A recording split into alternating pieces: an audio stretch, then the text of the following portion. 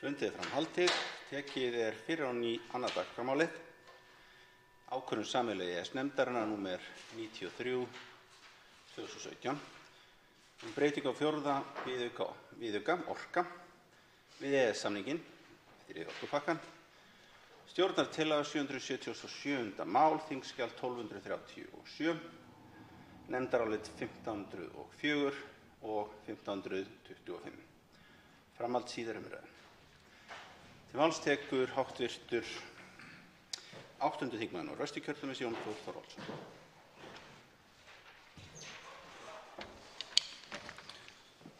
Hæstvirtur forseti.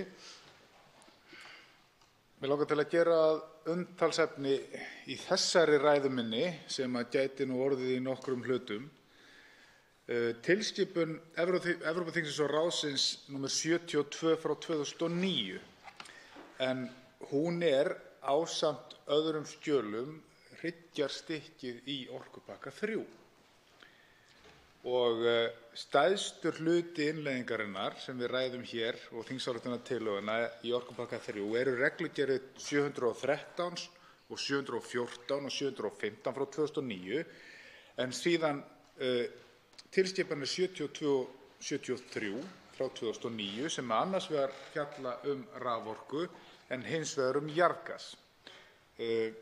Þessi tilskipun númer 72 fjallar rafmagnið og í 33. grein sérstaklega fjallað markaðsopnun og gagnkvæmni og mig langar til að biðja hv. þingmönnum að hafa í huga að markaðsopnun og gagnkvæmni, hér verið að tala opinn markað innan Evrópusambandsins og EES-ríkjanna og þar segir að aðildarríkin skuli tryggja að óbundnir viðskiptavinir séu til 1. júlí 2004 óbundnir viðskiptavinir eins og tilgreint í 1. til 3. málsgrein 19. greinar í tilskipun númer 96 og 92 að aðildarríki skuli eigi síðar en 31. janúar á hvert birta viðmiðanir fyrir skilgreiningu á þessum óbundnum viðskiptavinum. Óbundinn viðskiptavinur þýðir í samhengi við þessa innleiðingu sem við tölum hér og tilgreindur í 12. grein skal ég ykkur segja skilgreininga. Óbundnir viðskiptavinir eru viðskiptavinir sem mega kaupa rafmagn af birgi að eigin vali í skilgreiningu 33. greinar sem mega kaupa rafmagn af birgi og hver skyldi nú vera birgir? Ekki nafnið Birgir, heldur sá sem að safnar saman orku og selur. Ég ekki að væna hér menn spillingu. En áfram með 33. grein markaðsopnun og gagnkvæmni. Þar stendur að í öðrum lið til að forðast ójafnvægi við opnun raforkumarkaða má ekki banna samninga afhendingu raforku við óbundna viðskiptavini í kerfi annars aðildarríkis ef viðskiptavinurinn telst óbundinn viðskiptavinur í báðum kerfunum. Og þá snýst þetta það ef þú ert skilgreindur sem óbundinn viðskiptavinur í kerfi annars vegar hér á Íslandi til að mynda og síðan í Bretlandi eða Færeyjum eða einhvers staðar annars staðar að þá á þetta við. Og í framkvæmdastjórninni sést heimilt í þessum tilfellum þar sem viðskiptavinum lýst í þessum a-lið synjað að sem við byrjum þetta aftur þar sem viðskiptunum lýst í a-lið synjað af því að viðskiptamaðurinn aðeins óbundinn viðskiptamaður í öðru kerfinu og að teknu tilliti til ástands á markaðnum og sameiginlegra hagsmuna að skylda þann aðila sem synjar viðskiptin til að sjá afhendingu sem farið var fram á að beiðni aðildarríkisins þar sem óbundni viðskiptavinurinn hefur aðsetur. Sem að gefur okkur kannski innsýn í það að þarna verið að reyna að ryðja úr vegi hindrun. Þannig að jafnvel þó að þú værir skilgreindur sem óbundinn eða bundinn viðskiptavinur öðru hvoru megin, þá það eitt og sér ekki ástæða til þess að fullyrða að slíkur aðili gæti ekki átt í þessum viðskiptum. En ef þú uppfyllir skilyrði í báðum aðildarríkjunum að þú sért óbundinn viðskiptavinur, þá hins vegar skal þessum heimildum komið á. Ég get ekki betur séð en að þarna sé raunverulega verið að ræða undir rós sæstreng. Þrátt fyrir að þetta geti átt við grunnvirki við landamæri sem að liggja ekki í sjó og að stærstum hluta og í flestum tilfellum mun það áreiðanlega eiga við það. En ég myndi gefa mér það bókstaflega að þessi grein, 33. greinin, muni verða túlkuð gagnvart grunnvirkjum yfir landamæri sem liggja í sjó líka. Og það fleira hérna í þessari tilskipun númer 72 frá 2009 en ég sé að tíminn hlaupinn frá mér og ég verð að fá að koma að því í seinni ræðu og biðjum að mér verði bætt á mælendaskrá til framhaldsræðu. 3 hv. þingmenn óska eftir að veita andsvör og því verður síðar andsvarstítt í 1 mínútu. Fyrstur til að veita andsvör Gunnar Bragi Sveinsson, hv. 6. þingmaður Suðvesturkjördæmis.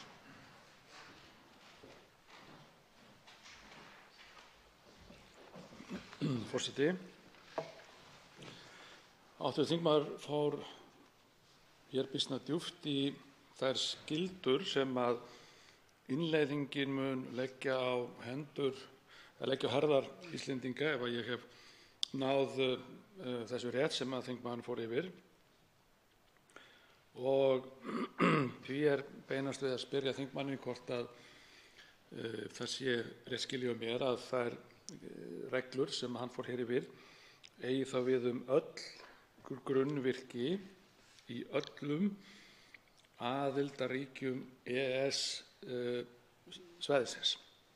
Það er að segja að svo lýsing sem hann hafði hér uppi muni eiga jafnt við á Íslandi og Noregi, Þýskalandi, Hollandi og svo framvegis. Sé þetta þannig að eins og ég skildi þingmanninn, hefur næsta spurning þá rauninni fyrirvarinn sem við höfum séð. Tekur hann á þessu að mati þingmannsins? Tekur hann á því að Ísland sé þá undanskilið þessum reglum, meðal annars 33. greininni sem þarna að fjalla, undanskilin því að ryðja úr vegi öllum hindrunum til þess að í þessu tilfelli viðskiptamaðurinn getur henni keypt eða sýsla með orkunni eins og vaki fyrir honum. Er fyrirvarinn sem við höfum séð settur í reglugerð með stoð í orkulögum heldur hann gagnvart þessu að mati þingmannsins? Hefur hann náð að skoða það? Ég spyrja því, það sem hann hefur náð að skoða fram á þessu, heldur fyrirvarinn gagnvart þessu? Svarandsvari fyrir sinn, Jón Þór Þorvaldsson, hv. 8. þingmaður Norðvesturkjördæmis. Hæstv. forseti. Ég þakka hv. þingmanni Gunnari Braga Sveinssyni kærlega fyrir andsvarið. Fyrri spurningin snerist eða beindist að því hvort að ég teldi að þetta ætti við öll grunnvirki yfir öll landamæri innan sambandsins. Nú má vera svo að ég taki ekki of stórt upp í mig að einhvers staðar annars staðar sé eitthvað að finna sem að myndi gera það að verkum að þetta væri ekki fortakslaust. En það væri þá lögskýringargagn sem að ekki að finna inn í þessum heildarpakka að ég tel. Hryggjastykkið í orkupakka 3 einmitt þessi tilskipun og síðan vísað í tilskipuninni í reglugerðirnar sem við eiga. Ég sé ekki betur en að þegar maður skoðar raunverulega markmið bandalagsins í orkumálum og hreina orku, að þá eigi þetta við öll sem sagt grunnvirki yfir landamæri varða í það minnsta raforku. Vegna þess að tilskipun númer 73 frá 2009 varðar hins vegar lagnir með jarðgas. Og þar má vera að séu einhverjar aðrar hömlur, ég hef ekki skoðað það skjal eins ítarlega. En varðandi það hvort að fyrirvarinn sem að settur hjá okkur, hvort að hann sé gildur, þá ég algjörlega orðinn þeirrar skoðunar að hann bara til heimabrúks, hann bara til þess eins að geta verið allavega með það mikinn vafa í höndunum hvort við séum að brjóta stjórnarskrá að það geti talist réttmætt að fara leiðina. Hann bara til þess að geta sagt við erum ekki að brjóta stjórnarskrá, hann kemur þessu ekkert við hvort að orkupakki 4 verði innleiddur að fullu eða ekki. Það andsvar síðara sinni Gunnar Bragi Sveinsson, 6. þingmaður Suðvesturkjördæmis.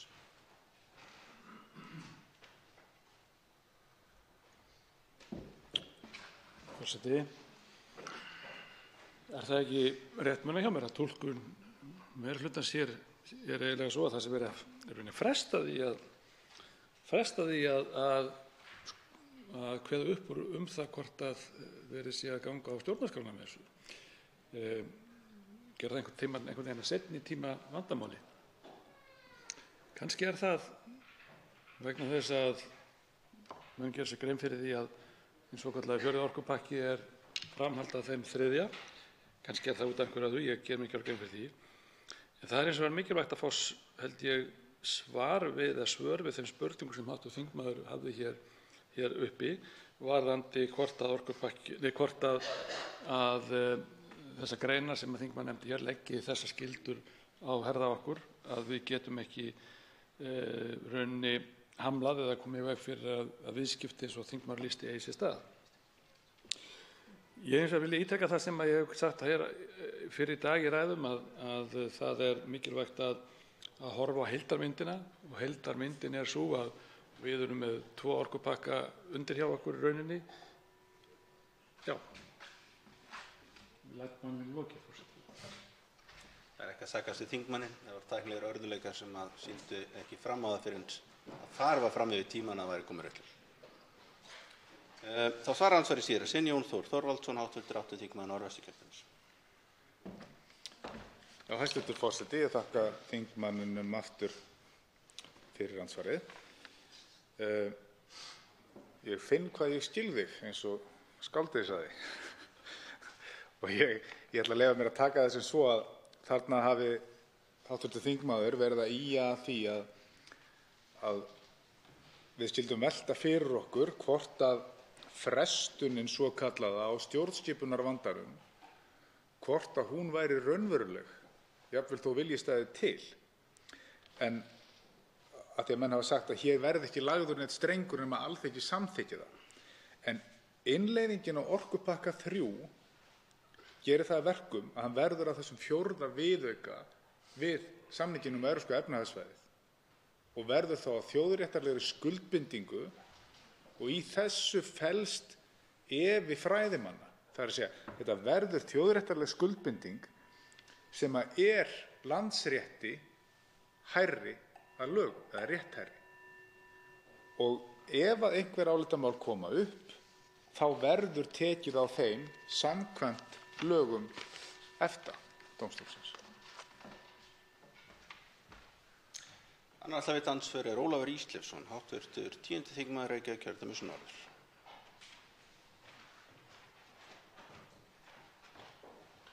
Herra forseti, ég þakka hv.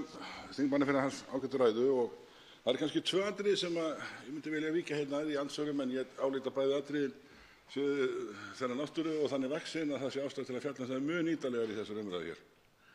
Annað atriði sú gjörð ríkisstjórnarinnar að kalla hér til svissneskan lögmann sem álitsgjafa sem virðist hafa haft að markmiði að draga kjark úr þjóðinni og veikja viðnámsþrótt hennar gagnvart þeirri aðstöðu að það séu gerðar kröfur á hendur henni það að hún til þess að mega vera áfram þátttakandi í þessu EES-samstarfi svo ágætt sem það og auðvitað mikilvægt fyrir okkur að þá verði okkur gert að gefa eftir hluta af yfirráðum okkar og fullveldi yfir orkuauðlindu þjóðarinnar. Það þarf auðvitað að upplýsa það hvað lá þarna að baki og það verður auðvitað að skýra ýmsa þætti í málflutningi álitsgjafans, svo ágætur maður sem þar á ferðinni, vissulega og að sönnu. Þar á meðal eru yfirlýsingar á borð við það að það mál sem hér til umræðu sé ekki af því tagi að það megi við þessar aðstæður taka upp í hinni sameiginlegu nefnd. Það eru yfirlýsingar það að við neytum réttar okkar samkvæmt ákvæðum skýrum í samningnum sjálfum geti sett stöðu okkar í þessu samstarfi einhvers konar uppnám. Og í þriðja lagi þá eru það yfirlýsingar sem að lúta að okkar stöðu í þessu samstarfi gagnvart Noregi sérstaklega. Þetta mætti hafa miklu fleiri orð heldur en maður hefur tíma hér við þessar aðstæður núna, en þetta er eitt atriði sem ég vildi gjarna inna hv. þingmann eftir. Svarar andsvari í fyrra sinn Jón Þór Þorvaldsson, hv. 8. þingmaður Norðvesturkjördæmis. Já, hæstv. Forseti, ég þakka hv. þingmanni Ólafi Ísleifssyni kærlega fyrir þessa fyrirspurn vegna þess að þetta álit sem að Karl Baudenbacher gerir að beiðni utanríkisráðherra hæstvirts og kemur síðan fyrir hv.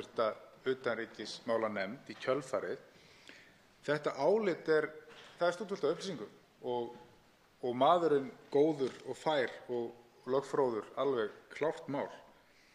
En það kemur fram í hans áliti þetta orð sem hefur verið notað mikið hér, annars vegar þessi neyðarheimill sem að hvergi að finna í samningnum um Evrópska efnahagssvæðið, þetta orðalagi hvergi að finna þar, eða silfurkúlan sem að hefur verið notað í tengslum við þessa álitsgerð líka, og svo hollustu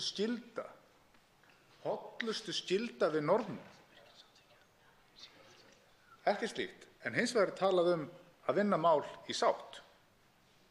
Og það er talað mjög ítarlega og í mikilli samfellu og á rökrænan hátt hvernig mál komi inn í þennan samning, hvernig þeim skuli fylgt eftir, innleiðing og ef upp koma álitamál hvernig skuli höndla þau. En eitt stingur í þessari álitsgerð þar sem sagt er að Ísland hafi komið of seint fram með athugasemdir við innleiðinguna. En hver var ráðgjafi ríkisstjórnarinnar fram að þessum tímapunkti? Það var akkúrat sami maður og hann tekur það fram í sinni álitsgerð að hann hafi verið sérlegur ráðgjafi ríkisstjórnarinnar í málinu, Karl Baudenbacher. Er hann hæfur til þess að veita þá þetta álit eftir að hafa verið ráðgefandi lögmaður í þessu máli? Það er ansvarið síðara sinn Ólafur Ísleifsson, hv. 10. þingmaður Reykjavíkurkjördæmis. Herra forseti, ég þakka hv. þingmanni Jóni Þór Þorvaldssyni fyrir hans viðbrögð við máli mínu hér áðan, þar sem ég ræddi nauðsyn þess að fjalla mun nánar heldur en gert er aðdraganda, tilgang og málatilbúnað allan í kringum það að hingað var fenginn svissneskur lögmaður sem að ég leyfi mér að segja hafi hagað málflutningi sínum með þeim hætti að ekki verið betur séð heldur en að markmiðið sé að veikja viðnámsþrótt þjóðarinnar í þessu máli og skapa einhvers konar tilfinningu fyrir ykkur ógn. Ég ætla að nota tækifærið og lýsa fögnuði mínum og gleði yfir því að sjá hérna hv. formann utanríkismálanefndar og leið að ítreka nauðsyn þess að hv. formaður taki hér með virkari hátti þátt í umræðum og sé hér til svara ýmis atriði sem að kalla á skýringar. Síðast ætla að veita andsvör Sigmundur Davíð Gunnlaugsson, hv. 3. þingmaður Norðausturkjördæmis.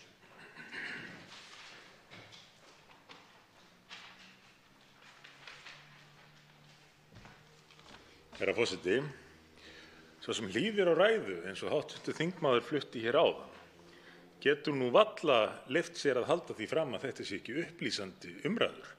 Og ég vildi óska að hér hefðu verið í salnum einhverjir fulltrúar stjórnarliðsins eða bara einhverjir þeirra sem að reyna að þvinga þetta mál hér í gegn og hlýtt á ræðu hv. þingmanns. Því að hann kemst einmitt að kjarna málsins og hvernig gera hann það? Með því einfaldlega að skoða reglugerðirnar, skoða hvað þetta gengur allt saman raunverulega út á. Og við svo sem vissum það, vorum búin að gera okkur grein fyrir því hver væru meginmarkmiðin með þessum þriðja orkupakka og fælist meðal annars í að hrinda úr vegi hindrunum, hvers eðlis sem þær væru, gagnvart þessu stóra markmiði Evrópusambandsins tengingu kerfa og sérstaklega tengingu við umhverfisvæna orku. En hv. þingmaður nefndi hér einmitt mjög skýrt og gott dæmi það hversu langt þetta gengur í reglugerðunum sjálfum sem að hér ætlast til þess að Alþingi Íslendinga innleiði.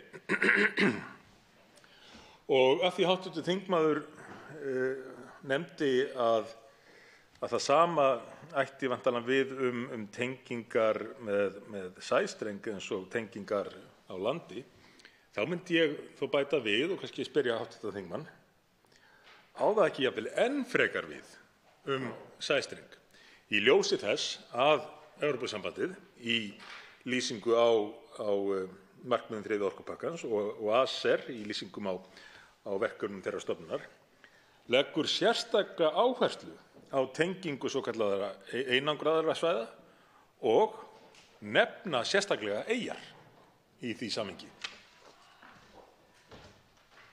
Svarandsvari fyrra sinn, Jón Þór Þorvaldsson, hv. 8. þingmaður Norðvesturkjördæmis.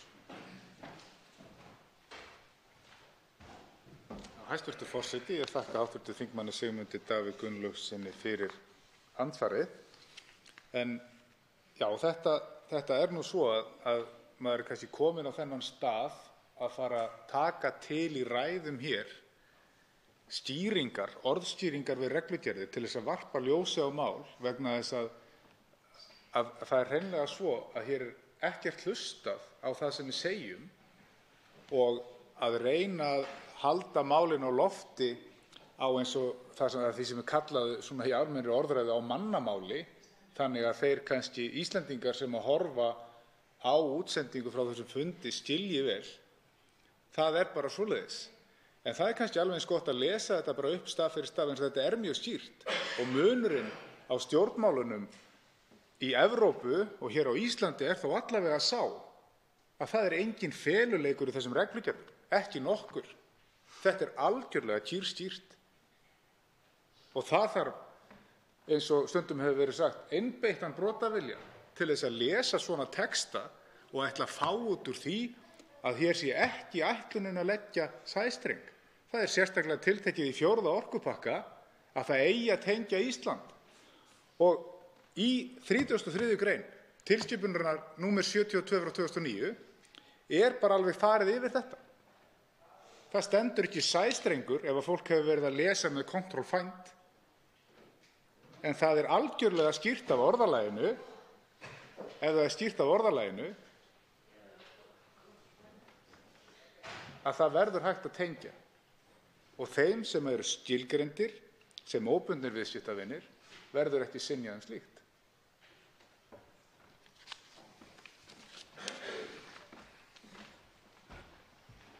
Þá til síðast andsvar, Sigmundur Davíð Gunnlaugsson, hv. 3. þingmaður Norðvesturkjördæmis. Herra forseti, já, það veitir líklega ekkert af því að lesa einfaldlega reglugerðirnar vegna þess að ég óttast að talsmenn þessa máls hafi einfaldlega ekki gert það, hafi ekki kynnt sér reglugerðirnar og séu hér að tala fyrir máli sem þeir vita ekki út á hvað gengur. En það nægir líka, kannski líka tilefni til að líta til reynslu Norðmanna sem ég hef aðeins verið að ræða hér í fyrri ræðum en ekki náð að klára, hyggst halda áfram hér á eftir. Þeir hafi það miklar áhyggjur af því að Evrópusambandið hafi þetta vald til þess að tengja með sæstreng til dæmis, að þrátt fyrir að Noregur sé þegar tengdur við evrópska orkukerfið, sjá þeir ástæðu til að setja sérstakan lagalegan fyrirvara til að taka það fram að það verði ekki fleiri tengingar. Það verði ekki nýjar tengingar við Noreg án heimildar frá Noregi. Það reyndar ekki búið að viðurkenna þennan fyrirvara af hálfu Evrópusambandsins. En þetta hlýtur að lýsa því hversu raunverulega hætta þarna fyrir hendi. Svarar síðast andsvari Jón Þór Þorvaldsson, hv. 8. þingmaður Norðvesturkjördæmis.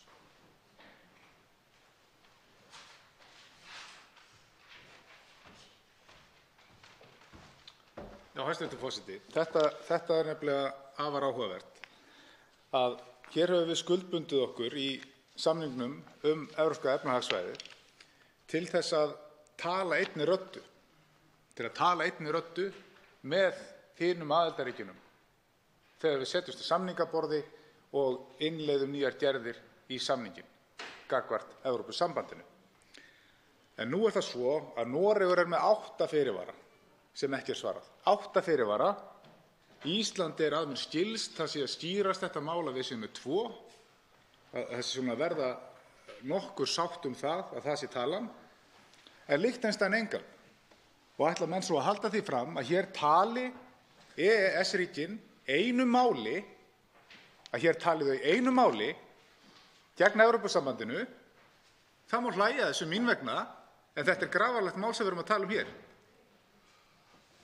Að við séum hér að tala einu máli, eða gæti það verið að með þessari samþykkt og þessari innleiðingu þá værum við komið með 2 ríki sem væru búin að koma sér í fulla innleiðingu og Noregur stæði þá eitt utan og sér.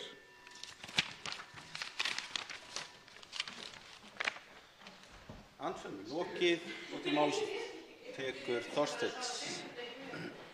Forseti biður hljóð í þingsalinn. Til máls tekur Þorsteinn Sæmundsson, hv. 10. þingmaður Reykjavíkurkjördæmis suður.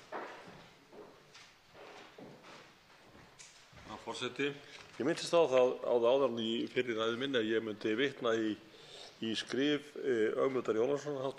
fyrrverandi þingmanns. Þannig mál með vexti að hann hélt hérna mjög góða ræðu út á Austurvelli fyrir svona 10 dögum síðan á fundi og þar fór hann yfir 3 mál sem varða sem sagt þann skaðabótarétt sem myndast þegar að fyrirvarar halda ekki. Hann nefndi 3 dæmi sem ég ætla bara aðeins að segja frá. Eitt var í Slóvakíu og í mjög stuttu máli síðan varðaði heilbrigðismál og Slóvakar voru dæmdir til að borga 3 milljarða auk vaxta og lögfræðikostnaðar til fyrirtækis sem að taldi sig hafa og hafði greinilega samkvæmt samningnum rétt til að stunda sína starfsemi. 2 dæmi frá Þýskalandi stórt fjölþjóðlegt orkufyrirtæki sem fór í skaðabótamál gagnvart almenningi. 647 milljarðar króna auk hagnaðarmissis. Þetta var seinna málið. 3. málið sem Ögmundur tiltekur mál sem okkur kunnugt og varðar innflutning á hráu og ófrosnu kjöti þar sem að verslunar veldinu í landinu voru dæmdar 3 milljarðar í skaðabætur. 3 milljarðar sem þeir eru reyndar ekki búnir að skila almenningi í lægra vöruverði. Og hann segir hér, og nú langar mig til þess að bara fara beint í ræðuna með leyfi forseta. En þannig standa málin og nú vitum við hvað reynslan þetta kenna okkur, segir Ögmundur. Og því spyr ég þegar til stendur að bjóða okkur upp á sömu trakteringar aftur, hvað halda menn að gerist þegar kapalfyrirtæki sem vill koma rafmagni frá Íslandi til Evrópu jarðstreng fer í mál við okkur skattgreiðendur fyrir að standa í vegi fyrir verslun með rafmagn sem við höfum fallist á að skuli heyra undir fjórfrelsi svokallaða, hömlulaust flæði viðskipta, fjármagns, vinnuafls og varnings. Við höfum þegar fallist á og værum nú að geirnegla með 3. orkupakka að með rafmagn eigi einmitt að fara sem hvern annar varning, vöru en ekki sem grunnþjónustu í samfélagið. Þetta merkurinn málsins, út á þetta ganga þessir orkupakkar. Og Ögmundur heldur áfram með leyfi forseta. Menn rýna í pakka 1 og 2 og nú orkupakka 3. Á morgun verður rýnt í orkupakka 4 og 5. Sá fyrri tilbúinn, hinn síðar í smíðum. Í mörgum tungumálum farið að finna varnaðarorð að mönnum sé hætt við að sjá ekki skóginn fyrir trjánum, það smærri atriði komi í veg fyrir að heildarmyndin greinist. Einmitt þetta hefur í of ríkum mæli gerst í þessu máli. Auðvitað eigum við að skoða einstök tré og sömuleiðis einstakar vörður á vegferð okkar, en við megum aldrei gleyma hvert vegferðin heitið. Henni heitið inn á markaðstorgið um orkuna. Því fylgja skuldbindingar sem síðan hafa afleiðingar. Þetta verðum við að horfast í augu við. Og Ögmundur lýkur þessu með þessum orðum. Hér í þessu húsi, Alþingishúsinu, nú tekist á þriðja orkupakkann. Þau sem eru pakkanum andvíg eru sögð stunda málþóf. Þetta okkur sagt í Ríkisútvarpinu. Okkur sagt að 6 flokkar af 8 styðji frumvarpið, þingsályktunartillöguna, nær allir þingmenn ríkisstjórnarflokkanna, þriggja, Sjálfstæðisflokksins, Framsóknarflokksins og hreyfingarinnar framboðs, eins og hann kallar sig gamla flokk. Við vitum að Samfylking, Viðreisn og Píratar vilja áköf samþykkja. Eftir standa þá Miðflokkur og Flokkur fólksins, þökk sé þeim og öllum hinum sem kunna að brjótast út úr klefum sínum, segir Ögmundur. Og síðan segir hann, og þetta las ég nú áðan, en það svo undarlegt að þegar rætt málin mann á milli út í samfélaginu, þá blasir við allt önnur mynd. Þar eru hlutföllin allt önnur. Þar fólk sem gaus Sjálfstæðisflokkinn, Framsóknarflokkinn og hreyfinguna framboð í góðri trú á allt öðru róli en meintir fulltrúa þeirra á Alþingi. Hvað segir þetta okkur, herra forseti? Þetta segir okkur það að auðvitað á þetta mál að vera hafið yfir flokkspólitík. Þetta mál á að vera þannig vaxið og við eigum að vinna það þannig að bestu fyrirvarar séu settir og það búið að benda á leið til þess. En þeir sem að bera þetta mál fram eru svo ákafir í því að vilja ekki gangast við því að gera mistök. Hljómar svolítið eins og Roy Rogers hjá Halló Ladda, ég þarf ekki byssu, ég geri aldrei skissu. En það nefnilega mannlegt og gott að það að gangast við mistökum og læra af þeim, og þess vegna finnst mér, og ég eiginlega biðla til þeirra sem að bera þetta mál hér fram, að þeir leiti samkomulags við okkur sem höfum verið að tala hér gegn þessu máli, til þess að hægt sé að koma á eðlilegum fyrirvörum, senda málið í sameiginlegu nefndina og fá tilbaka alvöru fyrirvara sem halda, þannig að við getum innleitt þennan orkupakka án þess að hann skaða okkur. Þá væri til mikið unnið. Svo háttar til að 3 hv. þingmenn óska eftir andsvör og því síðar andsvar stytt í 1 mínútu. Fyrstur til andsvar Gunnar Bragi Sveinsson, hv. 6. þingmaður Suðvesturkjördæmis.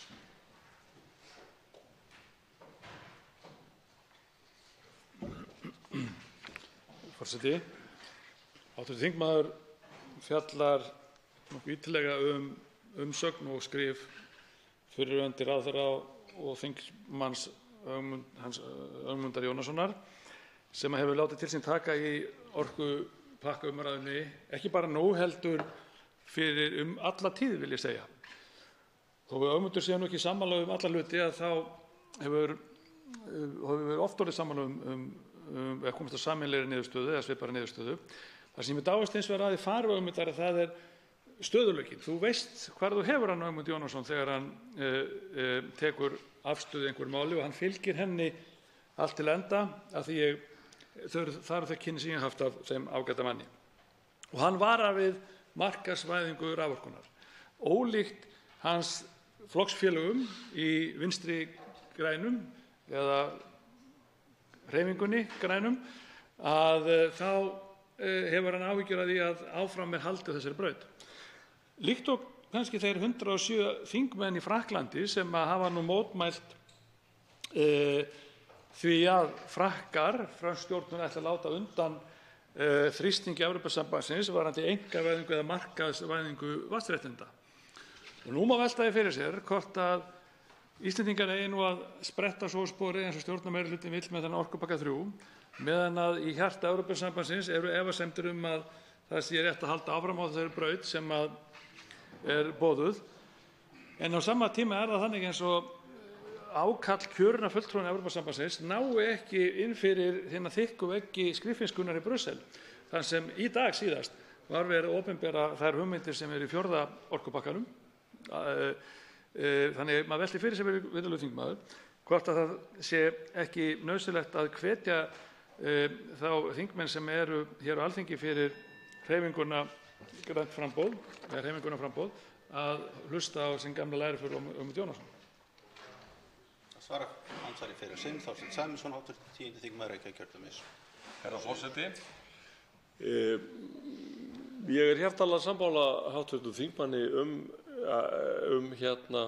það að Ögmundur Jónasson gegnheill maður algjörlega. Og hann prinsippfastur, hann var á móti fyrsta og öðrum orkupakkanum eins og félagar hans, sem nú eru búnir að snúa við blaðinu og eru orðnir helstu talsmenn markaðsvæðingar orkunnar á Íslandi í dag.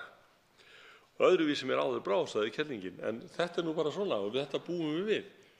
En auðvitað það þannig, og ég hef líka hér áður í ræðu fyrir, ég man nú ekki alveg hvernig það var því að fundir orðnir langir, að þá einmitt las ég orð Tómasar Inga Olrich, gegnheils sjálfstæðismanns, fyrrverandi þingmanns, ráðherra, sendiherra. Hann hafði í sjálfu sér nákvæmlega sömu varnaðarorð uppi. Og það náttúrulega vegna þess að þessir ágætu menn og fleiri til, Jón Baldvin Hannibalsson og fleiri fyrrverandi þingmenn og ráðherrar, sem einmitt upplifðu þessa innleiðingu á fyrsta og öðrum orkupakkanum, sáu hvað rangt var gert, læra af mistökunum, annað en þeir fulltrúar, eða meintir fulltrúar eins og Ögmundur kallaði þá, sem sita hér á þinginu og taka engum sönsum og hlusta ekki á neinn. Þeir eru búnir að ákveða það að orkupakki 3 skuli innleiddur, sama hvað á dynur, fyrirvaralaus eða lítill, og það eins og mönnum standir hreinlega á sama þetta, þó ég vil ekki trúa því. En ég tek undir með hv. þingmanni, okkur ber að hlusta á reynslubolta úr stjórnmálunum. Auðvitað það þannig í þessu starfi að við fáum fullt af ráðleggingum og tökum síðan okkar eigin afstöðu. Þannig á það að vera. En ég hef haft tendens til þess, þannig stutta tíma sem ég búin að vera í stjórnmálum, að þegar að menn af þessum kaliber tala, þá hlustar maður. Þá til andsvari síðara sinn Gunnar Bragi Sveinsson, hv. 6. þingmaður Suðvesturkjördæmis.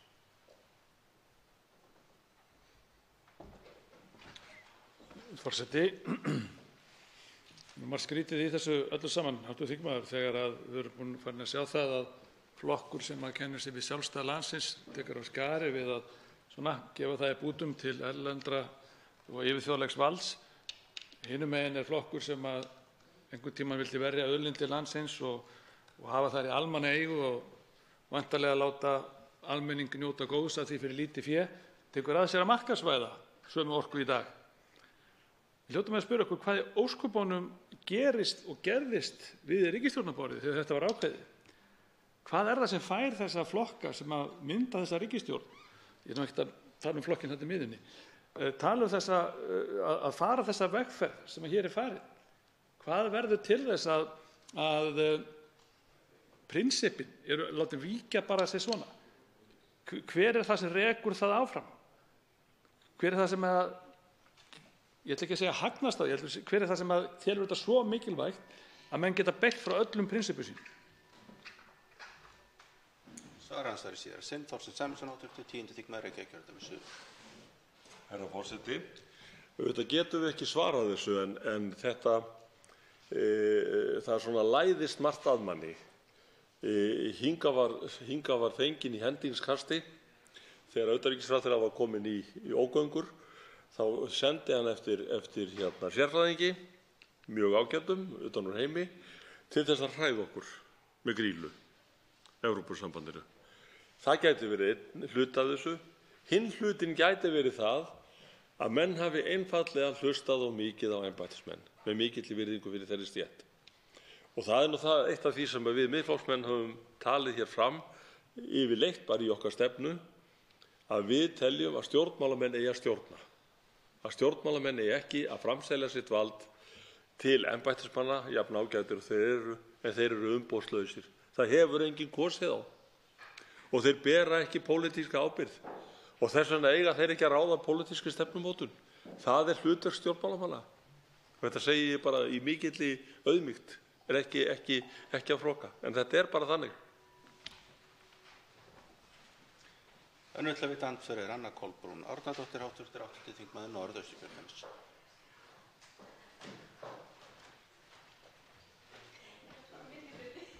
Hæstvirtur forseti. Ég þakka hv. þingmanni kærlega fyrir ræðuna. Mig langar aðeins að velta hérna upp smá hugsun áður en að ég beini beinum spurningum til hv. þingmanns.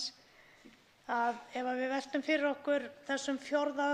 orkupakka, að þá er reynsla Dana, Norðmanna, sú, samkvæmt skýrslu sem var gerð þar í landi, að orkuverð hækkaði til stórnotenda og það varð til þess að það veikti stöðu fjölmargra atvinnugreina.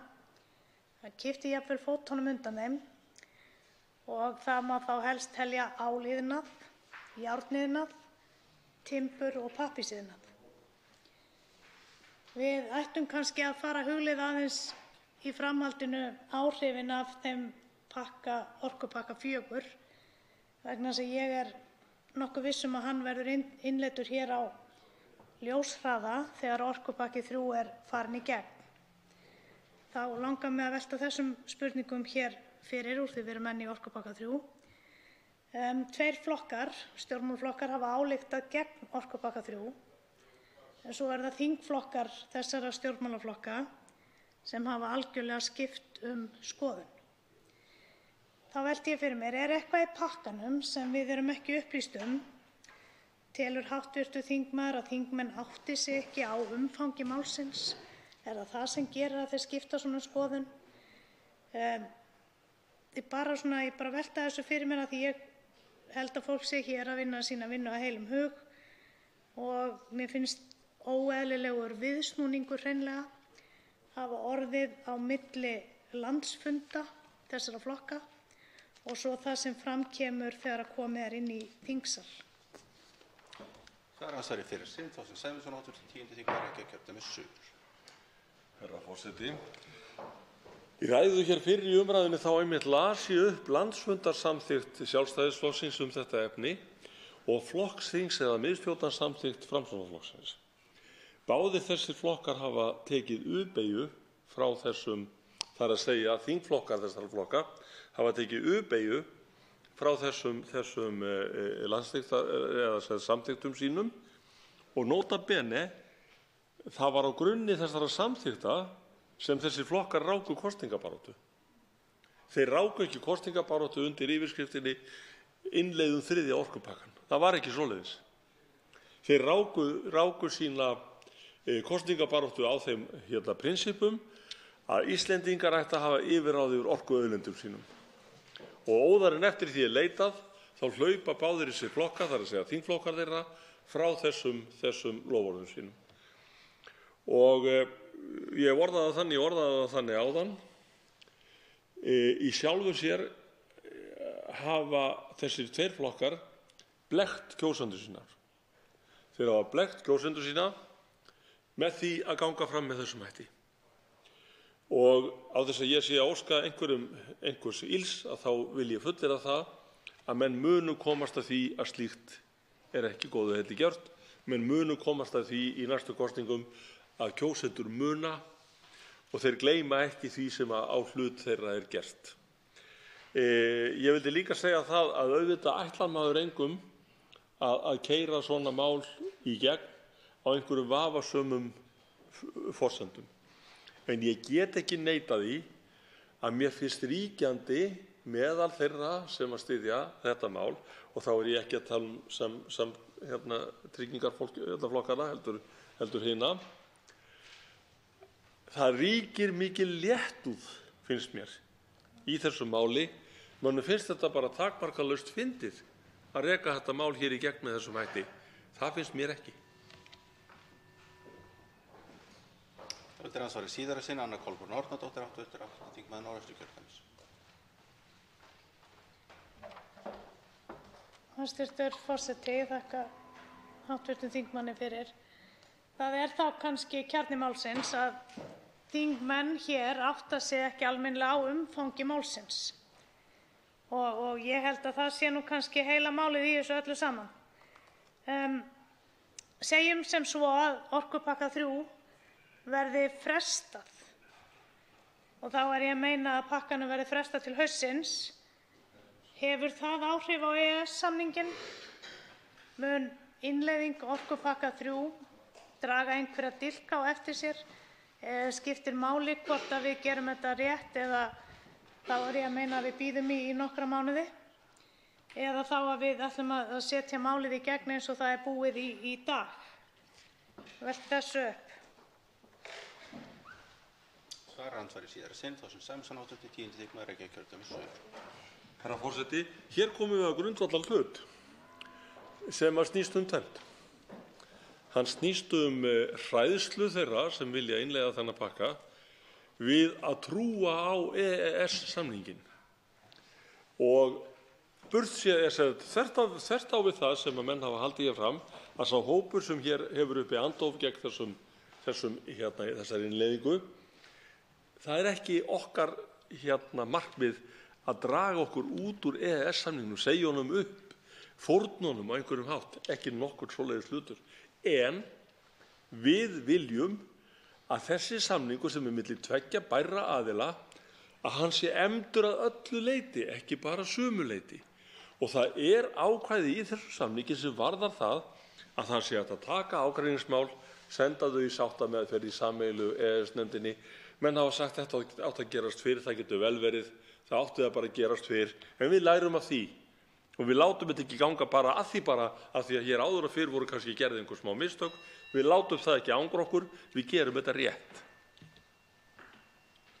Þá veitir ansvar, hv. 10. þingmaður Reykjavíkurkjördæmis suður, norður, Ólafur Ísleifsson. Herra forseti, ég þakka hv. þingmanni Þorsteini Sæmundssoni fyrir hans ræðu og þá djúphygli sem hann sýnir í ræðum sínum hér, ekki síst þetta mál. Ég vildi gjarnan nota þetta tækifæri til að taka upp við hv. þingmann stöðu þeirra þingmanna, hv.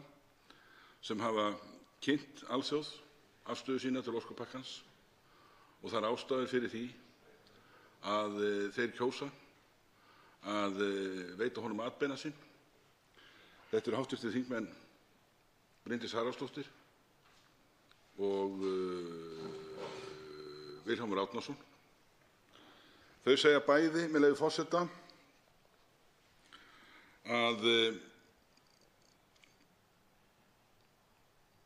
orkupakkinn sé til hagsbóta fyrir Íslendinga vegna aukinnar neytendaverndar og reglna sem stuðla að aukinni samkeppni og jafnræði milli aðila sem ætti almennt að stuðla að lægra verði, segir annar höfundurinn. Hinn segir að reglur pakkans leiði til aukinnar neytendaverndar og stuðla að aukinni samkeppni og jafnræði milli aðila sem alla jafna stuðla að lægra verði. Þetta er nú eiginlega sama setningin. Þannig að þarna eru menn mjög samdóma í áliti sínu. Nú hefur verið fjallað mjög ítarlega það á hálfu okkar þeirra sem hafa hvað mest fjallað þessi mál hér í ræðustól undanfarinn dægur að markmið EES-samningsins er meðal annars einsleitni og ákveðið jafnvægi sem að öllu öðru jöfnu ætti að leiða af sér að fyrir land eins og okkur sem er með lágt verð ætti afleiðingin að vera hærra verð þegar framleiða stundir. Síðan hafa þessir aðilar bent á neytendavernd og án þess að rökstyðja það með nokkrum hætti að henni sé áfátt hér á landi. Þannig að þetta virðist vera á mjög mjóum þengjum allt saman. Hinnar málefnalegu ástæður fyrir stuðningi þessara hv. þingmanna við pakkann. Álit hv. þingmanns á þessu? Þá er komið að hv. 10. þingmanni Reykjavíkurkjördæmis suður að svara andsvari. Þorsteinn Sæmundsson. Hæstv. forseti, velkomin til leiks. Fyrst ætla ég að segja, hv. þingmaður, og ég þakka fyrir andsvarið, að djúphygglin í ræðu minni í þetta sinn var í eigu Ögmundar Jónassonar, svo ég skreyti mig ekki með lánuðum fjöðrum. Þetta sem að þessir tveir ágætu hv. þingmenn halda fram að þessi einsleitni geti leitt til lægra orkuverðs. Reynslan kennir okkur annað, hv. þingmaður. Reynslan kennir okkur það að innleiðing orkupakka 1 og 2, hún hækkaði verð til neytenda á Íslandi. Þetta hafa allir haldið fram, nema hv. þingmaður Þorsteinn Víglundsson sem kom hér með graf frá Hagstofunni. Landssamband bakarameistara hefur hins vegar komið fram og sagt það hækkaði hjá okkur rafmagnsreikningurinn. Þingmaður hér í hópnum, hv. hefur sagt, sem kynnti sitt hús og kynnti sitt hús með rafmagni, hefur sagt minn orkureikningur hækkaði verulega við þetta. Þannig að ég veit ekki hvað mönnum gengur til að allt í einu núna muni þetta lækka. Neytendaverndin hafa menn sagt felst meðal annars í því að geta skipt orkusala. Og það hefur komið fram hér í umræðunni og þetta allt saman gagnlegar upplýsingar sem hafa komið hér smátt og smátt inn í þessu umræðu að á síðasta ári, ef ég man rétt, eða 2017, voru það bil 350 heimili sem skiptu orkusala af 140.000 heimilum í landinu. Vegna þess að menn töldu það ekki borga sig eða þess virði að vera að fara á milli fyrirtækja fyrir nær enga umbun. Og þetta í sjálfu sér svipað eins og eldsneytismarkaðurinn á Íslandi. Við getum farið hér úr bensínstöð nánast og munurinn yfirleitt 10 aurar. Einstakar stöðvar, og það fyrir erlenda samkeppni, eru með betra verð en að öðru leyti þetta einsleitur markaður. Þá veitir andsvar síðara sinn hv. 10. þingmaður Reykjavíkurkjördæmis norður, Ólafur Ísleifsson. Herra forseti, ég þakka hv. þingmanni fyrir svarið. Ég skal viðurkenna það að þegar ég var að undirbúa andsvarið núna rétt áðan, þá hafði ég í huga þá staðreynd að hv. þingmaður Bryndís Haraldsdóttir var í salnum og ég vildi gjarnan nota þetta tækifæri til þess að kalla eftir viðbrögðum hennar við þeirri umfjöllun sem að þessi grein hennar sem að birtist í Morgunblaðinu í gær hefur fengið hér. Því miður hefur ekki sést alllengi til Vilhjálms Árnasonar hérna, þannig að kannski mun seinna gefast tækifæri til að eiga viðræður við hann. En það þarna setning í grein Bryndísar sem að mig langar að bera undir hv. þingmann. Hún segir að túlka þarna auglýsingu þar sem eru ljósmyndir af ungu fólki og hún túlkar skilaboð auglýsingarinnar að þetta sé áskorun til þingmannum að tryggja að Ísland verði áfram frjálst, opið og alþjóðlegt samfélag. Hvaða tilefni telur hv. þingmaður að sé til þess að standa að slíkri áskorun ef að það þannig að þessi túlkun hv. þingmanns sé rétt, sem ég leyfi mér að draga í efa?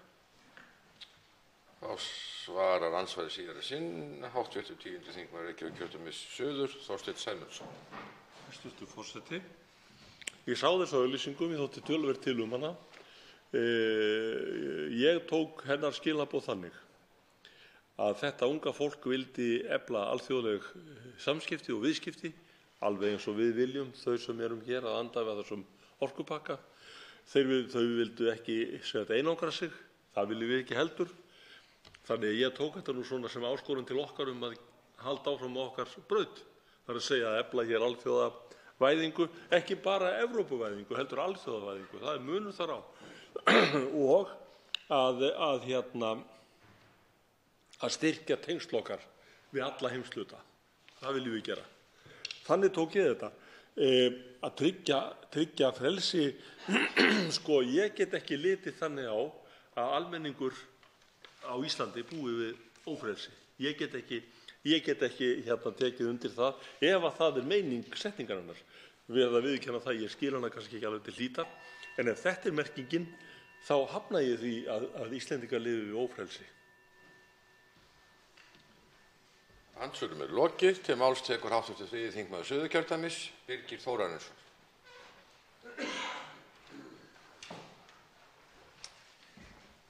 Herra forseti, ég vil koma hér aðeins inn í þessa umræðu varðandi hækkun á raforkuverði til heimila og fyrirtækja í landinu. Og ég held að sé mjög nauðsynlegt að almenningur í landinu fái að vita staðreyndir málsins og þeir sem heima sitja sjáu nú hvaða áhrif orkupakki 1 og 2 hefur haft fyrir almenning í landinu. Á sama tíma og þingmenn sem að styðja þetta mál hafa í ræðu og riti haldið því fram að þetta væri svo mikið neytendavernd sem hafi fylgt þessum orkupökkum raforkuverð hafi lækkað og svo framvegis. En annað kom svo sannarlega á daginn og ég ætla að byrja hér, herra forseti, á því að vitna hér í grein í Vísi frá 24. febrúar 2005 og fyrirsögnin er orkuverð hækkar vegna orkulaga. Og með leyfi forseta ætla ég að vitna hér aðeins nánar í greinina. Það segir hér: orkuverð hækkar víða land vegna nýrra raforkulaga sem banna ýmis sérkjör sem áður buðust. Ný orkulög valda hærra orkuverði til nokkurs fjölda neytenda, eins og til að mynda smáfyrirtækja sem áður nutu sérkjara. Garðyrkjubændur einnig fórnarlömb nýju orkulaganna sem og fjöldi húseiganda á landsbyggðinni. Ég vek athygli á þessu, fjöldi húseiganda á landsbyggðinni sem nota raforku til kyndingar.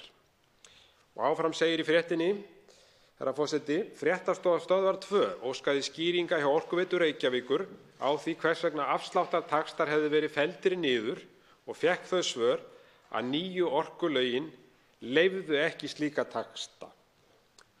Og þarna komum við að kjarna málsins. Nýju orkulögin sem voru á þessum tíma, innleiðing orkupakka 1, gerðu það að verkum að allir sértaxtar, niðurgreiðslur til húshitunar, sérstakir taxtar til fyrirtækja sem notu rafmagn til dæmis á næturnar, eins og til bakarameistara og svo framvegis, þessir taxtar voru bannaðir. Það var sem sagt Brussel sem bannaði þessa taxta og ég segi það hér, herra forseti, og ég ætla bara að orða það þannig: hvað kemur Brussel það við að við hér í þessu harðbýla landi lækkum og niðurgreiðum rafmagn til húshitunar til almennings? Og þetta sýnir bara hvað við erum að undirgangast með því að taka þátt í þessum sameiginlega orkumarkaði Evrópusambandsins. Okkar aðstæður hér eru allt aðrar heldur en í Evrópu og það er bara þyngra en tárum tekið, herra forseti, að við skulum fá okkur svona skipanir og ofan, ef svo má orða, hvernig við eigum að haga þessum málum hér hjá okkur. Og ég vil nefna hér annað dæmi sem er einnig blaðagrein úr Dagblaðinu frá því í febrúar 2005 og þar er fyrirsögnin ellilífeyrisþegi í áfalli yfir tvöföldum rafmagnsreikningi og það er nákvæmlega sama sagan og ég var að rekja hér í hinni blaðagreininni, að það er hækkunin á rafmagni til húshitunar og hér eru tekin dæmi, herra forseti. Hér eru 4 bæir og rafmagnsreikningur hér fyrir, hækkunin er sem sagt frá desember 2004 til janúar 2005, þá er hækkunin 74% og á næsta bæ er hún 85% og svo er hér annar bær þar sem hækkunin er 96%. Þið sjáu það að þetta er náttúrulega með ólíkindum, algjörlega með ólíkindum, og á sama tíma þegar að iðnaðarráðherra þáverandi er inntur eftir því hvað hafi valdið þessum hækkunum og hvort hún getur skýrt það út, þá er svarið að hún hafi nú talið að rafmagnið til húshitunar ætti nú ekki að hækka. Þannig að stjórnvöld vissu ekki einu sinni hvað þau voru að undirgangast og það verður að segjast eins og er að þessi vinnubrögð eru með ólíkindum og ég held nákvæmlega það sama sé í gangi núna með þennan orkupakka. Stjórnvöld, ríkisstjórnin og þeir aðilar sem að styðja þessa tillögu og undirgangast þessa tilskipun Evrópusambandsins, þau hafa bara ekki hugmynd um það, hvernig þetta kemur til með að þróast, hvaða áhrif þetta hefur, nákvæmlega eins og þau hefðu ekki hugmynd um það þegar þau undirgengust orkupakka 1 og 2. Og það er bara eins og ég segi, herra forseti, það verður að koma staðreyndum málsins á framfæri og þeir sem hafa haldið öðru fram hér að raforkuverð hafi lækkað, að það er ámælisvert að koma þessum röngu skilaboðum á framfæri við almenning. Svo háttar til að 3 hv. þingmenn hafa óskað eftir að veita andsvar og því ræðutími styttur í 1 mínútu síðari umferð. Fyrstur til að veita andsvar er hv. 10. þingmaður Reykjavíkurkjördæmis norður, Ólafur Ísleifsson. Herra forseti, ég þakka hv. þingmanni Birgi Þórarinssyni fyrir hans ræðu og einnig það hversu skýrmæltur hann er varðandi orkuverðið. Líka vegna þess að ég veit að þingmaðurinn mælir þar af eigin reynslu og sú reynsla tekur til, veit ég, hans heimabyggðar á Vatnsleysuströnd, þar sem að samfélagið þar þurfti í framhaldi af líklega öðrum frekar en fyrsta orkupakkanum að axla mjög verulegar byrðar í hækkun raforkuverðs, kannski allt að því tvöföldun ef ég hef skilið þingmanninn rétt. Móverkið allt saman sem að Evrópusambandið og öllu heldur Evrópska efnahagssvæðið, vildi ég sagt hafa, er byggt á, miðast við það að það ríki ákveðið samræmi og einsleitni.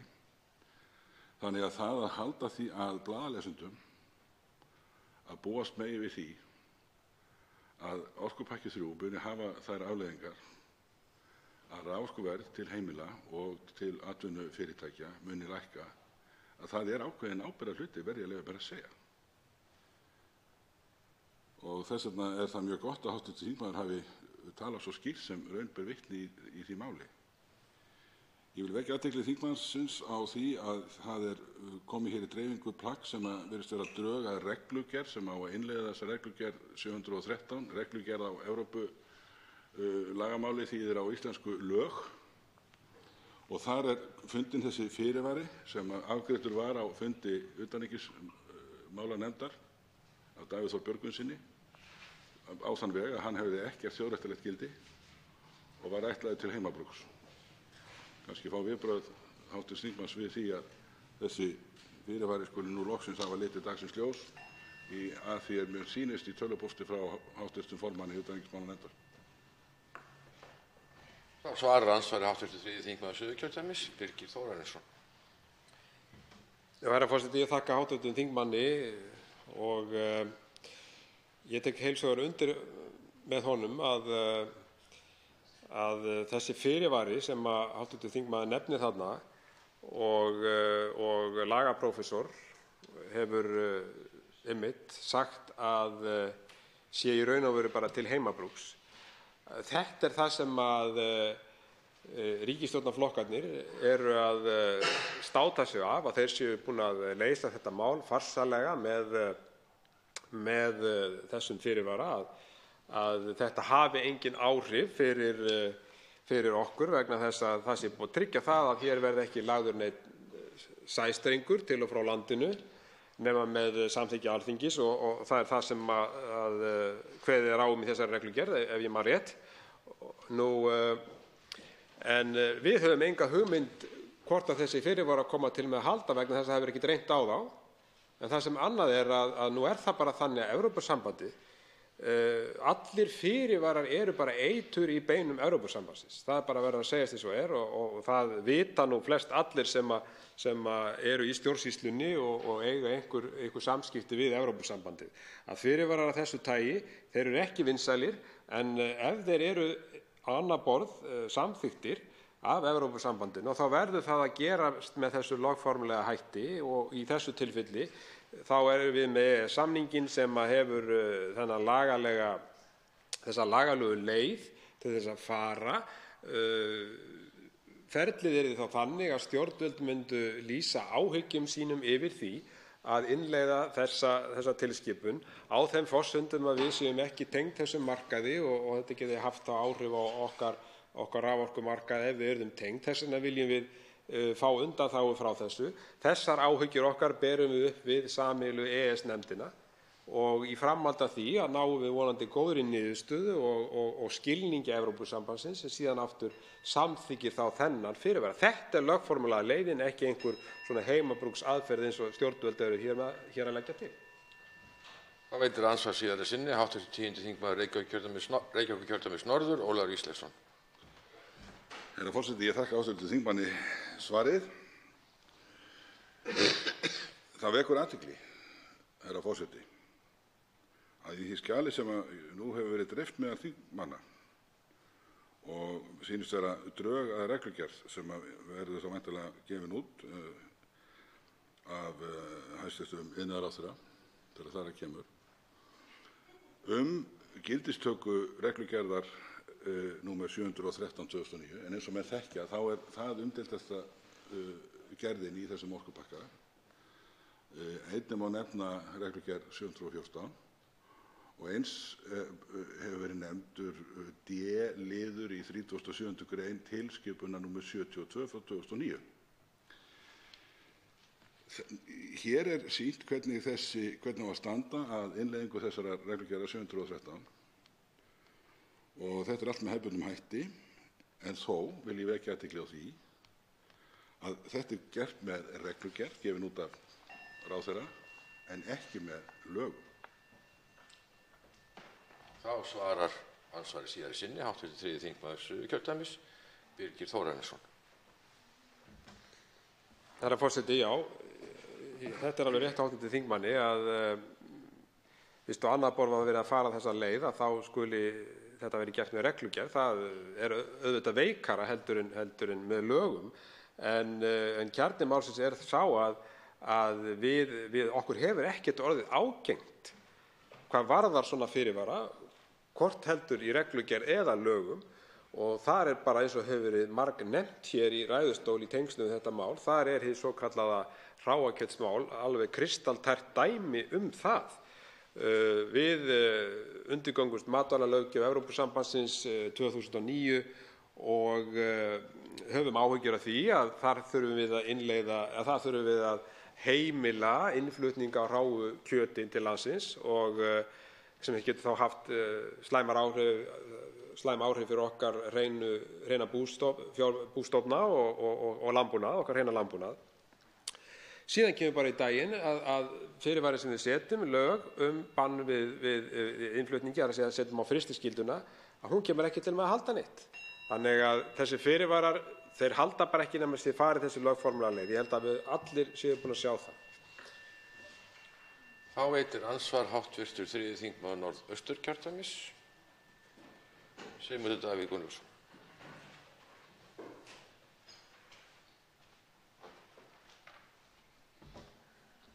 Virðulegi forseti.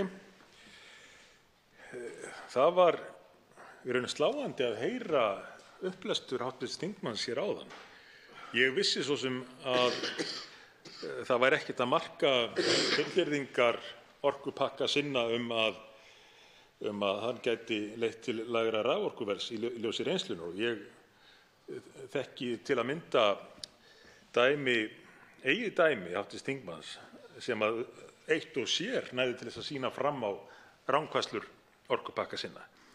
En svo bætast hér við þessar frásagnir sem að mínu mati eru hreinlega sláandi og lýsandi fyrir að þessir orkupakkar eru ekki til þess fallnir að bæta hag íslensks almennings eða íslenskra fyrirtækja, og furðulegt að þeir sem nú berjast fyrir 3. orkupakkanum skuli einfaldlega notast við einhverja talpunta frá Evrópusambandinu, einhverja punkta sem að það notar til þess að reka áróður fyrir þessu í sínum heimalöndum, og menn bara þýða þetta og endurflytja hér algjörlega án samhengis við raunveruleikann. Og talandi talpunktana og rökstuðning Evrópusambandsins, það virðist fyrst og fremst hafa gengið út á tvennt, annars vegar að þetta snerist að veita meiri umhverfisvæna orku og hins vegar neytendavernd. Er ekki samt tilfelli einfaldlega það að hér á Íslandi snýst þetta hvort tveggja upp í andhverfu sína? Hvað varðar umhverfisvæna orku, þá á að setja íslensku hreinu umhverfisvænu orkuna inn í pott með kolaorkunni, og hvað varðar neytendaverndina, þá beinlínis, eins og hv. þingmaður lýsti hér áðan, komið í veg fyrir að menn megi selja orku á betra verði en annars staðar. Þannig að meginrök Evrópusambandsins fyrir þessum orkupakka, þau snúast upp í andhverfu sínu á Íslandi. Eða hv. þingmaður sammála mér það? Þá svarar andsvari hv. 3. þingmaður Suðurkjördæmis, Birgir Þórarinsson. Herra forseti, já, ég svo hjartanlega sammála hv. þingmanni hvað þetta varðar. Þetta algjörlega búið að snúast upp í andhverfu sína, og eins og ég nefndi hér áðan að það bara þyngri en tárum tekið að við þurfum að breyta eftir því sem Evrópusambandið leggur til og segir okkur að gera í þessum efnum, eins og til dæmis með niðurgreiðslurnar, að þær eru bara bannaðar, öll sérkjör sem að skipta almenningi í landinu verulegu máli lífsgæði að geta fengið ódýra orku og þessi kjör eru bönnuð. Þetta eru sérkjör sem eru bönnuð. Þetta er svona rétt svipað og það kæmi kannski bara tilskipun frá Evrópusambandinu það að það væri allt of ódýrt að fara í sund á Íslandi og það þyrfti að hækka miðaverðið í sundlaugarnar upp í kannski 2.000–3.000 krónur miðan. Það er náttúrulega bara skerðing á lífsgæðum, en þetta er nákvæmlega sama dæmið. Að við þurfum að hlusta á það og fara eftir því sem að Evrópusambandið segir okkur hvernig við ætlum að bæta lífskjör fólks sem býr í þessu landi. Þetta er búið að snúast algjörlega upp í andhverfu sína og að menn skuli bara undirgangast þetta möglunarlaust. Ráðherrar, þeir vita ekki einu sinni, hafa ekki einu sinni hugmynd það hvað raforkuverðið kemur til með að hækka mikið. Og mér er sérstaklega minnisstætt þegar ég skoðaði aðdraganda þess að undirgangast orkupakka 1 og 2 að þá skoðaði ég bréf sem ég komst yfir frá ráðuneytinu þar sem að menn eru að ræða þessi mál og þá segir í bréfinu að hugsanlega geti orðið breytingar á þessum sérkjörum, hugsanlega. Þannig að þeir vissu það ekki einu sinni í ráðuneytinu hvaða áhrif þetta geti haft á almenning. Engu að síður innleiddu við þetta bara eins og ekkert væri. Og svo eftir á sjáum við, hverjar afleiðingarnar voru. Og við erum í nákvæmlega sömu stöðu núna, herra forseti. Við vitum í raun og veru ekkert hvaða afleiðingar þetta kemur til með að hafa fyrir okkur að innleiða þennan orkupakka 3. En eitt er ljóst, þetta er sameiginlegt markaðssvæði og það sem að verður ekki látið viðgangast að það sé eitthvað ódýrari orka hér heldur en annars staðar í Evrópu. Og veitir ansvar síðara sinni, hv. 3. þingmaður Norðausturkjördæmis, Sigmundur Davíð Gunnlaugsson. Herra forseti, skerðing á lífsgæðum, það er líklega kjarni málsins. Hér er barist fyrir því að reyna að drífa í gegnum þingið innleiðingu sem að leiðir til skerðingar á lífsgæðum á Íslandi og svo rökstyðja menn þetta með hætti sem að er jafn innfluttur og orkupakkinn sjálfur. Það er að segja með rökum erlendis frá Evrópusambandinu sem að hér á landi snúast upp í andhverfu sína. Og maður fer að velta fyrir sér, fyrst að það er haldið svona á þessu máli nú, þessum 3. orkupakka. Hvers er þá að vænta af þessari sömu ríkisstjórn þegar að henni væri falið að innleiða 4. orkupakkann? Mættum við ekki bara vænta þess sama að það yrði útskýrt fyrir okkur að við þyrftum að innleiða hann af því að við hefðum innleitt þann 3. og svo tækjum menn við einhverjum talpunktum frá Evrópusambandinu og myndu þýða þau og þá og flytja hér án tillits til íslenskra aðstæðna. Þá svarar ansvari síðara sinni, hv. 3. þingmaður Suðurkjördæmis, Birgir Þórarinsson. Herra forseti, sjálfsögðu er maður áhyggjufullur yfir því þegar kemur síðan orkupakka 4 og ég er alveg sannfærður það að þá verða talpunktarnir frá Evrópusambandinu á þá leið að við verðum að hjálpa Evrópusambandinu og Evrópubúum í loftslagsmálunum og við þurfum að flytja til þeirra hreina orku.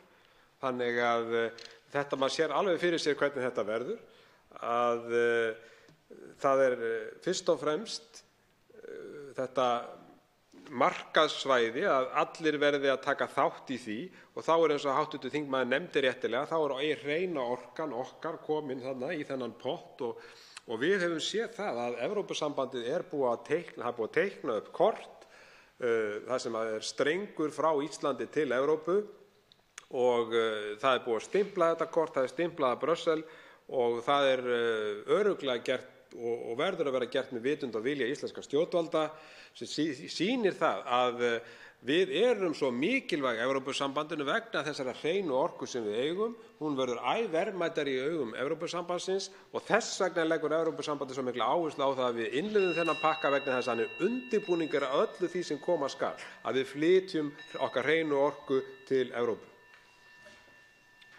Þá veitir ansvar hv. 8. þingmaður Norðausturkjördæmis, Anna Kolbrún Árnadóttir.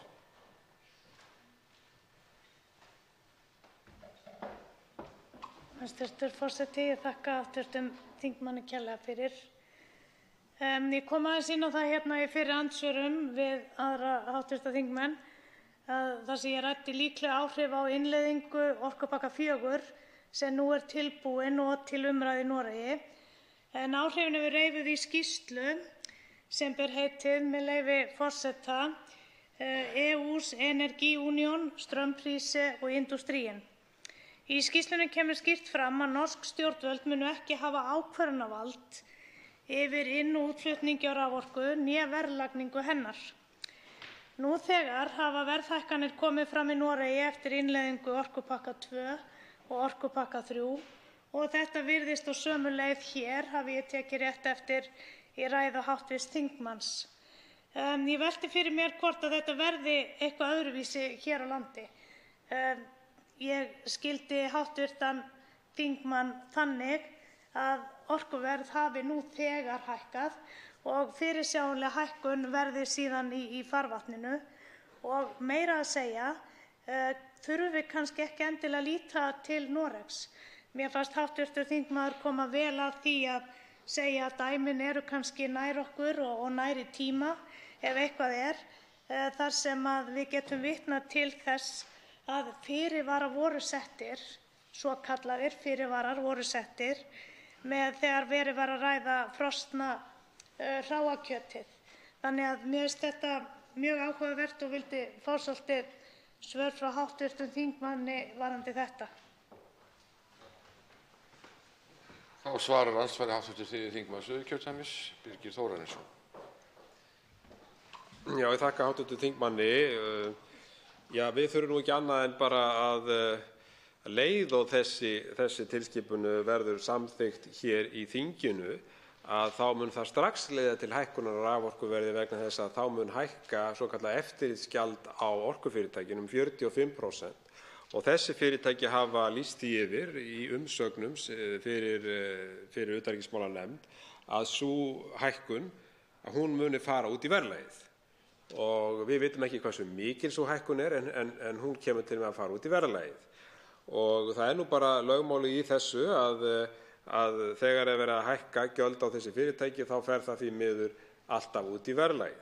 En síðan annar þáttur í þessu sem að lítur að orkuvirkjunum, þar að segja flutningnum á orkunni hér innanlands. Og þessi orkutilskipun, hún greiðir fyrir því að fyrirtæki geti hafið vinnslu og svokallaðir vindmyllugarðar sem dæmi. Nú þá þarf að koma orkunni frá þessum vindmyllugörðum inn á netið og þessi fyrirtæki þau sjá ekki þann kostnað. Það á kostnað þeirra sem eiga flutningskerfi og í þessu tilfelli Landsnets og þetta umtalsverður kostnaður sem fylgir þessu. Þessi kostnaður mun fara beint til neytenda. Það bara eins og annað í þessum efnum. Flutningskostnaður raforkunnar kemur til með að hækka þannig að það ekkert nýtt í þessu hvað þetta varðar. Þetta bara spurning um lögmál markað og eftirspurnar að það mikilvægt fyrir þessa aðila sem að fjárfesta í þessu að koma sinni orku út í kerfið. En svo það náttúrulega annað mál sem náttúrulega alveg einnar messu virði eins og sagt að það hvers vegna menn að ásælast í að framleiða orku hér á landi, þessi nýju aðilar sem að hafa sótt eftir virkjunarleyfum, sótt eftir að byggja vindmyllugarða og svo framvegis, því að ekki ætlaði nú að selja orkuna hérna innanlands vegna þess að umfram eftirspurn í kerfinu, þannig að það segir okkur það að þeir bíða eftir því að sé búið að greiða götuna fyrir því að sé hægt að selja þetta til Evrópu og það erum við að gera með því að innleiða þennan pakka. Þá veitir andsvar síðara sinni, hv. 8. þingmaður Norðausturkjördæmis, Anna Kolbrún Árnadóttir. Hæstv. forseti, þakka hv. þingmanni Birgi Þórarinssyni kærlega fyrir svarið. Ég velti fyrir mér í framhaldinu þar sem hann talar virkjanaleyfi og talar vindmyllugarða, þá dettur mér dettur í hug að undanfarin misseri hefur virkjunarleyfum undir 10 megavöttum þeim hefur fjölgað. Og það vegna þess að þetta hægt að gera án þess að slík virkjunarleyfi fari í umhverfismat. Þetta hefur verið möguleiki frá 2011 og það er áhugavert að heyra hvort að hv. þingmaður hafi hugmynd hversu mikil aukning hefur verið í þessum virkjunarleyfum og hvað þau munu hugsanlega leiða til. Þá svarar andsvari síðari sinni hv. 3. þingmaður Suðurkjördæmis, Birgir Þórarinsson. Já, herra forseti, ég þekki nú ekki nákvæmlega töluna en það er umtalsverð aukning og mér minnir að hv. þingmaður Ólafur Ísleifsson hafi lagt fram fyrirspurn þess efnis hvað væri búið að veita mörg leyfi en kjarni málsins er þessi að það er mikill áhugi fyrir orkuvinnslu á Íslandi og eins og hv. þingmaður nefndi réttilega að virkjanir undir 10 megavöttum að það þarf ekki að fara í umhverfismat og það styttir þetta ferli verulega. Síðan við höfum fengið fréttir af því að norskir aðilar, sjóðir sveitarstjórna í Noregi hafa áhuga á því að reisa hér vindmyllugarð. Þetta eru nú sjóðir þetta eru fjárfestingarsjóðir sem sveitarfélögin eiga aðild að í Noregi sem eru fara mjög varfærnislega í fjárfestingum sínum sem hafa áhuga á því að reisa hér vindmyllugarða sem segir okkur það að menn sjá í þessu heilmikil tækifæri og þá spyr maður sig ef þessi orkupakki verður ekki samþykktur er þá verið að kippa stólum undan þessum fyrirtækjum og er þess vegna svo mikið þrýstingur á að samþykkja þennan pakka. Það geta verið tengsl þarna á milli sem er mjög áhugavert að skoða. Andsvörum er lokið. Til máls tekur hv. 10. þingmaður Reykjavíkurkjördæmis norður, Ólafur Ísleifsson. Herra forseti, við höfum reynst af því Íslendingar, líka úr nýliðnum tíma, að þegar sótt er að hagsmunum íslenskrar þjóðar er efnt til ýmiss konar atburða og tiltækja sem að hafa það bersýnilega markmiði að veikja viðnámsþrótt þjóðarinnar og draga úr henni kjark. Þannig stendur á að til að mynda einn stjórnmálaflokkur sem er starfandi hér á Alþingi á að nokkru leyti rætur sínar í samtökum sem stofnuð voru með það markmiði að leiða Íslendingum það fyrir sjónir að þeim væri hollast að samþykkja kröfur ólögvarðar og sem á endanum var hafnað af EFTA-dómstólnum. Það að kalla hér til svissneskan lögmann er atriði sem hefur ekki fengið nægilega umfjöllun en mun án vafa verða fjallað nánar í framtíðinni. Ítarlegasta greiningin sem fyrir augu mín hefur borið er í ritstjórnargrein Morgunblaðsins 10. maí og er hún reist á frásögn af fundi hins svissneska lögmanns á fundi utanríkismálanefndar daginn áður, 9. maí. Og með leyfi forseta ætla ég að grípa hér niður í þessa ritstjórnargrein Morgunblaðsins frá 10. maí. Og þar segir, með leyfi forseta, þó að Baudenbacher sé lögfræðingur voru þau sjónarmið sem hann viðraði ekki síður af pólitískum toga og mat á pólitískri stöðu. Þetta gerði álit hans ekki minna áhugavert enda dró hann með því fram þá stöðu sem hann telur Ísland vera í og þá stöðu sem hann telur að Norðmenn telji Ísland vera í. Baudenbacher segir í ritstjórnargreininni og er þá beint vitnað til hans að til lengri tíma litið gætu höfnun Íslands á 3. orkupakkanum telt í tvísýnu aðild landsins að EES-samningnum. Og tilvitnun til orða Baudenbachers lýkur og þá höldum við áfram með ritstjórnargreinina og þar sem segir þetta er ekki lagalegt álit heldur fyrst og fremst pólitískt mat og byggist á því að hann segir að, nú aftur vitna til Baudenbachers, sú skoðun hafi alltaf verið til staðar í Noregi að túlka ætti EES-samninginn á þann veg að tvíhliða samning væri að ræða á milli Norðmanna og Evrópusambandsins þar sem Íslendingar og Liechtensteinar væru í eins konar aukahlutverki. Áfram heldur ritstjórnargreinin: Baudenbacher segir einnig, og þar enn í hlutverki pólitíska álitsgjafans frekar en lögfræðingsins, að Íslandi beri skylda til að sýna Noregi og Liechtenstein hollustu í EES-samstarfinu. Vísað til svissneska lögmannsins: Nú þegar Liechtenstein og Noregur hafa aflétt stjórnskipulegum fyrirvörum, ætlast ríkin til þess að Ísland geri slíkt hið sama, haft eftir honum í ritstjórnargreininni. Og lagt út af því með eftirfarandi orðum, þá, með leyfi forseta, þá gefur hann það álit sitt að litla líkur séu á að Ísland fengi undanþágu frá 3. orkupakkanum ef málið fari aftur til sameiginlegu EES-nefndarinnar í kjölfar þess að Ísland hafnaði því að aflétta stjórnskipulegum fyrirvara af honum. Á hinn bóginn hefði Ísland lagalegan rétt til að neita að samþykkja 3. orkupakkann, en Baudenbacher finnst málið ekki þess eðlis að nýta í þann rétt. Mikilvægt að fá enn einu sinni staðfest að Íslendingar ekki lagalega skuldbundnir til að segja já og mega segja nei, enda augljóst að bæri Íslandi skylda til að samþykkja orkupakkann væri EES-samningurinn í uppnámi, eins og við sagt að segja nú, og það væri raunverulegt uppnám, segir í ritstjórnargreininni, en ekki ímyndunin ein. Áfram vitna ég til ritstjórnargreinarinnar þar sem segir: Pólitískt mat Baudenbachers þó ekki síður mikilvægt því að hann segir í raun að Norðmenn líta á Ísland sem hreint aukaatriði í EES-samningnum og ekkert annað en útgálka frá Noregi. Og ef marka má orð Baudenbachers Íslandi í raun pólitískt skylt að samþykkja allt það sem Norðmönnum og EES dettur í hug að bera á borð, hvað sem EES-samningurinn sjálfur segir. Lögin skipta þá engu. Ætla þingmenn, spyr höfundur ritstjórnargreinar Morgunblaðsins, ætla þingmenn að láta þvinga sig til samþykkis við 3. orkupakkann á þessum forsendum?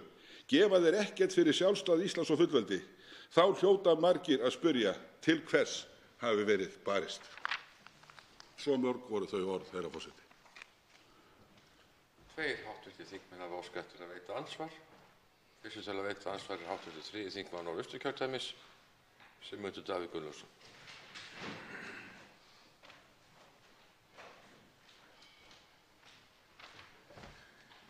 Herra forseti, þetta atriði sem hv. þingmaður nefndi, þessir hópar sem hafa haft það að markmið að veikja viðnámsþrótt þjóðarinnar, eins og hv. þingmaður orðaði það réttilega, eru all sérkennilegt fyrirbrigði og fyrirfinnast víðar en á Íslandi. Ég til dæmis þeirrar skoðunar að vandræði Bretlands vegna Brexit, útgöngu úr Evrópusambandinu, séu að miklu leyti tilkomin vegna slíkra hópa þar í landi sem að virðast nýta hvert tækifæri til þess að skerða samningsstöðu eigin lands vegna þess að hollustan við Evrópusambandið meiri en við eigið ríki. Og í þessu samhengi þá orðalagið sem að hv. þingmaður vísar í mikilvægi þess að sýna Noregi hollustu dálítið sláandi. Hvað sem líður þeim mistökum sem voru gerð árið 1262 hefði ég haldið að allir Íslendingar ættu að geta verið sammála það að það væri liðin tíð. En sú kannski ekki raunin því að þeir eru til sem að taka svona skilaboðum fagnandi hér á landi. Hins vegar vil ég benda á og heyra álit hv. þingmanns á því hvort að ekki geti verið það sama upp á teningnum í Noregi að þeir sem að kannski hafa meiri áhuga á því sem gerist í Brussel en í sínu heimalandi, þeir vilji að Ísland sýni Noregi hollustu. Hins vegar sé norskur almenningur og stór hluti norskra þingmanna þeirrar skoðunar að Íslendingar eigi að verja sinn rétt og Norðmenn sinn og þetta geti jafnan haldist í hendur. Svoleiðis að styrkur Íslands innan EES-samstarfsins sé leið styrkur Noregs. Þá svarar andsvari hv. 10. þingmaður Reykjavíkurkjördæmis norður, Ólafur Ísleifsson.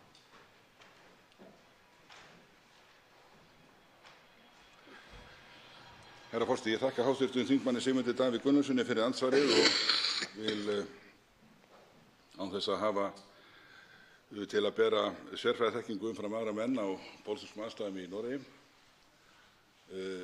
taka undir með hans greiningu og virðist mér sem hans tilgáta í þessu efni.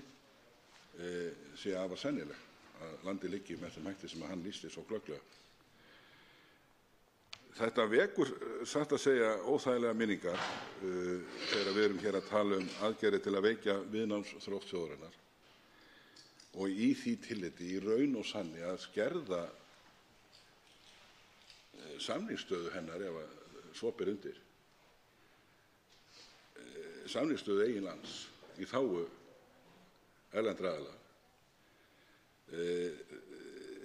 Menn minnast fundahalda í samtökum sem voru stofnuð það markmið að leitast við að lama þjóðina gagnvart erlendum kröfuhöfum sem vildu velta skuldbindingum sem heyrðu einkareknum banka til yfir á íslenskan almenning, jafnvel þótt að það kostaði óheyrilega byrðar, meðal annars í vaxtakostnaði sem átti að stofnast þarna til. Menn muna fjölmiðla aðgerðir með sérhönnuðum hákarla auglýsingum það að ef að menn ekki beygðu sig og bukkuðu gagnvart sínu erlenda fjármálavaldi, að þá biði þeirra það eitt að vera gleyptir í hákarlskjaft. Þetta er þetta mjög óþægilegt og sú aðgerð að kalla til erlenda lögmann sem kemur hér og tala með þeim hætti sem raun ber vitni mér svo sannarlega umhugsunarefni. Þá veitir andsvar sinni 83. þingmaður Norðausturkjördæmis, Sigmundur Davíð Gunnlaugsson.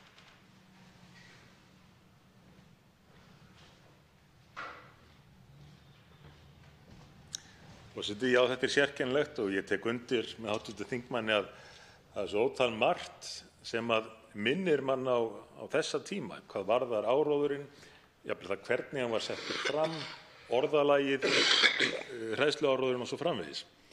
En leið þá notuðust menn við sömu uppnefni gagnvart þeim sem að þorðu að gagnrýna þessa framgöngu. Það var talað einangrunarsinna og populisma og að verið væri að búa til óraunhæfar væntingar hvað við getum gert sem þjóð og svo framvegis.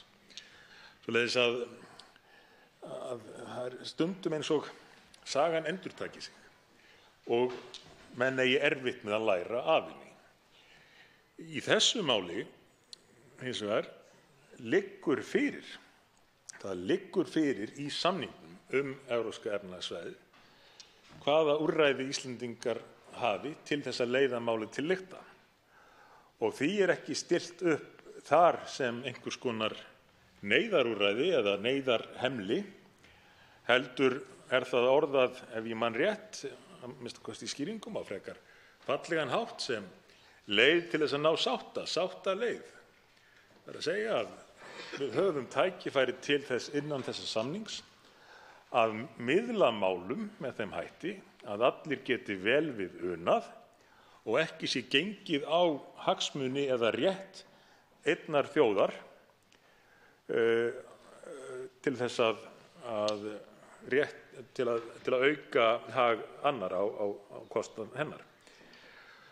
Og þess vegna mér óskiljanlegt að menn skuli ekki nýta slík úrræði. En þá að spurningunni, erum við ekki fyrst að setja EES-samninginn í hættu ef að við þorum ekki að nýta þau úrræði sem hann veitir og förum einmitt sjálf að líta á hann sem einhvers konar ógnartæki sem að við Íslendingar megum ekki amast við en eigum að sýna öðrum hollustu. Þá svarar andsvari síðari sinni, hv. 10. þingmaður Reykjavíkurkjördæmis norður, Ólafur Ísleifsson. Herra forseti, Íslendingar hafa ekki verið hikandi þegar kemur að alþjóðlegu samstarfi. Þeir eru stofnaðilar að Atlantshafsbandalaginu. Við gengum í EFTA á 8. áratugnum og við gerðumst aðilar að Evrópska efnahagssvæðinu á 10. áratugnum. Strax eftir styrjöldina síðari gerðumst við stofnaðilar að þeim stofnunum sem settar voru á laggirnar til að endurreisa efnahaginn eftir stríðið. Við erum í hópi 27 ríkja sem eru stofnaðilar að Alþjóðabankanum og Alþjóðagjaldeyrissjóðnum. Þetta gerum við í krafti okkar fullveldis og við erum sem þjóð þátttakendur og virkir þátttakendur í öllu þessu starfi. Og við leggjum okkar að mörkum og í sumum efnum hefur okkar framlag verið afar mikilsvert, leyfi mér að segja, ekki síst á sviði öryggis- og varnarmála. En nú sú staða uppi að í samningi sem í eðli sínu fjallar viðskipti með vörur og þjónustu og búseturétt og annað því tagi, rekstur fyrirtækja, að þá sú staða uppi sem við stöndum frammi fyrir að okkur ætlað að samþykkja hér tilteknar gerðir sem munu hafa þær afleiðingar eftir því sem að lögfræðilegir ráðuneytar ríkisstjórnarinnar hafa lýst svo glögglega í lögfræðilegri álitsgerð sem liggur hér fyrir sem þingskjal að muni hafi í för með sér veruleg ítök í orkuauðlindir þjóðarinnar, að þá náttúrulega allt annar uppi heldur en það að reka einfaldan samning. Hér ósköp einfaldlega miklir hagsmunir sem að stjórnvöldum skylt að verja.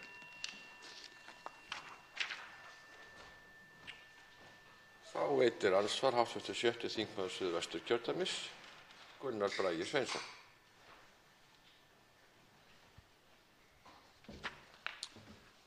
Hæstvirtur forseti. Hv. þingmaður fór ágætlega yfir og las upp úr, held að það hefði verið ritstjórnargrein Morgunblaðsins eða Reykjavíkurbréf, man ekki hvort það var, þar sem ágætlega lýst og farið yfir skrif eða þann texta sem keyptur ráðgjafi ríkisstjórnarinnar eða utanríkisráðuneytisins birti eða sagði hér þegar hann var hér á landi eða birti í sinni greinargerð. Í því augljóst að alið á einhvers konar ótta eða hræðslu við það að ef að menn leyfa sér að andmæla því sem að kemur frá Evrópusambandinu eða innleiða á í samninginn Evrópska efnahagssvæðið og skylda EFTA-ríkin til þess eða EES-ríkin til þess að innleiða þessi rétt, að það sé jafn gott fyrir þau að gera það annars. Þetta er svona eins og sé verið að segja að þú farð ekki sælgæti ef þú tekur ekki til í herberginu þínu. Þú skal hlýða annars hlýturðu verra af. Það er einmitt þetta sem að grefur undan samstarfi ef annar aðilinn leyfir sér að hugsa eða haga sér svona. Og nú held ég reyndar að Evrópusambandið hafi ekkert sýnt okkur slíkar hótanir fram til þessa. Og ég hef reyndar engar ástæður til þess að ætla að svo verði. Evrópusambandið er sjálfsögðu eins og aðrir sem gera samninga, vilja virða slíka samninga. Og þar af leiðandi er þessi hræðslu áráður hreint með ólíkindum. En það er svo merkilegt við það að leið og þeir sem eru fylgjandi þessum orkupakka, sérstaklega er athyglisvert ef það kemur frá stjórnarliðum, segja það að samningurinn sé uppnámi ef við gerum þetta, að við vitum ekki hvað bíða okkur og geti verið refsar, þá verður raun að segja að stjórnskipulegi fyrirvarinn sé til einskis. Til hvers erum við að setja stjórnskipulegan fyrirvara ef hann er merkingarlaus? Ef við ætlum ekki að hafa neitt fyrirvara vegna þess að við erum svo hrædd. Svarar andsvari, hv. 10. þingmaður Reykjavíkurkjördæmis norður, Ólafur Ísleifsson. Herra forseti, ég þakka hv. þingmanni Gunnari Braga Sveinssyni fyrir andsvarið. Það er auðvitað alveg ljóst í þessu máli að ríkisstjórnin, hún hefur sýnt það í verki, ekki bara í orði, heldur í verki, að hún telur ekki að öllu leyti óhætt að samþykkja þennan orkupakka. Hún sýnir það í verki með því að leggja málið upp með þeim hætti að orkupakki verið samþykktur en með lagalegum fyrirvara. Það sem vantar í því er að leiða það í ljós með hvaða hætti þessi lagalegi fyrirvari vegur upp á móti þeirri hættu sem að ríkisstjórnin bersýnilega telur að steðji að Íslendingum. Og nú ber svo við að hér liggur fyrir skjal eða drög að skjali sem er innleiðingarreglugerð iðnaðarráðherra á þeirri gjörð sem að mest hefur verið rædd, og það er reglugerð sem ber númerið 713 og frá 2009, en reglugerð á Evrópusambandslagamáli heitir á íslensku lög, eða að minnsta kosti hefur lagagildi. Og það á að innleiða þessa reglugerð 713 og þannig að hún fái lagagildi á Íslandi, og þetta á að gera með reglugerð, og í þessari reglugerð á að standa þessi fyrirvari. Ég hafði tækifæri til að spyrja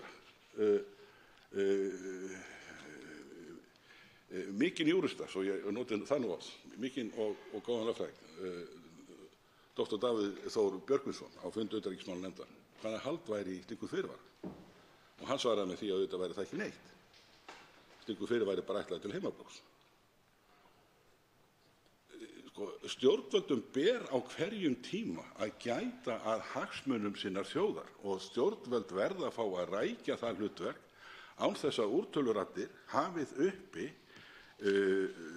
þann hátt sem hefur eilítið borið á núna, að fara hinum háðulegustu orðum þá aðila sem tala fyrir slíkri stjórnarframkvæmd og kenna þá við einangrunarhyggju, að ekki sé talað popúlisma, og reyndar hafa nú fallið hér í þessum ræðustóli nýlega orð sem vekja nú alveg sérstaka furðu, og ég tel nú reyndar ekki hafandi eftir.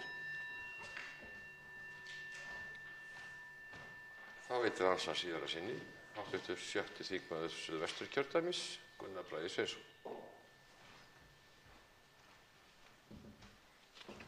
Virðulegur forseti. Þú nóg að gera á siðanefndinni líklega.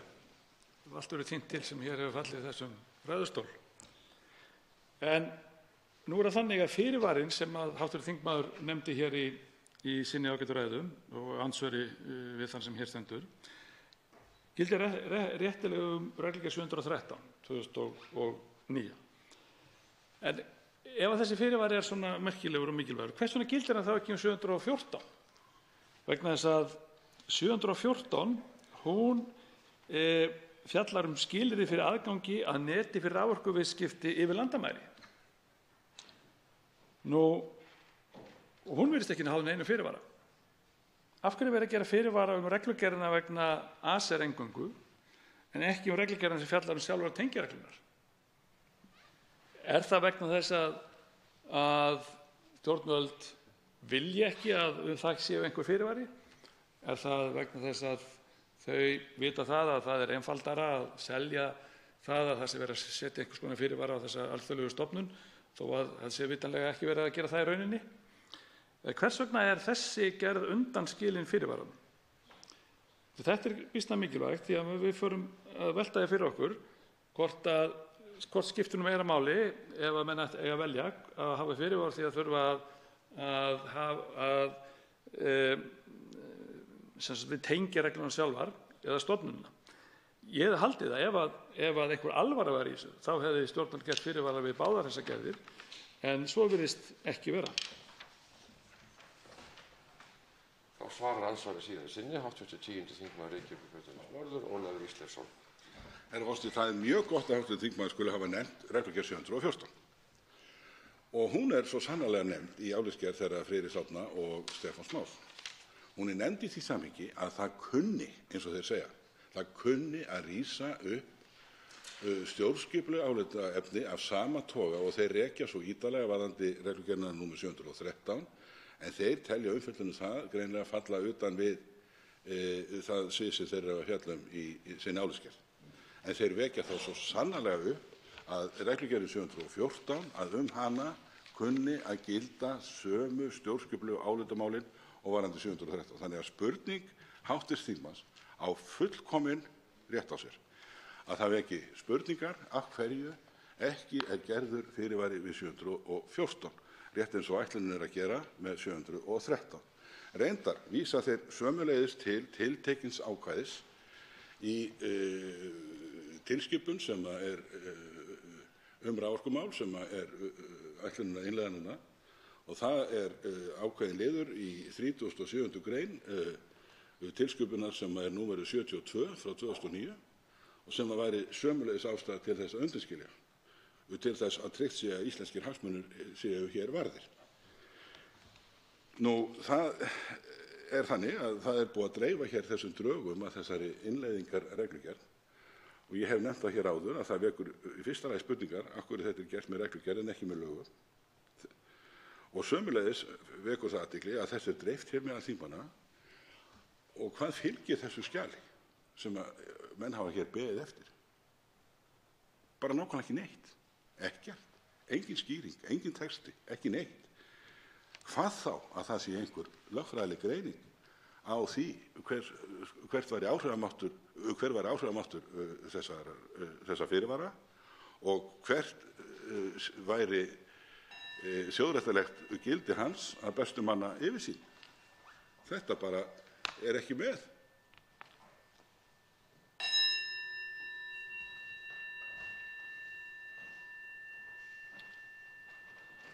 Andsvörum er lokið. Til máls tekur hv.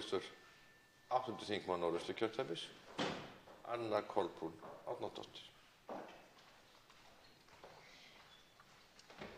Hæstv. forseti.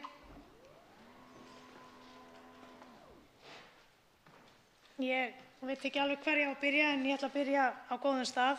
Það eitt er víst. Það er lögð áhersla á það í 3. orkupakkanum að styrkja áfram innri markað fyrir raforku og að gripið verði til frekari aðgerða til að tryggja Evrópubúum sjálfbæra, örugga og samkeppnishæfa orku, eins og sagt er. Orkustefnan er auk þess tengd 20-20-20 markmiðunum sem ég talaði hér fyrir nokkrum dögum síðan. Það þýðir að árið 2020 eiga endurnýjanlegir orkugjafar að sjá ríkjunum fyrir að minnsta kosti 20% orkuþarfar og orkunýtni á að auka 20% og losun gróðurhúsalofttegunda skal minnkuð 20%. Þarna er þetta heiti komið. Að þessu sögðu er mikilvægt að velta fyrir sér lagningu sæstrengs í framtíðinni. Og það er ekki ólíklegt og jafnvel er það þekkt að Landsvirkjun sjái í því mikil tækifæri. Það er að sjá fyrir sér að afsetja frá landinu hreina orku í ljósi þess sem ég sagði hér rétt áðan og ekki síst með því að þannig mætti nýta umframorku sem er í kerfinu. Og það er vegna öryggisviðmiða sökum þess að kerfið er einangrað. Slíkt mun einnig gefa færi á stóru framlagi landsins til þess einmitt að lækka útblástur gróðurhúsalofttegunda og það er mjög mikilvægt. Og til að minna á það, þá hefur formaður garðyrkjubænda sagt í Morgunblaðinu að innleiðingin gæti þýtt endalok innlendrar garðyrkju vegna hækkunar raforkuverðs sem við höfum líka rætt hér. Nú þegar er búið að gera ítarlega úttekt á lagningu sæstrengs milli Íslands og Bretlands og það er búið að meta áhrifin á íslenskt samfélag og verðþróun raforku til heimila og fyrirtækja og þetta má finna ef að fólk kann að googla, eins og sagt er, með leyfi forseta.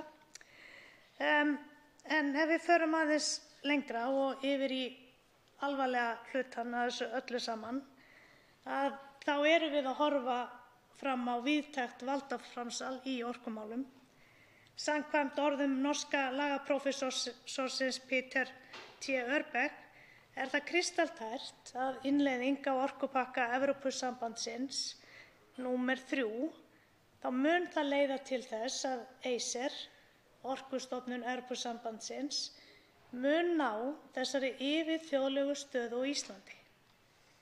Þetta hefur margítrekað komið fram hér í ræðum og það er alveg stórmerkilegt að enginn hafi brugðist við með rökum og óyggjandi hætti að þetta sé ekki rétt.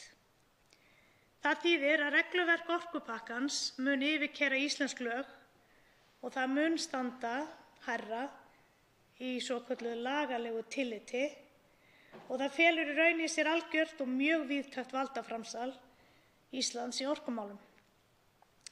Afleiðingin yrði væntanlega að hvaða lög og reglur sem menn kunna að setja um mögulegt bann við lagningu sæstrengs, sem ég talaði hérna áðan, yrðu ekki pappírsins virði. Það eru enn víðtækari afleiðingar í innleiðingu 3. orkupakkans. Við höfum rætt hér hækka verð á raforku til heimila og fyrirtækja, skulum ekki gleyma þeim. Vald yfir auðlindinni verður skert og þá jafnvel tapað. Við erum ekki einu sinni með orkustefnu á Íslandi. Sundurlimun, bútun á Landsvirkjun vegna fákeppnissjónarmiða, því að fastlega má búast við að eftir því að sæstrengur hefur verið lagður á forsendum Evrópusambandsins verði gerð krafa um uppskiptingu á Landsvirkjun sem nefnilegast yrði flokkuð sem fyrirtæki í einokunarstöðu. Þannig að það er ýmislegt sem að hægt er að ræða frekar og það er margt sem að við eigum eftir að fá svör við og ég vona að þau fari að fást. Tveir háttvirtir þingmenn hafa óskað til að veita andsvar. Fyrstur til að veita andsvar er hv. 7. þingmaður Suðvesturkjördæmis, Gunnar Bragi Sveinsson.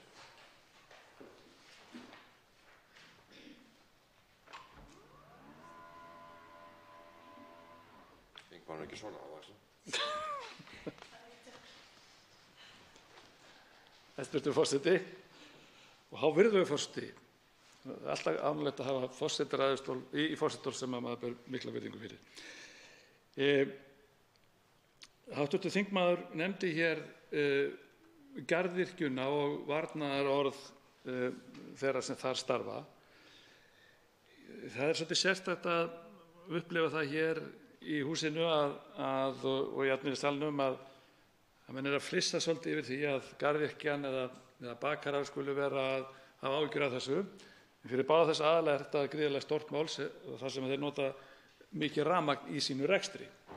Og ætla nú að leyfa mér að fullyrða að garðyrkjan á þess að hugmyndum noti nú ívið meira rafmagn heldur en hinnir.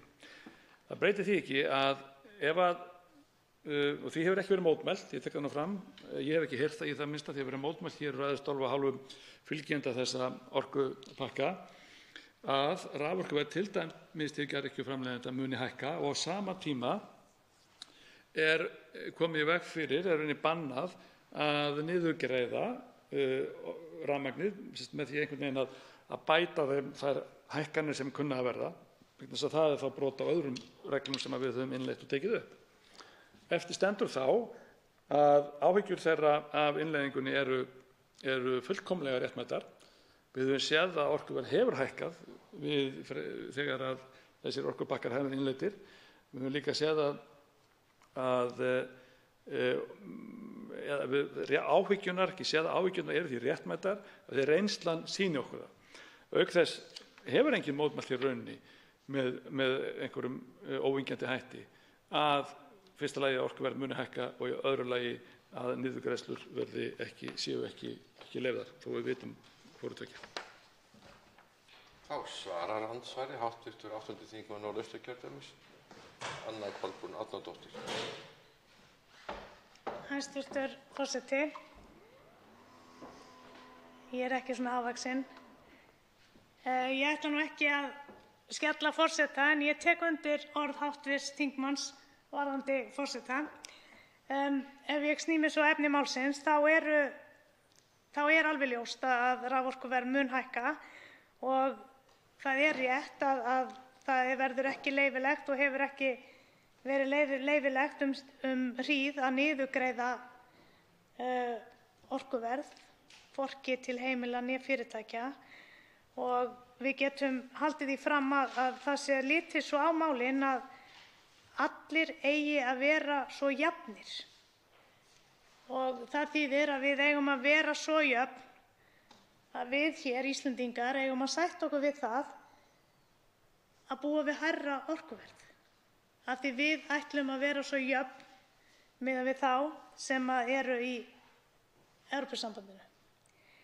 Og ég er ekki alveg viss hvort að það sé hægt og eðlilegt að jafna svona upp á við En það virðist vera þannig að við eigum bara hreinlega að samþykkja allt sem á borð er borið og eigum ekkert að reyna að spyrna við fótum, þrátt fyrir að við getum algjörlega séð það í hendi okkar að það er best fyrir okkur ef við getum ræktað allt okkar grænmeti hér á landi, og ef að það á að verða þannig áfram, þá er það vegna þess að orkuverð helst lágt, ekki vegna þess að við verðum öll svo jöfn að orkuverð muni hækka. Það veitir andsvar síðar í sinni, hv. 6. þingmaður Suðvesturkjördæmis, Gunnar Bragi Sveinsson.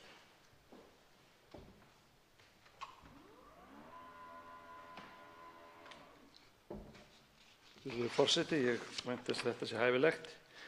Ég þakka þingmanni fyrir svarið. Í ítarlegum umsögnum Eyjólfs Ármannssonar lögfræðings sem býr og starfar í Noregi að ég held, er fjallað töluvert ekki töluvert, en það er fjallað ítarlega hvers vegna Ísland þurfi ekki og eigi ekki að innleiða þennan orkupakka. Fyrir því eru farið mjög ítarleg og góð rök. Meðal þess sem að lögmaðurinn telur að mæli gegn því að þetta sé innleitt með þessum hætti er að Ísland hafi ekki neina orkustefnu í rauninni. Að Ísland hefur ekki sett sér orkustefnu og sé því í rauninni að innleiða orkustefnu Evrópusambandsins með því að fara þessa leið. Og það hefur vitanlega, og sem er réttmæt ábending, ekki farin inn umræða fram á Íslandi eða Alþingi hvort að við séum tilbúin til þess að gera orkustefnu Evrópusambandsins að okkar orkustefnu. Það er því eðlilegt að málið sé ekki innleitt eða það sé ekki afgreitt fyrir en að í það minnsta að við séum búin að koma okkur upp orkustefnu. Það er í það minnsta skoðun þess sem hér stendur. Þess vegna er svolítið sérstakt að standa frammi fyrir því að vera að innleiða orkustefnu sem einhver annar hefur sett og vera svo, eins og maður segir þegar verið að spila vist eða eitthvað slíkt, þegar maður er ren, maður getur ekki haft neitt mótspil. Hefur ekki þingmaðurinn einhver áhyggjur því að við séum núna þegar með innleiðingunum fram til þessa, fyrstu og annar orkutilskipuninni og nú orkupakka 3, ef að verður, að við séum búin að innleiða ákveðnar stefnur, viðmið, verkfæri og þess háttar sem að munu óhjákvæmilega þurfa að taka mótun okkar eigin orkustefnu. Þá svarar andsvari síðar að sinni, hv. 8. þingmaður Norðausturkjördæmis, Anna Kolbrún Árnadóttir. Hæstv. forseti. Þetta er alveg rétt. Þetta var mjög ítarleg umsögn hjá Eyjólfi Ármannssyni og það er grátbroslegt að standa hér og viðurkenna að þetta sé kannski akkúrat staðan. Við höfum hér fyrr rætt vöndun og orkustefnu fyrir Ísland og þá erum við að fjalla sjálfsagt öllu leyti fyrirtækin, hvernig viljum við hafa okkar fyrirtæki, eiga þau áfram að vera í opinberri eigu eða hvað viljum við gera með þau. Mínu viti eigum við auðvitað að hafa þau áfram eins og það er. Síðan erum við að ræða virkjunarkosti og við erum farin á þann stað að ræða það hvort að okkar virkjunarkostir, svokallaðir, verði þá líka teknir upp og lúti þá evrópskum stöðlum og reglum og við höfum bara ekkert þetta að segja. Þannig að mér finnst ekkert óeðlileg spurning hjá hv. þingmanni Gunnari Braga Sveinssyni að velta þessu fyrir sér, hvort að það sé virkilega þannig að við séum að taka inn orkustefnu Evrópusambandsins þar sem að við höfum ekki mótað okkur slíka stefnu sjálf. Og eins og ég sagði áðan þá hefur verið ein grein í Morgunblaðinu þar sem fjallar akkúrat þetta, okkur vantar orkustefnu. Þannig að það væri ráð ef að fólk myndi kveikja á perunni og fjölmiðlar mættu gjarna fara dýpra ofan í hvað þetta allt saman muni þýða fyrir hreinlega íslenska þjóð, að við séum ekki með orkustefnu sjálf og ætlum að innleiða orkustefnu Evrópusambandsins. Þá veitir andsvar hv. 3. þingmaður Norðausturkjördæmis, Sigmundur Davíð Gunnlaugsson.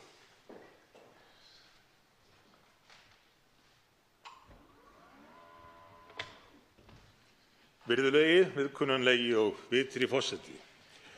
Ég velti því fyrir mér hvort að hv. þingmaður hafi áttað sig á því hversu mikill munur er á rökstuðningi annars vegar stjórnarflokkanna og fylgitungla þeirra sem að reyna að koma þessu máli hér í gegnum þingið og hins vegar til að mynda ýmissa forsvarsmanna úr atvinnulífinu, rökstuðningi fyrir innleiðingu þessa orkupakka. Annars vegar erum við með stjórnvöld sem að fullyrða að þetta hafi í rauninni engin áhrif, skipti engu máli, við bara þurfum að gera þetta til þess að gera það.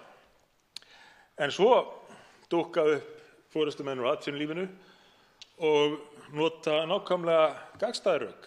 Þetta sé svo mikilvægt vegna þeirra áhrifa sem það hafi. Þar nefni ég til dæmis forstjóra Landsvirkjunar sem að útlistaði að það væri nauðsynlegt að samþykkja 3. orkupakkann til þess að styrkja samningsstöðu Landsvirkjunar gagnvart stóriðjunni hvað varðar verð orkunnar.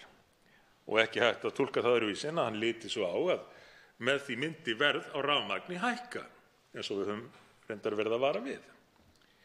Og svo eru ýmsir forystumenn úr samtökum atvinnurekenda sem að boða að þetta sé mikilvægt einmitt til þess að Evrópa geti farið að nýta þessa umhverfisvænu íslensku orku og sjá það væntanlega fyrir sér að það sé einhvers staðar hagnaðar von í að flytja út þá orku. Hvernig fer þetta saman að mati hv. þingmanns? Á sama tíma reynir stjórnvöld að sannfæra okkur að samþykkja þetta bara því þetta hafi í rauninni engin áhrif og svo eru atvinnurekendur að segja okkur að samþykkja þetta af því að þetta sé svo mikilvægt og muni hafa svo mikil áhrif. Ég fæ þetta bara ekki til þess að ganga upp, ekki frekar en svo margt annað í þessu máli. Þá svarar andsvari hv. 8. þingmaður Norðausturkjördæmis, Anna Kolbrún Árnadóttir. Hæstvirtur forseti. Það er merkilegt að stilla þessu svona upp, eiginlega dálítið sniðugt út í það farið, að við höfum annars vegar stjórnmálaflokka eða stjórnarflokkana, skulum við segja, og svo hins vegar atvinnulífið þar sem að fyrri hópurinn, stjórnarflokkarnir, sem eru hér í umboði landsmanna. Þeir eru hér á Alþingi í umboði Íslendinga og þeir telja okkur trú að þetta mun ekki hafa nein áhrif. Á sama tíma eins og hv. þingmaður benti á, þá segir atvinnulífið algjörlega þvert á móti. Þetta hefur mikil áhrif. Að það sé nauðsynlegt að innleiða orkupakka 3 og ég velti fyrir mér, hafa þeir lesið sér til gagns? Hefur atvinnulífið lesið sér til gagns eða lásu þeir aðeins álit Karls Baudenberger sem kom hér daginn og túlkar þá atvinnulífið það sem hinn heilaga sannleik eins og svo margir stjórnarlegar virðast gera því miður. Það er rétt að Evrópu vantar orku og það sem að er grátlegt við það er að hana er að finna á Íslandi og það sem er enn verra við það er að íslensk heimili munu þurfa að greiða fyrir það að Evrópu vanti hreina orku. Það er ekki flóknara en það og ég vil enn og aftur minna á að við erum hér með stjórnarflokka sem eru hér á Alþingi í umboði landsmanna og þeir segja að það hefur engin áhrif.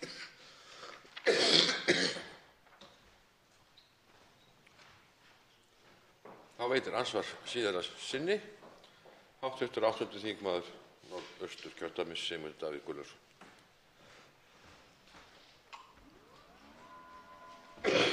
Herra forseti, ég óttast að atvinnurekendurnir hafi í raun rétt fyrir sér hvað varðar áhrifin en ekki þau stjórnvöld sem er að reyna að koma þessum samningi hér í gegn.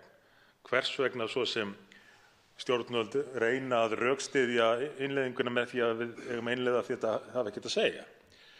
En þegar ég segi að ég óttist að atvinnurekendur hafi rétt fyrir sér áhrifin, þá ég ekki að tala þær fullyrðingar þeirra að þetta sé svo jákvætt, heldur þvert á móti að það sé rétt hjá þeim að þetta muni hafa talsverð áhrif, en að þau áhrif verði almenningi á Íslandi og raunar ekki atvinnulífinu í heild til góðs.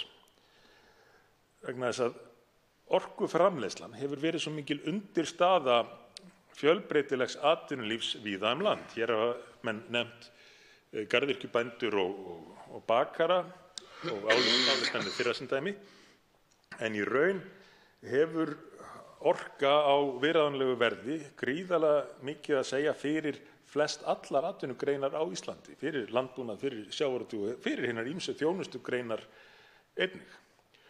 Og ef að við missum það samkeppnisforskot sem samfélag sem felst í því að geta boðið upp á orku á viðráðanlegu verði, missum möguleikana á því að bjóða upp á 100% hreina orku, verðum orðin hluta af einhverjum evrópskum orkupotti og fullyrðingar að Íslendingar sé að nota meira en helmingurinn af orku okkar sé kolorka, þær fullyrðingar munu verða réttar í framtíðinni, að þá muni það skaða bæði ímynd okkar og skaða okkur sem samfélag efnahagslega til mjög verulegra muna. Þá svarar andsvari síðan sinni hv. 8. þingmaður Norðausturkjördæmis, Anna Kolbrún Árnadóttir.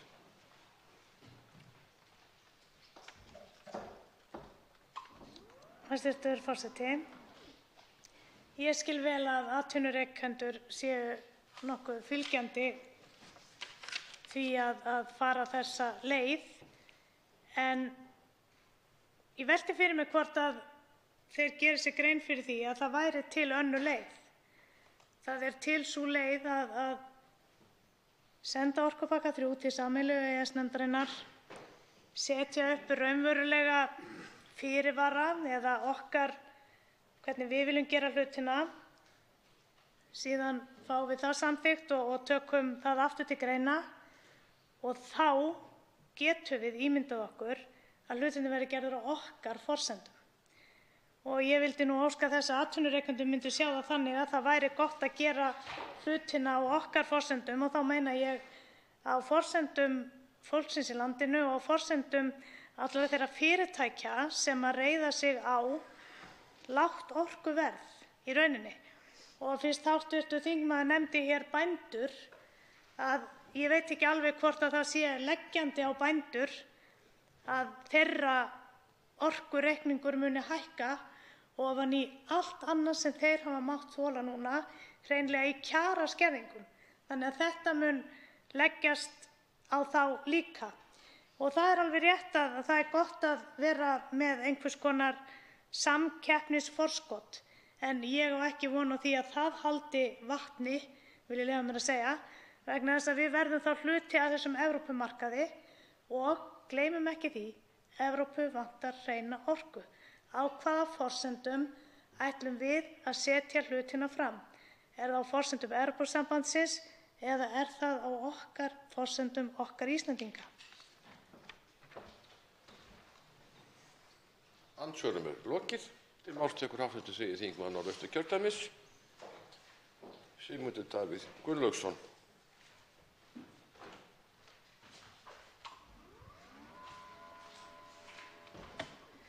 Herra forseti, ég hef verið að leitast við að fara yfir þá fyrirvara sem að norska stórþingið setti vegna innleiðingar 3. orkupakkans og hefur enn ekki tekist að klára að fara yfir þennan lista vegna þess hversu naumt mér skammtaður tími í hvert skipti, en held þessari yfirferð núna áfram, en vil þó láta vita að ég hef ekki gleymt fyrri fyrirheitum að fjalla hér vonandi fljótlega sérstaklega Kýpur og áhrif tengingar þeirrar eyju við raforkukerfi Evrópu og hvernig það varpar frekara ljósi á áhrif orkupakkans á Ísland.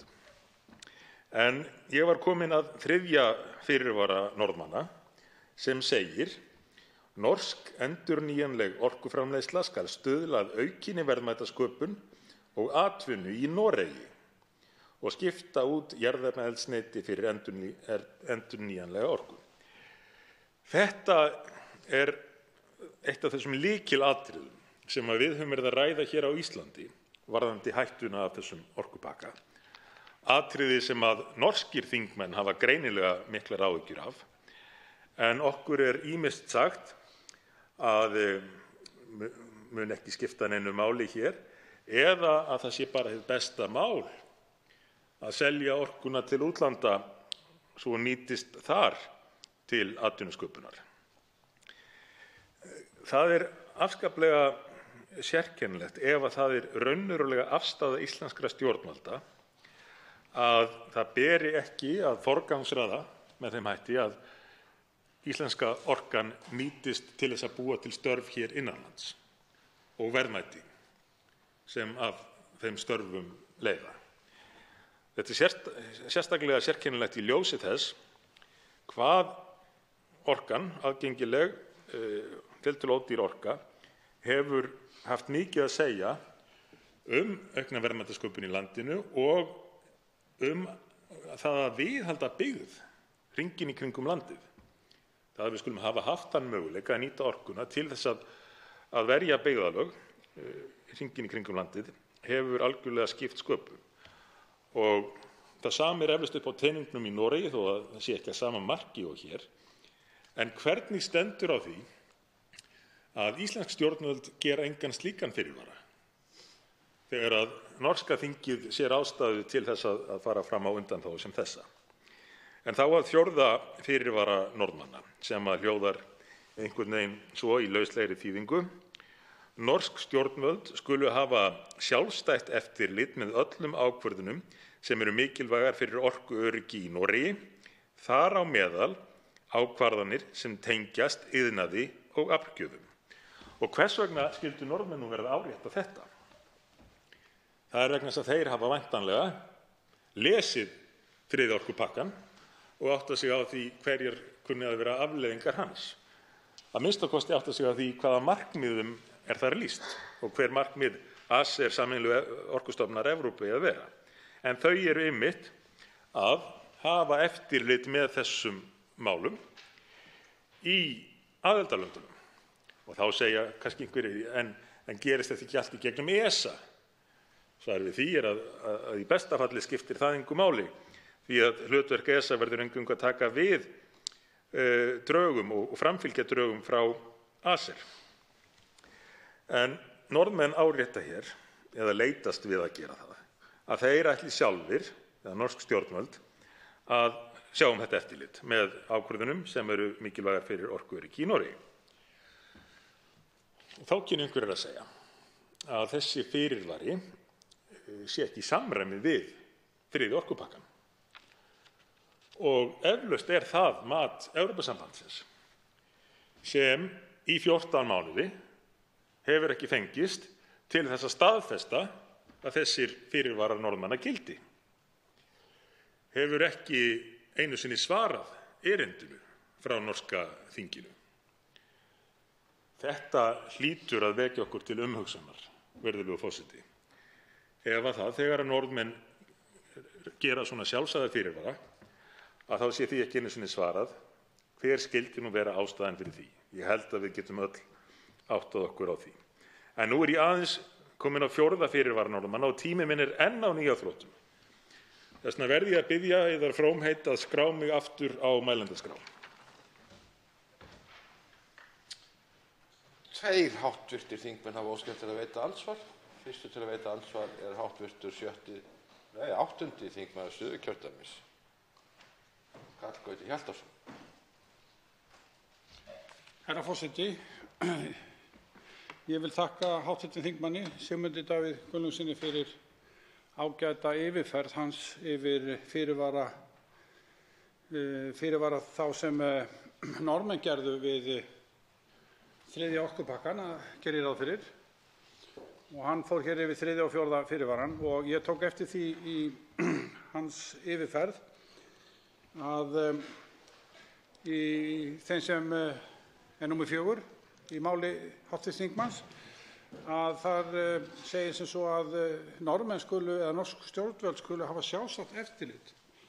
Og í þessu sambandi vil ég koma að eftirlitsstofnun Evrópu, Orkumálastofnun Evrópu, ACER, eða í umboði hennar ESA í tilfelli EFTA-ríkjanna. Hvernig Norðmenn geta séð það fyrir sér að þeir hafi eitthvað sjálfstætt eftirlit sem er þá alveg til hliðar við það eftirlit sem gert ráð fyrir í tilskipuninni sem undir Orkumálastofnun Evrópu. Og hvernig það kemur út, hvernig þessi fyrirvari virkar, hvort að hv. þingmanni sé kunnugt það, hvernig þessi fyrirvari virkar í tengslum við þá staðreynd að það auðvitað Orkumálastofnunin sem fer með eftirlit á ýmsum sviðum og ekki síst þegar búið að innleiða 4. orkupakkann, ekki síst þá, hvernig samspil þessara eftirlitsaðila sem ég hef nefnt sé háttað í Noregi eða hvort að þessi fyrirvari sem hv. þingmaður nefndi, hvort hann hafi þá eitthvað gildi yfirleitt. Þá svarar andsvari hv. 3. þingmaður Norðausturkjördæmis, Sigmundur Davíð Gunnlaugsson. Herra forseti, Norðmenn margir hverjir óttast einmitt að þessi fyrirvari muni ekki hafa neitt gildi þegar á reynir. En þeir halda ennþá í vonuna vegna þess að Íslendingar eru ekki búnir að innleiða 3. orkupakkann og þar af leiðandi hann ekki kominn inn í EES-samninginn enn sem komið er. Og meðan sú staða uppi, þá halda Norðmenn þessari stjórn hjá eigin stjórnvöldum.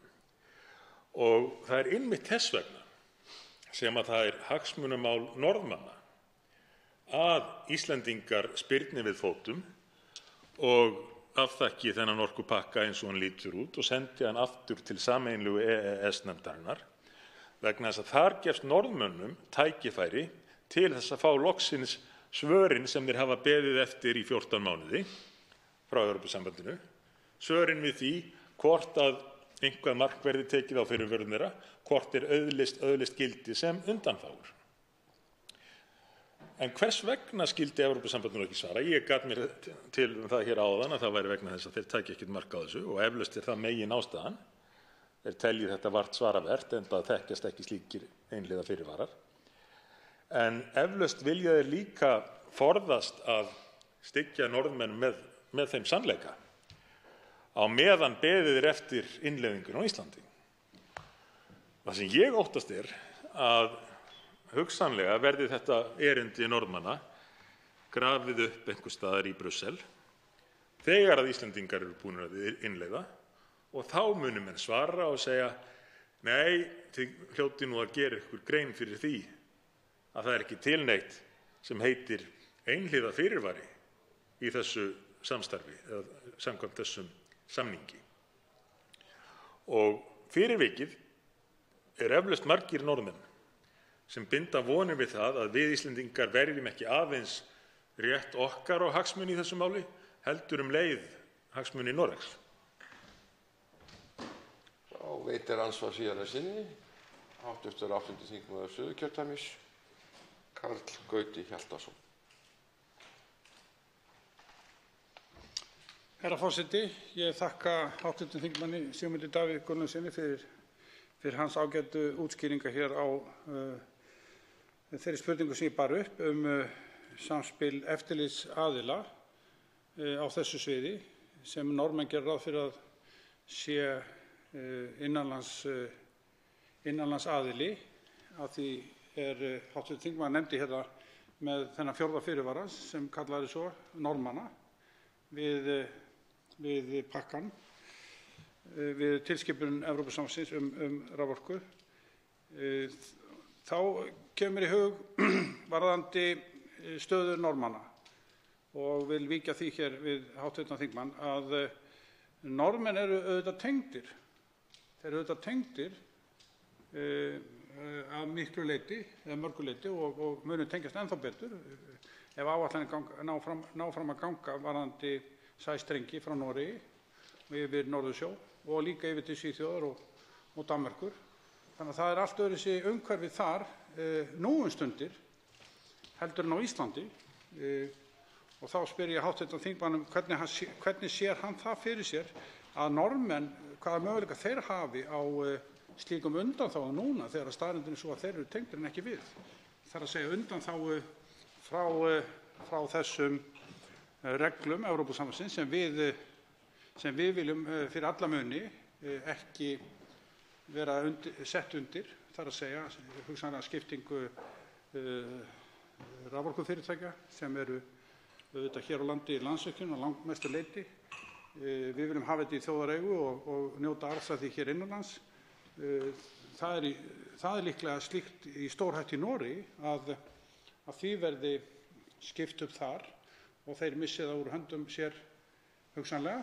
Hvað er hans álit á því, hv. þingmanns? Þá svarar andsvari síðar sinni hv. 3. þingmaður Norðausturkjördæmis Sigmundur Davíð Gunnlaugsson. Virðulegur forseti, svarið við þessari spurningu er nú kannski að finna í seinni fyrirvörum sem ég á eftir að fara yfir hér í ræðu á eftir. En virðulegur forseti er vonandi ekki ósáttur við mig ef ég tek dálítið forskot á sæluna til að svara hv. þingmanni sem að spyr það hvaða munur kunna að felast í þeirri staðreynd að Noregur er þegar tengdur við evrópska orkukerfið og hvort að það geti valdið þeim enn meiri vandræðum en Íslendingar standa frammi fyrir verandi ekki tengdir. En þá er mjög áhugavert að líta til þess fyrirvara sem ég ræða nánar hér á eftir að þrátt fyrir að Noregur sé þegar tengdur við þetta orkukerfi með sæstreng, þá taka þeir sérstaklega fram að þeir vilji sjálfir fá að ráða því hvort að fleiri sæstrengir verði lagðir. Með öðrum orðum, þeir, þrátt fyrir að vera þegar tengdir, hafa áhyggjur af þessu sem að við höfum velt fyrir okkur hér, að ACER eða aðrar stofnanir Evrópusambandsins geti hlutast til það að lagður verði sæstrengur, ýtt undir það eða rutt úr vegi þeim hindrunum sem að kunna að vera til staðar. Og þessar áhyggjur hafa Norðmenn þrátt fyrir að vera þegar tengdir. Og ættum við Íslendingar þá ekki að hafa þeim meiri áhyggjur vegna þess að út á hvað gengur þetta í þriðja orkupakkanum? Jú, það gengur út á ekki hvað síst og alveg sérstaklega að tengja ný svæði sem er ekki tengd fyrir. Að hluta til, jú, að auka tengingar almennt, en alveg sérstaklega það að stuðla að því að svæði sem eru ekki tengd við netið verði tengd. Samt tel ég að Norðmenn ástæðu til að hafa áhyggjur af því að Evrópusambandið geti hlutast til viðbótartengingar þar. Þá veitir andsvar hv. 7. þingmaður Suðvesturkjördæmis Gunnar Bragi Sveinsson.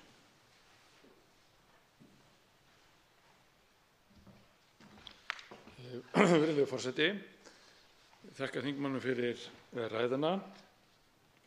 Þeir fyrirvarar sem hér hafa verið til umræðu, fyrirvarar Noregs verkamannaflokksins, verkamannaflokkurinn sett þessi fyrirvara fyrir því að samþykkja málið gegnum þingið og hefur svo einhvern veginn orðið úti í kuldanum til þessa með þessa blessuðu fyrirvara. Nú veltir maður fyrir sér hvort að þessir 8 fyrirvarar Noregs séu eitthvað hafa eitthvað meira gildi heldur en þessi eini fyrirvari sem að íslensk stjórnvöld vilja setja í okkar samþykkt hér á Íslandi. Fyrir utan það að sá fyrirvari gildir eingöngu aðra reglugerðina, það er að segja 713 ACER-stofnunina, ekki tengjaregluna sjálfar sem er í gerð 714. Og því spyrum maður rauninni, hafa þessi fyrirvari sjálfur sér eitthvað gildi? Er þetta ekki í rauninni bara eins og fræðimenn sumir hverjir hafa sagt að þetta sé fyrst og fremst til heimabrúks, reyndir stjórnmálamenn hafa sagt þetta sjónhverfingu, en til hvers er það verið að koma fram með fyrirvara ef að þeir hafa ekkert gildi? Þar fyrir utan kannast þingmaður við það úr sínu pólitíska starfi sem að spanna núna 10 ára skeið í það minnsta, hvort að einhliða fyrirvara sem settir hafa verið af einhver ríki hafi eitthvað gildi þegar að komið inn á alþjóða samningaborðið, það að segja þegar að uppfylla þurfi skyldur samkvæmt alþjóða samningum. Og ástæðan fyrir ég spyr að þessu það að okkur ber samkvæmt EES-samningnum að uppfylla þær skyldur sem að við innleiðum þegar við erum búin að innleiða. Þá getum við ekki haldið því fram eða sagt að okkur að við höfum fengið einhvern fyrirvara eitthvað slíkt sem að menn eiga að kannast við, líkt og var með ferska kjöt á sínum tíma. Hafa fyrirvarar sem ekki eru bundnir í lög og samþykkir af báðum aðilum eitthvað gildi? Þá svarar andsvari hv. 3. þingmaður Norðausturkjördæmis, Sigmundur Davíð Gunnlaugsson.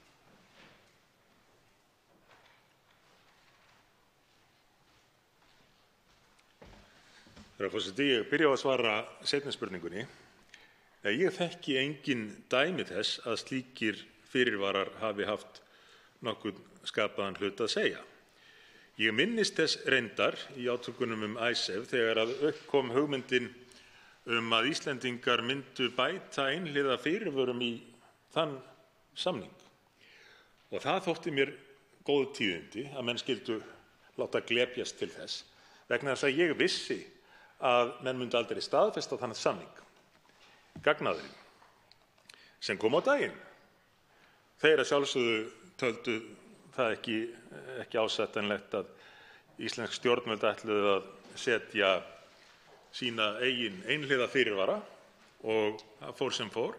Samningurinn var ekki staðfestur og fyrir vikið kom hann aftur í þingið og menn þekkja restin af sögunni vantanlega. Við reyndar spurðum sérstaklega þessa fyrirvara, eða það að segja fyrirvara við EES-samningin almennt á nefndarfundi í utanríkismálanefnd og þeir sérfræðingar sem að þar sáttu fyrir svörum sögðust ekki þekkja nein dæmi slíkt. Svoleiðis að ef að þeir þekkja það ekki, þá efast ég að menn geti grafið slíkt upp. En hvað varðar svo samanburðin á fyrirvara svokölluðum Íslands og þessum 10 fyrirvörum Norðmanna, þá sýnist mér fyrir vikið það sama eiga við, það sé ekki tald í þeim, en samanburðurinn engu að síður áhugaverður, vegna þess að Norðmenn þó með sinni tilraun sýna að þeir hafi haft meiri áhyggjur eða verið í við meiri alvara með að leita eftir undanþágum eða fyrirvörum heldur en íslenskum stjórnvöldum sem eru með einhvern óljósan fyrirvara í greinargerð við þingsályktunartillögu. Þá veitir andsvar öðru sinni hv. 6. þingmaður Suðvesturkjördæmis, Gunnar Bragi Sveinsson. Virðulegur forseti, ég fór hér aðeins yfir í stuttri ræðu fyrr í kvöld yfir þennan 4. orkupakka sem að heitir nú því fallega nafni með leyfi forseta Clean Energy for all Europeans eða hrein orka fyrir alla Evrópubúa. Þar í svona samantekt innihald þessa pakka undir liðnum með leyfi forseta Electric Market Design eða hönnun markaðarins eða hvernig við skýrum það, segir meðal annars í þýðingu sem nú betri, ég búin að hafa betri þýðingu á þessu heldur en að ég var nú að reyna að koma hér upp mér í dag. Þar segir, með leyfi forseta, ACER mun hafa yfirumsjón yfir til framtíðar yfir svæðisbundnum einingum og þar með komið í veg fyrir hugsanleg vandamál sem gætu komið upp ef eitthvert ríki fyrir sig færi að stjórna sínum málum sem gætu haft neikvæðar afleiðingar á orkumarkaði og orkuneytendur. Sé þessi þýðing rétt, hún nú í samræmi við það sem að ég fór með hér fyrir kvöld, að þá full ástæða til þess að horfa á þá fyrirvara sem að Norðmenn reyndu að setja, það er að segja þeir myndu áfram stýra því hvernig þeir stýra því hvort og hvernig þeir leggja rafstrengi eða hvort að hvernig þeir hleypa orku inn á þessa strengi og hvernig þeir nýta þá. En miðað við þetta hér sem að liggur fyrir varðandi þennan 4. orkupakka, þá alveg ljóst að ACER ætlar sér að koma í veg fyrir með öllum hætti að eitthvert ríki fær að stjórna sínum eigin málum með þeim hætti að það komi í veg fyrir virkni markaðarins. Er það sem við viljum? Ég fæ ekki séð að sá fyrirvari sem við höfum séð hér frá ríkisstjórninni taki á þessu. Svarar andsvari síðara sinni hv. 3. þingmaður Norðausturkjördæmis, Sigmundur Davíð Gunnlaugsson.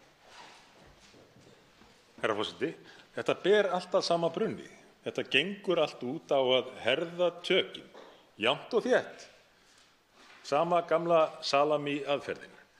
Að smátt og smátt festa ríkin kyrfilegar í þeirri þróun sem að Evrópusambandið vinnur leynt og ljóst að auka miðstýringu yfir Evrópu og alveg sérstaklega á það við á tveimur sviðum, á sviði fjármála, meðal annars peningamála, evrunni og því öllu, og á sviði orkumála, sem algjört forgangsverkefni hjá Evrópusambandinu. Það ætti því ekki að koma neinum á óvart að þessi orkupakki 3 og svo sá 4. séu liður í því að herða tökin. En einmitt þess vegna verðum við að spyrna við fótum nú, því að ef við gerum það ekki, þá verða varnirnar miklu veikari þegar að kemur svo að 4. orkupakkanum. Og það reyndar alveg sjálfstætt áhyggjuefni að framsetning stjórnvalda og rökstuðningur þeirra fyrir innleiðingu 3. orkupakkans nú getur hæglega snúist í höndunum á þeim þegar kemur að 4. orkupakkanum og veikt þar af leiðandi varnir Íslands ef að svo ólíklega vildi til að sú ríkisstjórn sem nú setur taki allt í einu upp á því að vilja verjast gagnvart 4. orkupakkanum. Þá verður einfaldlega sagt við munum hvernig þið kynntu 3. orkupakkan og það var bara ljómandi fínt hjá ykkur, mun Evrópusambandið segja. En það sama við núna. Og þið hljótið þá að vilja vera sjálfum ykkur samkvæm, íslenska ríkisstjórn, og fylgja eftir þeim fyrirheitum sem þið gáfu þegar þið innleiddu 3. orkupakkan. Andsvari við lokið. Til máls tekur hv. 8. þingmaður Suðurkjördæmis, Karl Gauti Hjaltason.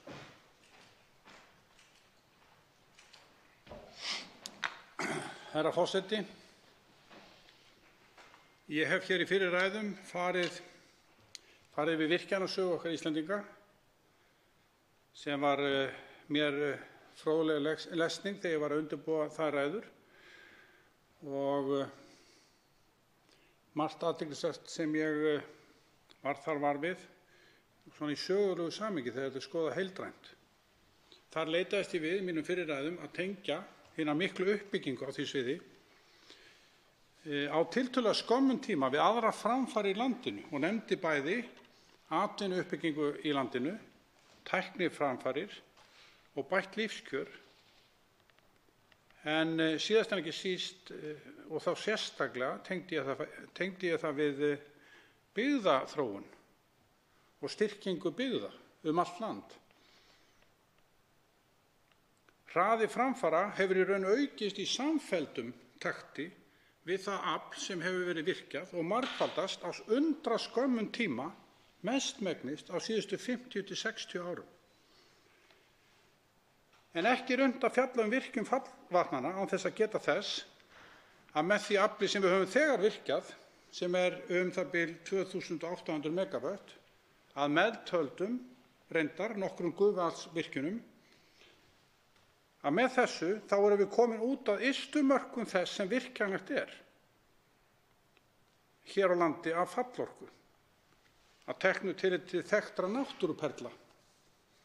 Afli sem eftir stendur er ekki svo ýkja mikið í samanburði við það sem við höfum þegar virkjað.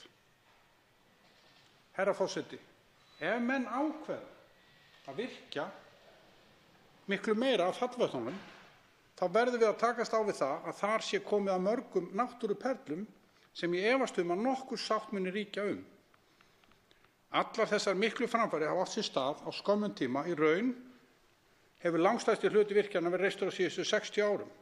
Þá hef ég leitast við í mínu fyrri ræðum að tengja fortíðina í virkjanasögunni við samtíman og átta mig á þeim tilfinningum sem landsmenn hafa til þessara auðlindar, svona í sögulegu ljósi. Þar hef ég lagt áherslu á að sú sátt sem tókst með því að fara út í þessar stórvirkjanir og þá fyrst með Búrfellsvirkjun, taka fyrir henni og dreifikerfinu sem því fylgdi stærri lán en hér hefur áður þekkst og selja orkuna til stóriðju og þar á ég auðvitað við álverið í Straumsvík á sínum tíma. Þessi ákvörðun átti sér kannski dýpri rætur, herra forseti, en ætla mætti við fyrstu sýn. Þarna er ég að vísa til þess að landsmenn sættu sig við að taka þessa áhættu á þeim forsendum, ætla ég, að síðan meir þegar lánin væru uppgreidd myndu landsmenn njóta góðs af í lægra orkuverði. Kannski einmitt þess vegna geldur fólk varhug við því í dag ef það telur að of langt sé seilst í þessa auðlind sem landsmenn almennt telja að sé og eigi að vera í þjóðareign. Eins og Landsvirkjun og eru yfir höfuð mjög andsnúnir því að það verði einhverjir aðrir en almenningur á Íslandi sem eiga að njóta góðs af þessar auðlind. Herra forseti, það er því þeim mun mikilvægara að svo stórt, mikilvægt og afdrifaríkt mál eins og við nú ræðum hér á pöllum Alþingis fái eins mikla umræðu og skoðun og nokkur kostur á, og þar er ég að vísa til orkutilskipun Evrópusambandsins sem er sú þriðja í röðinni. Við eigum ekki að sýna nokkur hik við að taka umræðuna lengra ef ekki búið að sannfæra þjóðina ágæti þess sem fyrirhugað er að gera. Við eigum ekkert að hika í þeim efnum, herra forseti. En það er einmitt það sem ríkisstjórnin er að gera. Segja málið sé svo vel unnið og skellar hreinlega skollaeyrum við öllum ábendingum að tiltekin atriði þurfa að skoða betur. Og þar get ég í dæmaskyni nefnt þær spurningar okkar miðflokksmanna lagalega fyrirvarann sem sagt var að ætti að gera það óhætt, herra forseti, að samþykkja þetta mál. En svo fyrirfinnst þessi fyrirvari hvergi og er í hæsta lagi vinsamleg tilmæli sérstöðu Íslands í þessu máli. Herra forseti, það nýjasta, og ég mun koma að því í minni næstu ræðu, það nýjasta er, og þá tekur nú steinin úr, að nú er bent á reglugerð. Reglugerð í smíðum, og nú erum við búin að sjá hana, herra forseti. Og hvað er þá? Ég mun koma miklu betur að því hér á síðar. Það er reglugerð útgefin af ráðherra. Og ég mun koma að því hérna í næstu ræðu.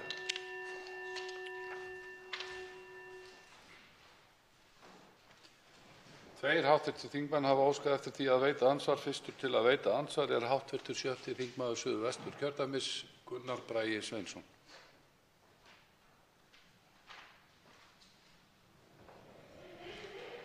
Virðulegur forseti, þakka þingmannum fyrir ræðuna.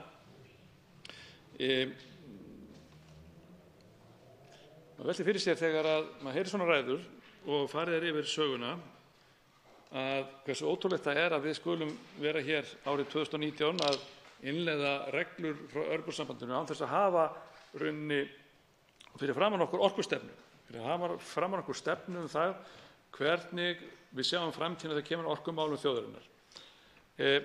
Á meðan að svo er, með við höfum ekki þessa stefnu, þá erum við eins og ágæti lögmaður Eyjólfur Ármannsson hefur bent á að rauninni að innleiða orkustefnu Evrópusambandsins.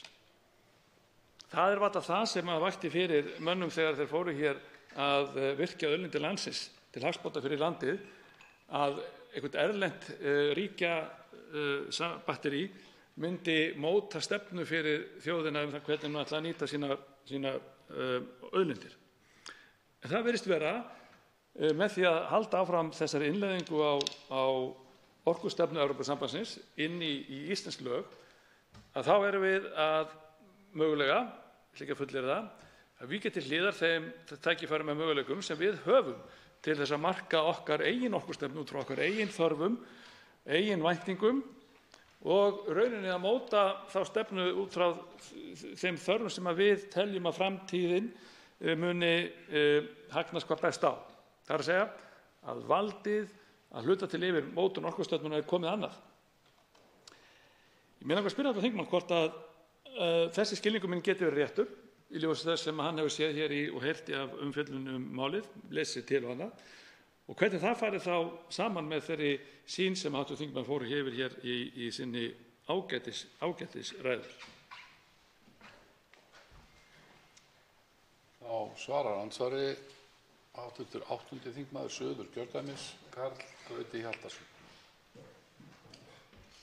Herra forseti, ég þakka hv. þingmanni Gunnari Braga Sveinssyni fyrir spurningu hans. Hann spyr orkustefnu. Menn hafa ítrekað kallað eftir henni hér í ræðustól Alþingis síðustu dagana. Og auðvitað er það undarlegt í hæsta máta að þjóð eins og við tilheyrum með alla þessa orku og byggir velferð sína að svona miklu leyti á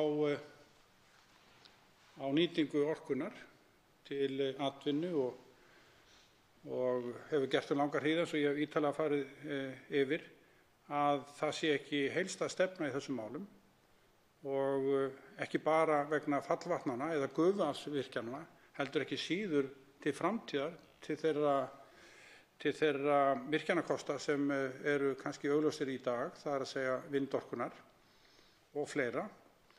Og hv. þingmaður veltir fyrir sig hvort að menn séu þá að bíða, ef ég skildi hann rétt, bíða eftir að taka að orkustefna Evrópusambandsins myndi þá taka hér yfir og við þyrftum ekki neina sérstaka orkustefnu hér innanlands. Ég ætla nú ekki mönnum það að þeir séu að gera slíkt. Ég ætla mönnum nú ekki það. Það er nú engin sæstrengur og ekki kannski alveg í nánustu framtíð. En ég vil bara taka undir með hv. þingmanni með það að auðvita á þjóð sem byggir afkomu sína að svona miklu leyti á nýtingu fallvatna og gufuafls, auðvitað á að vera heildstæð, skýr stefna í þessum málum hvað þetta varðar. Þá veitir andsvar öðru sinni hv. 7. þingmaður Suðvesturkjördæmis, Gunnar Bragi Sveinsson. Virðulegur forseti, einhver misskilningur milli okkar þingmanna því að það er ekkert verið að bíða eftir neinu. Við erum að innleiða orkustefnu Evrópusambandsins. Með því að innleiða þessar tilskipanir sem nú eru teknar upp og ég held reynda líka með því að innleiða aðra orkutilskipun á sínum tíma, þá stigum við skrefi stóra rauninni varðandi það að innleiða þau markmið, væntingar, stefnu og hugmyndafræði sem Evrópusambandið hefur sameiginlegan orkumarkað. Og nú erum við að taka ennþá stærra skref. Á sama tíma þá höfum við fyrir rauninni með því að leita sjálf, þá höfum við séð og prentað út upplýsingar orkupakka nr. 4 sem er nátengdur þeim þriðja. Og ég mun koma inn á það í minni ræðu hér eftir. Þannig við erum í sjálfu sem meðan við höfum ekki okkar eigin orkustefnu, þá er sjálfkrafa verið að taka hér upp orkustefnu Evrópusambandsins. Hún kemur hérna á færibandi í gegnum þessar gerðir. Það er annað sem mig langar að spyrja hv. þingmann út í. Þegar við förum að marka, eða þegar okkar orkustefna mun líta dagsins ljós, er það ekki eðlilegt að hún taki mið af heildarþörfum samfélagsins, þar með atvinnulífsins, og mig langar sérstaklega að garðyrkjubændur sem hafa varað við orkupakka 3, þar sem þeir óttast eðlilega raforkuhækkanir, og það hefur sýnt sig að þessi innleiðing fram til þessa hefur hækkað raforkuverð. Á sama tíma er ljóst að ekki verður hægt að bregðast við nema þá að brjóta reglur sem geta þá verið teknar upp eða kvarta yfir til eftirlitsstofnunar. varðandi niðurgreiðslu á rafmagni.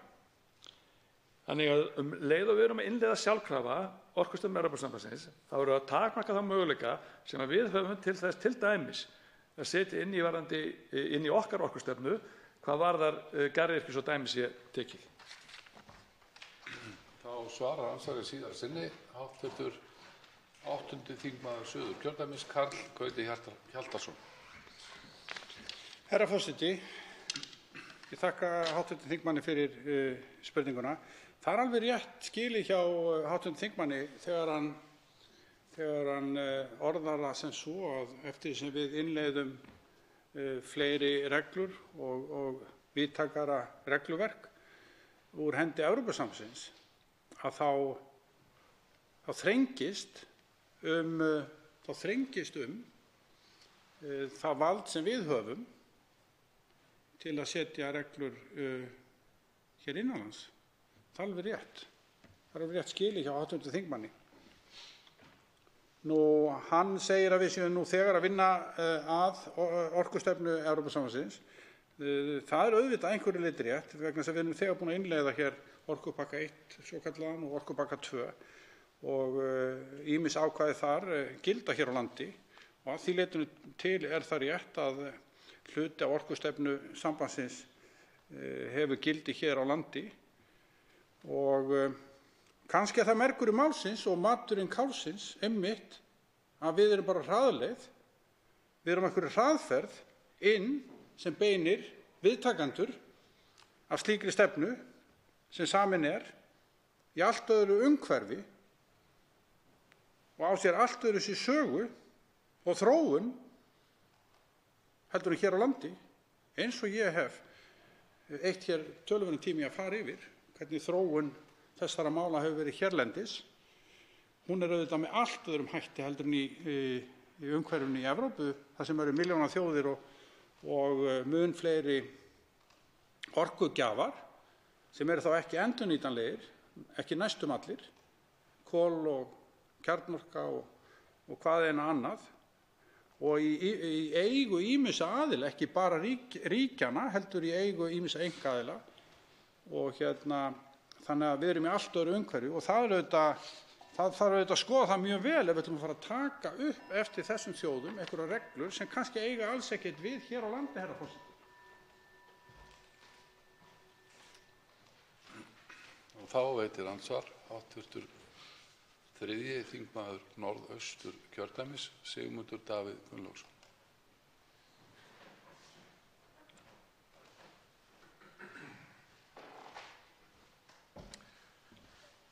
Herra forseti, í ljósi orða hv. þingmanns hérna áðan langar mig að spyrja hann spurningar út frá ímynduðu dæmi. Gefum okkur að Landsvirkjun ætti kost á því að selja ákveðið magn af orku fyrir til að mynda 140 milljónir á ári til einhvers fyrirtækis í útlöndum eða inn í sameiginlega evrópska orkupotinn. Eða að selja sama magn af orku til fyrirtækis hér á landi sem að taki ákvörðun það, hafandi fengið orkusamning að fjárfesta hér, selja sama magn af orku fyrir 100 milljónir á ári. Annars vegar 140 milljónir úr landi eða bara 100 milljónir til þessa fyrirtækis innanlands.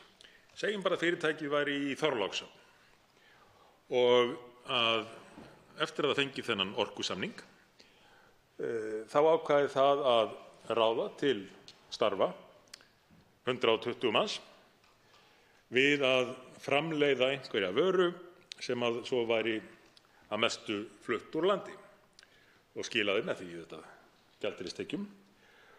En þessir 120 starfsmenn byggju flestir í Þorlákshöfn eða sveitum þar í kring og greiddu sína skatta til þeirra sveitarfélaga þar sem byggju og í ríkissjóð.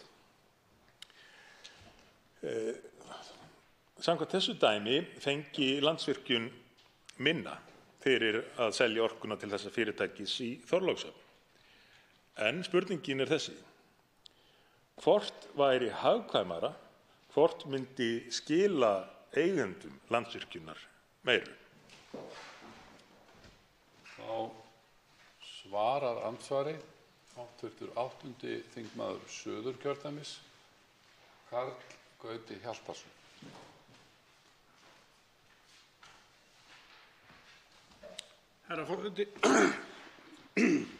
Herra forseti, ég þakka hv. þingmanni Sigmundi Davíð Gunnlaugssyni fyrir þessa spurningu, þessa hugleiðingu mismunandi sölumöguleika á markaði. Það er auðvitað erfitt að bera saman svona dæmi og alls ekki á mínu færi að bera þetta dæmi saman á einhverjum hagfræðilegum grunni. Ef að hv. þingmaður hafði ætlast til þess að ég myndi svara því á þann hátt, vegna þess að það eru svo mörg önnur atriði sem koma þarna inn í dæmið, varðandi eins og þjóðfélagslega til dæmis, atvinnusköpun innanlands og skattar af launum og svo framvegis og af framleiðslunni. Þannig að þetta er kannski ekki hægt að stilla þessu svona upp fyrir mér til að svara, heldur miklu frekar að svara því þannig að auðvitað er hagstæðara fyrir Landsvirkjun að selja fyrir 140 milljónir heldur en fyrir 100 milljónir. Það er augljóst. Og það sem ég hafði áhyggjur og ég hélt að hv. þingmaður væri að spyrja að hvað myndi nú Evrópusambandið gera í slíku dæmi? Hvað myndu þeir taka til bragðs ef að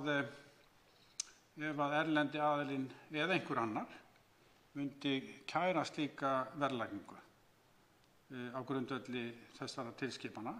Nú hef ég ekki lesið þar í þaula, en ég gerir ráð fyrir að þetta myndi nú kallast mismunun, að selja orkuna á lægra verði til eins en okra svo á næsta manni. Ég tel að það hljóti nú að vera talið mismunun og yrði þá væntanlega auðunnið mál. Og þá erum við komin að öðru, herra forseti, sem er líka athyglisvert. Ef þetta er framtíðin, sem er nú svona frekar augljós ef að sæstrengur kemur, á þá að reka hér atvinnustarfsemi á einhverjum niðurgreiðslum.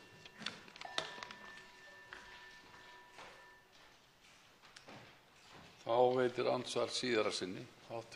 3. þingmaður Norðausturkjördæmis, Sigmundur Davíð Gunnlaugsson. Herra forseti, ég biðst afsökunar að hafa ekki verið nógu skýr í framsetningu varðandi þetta dæmi, en hv. þingmaður komst einmitt að kjarnamálsins þegar hann nefndi hversu erfitt væri að reikna alla þá þætti sem að leiða myndu af því ef að sala á raforkunni færi fram innanlands, jafnvel þótt að salan færi fram á lægra verði heldur en það sem að Landsvirkjun kynni að fá fyrir að selja út úr landinu.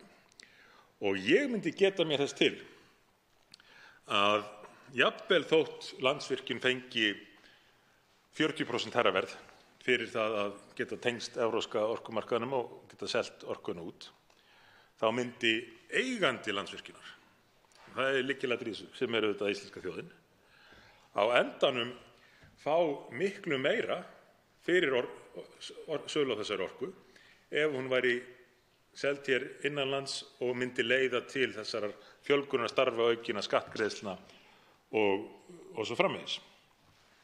Því að þá kæmi ekki aðeins 100 milljónirnar í kassa Landsvirkjunar fyrir orkusöluna, það kæmi skatttekjurnar frá þessum 120 starfsmönnum sem að ella hefðu ekki fengið vinnu vegna þess að fyrirtækið hefði ekki hafið rekstur hér á landi.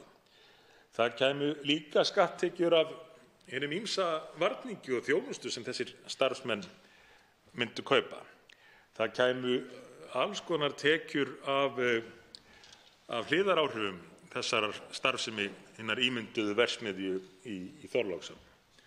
Og þegar að allt er talið, herra forseti, þá myndi ég telja að það væri óhægt að álykta sem svo að allir þessir viðbótarþættir sem að hv. þingmaður nefndi, sem að vissulega er rétt hjá honum, að það er erfitt að setja fasta tölu á, en að þeir væru á endanum miklu meira virði fyrir eiganda Landsvirkjunar, almenning á Íslandi, heldur en þær 140 milljónir sem að fyrirtækið fengi fyrir að selja orkuna út. Þá svarar andsvari síðara sinni hv. 8. þingmaður Suðurkjördæmis, Karl Gauti Hjaltason. Herra forseti, ég þakka hv. þingmanni fyrir þessar vangaveltur og ég get að mörgu leyti fallist á margt af því sem hv. þingmaður færði hér fram þjóðhagslega hagkvæmni og sérstaklega ef eigandinn er ríkið sjálft, að þá getur það vissulega verið hagkvæmara að selja jafnvel vöruna ódýrari til aðila sem er á margan hátt að leggja til samfélagsins heldur en að selja hana kannski dýrara til erlendra aðila. Og ég ætla nú ekki að leggja mat á hvort það sé 40% eitthvað slíkt sem var sá munur sem var á þessum tveimur tölum sem hann gaf upp. En ég var að velta því upp fyrir mér að ef þetta yrði, ef þetta væri nú sama fyrirtæki, Þorlákshöfn og út í eitthvað staðar út í Belgíu, væri að framleiða sömu vöruna, þá væri náttúrulega framleiðandinn í Belgíu og Hollandi óánægður með það að þurfa að borga meira heldur en innlendi aðilinn og myndi eflaust kæra þetta og þetta er í talið mismunun og þannig að Landsvirkjun er gert að hækka verði til innlenda aðilans og þá var það sem ég var að velta upp því augljósa í svona umhverfi, svona samkeppnisumhverfi að jafnvel þótt að verðið er hækkað hér innanlands upp í 140 milljónirnar og þar fengjust 40 milljónir aukalega, að þá rynnu þær hugsanlega út úr ríkissjóði jafnhraðan sem niðurgreiðsla til fyrirtækisins og hvort að það væri þá heimilt samkvæmt Evrópureglum eða erum við komin í einhvers konar vítahring ef við færum inn í þetta og hér væri kannski alls ekkert hagkvæmt að reka marga þá atvinnustarfsemi sem hér er rekin í dag. Andsvörum er lokið. Til máls tekur hv. 7. þingmaður Suðvesturkjördæmis, Gunnar Bragi Sveinsson. Virðulegur forseti. Ég hef, eftir að ég komst eða sá á vef Evrópusambandsins í dag að búið var að birta það sem þeir kalla Clean Energy for All Europeans, það er að segja að búið sé að samþykkja þennan pakka sem þetta er flott nafn á fjórða orkupakkanum, að þá hef ég svona verið með aðstoð góðra manna að átta mig á því hvað er í þessu öllu saman. Mig langar með leyfi forseta að lesa hér upp örstutta þýðingu úr kafla sem að kallast á enskri tungu Electricity Market Design eða virkni eða hönnun orkumarkaðarins. Og þetta eru nokkur mörg atriði og ítarleg sem eru í þessu öllu saman ef að menn kafa í þetta mjög djúpt. Með leyfi forseta segir hér að varðandi þessa hönnun svokallaða orkumarkaðarins að eitt af aðalmarkmiðum með pakkanum, hrein orka fyrir alla Evrópubúa, er að uppfæra og breyta strúktúrnum í evrópska raforkumarkaðnum miðað við þær breytingar sem orðið hafi í orkumálum á síðustu árum og munu vera komandi árum. Þetta er langtíma plagg sem sagt, virðulegur forseti, sem að þarna er verið að leggja fram. Síðan segir, talið er að orka frá endurnýjanlegum orkugjöfum munu aukast frá 25% upp í liðlega rúmlega 50% árinu 2030 og því þarf að uppfæra reglur Evrópusambands til að koma þessum nýja lið inn í regluverkið. Og svo segir meðal annars, en þó að sólin skíni ekki og vindurinn blási ekki, þarf samt sem áður að framleiða orku til annað eftirspurn, bæta þarf markaðina til að mæta þörfum fyrir endurnýjanlegri orku og laða fjárfestingar, til dæmis orkugeymslum og til að vega upp á móti mismikil orkuframleiðslu. Síðan segir áfram, með leyfi forseta, markaðir þurfa einnig að hafa almennilega hvatningu til að virkja neytendur til að tryggja stöðugleika í orkumálum. Og til þess að koma þessu á stað hefur Evrópusambandið gert eftirfarandi. Og þetta er nú bara undir þessum kafla hér sem heitir hönnun orkumarkaðarins. Það er uppfært reglugerð 72 frá 2009 og 714 2009 setti nýja reglugerð áhættuviðbúnað sem kallast á ensku Risk Preparedness og aukið hlutverk ACER. Virðulegi forseti, hér upptalning úr því sem var birt í dag á því sem við erum að sýsla með hér í kvöld. Það sem sagt búið að samþykkja og boða uppfærslu og breytingar á reglugerð 72 frá 2009, 714 2009, auka hlutverk ACER stofnunarinnar og svo hér ný reglugerð áhættuviðbúnað. Það eðlilegt að spyrja sig, virðulegi forseti, hvort að þingmenn vilji ekki staldra við og kynna sér hvað í þessum uppfærslum felst. Hvað það sem verið að uppfæra og breyta? Vegna þess að leið að við erum búin að innleiða þessar gerðir hér, að þá verður erfitt fyrir okkur að segja að við ætlum ekki að innleiða uppfærsluna sem tilbúin frá Evrópusambandinu. Það mögulega þannig að hv. þingmenn eru búin að fá einhverja kynningu, þar sem þeir sem fylgjandi þessu máli, kynningu á því hvað þarna í pípunum, hvað það sem á að samþykkja og hvað við þurfum að taka tillit til. Síðan hér rætt hvaða ferli þetta fer nú í og svo ég lesi það nú aðeins með leyfi forseta. Nýju reglugerðirnar sem tók gildi í maí 2019 voru byggðar á Clean Energy for Europeans pakkanum sem kom út í nóvember 2016. Það verða birtar í hinum opinberlega í EU Official Journal eða lögbirtingarblaðir þeirra hjá Evrópusambandinu. Munu stæðilega gildi sumarið 2019 og með tilskipunum muni Evrópulöndin svo 18 mánuði til að gera þessar nýju ráðstafanir að landslögum. Hvað af þessu öllu saman eitthvað til viðbótar við þetta, annað það sem ég taldi upp áðan sem við þurfum að taka tillit til? Það eitthvað sem við hljótum að velta fyrir okkur. Því að það kemur líka fram að ACER-stofnunin mun fá aukið vægi og aukið vald. Það liggur fyrir að þeim reglum sem við höfum svo mikla efasemdir að innleiða í dag, að þeim verður breytt. Og það þarf enginn að segja mér, virðulegi forseti, að þeim verður breytt afturvirkt og dregið úr miðstýringunni eða völdum þessara samevrópsku stofnana.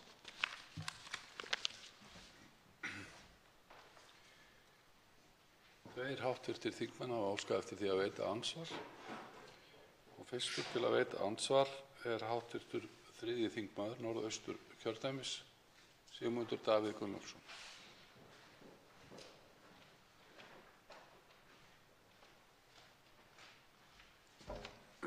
Herra forseti, það var merkilegt að heyra þennan upplestur hv. þingmanns á bókstaflega glænýjum upplýsingum.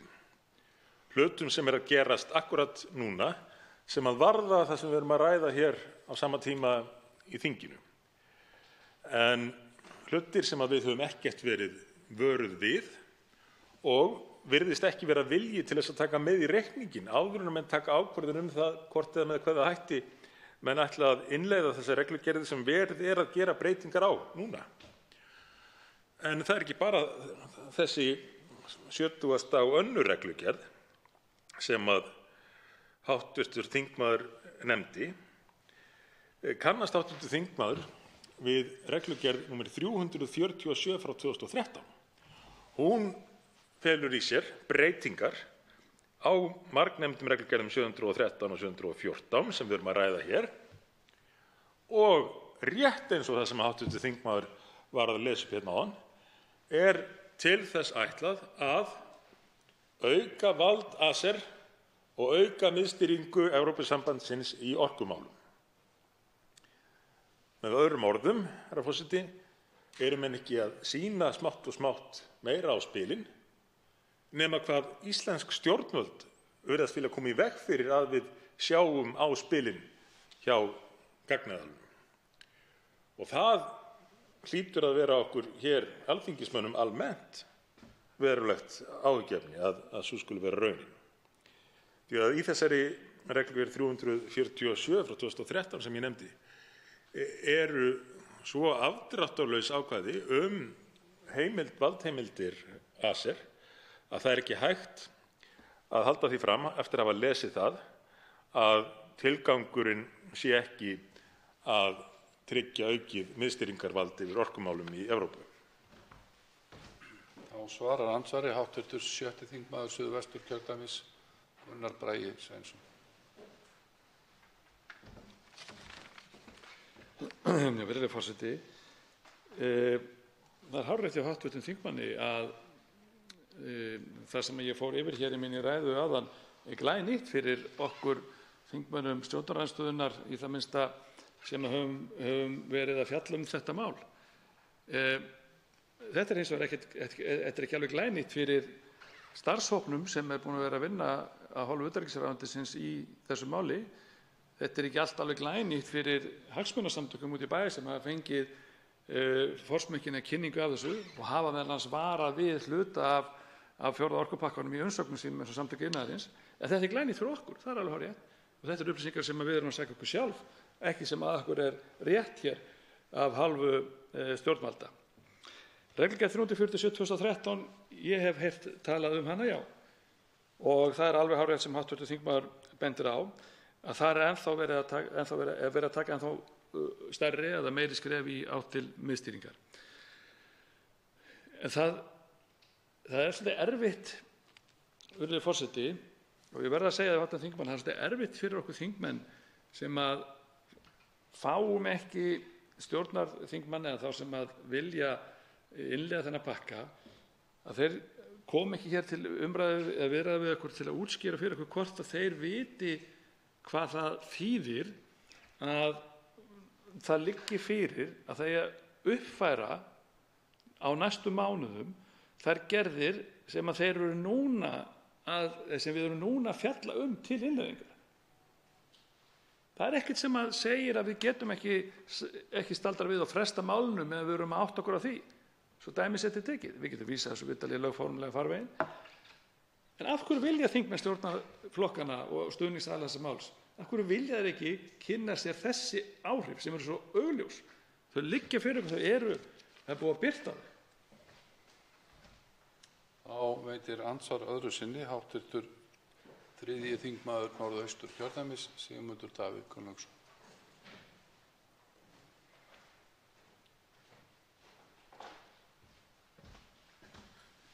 Herra forseti, það er varla hægt að draga aðra ályktun en að þingmenn eða stjórnarmeirihlutinn og aðstoðarflokkar þeirra vilji ekki birta þessar upplýsingar af því þær telja þær líklegar til þess að draga úr markmiðinu að ná að innleiða þennan orkupakka og láta það gerast hratt.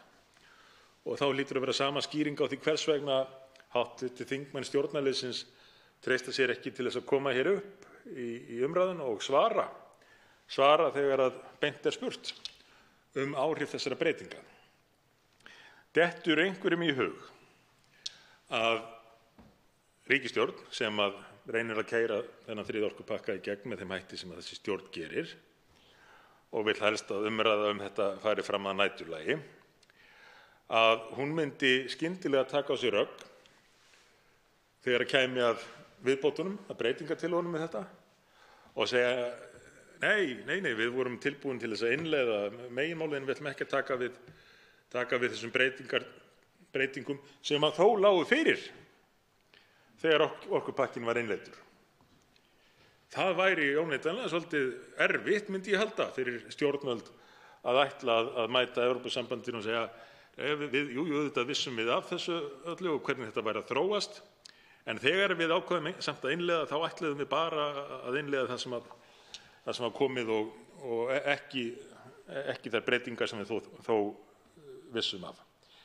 Hvernig telur hv. þingmaður að slíkum rökstuðningi yrði tekið, eins ólíklegt og það nú er að stjórnvöld myndi yfir höfuð leggja í hann?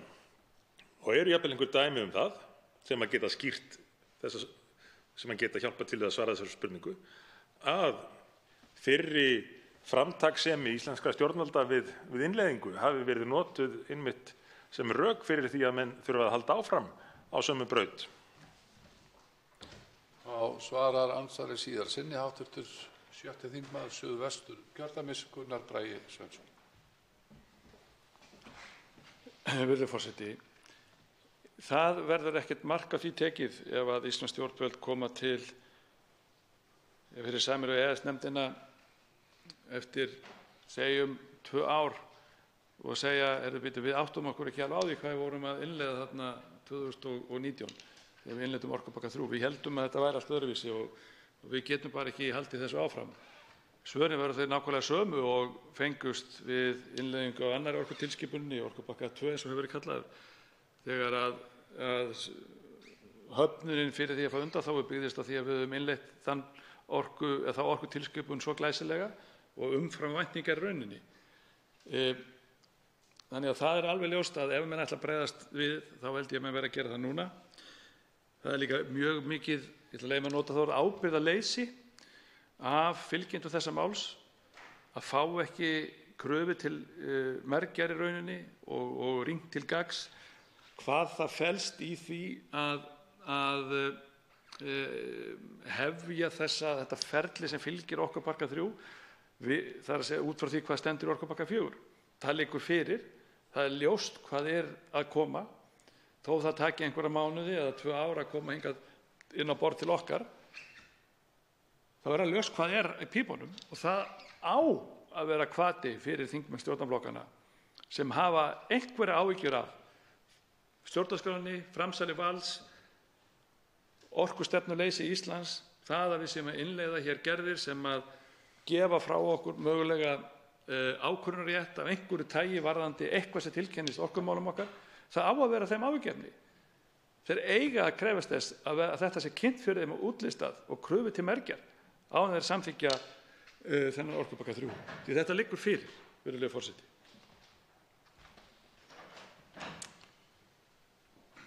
Þá veitir andsvar hv. 8. þingmaður Suðurkjördæmis, Karl Gauti Hjaltason. Herra forseti, ég þakka hv. þingmanni Gunnari Braga Sveinssyni fyrir hans ágætu ræðu, þar sem hann kom inn á nokkur atriði sem er ný fyrir mér, þar að segja að það sé verið að breyta. Það sé nú þegar komið fram tillögur breytingar á þessum reglugerðum sem við erum hér að innleiða, þar að segja reglugerðum 713 og 714 og það séu komin í ferli og það séu ákveðnar fréttir fyrir okkur að því leytinu til að það sé verið að auka miðstýringu í orkumálum í Evrópusambandinu og á EES-svæðinu jafnframt. Og einnig að það sé verið að auka vald ACER umfram það sem við erum hér að ræðum í þessum pakka sem hér er til umræðu. Og hann velti því upp fyrir sér hvort að íslensk stjórnvöld, herra forseti, komið til með að standa í lappirnar þegar þetta kemur ofan á það sem hér er til umræðu. Munu íslensk stjórnvöld þá fremur standa í lappirnar en núna. Ég ætlaði ekki að spyrja hv. þingmann að þessara spurningu, hvort að þau væru líkleg til þess. Það var alls ekki mín ætlun. En hvort að hv. þingmann sé ekki sammála mér í því að það sé núna sem það sé rétti tíminn til að spyrna við fótum og ekki að láta þetta hellast yfir okkur mikið lengur eða mikið meir heldur en nú þegar er orðin. Með tillit til ýmissa atriða sem við höfum hér margoft nefnt, eins og bara sérstöðu orkumarkaðarins hér á Íslandi, lítilsmarkaðar, mikla orku, fyrirtækin í ríkiseigu og dreifikerfið, hvort að hann sé sammála mér í því að það sé núna sem eigi að spyrna við fótum en ekki síðar. Þá svarar andsvari hv. 7. þingmaður Suðvesturkjördæmis, Gunnar Bragi Sveinsson.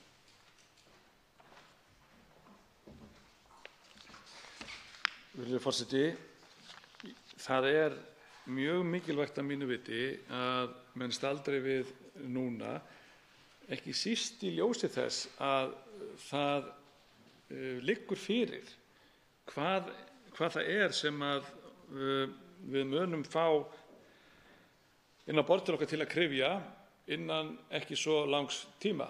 Það getur vel verið að stjórnvöld hugsi með sér að að það verði komið nýtt kjörtímabil og kannski ný ríkisstjórn sem þarf að glíma við það. Ég hef ekki hugmynd um það. Allt tekur þetta sinn tíma hjá Evrópusambandinu. En við getum samt ekki látið eins og máli sé svona einfalt. Það er og það stendur, virðulegi forseti, það kemur fram í því sem var sett á netið í dag af hálfu Evrópusambandsins, að það á að uppfæra og það á að breyta nákvæmlega þeim reglum sem að stjórnarþingmenn háttvirtir vilja innleiða nú í dag. Það á að breyta þeim, það á að uppfæra þær. En samt finnst mönnum þetta ekkert einasta mál, láta eins og þetta sé, skipti ekki nokkur einasta máli, þetta sé og komi sjálfur sér sé léttvægt fyrir Ísland. Þetta er sjálfsögðu ekkert léttvægt því að þegar við verðum búin og ef við innleiðum orkupakka 3 eins og hann lítur út núna, þá innleiðum við þessar gerðir sem eru á boðstólnum.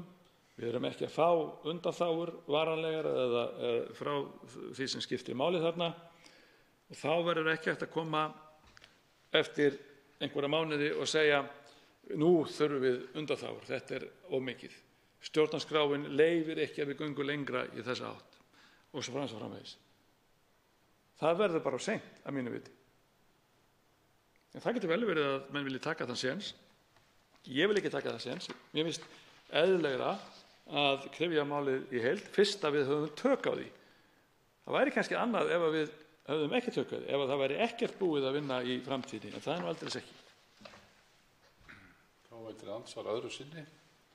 Háttvirtur 8. þingmaður Suðurkjördæmis, Karl Gauti Hjaltason. Herra forseti, ég þakka hv. þingmanni fyrir svarið. Ég var einnig að velta fyrir mér nokkrum öðrum þáttum, þar að segja tilgangi Evrópusambandsins með þessum tilskipunum og í ljósi þess að markaðurinn, raforkumarkaðurinn í Evrópu er auðvitað allt öðruvísi uppbyggður heldur en hér á Íslandi, þar sem að þar eru mengandi orkugjafar í miklu magni og tilgangurinn er í sjálfu sér góður. Hvort að hv. þingmaður sé mér ekki sammála í því að tilgangurinn er veglegur, þar að segja að stórauka vægi endurnýjanlega orkugjafa í Evrópu. Það er tilgangurinn. Og til þess þarf að brjóta ýmsa múra í Evrópu, þar að segja brjóta niður stór fyrirtæki, brjóta niður einokun, opna leiðir, nýjar leiðir fyrir dreifikerfið til þess að sé hægt að láta þessar endurnýjanlegu orkugjafa streyma óhindrað Evrópu til þess í því augnamiði að útrýma þá hinum óæskilegri og það sjá það allir, herra forseti, að þetta er auðvitað mjög ólíkt því sem við eigum að venjast hérna á Íslandi, en þetta er tilgangurinn og hann er góður og þetta á auðvitað ekkert við hér og ég vil spyrja hv. þingmann spurningar það hvort hann telji það frekar koma til greina að fresta málinu hér, fresta umfjöllun málsins hér á Alþingi og skoða það betur og taka það aftur fyrir í haust, eða hvort að þingmaðurinn sé fremur á því að málið verði hér fellt og síðan verið farið fyrir sameiginlegu EES-nefndina eins og gert er ráð fyrir í samningnum að sé rétta leiðin og það sé leita undanþágna sökum þess að hér séu aðstæður með allt öðrum hætti heldur en í Evrópu. Þá svarar andsvari síðara sinni hv. 7. þingmaður Suðvesturkjördæmis, Gunnar Bragi Sveinsson. Virðulegur forseti. Þetta er spurning sem vert er að velta fyrir sér. Hvaða leið er best að fara? Ég óttast það einna helst að stjórnvöld séu einhvern veginn búin að bíta það í sig þegar ráðherrar sem fara með málið, utanríkis- og innanríkisráðherra, að þeir líti svo á að það verði að keyra málið í gegn núna. Að það bara verði að ná því í gegn. Án þess endilega að geta rökstutt fyrir okkur hvers vegna það þurfi endilega að gerast núna. ef að það er þannig að menn veigra sér við að nýta hinn lögbundna feril sem að vísa málinu til sameiginlegheitsnefndarinnar, þá finnst mér ósköp eðlilegt að fresta því vegna þess að það er bara ákveðið rök fyrir líka. Þó svo að hugsanlega megi telja hér haus á að segja að það verði hægt að koma málinu hér í gegnum Alþingi, þá vitum við það að meirihluti þjóðarinnar, töluverður meirihluti þjóðarinnar vill ekki að við gerum þetta með þessum hætti. Og ég held einmitt að sá hluti þjóðarinnar væri feginn því, tilbúinn til þess að skoða máli betur, nota sumarið til þess að kanna hvað hvað skref erum við að taka í rauninni og hvað er framundan, af því það liggur á borðinu hvað er framundan. Ég held líka, það má alveg hugsa sér þá stöðu, að ef að stjórnvöld útskýrðu mjög alvarlega fyrir hinum EFTA-ríkjunum og framkvæmdastjórn Evrópusambandsins þá klemmu sem á Íslandi vegna þessa máls, við skulum ekki útiloka það að það bara samkomulag að menn færi aftur yfir málið, að það þyrfti ekki að fara með það hinn lögbundna feril, heldur rauninni gætu menn sest niður og reynt að finna, til að nota hið góða orð diplómatíska lausn.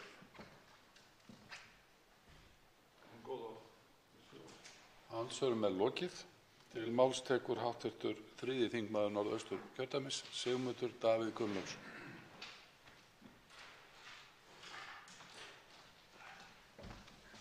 Herra forseti, ég held nú áfram yfirferð minni yfir fyrirvara norska stórþingsins við þennan 3. orkupakka.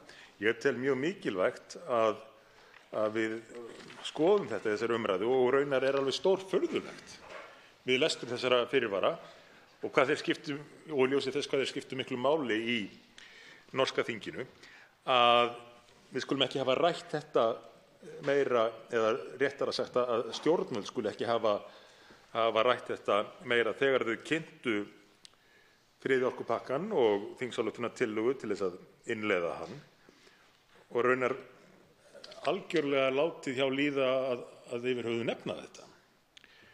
Það kom í ljós í fyrirspurnatíma hér fyrir í dag að hæstv. Fjármálaráðherra virtist varla vera kunnugur þessa fyrirvara eða innihald þeirra.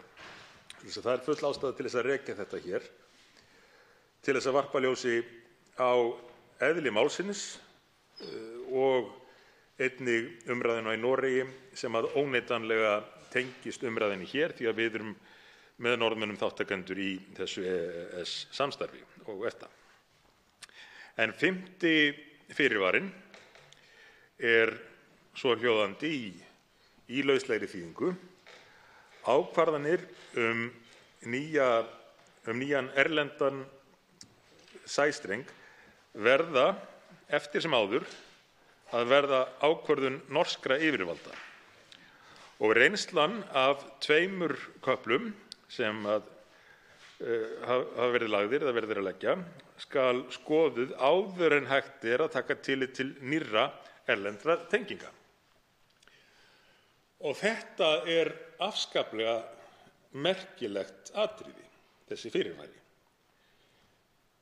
Sérstaklega í ljósi umræðunnar hér á Íslandi það að það kunna vera hætta á því að Evrópusambandið eða ACER fyrir hönd þess beiti sér fyrir því að lagður verði sæstrengur til Íslands og leitist við að ryðja úr vegi hindrunum fyrir því.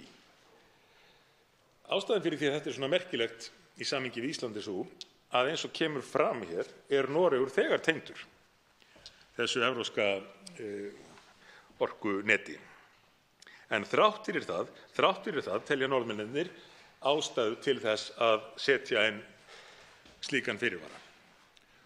Og hvort eru nú meiri líkur á því, þegar maður kynnir sér út af hvað þessi orkupakki gengur, hvort eru meiri líkur á því að Evrópusambandið beiti sér fyrir tengingu við land sem að er ótengt, eða að Evrópusambandið beiti sér til þess að fá 3. tenginguna við land sem búið er að tengja fyrir. Svarið við þessu, það liggur fyrir. Þess að meginmarkmiðið er að tengja nýlönd og raunar sérstaklega talað eyjar, tengja raforkukerfi sem hafa verið einangruð frá stóra kerfinu. Og í því skyni Evrópusambandið tilbúið til þess að leggja til fjármagn, tilbúið til þess að fylgjast með framgangi stjórnvalda í þeim löndum sem í hlut eiga og hlutast til að þau ryðji úr vegi þeim hindrunum sem að kunna að vera gagnvart slíkum tengingum. Maður skyldi því ætla að það væru töluvert meiri líkur á slíkri íhlutun Evrópusambandsins gagnvart Íslandi og hugsanlegri tengingu hingað heldur en gagnvart Noregi og hugsanlegri þriðju tengingu Noregs við raforkukerfi Evrópu. Engu að síður telja Norðmenn mikilvægt að setja þennan fyrirvara þarna inn. Þá að 6. fyrirvaranum. Nýir sæstrengir skulu vera þjóðhagslega hagkvæmir og skila arði fyrir samfélagið. Þarna telja Norðmenn mikilvægt að árétta að sæstrengur, hugsanlegur sæstrengur, sé til þess fallinn að skilja eftir arð í norska samfélaginu. Með öðrum orðum, þeir óttast að til dæmis einhverjir erlendir fjárfestar kynnu að vilja tengja Noreg og taka ávinninginn af þeirri framkvæmd og hann yrði ekki eftir í Noregi. Með öðrum orðum, þeir eru með þessu að reyna að verja norska hagsmuni, þá hagsmuni sem að Noregur hefur af sinni orkuframleiðslu. Og þetta er nokkuð sem að margir hverjir hér á landi, þar með talið ríkisstjórnin, virðast hafa verið feimin við að segja upphátt. Að við þurfum að gera ráðstafanir til þess að tryggja það að ávinningurinn, arðurinn, verði eftir hér í íslensku samfélagi. Svo háttar að 3 hv. Þingmenn hafa óskað eftir því að veita andsvar og verður ræðutími því styttur í síðari umferð í 1 mínútu. Fyrst veitir andsvar hv. 8. þingmaður Norðvesturkjördæmis, Jón Þór Þorvaldsson.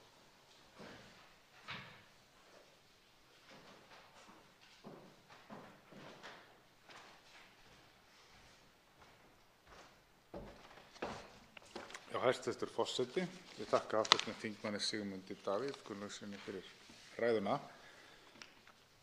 og ekki versnaðar, verð ég að segja, það er skána. Já, nú hefur hv. þingmaður svona verið í nokkrum ræðum með þetta þema að fara yfir fyrirvara Noregs og ég hef verið að dunda mér við það að rýna í lögfræðiálit Karls Baudenbackers varðandi það hvernig við Íslendingar ættum nú helst að snúa okkur í þessu máli. Og hann telur það einboðið, sá mæti maður, að það sé ekki nokkur leið fyrir okkur Íslendinga að fara og sækja til sameiginlegu EES-nefndarinnar til þess að fá staðfestingu þar á skilningi okkar. En hér hafa Norðmenn sem hafa nú nokkra reynslu í þessari stjórnsýslu, nú hafa þeir brugðið á það ráð að reyna að setja fyrirvara við eitthvað sem þeir hafa þegar gert. Það er að segja að það er búið að tengja Noreg við raforkukerfi Evrópu og þeir eru nú þegar hluti af þessum innri markaði. Þetta væri svona eins og að við myndum núna vilja og fara að setja einhverja auka fyrirvara við, segjum, persónuverndarlöggjöfina eða eitthvað svoleiðis. Er það réttur skilningur hjá mér að þetta sé jafnvel enn lengra seilst heldur en það sem að við höfum lagt til hér, að fara bara hreinlega fyrir sameiginlegu EES-nefndina eins og samningurinn Evrópska efnahagssvæðið kveður á að gera skuli áður en að menn innleiða þegar svo háttar til að menn eru kannski ekki alveg sáttir við það sem verið að reyna að bjóða upp á. Þá svarar andsvari hv. 3. þingmaður Norðausturkjördæmis, Sigmundur Davíð Gunnlaugsson. Herra forseti, það er ánægjulegt að heyra að hv. þingmaður sé þeirrar skoðunar að ræðurnar norsku fyrirvarana versni ekki og ég get upplýst hann að það er að minnsta kosti ein eftir og vonandi ná þær þar nýju hámarki, enda krassandi fyrirvarar þar á ferð sem að varpa nýju ljósi á málið í heild. En varðandi spurningu hv. þingmanns þá er algjört lykilatriði hvað varðar innleiðingu Norðmanna á þessum þriðja orkupakka að sú innleiðing tekur ekki gildi fyrir Noreg fyrr en að öll EES-ríkin, þar að segja þessi 3 EES-ríki sem eru í EFTA, eru búin að innleiða hjá sér. Og af þeim sökum reynir kannski ekki á þetta fyrr en að Ísland væri búið að innleiða. Og þetta veldur talsverðri togstreitu í Noregi, þar sem að margir binda vonir við Íslendinga núna að þeir hjálpi Norðmönnum að koma málinu til sameiginlegu EES-nefndarinnar svoleiðis að þeir geti fengið staðfestingu á sínum fyrirvörum þar. Ekki hefur slík staðfesting borist frá Evrópusambandinu til þessa. Á meðan að aðrir í Noregi, þar að segja, köllum bara Evrópusinnana, sem eru nú fjölmargir meðal embættismanna, þó séu ekki stór hluti þjóðarinnar, Evrópusinnar í Noregi, að þeir kannski vilja síður að Ísland vísi málinu til sameiginlegu EES-nefndarinnar, einmitt af þessari ástæðu, að þá fengi Noregur tækifæri til þess að láta á fyrirvara sína reyna. Og þess vegna er það sem við erum að ræða hér í kvöld ekki aðeins mikið hagsmunamál Íslands, það er líka mikið hagsmunamál fyrir Norðmenn að þeir fái tækifæri fyrir sameiginlegu EES-nefndinni til þess að fá fyrirvara eða undanþágur sem að halda í. Þá veitir andsvar öðru sinni hv. 8. þingmaður Norðvesturkjördæmis Jón Þór Þorvaldsson. Hæstv. forseti, ég þakka hv. þingmanni svarið. Já, það er það sem maður hefur svona upplifað í þessari umræðu að raunverulega þá sé norska þjóðin svona eftir því sem maður upplifir frá Íslendingum sem hafa verið í miklu samskiptum við okkur og eru búsettir í Noregi, að fólk sé vongótt það í Noregi að Ísland standi í lappirnar vegna þess að samningsstaða Noregs varðandi þessa innleiðingu hafi verið veikari heldur en Íslands þar sem þeir hafi verið tengdir áður. Þeir hafi áður verið tengdir og það hefur verið erfiðara fyrir Noreg inn í sameiginlegu EES-nefndinni að setja slíka fyrirvara þar. En það gæti bjargað þeim fyrir horn ef að Ísland myndi standa í lappirnar vegna þess að innleiðingin tekur ekki gildi ef að öll ríkin gera það ekki, enda skuli þau tala einum rómi. Telur hv. þingmaður að þetta geti verið rétt mat í þessu hjá mér? Þá svarar andsvari síðara sinni hv. 3. þingmaður Norðausturkjördæmis Sigmundur Davíð Gunnlaugsson.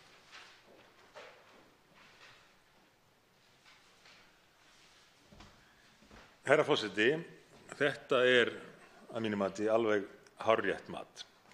Það ætti að vera auðveldara fyrir Ísland að leita undanþága á sínum forsendum en fyrir Norðmenn í ljósi þess, eins og hv. þingmaður nefnir, að Noregur er þegar tengdur. Rétt eins og Ísland fékk undanþágu frá jarðgastilskipununum eða reglugerðunum, þá er Ísland ekki nú þegar tengt hvað varðar raforku og hefði því allt eins átt að geta fengið undanþágu hvað það varðar. En vegna þess að Norðmenn eru orðnir bundnari við þessa samruna þróun í Evrópu vegna þessara tenginga, þá þurfa þeir kannski að reiða sig á aðkomu Íslands að málinu og það er ekkert að því fyrir okkur að Norðmönnum gefist leið tækifæri til þess að fá lausn sinna mála. Þá veitir andsvar hv. 10. þingmaður Reykjavíkurkjördæmis suður Þorsteinn Sæmundsson. Herra forseti, ég heyrði megnið á ræðu hv. þingmanns og fannst mikið til koma. Nú það þannig að svona korter í það að þessi umræða hæfist hér, þá rauk utanríkisráðuneytið til í Flaustri og sótti hingað ágætan fræðimann, Dr. Karl Baudenbacher, og flutti hingað til Íslands til þess að segja Íslendingum hversu háskalegt það væri ef að þeir ekki innleiddu þennan pakka, þriðja orkupakka. Nú fylgir þessum ágæta manni mikil virðing og ekkert nema gott það, þó að greinargerð hans sé svona nokkuð skotin af pólitík líka, en það nú bara eins og sumir þeirra lögfræðilegu álitsgjafa sem að höfðu áður kommenterað íslenskum, að þeir voru nú sem sagt köstuðu nú margir af sér fræðimannshempunni og dómarakuflinum og gerðust pólitíkusar stund, og það allt saman mannlegt, en það sem að mér fannst kannski standa upp úr í því sem að þessi ágæti maður hafði fram að færa voru sem sagt af hverju eða á hvaða forsendum hann varaði Íslendinga við því að það gæti verið afar vont ef þeir ekki tækju upp þessa gerð. Það að segja að Norðmenn væru mjög stressaðir og að Evrópusambandið myndi fara í fílu ef við ekki gerðum þetta. Og mér langar til að spyrja hv. þingmann hvort að þetta sé svona að hans mati raunsætt mat á því svona hvernig tilurð þess að þessi ágæti fræðimaður kom hingað heim, hvort að þessi tilurð sé svona nokkuð eða þessi tilgáta sé nokkuð rétt. Þá svarar andsvari hv. 3. þingmaður Norðausturkjördæmis, Sigmundur Davíð Gunnlaugsson. Herra forseti, ég þekki Karl Baudenbacher ágætlega. Ég myndi jafnvel kalla hann vin minn. Þetta prýðismaður, snjall lögfræðingur. En ég ekki sammála í pólitík. Það alveg ljóst. Og allra síst í Evrópumálum. Og ég hefði nú haldið að þingmenn og ráðherrar Sjálfstæðisflokks, Framsóknarflokks og jafnvel Vinstri grænna teldu sig ekki heldur sammála Karli Baudenbacher í pólitík og Evrópumálum. Engu að síður hann kallaður til þess að veita álit sem einmitt að miklu leyti og kannski fyrst og fremst pólitískt álit, eins og hv. þingmaður kom hér aðeins inn á. Og það segir auðvitað sína sögu. Að þar verið að kalla eftir í raun pólitísku áliti sem að miklu frekar þess eðlis að það hefði átt að gleðja þingmenn Viðreisnar eða Samfylkingar, eða skilið ef að ráðherrar úr þeim flokkum hefðu kallað eftir slíku áliti frá Karli Baudenbacher. En eitt af því sem að hann nefnir sem rök jú, eins og hv. þingmaður gat að Evrópusambandið gæti móðgast og það voru engin ný tíðindi fyrir okkur. Það þekkja það nú allir sem hafa átt einhverju samskipti við það bandalag að því ekkert vel við að menn séu að sækjast eftir undanþágum og slíku. En svo það Norðmennirnir sem að vel að merkja nú varla allir Norðmenn, ég held að þessi fyrst og fremst ákveðinn hópur embættismanna í Noregi. Og í því samhengi var nefnt að Íslendingar þyrftu að sýna Norðmönnum hollustu í þessu samstarfi, enda litu Norðmenn á Íslendinga svona sem nokkurs konar aukahluti eða fylgifiska í EES-samningnum. Og það náttúrulega afstaða sem að við getum ekki leyft okkur að taka undir. Hvað það varðar þurfum við að vera algjörlega skýr á því að Ísland sé þátttakandi í EES-samstarfinu á jafnréttisgrundvelli. Þá veitir andsvar öðru sinni hv. 10. þingmaður Reykjavíkurkjördæmis suður Þorsteinn Sæmundsson.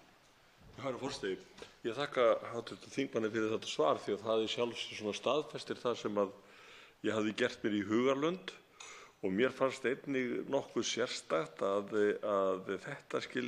þetta ráðslag, það að segja að fá þennan ágæta sérfræðing hingað til lands, mér fannst það býsna sérstakt að það skyldi koma svona alveg í blá lokin og í svona nánast í Flaustri, eins og mjög margt í þessu máli Það svo margt í þessu máli sem virðist hafa verið flaustrað til.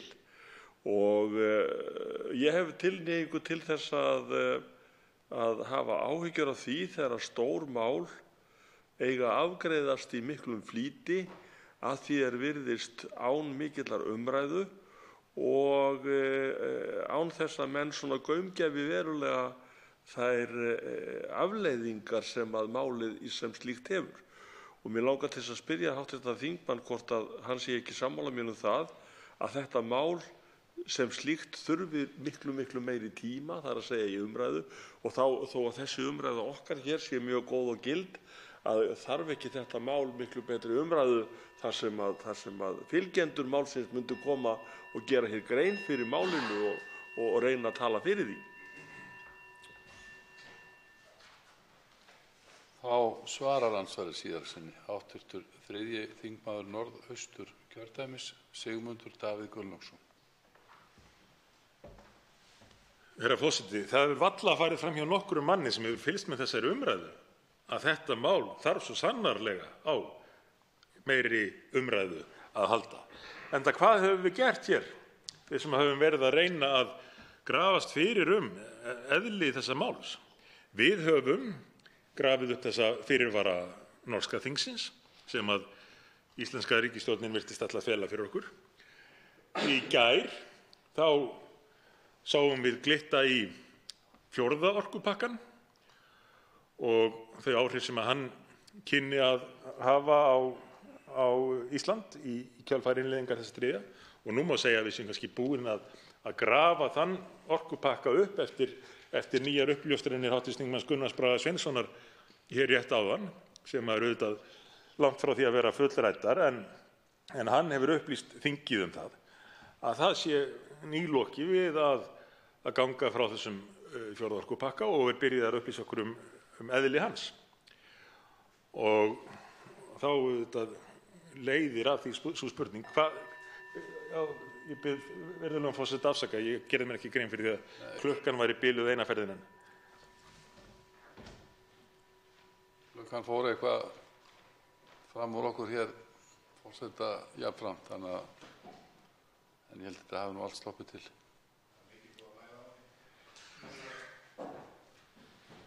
Þá veitir andsvar hv. 7. þingmaður Suðvesturkjördæmis, Gunnar Bragi Sveinsson. Forseti, ég sé að klukkan er komin í gang og forseti er nú svo sem þekktur fyrir að stunda að sigra í uppbótartíma, þá gerir mér ekki væntingur að það verði leyft hér. En hæstv. forseti, hv. þingmaður Sigmundur Davíð Gunnlaugsson hefur hér fjallað hina norsku fyrirvara sem að virðast vera teknir býsna léttvægt af hálfu Evrópusambandsins miðað við svona þær fréttir eða það sem við vitum málið til þessa. Eins höfum við fengið þær upplýsingar, ef réttar eru, að ekki ennþá hafa þeir verið leiddir í norsk lög sem hafi þá verið eitt af skilyrðum Verkamannaflokksins, ef ég man rétt. Við munum hins vegar eftir því að ætlaði ekki verið fyrra sumar, ég myndi svona á það hér fyrir held ég í kvöld eða í dag, að þá kom hér norskur ráðherra og fór út í sveit með íslenska utanríkisráðherranum, létu mynda sig þar við heyrúllur og tilefnið átti að vera svona kurteisleg heimsókn og viðræður heykaup Norðmanna og eitthvað slíkt. Auðvitað var tilefnið orkupakkinn og þrýstingur Norðmanna að klára þennan orkupakka og ég kannast ágætlega við það að það var töluverður þrýstingur af hálfu Evrópuviðskiptaráðherra og viðskiptaráðherra Noregs á sínum tíma að Ísland drífi sín við að innleiða þetta. Og það er nú einhvern veginn þannig að í Noregi virðast þeir helst keyra mál áfram sem vilja að Noregur gangi í Evrópusambandið. Og maður veltir fyrir sig hvers vegna það er, væntanlega vegna þess að þeir telja að það muni flýta fyrir inngöngunni með einhverjum hætti. Getur virkilega verið að hér sé það þannig að stjórnarflokkarnir sem einum tíma og í það minnsta voru þekktir fyrir andstöðu Evrópusambandið séu einhvern veginn farnir að flýta allt inni fyrir því að auðvelda inngöngu ef svo ólíklega vildi til einhver dytti það í hug að reyna það í framtíðinni. En hvað skýrir pressuna á norsku stjórnvöldum út af þessum orkupakka á Ísland, hv. þingmaður? Þá svarar andsvari hv. 3. þingmaður Norðausturkjördæmis, Sigmundur Davíð Gunnlaugsson.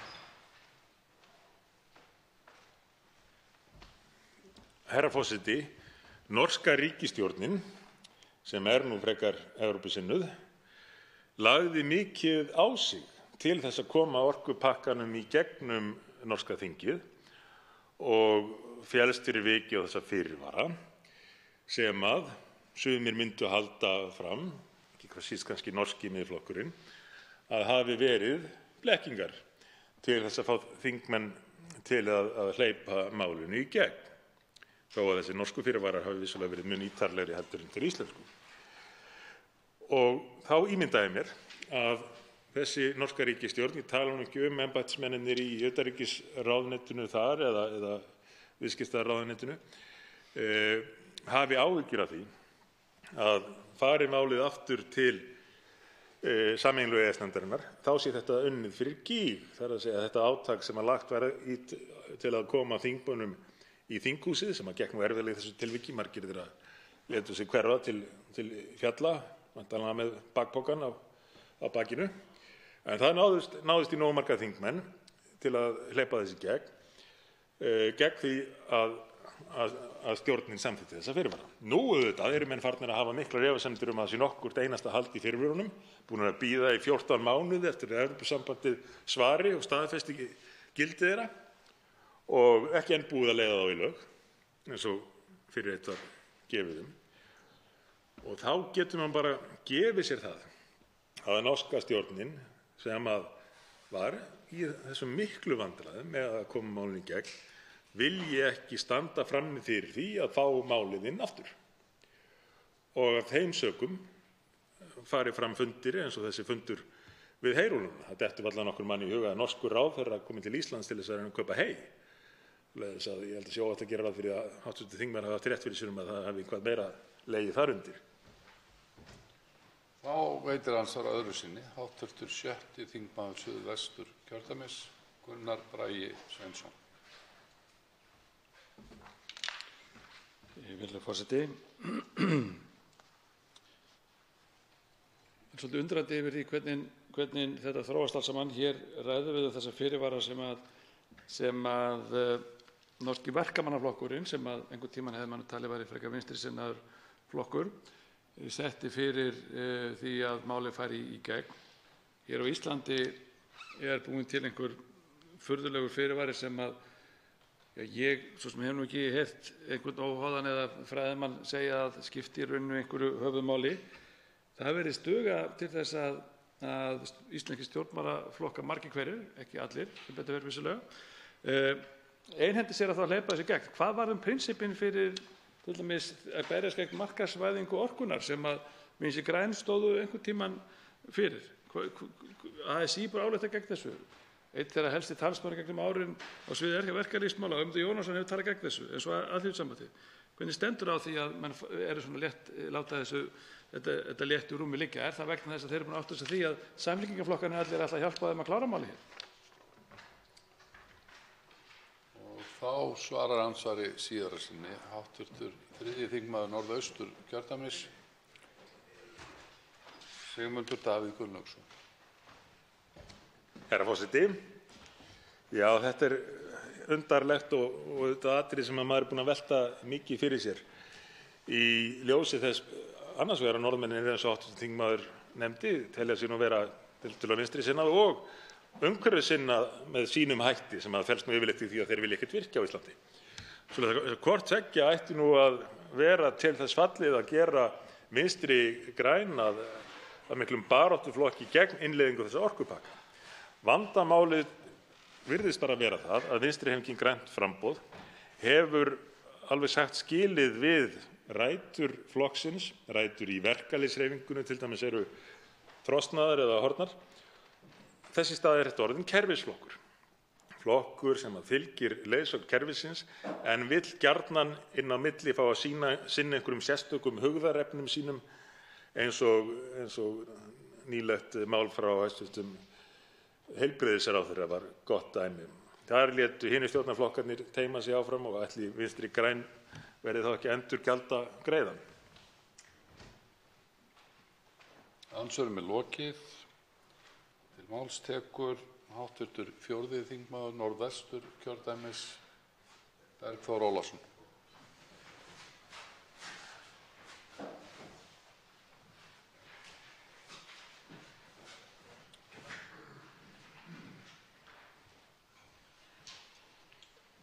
Virðulegur forseti, ég biðst afsökunar á að hafa ekki verið tilbúinn. Ég vona að forseti hafi ekki beðið lengi.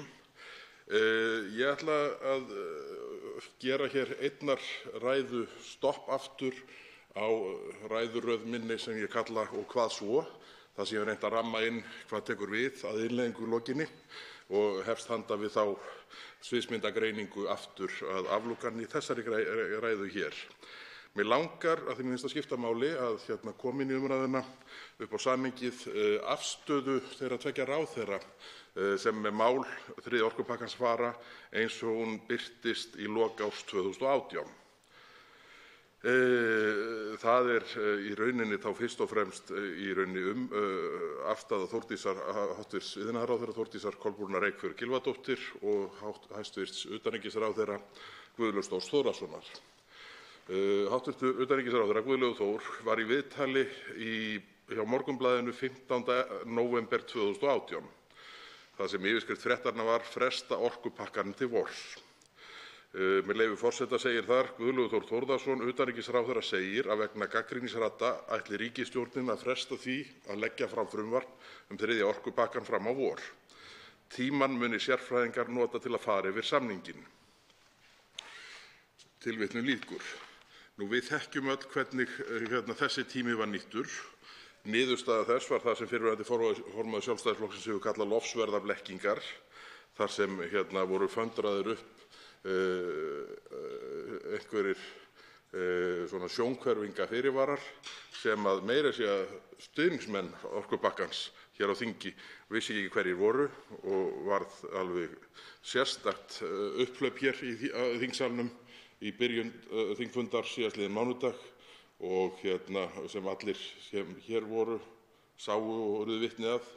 En síðan í framhaldi af þessu, degi síðar, kemur hv. iðnaðarráðherra Þórdís Kolbrún Reykfjörð Gylfadóttir í viðtali á Morgunblaðinu og þar yfirskrift fréttarinnar: Útilokar ekki frekari frestun orkupakka. Og þar segir, með leyfi forseta: Ekki útilokað að framlagning frumvarps innleiðingu þriðja orkupakka Evrópusambandsins frestist lengur en til vorþings. Og þetta segir hv. ráðherra Þórdís Kolbrún Reykfjörð Gylfadóttir. Frestist lengur en til vorþings, sem sagt fram á haustþingi 2019. Þannig að, og á hverju ég að nefna þetta? Ég vil draga það fram að við erum ekki í neinu tímahraki. Sú pressa sem búið að setja á þetta mál, hún algjörlega heimatilbúin og það ekkert sem kallar á að við látum teyma okkur með þessum hætti svona á þann bás sem að einhverjum innri krónikum Sjálfstæðisflokksins þykir henta núna. Einhvers slags valdabaráttu mögulega rótin af þessu, en það á ekki að vera okkur vandamál okkar hinna þingmanna hér á þingi. En í þessu samhengi þá verðum við að skoða okkur, við getum nýtt tímann. Það eru óvissuatriði, spurningum sem hefur ekki fengið svarað, sem þá hægt að taka drjúgan tíma til að svara þannig að öllum líði vel með það hvernig málið verði handterað. Þar nefni ég meðal annars fyrirvarana sem að virðast æði loftkenndir, hagsmunir almennings sem hafa verið nefndir sem kjarnaatriði í því að það verði innleiða þetta með miklum hraða eins og þetta kemur fyrir af beljunni. Þá á ég við þessi sjónarmið sem kom upp varðandi neytendaverndina og gegnsæið meinta sem kom síðan á daginn var ekkert áhersluatriði í neinum gögnum málsins. Annað sem hvetur okkur til þess að ýta málinu fram á haustþingið dagsetningin 23. september, það sem stjórnlagadómstóll í Noregi mun taka fyrir eða taka afstöðu til þess hvort að innleiðingin í Noregi stenst norsku stjórnarskrána. Það getur haft áhrif á mál, það hvernig málið snýr við okkur, hvernig niðurstaða þess verður. Þannig að út því við höfum tíma þá eigum við auðvitað að leyfa þeirri tímasetningu að líða. Annað atriði sem væri gott að nýta tímann fram á hausti að skoða fjórði orkupakkinn sem nú kuð vera tilbúinn tilbúinn. Ég hef ekki séð hann, en ég veit að þeir sem hafa efasemdir orkupakkann og stuðningsmenn alveg örugglega líka myndu glaðir eyða sumrinu í að kafa ofan í það regluverk allt saman. Og í ljósi þess að nú eru Norðmenn búin að bíða í 14 mánuði eftir því að Evrópusambandið svo lítið sem svarið þeim nokkurn skapaðan hlut varðandi fyrirvarana sem þeir töldu sig hafa gert, þá held ég að okkur sé hollast að flýta okkur hægt og nýta þetta augljósa tækifæri sem við höfum til að stíga til baka með þetta mál. Það er fullt af spurningum ósvarað og taka þau upp aftur hér í haust.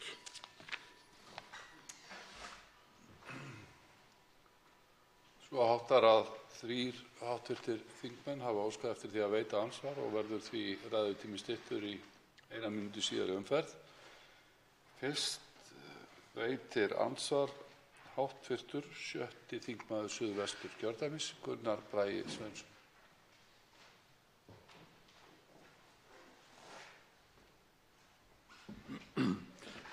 Virðulegur forseti, ég bið forseta að setja mig aftur á mælendaskrá fyrir ræðu. Ég þakka þingmannum fyrir þessar vangaveltur sem hann fór hér með varðandi þessa stefnubreytingu eða hvað það var kallað sem virtist allt í einu hafa orðið í málinu þegar að það lá fyrir nokkrum mánuðum síðan að það lægi ekkert svo mikið á, það væri hægt að fresta málinu væntanlega þá til þess að kanna betur og byggja betur undir það, því að í það minnsta mínu viti er þetta það stórt mál að það er betra að bak við það sé fleiri þingmenn en færri, þó að það virðist vera að setja úr meirihluti fyrir málinu hér inn á þingi, þá gæti það nú kannski þegar á hólminn er komið reynst kannski ekki alveg rétt, því ímynda mér að einhverjir stjórnarþingmenn munu sjá sig færi í að taka til fótanna þegar atkvæðagreiðslu kemur, vitandi það að einhverjir minnihlutaflokkanir, samfylkingarflokkanir ætla að hjálpa upp á málið. En hefur þingmaðurinn hv. einhverja skýringur á því hvað var til þess að ráðherra Sjálfstæðisflokksins ákvað skyndilega að reyna að keyra málið hér í gegn? Og ég vil segja það að ég held að formaður utanríkismálanefndar hafi haldið ljómandi vel að málinu inni í nefndinni. Það breytir því þó ekki að málið er stórt og hefði alveg þolað meiri tíma. Það er þó ekki við formann nefndarinnar að sakast til því, tel ég. Ég held að það er meirihluti nefndarinnar hafi verið tilbúin til þess að klára málið, nema kannski miðflokksmenn og fulltrúar flokks fólksins. Hvað verður til þess að allt í einu er ekki hægt að skoða málið betur? Nú höfum við bent á það að 4. orkupakkinn er tilbúinn. Við höfum líka bent á það að það helsta, eða ekki það helsta, að hluta því sem þar er talið upp eigi að breyta, eru þær gerðir sem við erum að fjalla í dag og ætlum innleiða í dag. Það að fara að breyta eftir nokkra mánuði aftur. Af hverju erum við ekki að taka aðeins anda djúpt, anda í kviðinu og sagt og skoða málið í heild? Nú svarar andsvari hv. 4. þingmaður Norðvesturkjördæmis, Bergþór Ólason. Virðulegur forseti, það er von að spurt sé.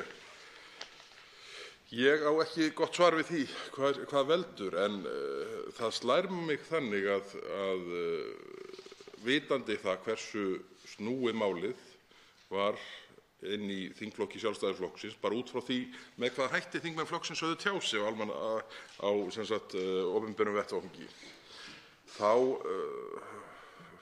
var þetta svona grunnsamlega snöggur og afgerandi viðsnúningur í málinu öllu, og án þess að ég vilji ætla neinum þeirra sem höfðu efasemdir málið eitthvað illt, alls ekki, þá má nú svona leiða því líkum að menn hafi nú komist að þeirri niðurstöðu með sjálfum sér að illu væri nú sennilega best aflokið, að það væri á einhverjum tímapunkti þyrfti að klára þetta árans mál, og það væri þá eins gott að setja undir sig hausinn núna, út því að ráðherrarnir teldu sig vera búin að finna leið til þess að ná þessi gegn á ógnarhraða, þannig að sem minnstur sársauki hlýtist af fyrir þá sem höfðu efasemdir málið. En þess utan þá hef ég ekki séð koma fram nein rök sem að halda hvað þennan mikla snögga viðsnúning varðar, því að maður verður að horfa til þess að breytingin hafi fyrst og fremst verið þessir meintu fyrirvarar sem að koma inn, Og það nú þannig að miðað eftir þær umræður sem hér hafa átt stað í þingsal undanfarna daga, þá væri virkilega áhugavert að heyra með hvaða hætti þessir þingmenn sem áður höfðu miklar efasemdir sneru síðan gerðust stuðningsmenn, með hvaða hætti þeir upplifi fyrirverana eins og þeir standa núna eftir þá umræðu sem áttu sér stað, því að þögnin hefur verið alger frá þeim sem helst rökstuddu þessa afstöðubreytingu sína með þessum meintu nýju fyrirvörum. Þá veitir andsvar öðru sinni hv. 7. þingmaður Suðvesturkjördæmis, Gunnar Bragi Sveinsson. Virðulegi forseti. Fyrirvararnir eru nú að því virðist fyrst og fremst einn fyrirvari og það gildir gerð nr. 713 varðar ACER-stofnunina svokölluðu. Fyrirvari virðist ekki gilda fyrir 714 sem tekur á tengingunum. Þar veltir maður fyrir sér hvort að þingmenn stjórnarflokkanna hafi gert sér grein fyrir því hversu takmarkað gildissvið rauninni þarna á ferðinni. Eins finnst mér mjög sérstakt að sjá það rauninni svart á hvítu í orkupakka 4 að það verið að uppfæra og breyta reglugerðum 72/2009, 714/2009 og svo ein gerð sem heitir nr. 347/2013, líklega 347, ég man það nú ekki alveg, sem verið að breyta. Þetta eru nánast allt gerðir sem við erum að fjalla í dag. Það búið að boða það eigi að breyta þeim, það búið að boða að uppfæra þær og hvers vegna vilja þingmenn stjórnarflokkanna ekki fá heildarmyndin hreint? Hvað verið að innleiða? Þá svarar andsvari síðar sinni hv. 4. þingmaður Norðvesturkjördæmis, Bergþór Ólason. Virðulegur forseti. Þetta sannarlega spurning sem ástæða til að velta upp.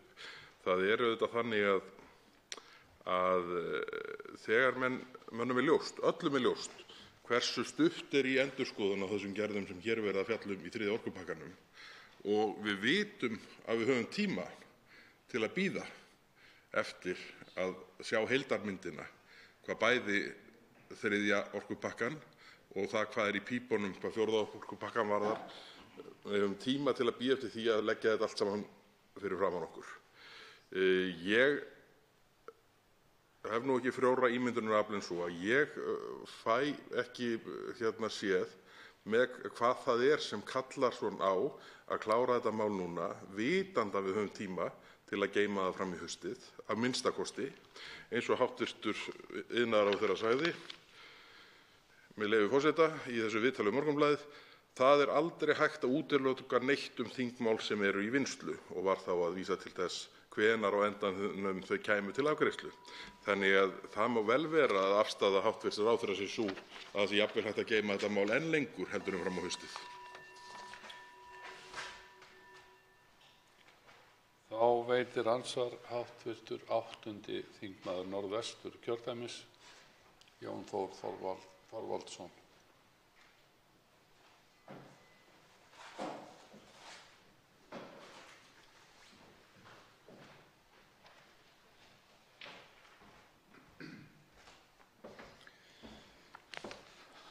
Hæstvirtur forseti. Ég þakka hv. þingmanni fyrir ræðuna.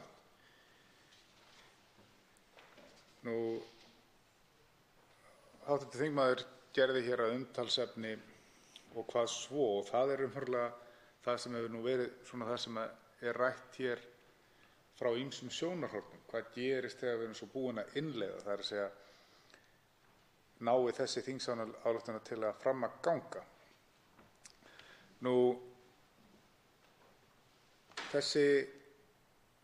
Þessir fyrirvarar sem hv. þingmaður kom inn á, sem að Norðmenn hafa gert við þessa þingsályktunartillögu, við þessa innleiðingu, þeir eru 8 talsins.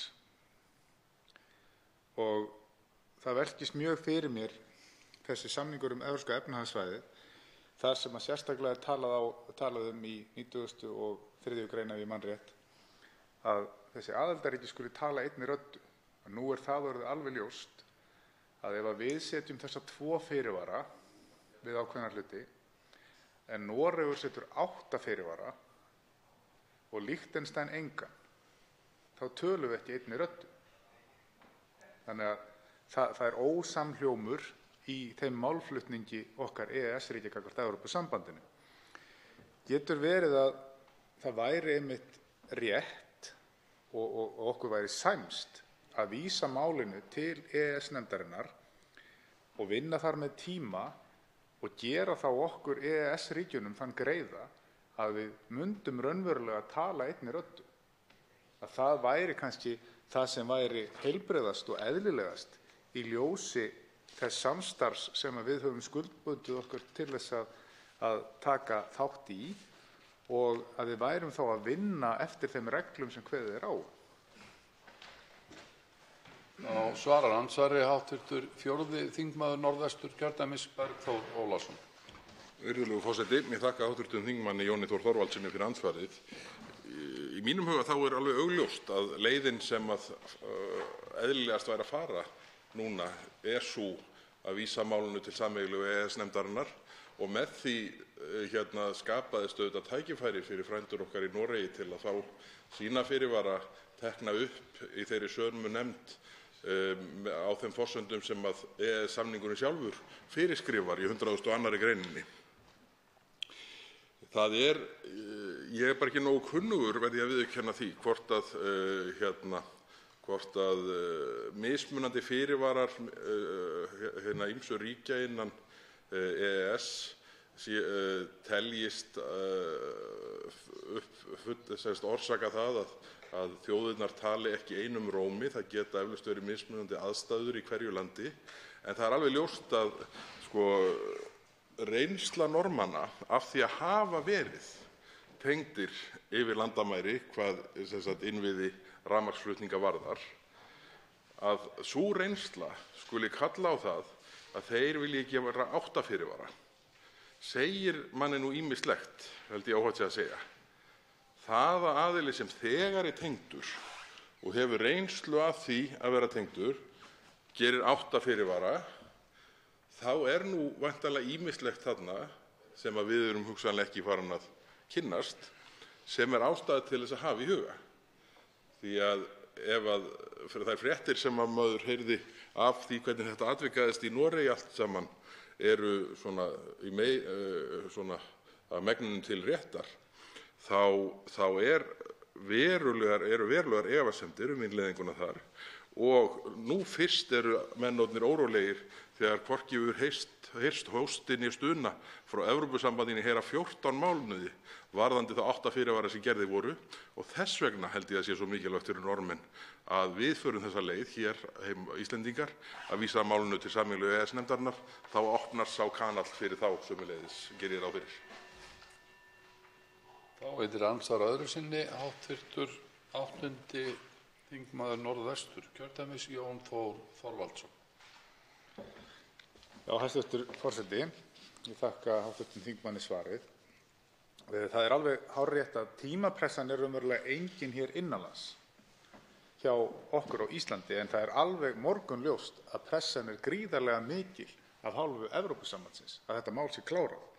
Og hv. þingmaður kom inn á það hér í ræðu sinni að dagsetningin 23. september, sem er sú dagsetning þar sem að stjórnlagadómstóll Noregs ætlar að úrskurða í þessu máli, varðandi í raun og veru stjórnarskrárvandann. Nú eru stjórnarskrár okkar og Norðmanna að mörgu leyti líkar og ágreiningurinn þar snýst hvort að þetta valdframsal sem að í samningnum felst sé það sem er kallað lítt inngripandi með leyfi forseta. Það er að segja hvort það séu lítilsháttar valdframsal eða meiriháttar, eða meira heldur en stjórnarskráin leyfir. Væri ekki rétt að við myndum bíða eftir þeirri niðurstöðu og það ætti þá að veita okkur ákveðnar leiðsögn í því hvernig við ættum að bregðast við. Getur hv. þingmaður kannski verið sammála mér í því? Þá svarar andsvari síðar sinni hv. 4. þingmaður Norðvesturkjördæmis Bergþór Ólason. Virðulegur forseti, Ég held að það væri margra hluta vegna skynsamlegt að nýta þann tíma sem við sannarlega höfum í þessu máli. Það eru jafnt og þétt myndin að fyllast, bæði hvað varðar það hvernig haldið hefur verið á þessu innleiðingarmáli hér heima. Myndin að fyllast í hvað Noreg varðar. Afstaða Evrópusambandsins reki svona harkalega eftir þessu, og ef það rétt að fulltrúi, eins og kom fram í fréttatilkynningu utanríkisráðuneytisins það sem var sagt var frá sameiginlegum skilningi EFTA-ríkjanna á stöðu Íslands, það sem í lokamálsgreininni, ég er ekki með hana með mér hérna, sagt frá því að fulltrúi Evrópusambandsins hafi lesið upp yfirlýsingu þess efnis að viðskipti Noregs sérstaklega með orku væru öll í óvissu sett, yrði málið ekki innleitt hið snarasta af öllum ríkjum EES-samningsins. Þetta auðvitað þannig svona lítt dulbúnar hótanir að þá fyrst tel ég ástæðu til að halla sér aðeins aftur í sætinu og reyna að horfa yfir heildarmyndina. Að lokum veitir andsvar hv. 3. þingmaður Suðurkjördæmis, Birgir Þórarinsson. Herra forseti, ég þakka hv. þingmanni ræðuna og mér finnst þetta mjög áhugavert hvernig hv. þingmaður setti þetta fram og velti þessu fyrir sér, hvers vegna var fallið frá því að fresta málinu, eins og hv. þingmaður rakti hér ágætlega.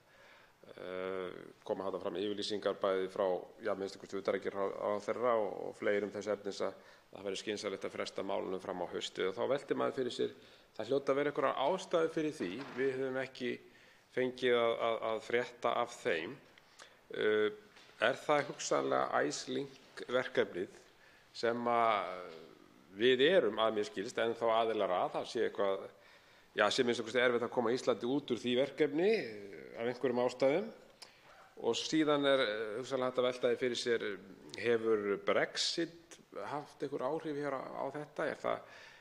Evrópusambandið lítur það svo á að það gæti verið svona slæmt fyrir þá ef að sýnt þykir að Íslendingar ætla að fara að draga það að ganga frá þessu máli, að sama skapi gengur allt á afturlöppunum með Brexit, og hvort þetta sé einhverjar tengingar, þetta geti verið slæmt fyrir Evrópusambandið út á við að ef að þessu máli yrði frestað hér heima á Íslandi. Þetta svona vangavelti sem ég hefði svona gjarnan vilja fá kannski hugmyndir frá hv. þingmanni með, vegna þess að eins og þessi IceLink verkefninu, sem gríðarlega stórt og mikið verkefni sem við erum aðilar að í gegnum Landsnet og Landsvirkjun, en það eru líka mjög stór alþjóðleg fyrirtæki sem koma að þessu. Það er með leyfi forseta fyrirtæki sem heitir Interconnector Holdings og annað sem heitir National Grid. Þetta eru gríðarlega öflug fyrirtæki og þarna eru miklir hagsmunir undir. Þannig að hvort að þetta gæti spilað eitthvað inn í þessa ástæðu að hafi komið einhver þrýstingur, utanaðkomandi þrýstingur þessu efnis að Ísland frestaði alls ekki því að innleiða þetta mál. Þá svarar andsvari hv. 4. þingmaður Norðvesturkjördæmis, Bergþór Ólason. Virðulegur forseti, nú þekki ég ekki hvernig á þessum samstarfsverkefnum haldið, en þær yfirlýsingar sem hafa verið gefnar út varðandi það að óskað hafi verið eftir því að Ísland eða IceLink strengurinn yrði tekin út úr þessu verkefni, heildarprójekti. Þær yfirlýsingar sem hafa verið gefnar þess efnis frá stjórnvöldum eru þeirrar gerðar að ef að einhvert högt verður þar á, þá mun það nú væntanlega hafa mikil áhrif á það traust sem í íslenskum stjórnmálum, það sem eftir af því. Ég neita nú bara hreinlega að trúa því að slík beiðni hafi ekki verið send nú þegar, og mér rámar í að ég hafi, eins og ég segi, hafi heyrt yfirlýsingu ráðherra að sú beiðni hafi verið send, en þá aftur kemur upp það sjónarmið sem nú væntanlega snúið í þessu samhengi öllu. Það nú ekki átakalaust sem að verkefni eins og þetta kemst inn í svona prógramm. Og mér það til efs að öflugir aðilar sem að koma að verkefni eins og þessu, sem einkaaðilar, taki því þegjandi að verkefni sé slegið af út af einhverju tímabundnu, eins og það horfir við sumum tímabundnu pólitískum óróa á Íslandi. Og þannig að ég veit auðvitað ekki hvernig þessu samstarfi háttað og hvernig þetta atvikaðist, en að þessi IceLink kom þarna inn í þetta prógramm, en það getur varla hafa gerst öðruvísi í samstarfi þessara erlendu fyrirtækja og Landsvirkjunar og einhverra fleiri, og að beiðni þessa þá væntanlega hins íslenska aðila. Lengi skal manninn reyna, en ég trúi því varla að menn hafi gefið svona afgerandi yfirlýsingar að óskað hafi verið eftir því að Ísland að likkurinn yrði tekin út úr þessu án þess að það sé raunin. Þá veitir andsvar öðru sinni hv. 3. þingmaður Suðurkjördæmis, Birgir Þórarinsson. Herra forseti, ég þakka hv. þingmanni andsvarið. Ég held nefnilega að hv. þingmaður hafi akkúrat komið að mjög mikilvægu atriði hvað þetta varðar, að þegar hann nefnir það að svona aðilar fara ekki út úr svona verkefni möglunarlaust og án þess að fá fyllilega bætur fyrir. Og þess vegna held ég að þarna hafi jafnvel bara stefnt í það að þessi fyrirtæki myndu hafa skaðabótamál, og þess vegna standa menn frammi fyrir því að það hafi verið búið í raun og veru með því að fara í þetta verkefni, búið hálfpartinn að skuldbinda okkur til þess að halda þessu sæstrengsverkefni áfram. Og þá erum við komin að því að þarna gríðarlegur þrýstingur greinilega frá hagsmunaöflum þess efnis að við förum ekki á þessum stigum að setja einhvern stein í götu þessa verkefnis. Og þá spyr maður sig, hvar var umræðan hér heima þetta á sínum tíma, og sérstaklega þegar ljóst að það virðist vera hægara sagt en gert að koma okkur út úr þessu verkefni. Þá svarar andsvari síðar sinni hv. 4. þingmaður Norðvesturkjördæmis, Bergþór Ólason. Virðulegur forseti, það nú eitt af því sem mælir með því að fresta þessum málum öllum til haustsins. Eitt af þeim atriðum að varðandi þetta, sem sagt, þennan lista eins og sem kallaður sem IceLink-verkefnið inn á, þá minn skilningur sá að sá listi sé uppfærður einu svona ári og það sé að hausti. Þannig að það þá enn ein rökin sem falli í púkkið hvað það varðar að fresta málin í heild sinni til haustsins og sjá þá með hvaða hætti þessi atriði hafa þróast hvað þetta verkefni varðar. Ég held að það svona, menn hlaupa ekki frá svona verkefnum þar sem menn hafa komist inn með verkefni eins og þetta sem eru hæf til að njóta ríkisstyrkja upp á verulegar upphæðir, menn sleppa ekki takinu á slíku möglunarlaust. Ég held að það sé alveg ljóst, en við sjáum þetta í haust ef ég skil það rétt hvað það varðar að listinn sé uppfærður þá. Þá andsvörum lokið og til máls tekur hv. 7. þingmaður Suðvesturkjördæmis, Gunnar Bragi Sveinsson.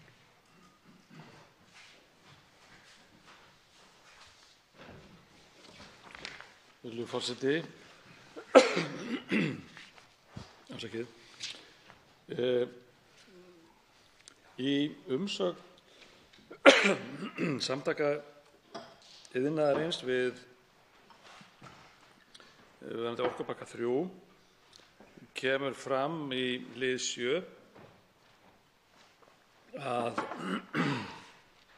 samtökin segja að með leyfi forseta að gefnu tilefni benda SÍ Samtök iðnaðarins að til umfjöllunar á vettvangi ESB nú þegar 4. orkupakkinn og svo framvegis, Það segir áfram þar sem liggur undir enn víðtækara regluverk en samkvæmt fyrstu orkupökkunum og felur sá pakki í sér bæði skírskotun til umhverfis- og orkunýtingarmála, svo sem orkunýtni bygginga. Síðan segir í umsögninni að það undirliggjandi sé ýmis hagsmunamál sem þarf að skoða sérstaklega og hafa frekari skírskotun til hérlendra aðstæðna umfram það sem að þeir segja að sé á varðandi þennan þriðja orkupakka. Það sem ég hef, herra forseti, það sem ég hef aðeins áhyggjur af er að mér finnst þessi samtök iðnaðarins hafi ekki séð þessa skýru tengingu sem er á milli hvers orkupakka. Við sjáum það að þegar orkupakki 2 eða önnur raforkutilskipun innleidd, þá er það gert með þeim hætti að Evrópusambandið segir síðar að það sé engin ástæða til þess að veita einhverju undanþágu frá næstu tilskipun sem er númer 3 vegna þess að gekk svo vel að innleiða hina. Þar af leiðandi leið að búið innleiða ef að verður að við innleiðum hér þriðja orkupakkann eins og gert er ráð fyrir með húð og hári, að þá verður erfiðara fyrir okkur að gæta þeirra hagsmuna sem að samtök iðnaðarins er að ræða hér í sinni umsögn gagnvart Evrópusambandinu, því þá verður við búin að taka enn eitt skrefið inn í þennan sameiginlega orkumarkað. Og þó svo að samtök iðnaðarins nefna einungis eitt atriði, þar sem var ekki orkunýtni bygginga, sem er gríðarlega stórt mál að sjálfsögðu fyrir okkur Íslendinga, að þá eru minnst 7 önnur atriði sem að taka breytingum. Og ég nefndi það hér fyrr í kvöld, virðulegur forseti, að meðal þess sem að á að breyta í orkupakka 4 eru gerðir sem að okkur ætla að innleiða núna. Við höfum ekki innleitt þar af því við höfum ekki búin að klára orkupakka 3, en það eru gerðir sem að eru komnar í breytingaferli hjá Evrópusambandinu. Þannig að við vitum það að húsið, ef við orðum þannig, við vitum það að hluturinn sem við höldum á er að fara að breytast. Hann verður ekki svo sami á morgun en hann var í gær, en við ætlum samt að gera ekkert í því. Við ætlum ekki að kynna okkur betur af hverju hann breytist, við ætlum að kynna okkur af hverju eða hvað áhrif það hefur ef hann breytist og svo framvegis. Þetta finnst mér mjög bagalegt og ég hefði haldið að það væri skynsamlegt að fylgismönnum þessa máls að fara fram á það að fá ítarlega kynningu og krufningu rauninni á þeim breytingum sem að verða við innleiðingu 4. orkupakkans.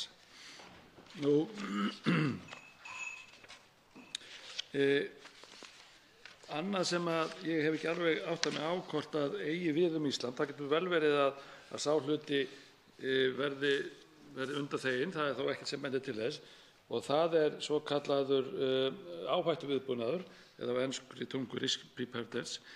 Reglugerðin með leyfi forseta áhættuviðbúnað orkumarkaðar sem krefst þess að löndin í Evrópusambandinu, ef þetta á við okkur þá EES-svæðinu, undirbúi plön hvernig eigi að eiga við eða bregðast við hugsanlegri orkukrísu í framtíðinni og koma á fót viðeigandi plani til að koma í veg fyrir undirbúa fyrir hugsanlegri orkukrísu. Nýja reglugerðin krefst þess einnig að Evrópuríkin noti sömu aðferðir við að koma auga á allt það sem hugsanlega geti leitt til orkukrísu og undirbúi svo áhættuviðbúnað plön í framhaldinu. Þetta gerir það verkum að ríkin munu þurfa að vinna saman sem eitt. Í stuttum ári mun nýju reglugerðin tryggja hámarks áhættuviðbúnað við hugsanlegri orkukrísu. Og nú leikum mér forvitni að vita, mun þetta gilda Ísland? Og hvert verður það hlutverk Íslands í þessu viðbúnaði við orkukrísu? Munum við geta rauninni bara úti sett á fót einhvers konar viðbúnað fyrir okkur einangrað eða munum við þurfa að geta brugðist við fyrir heildina miklu? Þrír hv. þingmenn óska eftir að veita andsvar og ræðutími 1 mínúta þá í seinni umferðinni. Fyrstu veitir andsvar hv. 3. þingmaður Norðausturkjördæmis Sigmundur Davíð Gunnlaugsson. Forseti, þetta var áhugaverð ræða ásælni Evrópusambandsins og hvernig eitt leiðir af öðru hjá því. Mér var hugsað til viðtals sem að breska blaðið Daily Telegraph tók við hæstv. Fjármálaráðherra Bjarna Benediktsson. Afar gott viðtal. Ég hvet forseta til að lesa þetta viðtal. En mér langar í ljósi orða hv. þingmanns hér áðan að bera undir hann út úr þessu viðtali og spyrja hann hvort hann sé þá sammála því mati sem að hér birtist. Mér heyrist hv. þingmaður vera nokkurn veginn að tala á sömu nótum og hér. En það sem að þingmálið íslenska ætla ég að styðjast við frétt Viðskiptablaðsins sem að segir frá viðtalinu, þessi frétt frá 23. apríl 2018. Með leyfi forseta. Evrópusambandið álítur sjálfstæði okkar vera vesen, segir Bjarni Benediktsson fjármálaráðherra í viðtal við breska blaðið Telegraph og lítur hann á að yfirvöld í Brussel séu að taka sér sífellt meiri völd í gegnum EES. Segir það hneykslanlegt ef sambandið telur að Íslendingar samþykki eitthvað annað en núverandi tveggjastoða kerfi í gegnum EES. Íslensk stjórnvöld eru sögð óhress með hve þrýstingur Evrópusambandsins sé sífellt að aukast á að hér verði teknar upp síauknar viðbótarreglur nú síðast vegna orkumála og meðferðar matvælaeftirlits. Sagði hann stjórnvöld í Evrópusambandinu líta á sjálfstæði landsins sem sífellt meira vesen, en hann segir í viðtalinu að dýpri samþætting allra hluta innan sambandsins sé að gera Íslandi erfitt fyrir að gæta þjóðarhagsmuna sinna. Er hv. þingmaður sammála þessari afstöðu hæstv. fjármálaráðherra? Þá svarar andsvari hv. 7. þingmaður Suðvesturkjördæmis Gunnar Bragi Sveinsson.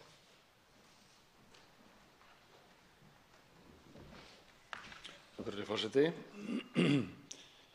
Ef að Evrópusambandið væri nú bara vesen, þá væri við nú býsna góðum málum, en þetta miklu meira en svo. Það hins vegar rétt hjá hæstv. fjármálaráðherra og formanni Sjálfstæðisflokks, og ég tek algjörlega undir þau orð sem að höfðu eftir honum, og við þekkjum það vel, alþingismenn, og að Evrópusambandið sífellt að reyna að búa til meiri miðstýringu og skipta sér meira málum, að gera allt á sameiginlega markaðnum einsleitara og gera það helst þannig að menn hafi ekki hugmynd hvaðan þeir komið og hvar þeir eru í þessu sambandi, og það orkan gott dæmi það. Markmiðið Evrópusambandsins að gera orkumarkaðinn að eins einsleitan og einni heild eins og mögulegt og gera það þannig að það skipti ekki máli hvar þú ert innan EES-svæðisins, að það átt að geta fengið ákveðna orku á verði sem liggur fyrir og svo framvegis, og svona ferlið eða ætlunin virðist vera að skylda ríkin til að taka á sig ákveðnar skuldbindingar, og við erum að því við orkupakka 3 að taka skref inn í þessa átt, í meiri markaðsvæðingu, inn í átt að meiri miðstýringu. Þannig það verið að dýpka sífellt eða búa til meira vandamál fyrir Ísland að taka upp þessar gerðir eða þessi lög frá Evrópusambandinu, og eftir því sem að við hleypum eða tökum meira upp að þeim mun erfiðara verður að staldra við og gæta hagsmuna fullveldis landsins. Miðstýrið af valdi Brussel ásælist sífellt meiri völd, það rétt, og ekki bara á Evrópusambandslöndunum heldur líka öðrum löndum EES-svæðisins. Þá veitir andsvar öðru sinni hv. 3. þingmaður Norðausturkjördæmis Sigmundur Davíð Gunnlaugsson.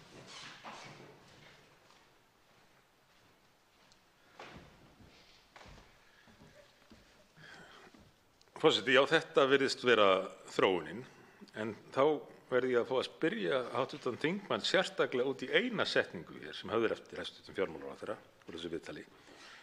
Íslensk stjórnvöld eru sögð óhress með hve þrýstingur Evrópusambandsins sé sífellt að aukast á að hér verði teknar upp síauknar viðbótarreglur. Hv. þingmaður hefur fjallað töluvert um þetta. Nú síðast vegna orkumála og meðferðar matvælaeftirlits. En í ljósi þess að hæstv. fjármálaráðherra hefur hér áhyggjur af þessum tveimur þáttum, orkumálum og meðferð matvælaeftirlits, hvernig stendur þá á því að ríkisstjórnin rær nú að því öllum árum að koma í gegn þessum viðbótarreglum Evrópusambandsins varðandi orkumál og á sama tíma með fyrirliggjandi frumvarp að gefa eftir gagnvart sambandinu á sviði matvælaeftirlits eða innflutnings á ófrosnu kjöti og ógerilsneyddum matvælum. Þá svarar andsvari öðru sinni hv. 6. þingmaður Suðvesturkjördæmis Gunnar Bragi Sveinsson.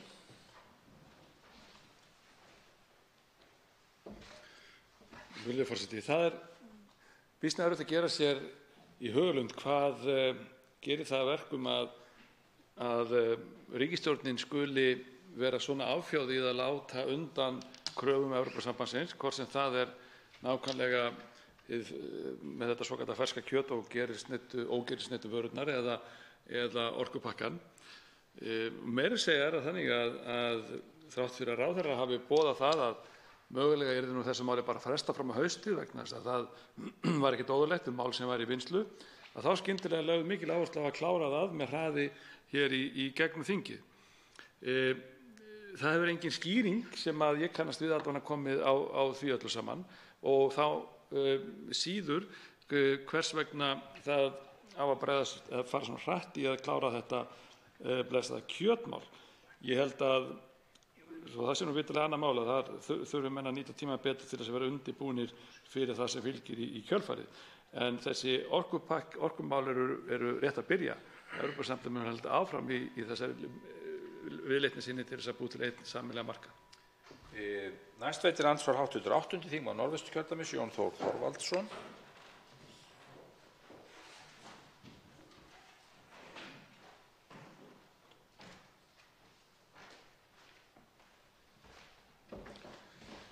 Hæstvirtur forseti, ég þakka hv.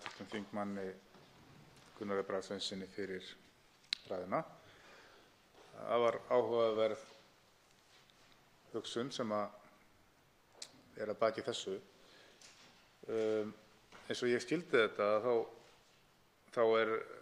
hv. þingmaður að velta því fyrir sér hversu langt hægt að ganga og hvað felist nú í farvatninu með öllum þessum innleiðingum og í raun og veru þessum breytingum sem að síðar geta falist í innleiðingu sem þessari eins og með reglugerð 347 frá 2013 ef ég man rétt. Þar sem að kveðið á einmitt breytingar á þeim reglugerðum sem að fylgja þessari innleiðingu. Það að segja reglugerðum meðal annars 713 sem nú sú sem að hvað umdeildust í þessu. Það hefur að mér vitandi ekki verið rýnt svo að nokkru gagni nemi.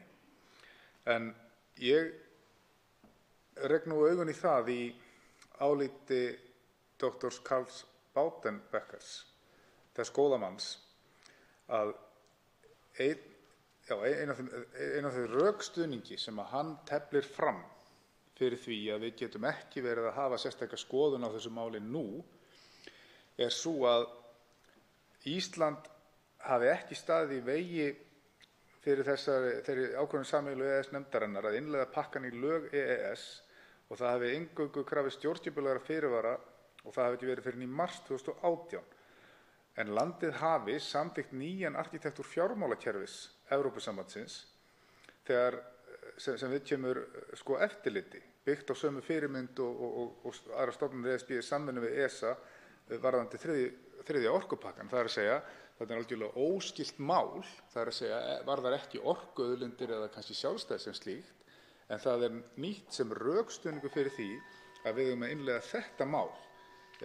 Hvernig ætlum við að verjast í framtíðinni ef að sífellt meiri eftirgjöf verður rökstuðningur fyrir því að halda áfram á þeirri braut? Þá svarar andsvari hv. 6. þingmaður Suðvesturkjördæmis Gunnar Bragi Sveinsson. Forseti, ég átta mig nú ekki alveg á þar aðeins að rifja upp dagsetningun sem hv. þingmaður las hér upp. Eftir sem ég best veit fór þetta mál fyrir sameiginlegu EES-nefndina í maí 2017, það sé þessi þriðji orkupakki. En það breytir því hins vegar ekki að spurningin snerist það hvort að við gætum sífellt verið að innleiða meira og afsal okkur mögulega valdi eða einhvers konar segja bara valdi eða sjálfstæði, taka smá saman af sjálfstæði landsins. Og ég held að svarið því sé í rauninni já, Eins og ég hef nú verið að benda á í ræðum mínum hér í kvöld og í dag að þá sjáum við það á fjórða orkupakkanum sem að hlaut samþykki í dag hjá framkvæmdastjórninni, Evrópusambandinu, að þar er áframhaldandi viðleitni til þess að draga völd frá einstökum ríkjum og til miðlægra stofnana, breyta umsýsluferlinu í rauninni og hluti af því er að uppfæra, það er búið að tilkynna það að það eigi að uppfæra þær reglur sem við erum núna að velta fyrir okkur að innleiða hér, til dæmis 72 2009 og 714 held ég að veri 2009. Allt þetta mun taka breytingum samkvæmt þessum fjórða orkupakka sem mun þýða ennþá meiri völd til þessara miðlægu stofnunar, minni möguleika á því að einstök ríki geti haft afskipti af sínum innri orkumarkaði og svo framvegis. Þetta sjáum við nú þegar, en samt sem áður er ekki staldrað við og heildin rýnd. Og það er það sem ég held að sé svo mikilvægt að gera af því við höfum tækifæri til þess. Við höfum ekkert alltaf tækifæri til þess að sjá hvað er í pípunum, en vegna þess að við höfum slugsast við að innleiða þennan þriðja orkupakka, þá njótum við þess í dag í rauninni að geta séð aðeins inn í framtíðina. Þá veitir andsvar öðru sinni hv. 8. þingmaður Norðvesturkjördæmis, Jón Þór Þorvaldsson. Hæstv. Forseti, ég þakka hv. þingmanni svarið. Ein af ástæðum þess að ég spurði er akkúrat þessi sem að þingmaður kom hér inn á í svarinu. Það er að sjá heildarmyndina og ég hafði nú minnst á í ræðu hér fyrr fréttastýring Dave Keating sem er fréttaritari fyrir Forbes, þar sem að hann talar blaðamannafund þar sem að vitnað er í Miguel Arias Cañete, orkumálastjóra Evrópusambandsins, þar sem að hann kvartar undan því að þrátt fyrir að völd hafi streymt til Brussel síðustu 2 áratugina að þá séu enn takmarkanir á því að geta seilst ennþá lengra og í raun og veru stingur upp á því að það sé hægt að ganga enn lengra á sjálfstæði ríkja í krafti atkvæða í stað þess að vera með samþykki, einróma samþykki ríkja sem eru innan Evrópusambandsins. Veldur þetta hv. þingmanni áhyggjum? Þá svarar andsvar öðru sinni hv. 7. þingmaður Suðvesturkjördæmis, Gunnar Bragi Sveinsson.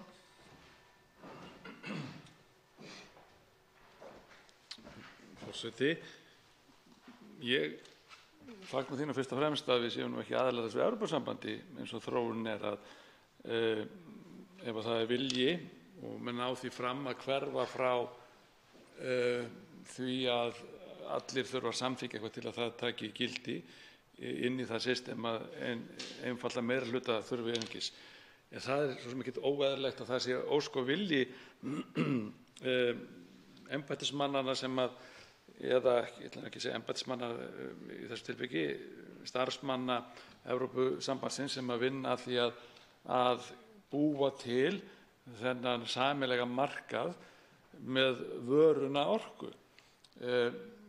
Þarna er litið á orkuna sem alveg eins mikla verslunarvöru og hvað annað. Fyrir okkur Íslendinga skiptir hún meira máli heldur en að sé hægt að verðleggja hana bara eins og bíla eða mjólk eða eitthvað þess háttar. Þá veitir að síðastur andsvar hv. 10. þingmaður Reykjavíkurkjördæmis suður, Þorsteinn Sæmundsson.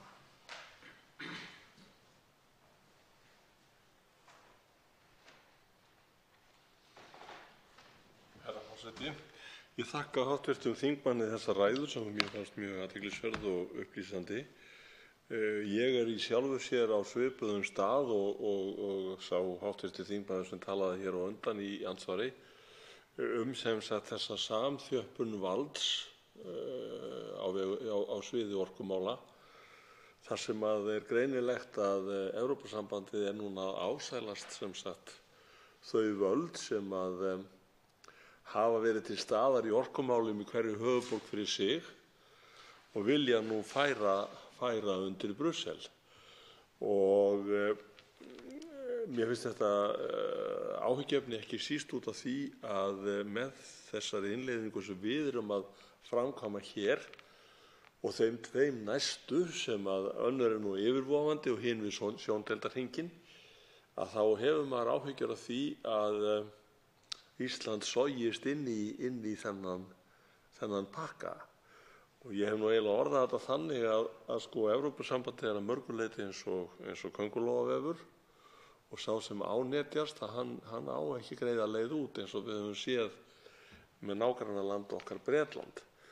Og þess vegna langar við til að spyrja hv. þingmann hvort að hann sé svona á svipuðum slóðum og ég hvað þetta varðar, að hann hafi einmitt áhyggjur af þessari miklu samþjöppun valds sem greinilega að verða og menn vilja að verði ennþá meiri, þannig að orkumál sem sagt fari í sama far og sem sagt mjög margir aðrir málaflokkar, þar sem að svo virðist sem að aðildarríki Evrópusambandsins hafi ekki sjálfstæðan vilja lengur, heldur sogist allt vald og öll áhrif til Brussel. Langar að fá svona skoðun þingmannsins háttvís á þessu. Þá svarar andsvari hv. 6. þingmaður Suðvesturkjördæmis Gunnar Bragi Sveinsson. Forseti. Já, það er klárlega hefur það verið stefna og vilji Brussel-systemsins að stuðla meiri samþjöppun, meiri miðstýringu á þeim forsendum að reyna að gera sambandið einsleitt, hafa hlutina eins líka og mögulegt og hægt er. Og ég held því miður, ég ætla að leyfa mér að segja því miður, þó að ég sé ekki hrifinn af því að Ísland gangi í Evrópusambandið. Ég held að þetta ferli grafi hægt og bítandi undan Evrópusambandinu. Ég held að þjóðirnar og þingmenn, við sjáum það nú meðal annars núna í Frakklandi, að þingmenn smá saman missa trúna á að þetta geti gengið áfram með þessu framhaldi. Að völdin fari frá þjóðþingunum, frá ríkjunum sjálfum inn í eitthvað miðstýrt batteri. Og við erum á fullri ferð í þessu líka hér á Íslandi ef við nýtum okkur ekki þær heimildir sem að við eigum til þess að segja, stöldrum aðeins við, þetta ánum ekki við hjá okkur. Og það eigum við sjálfsögðu að gera núna vegna þess að þriðji orkupakkinn og fjórði orkupakkinn, þetta eru eins og tvíburar sem að fæðast með nokkura mínútna millibili. Á milli þeirra er gríðarlega sterk tenging og þeir munu fylgjast hönd í hönd, alast upp saman, vegna þess að það er það sama sem að gerast í báðum pökkunum. Það er verið að auka á valdið, það er verið að auka á miðstýringuna, það er verið að tryggja það að orkan verði meiri verslunarvara, það er verið að tryggja það að ríkin fari eftir þeim reglum sem að Evrópusambandið setur til þess að hafa einmitt stjórn á þessu sem ég nefndi hér áðan. Og það er það sem að felst í þessu.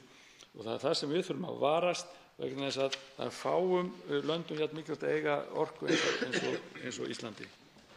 Þá veitir andsvar öðru sinni hv. 10. þingmaður Reykjavíkurkjördæmis suður, Þorsteinn Sæmundsson. Hæstv. forseti, ég þakka hv. þingmanni þetta svar. Í sjálfu sér virðist vera svona tendens hér innan lands til þess líka að gangast þessu valdi á hönd. Og mér verður nú hugsað til andstöðu núverandi sitjandi hæstvirts forseta Alþingis, andstöðu hans við orkupakka 1 og 2 á sínum tíma sem var ansi skeleggur og áberandi. En núna virðist svo sem að Vinstri græn, þar að segja flokkur hæstvirts forseta, hafi gjörsamlega snúið við blaðinu og þrái nú ekki heitar heldur en að tengjast Evrópusambandinu tryggðaböndum í orkumálum og það, eins og ég hef sagt hér áður, að það er nýlunda að maður þurfa að standa hér í debatti við þingmenn Vinstri grænna sem eru mjög áhugasamir markaðsvæðingu orku. Og mér langar til að spyrja hv. þingmann hvort hann hafi einhverja skýringu á þessum sinnaskiptum sem orðið hafa í þessum annars ágæta rótgróna flokki. Þá svarar andsvari öðru sinni hv. 7. þingmaður Suðvesturkjördæmis Gunnar Bragi Sveinsson. Forseti.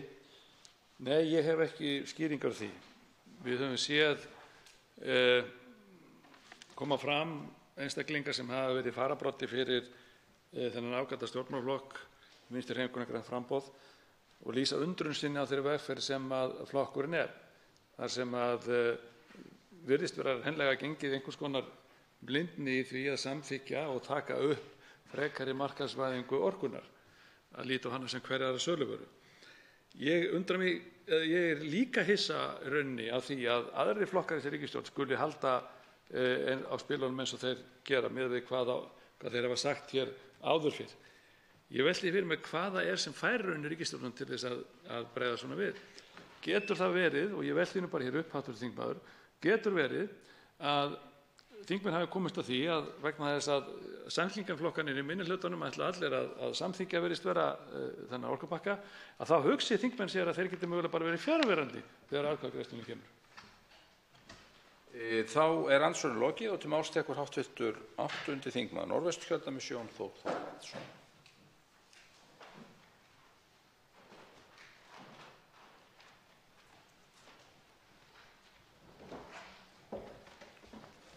Hæstvirtur forseti.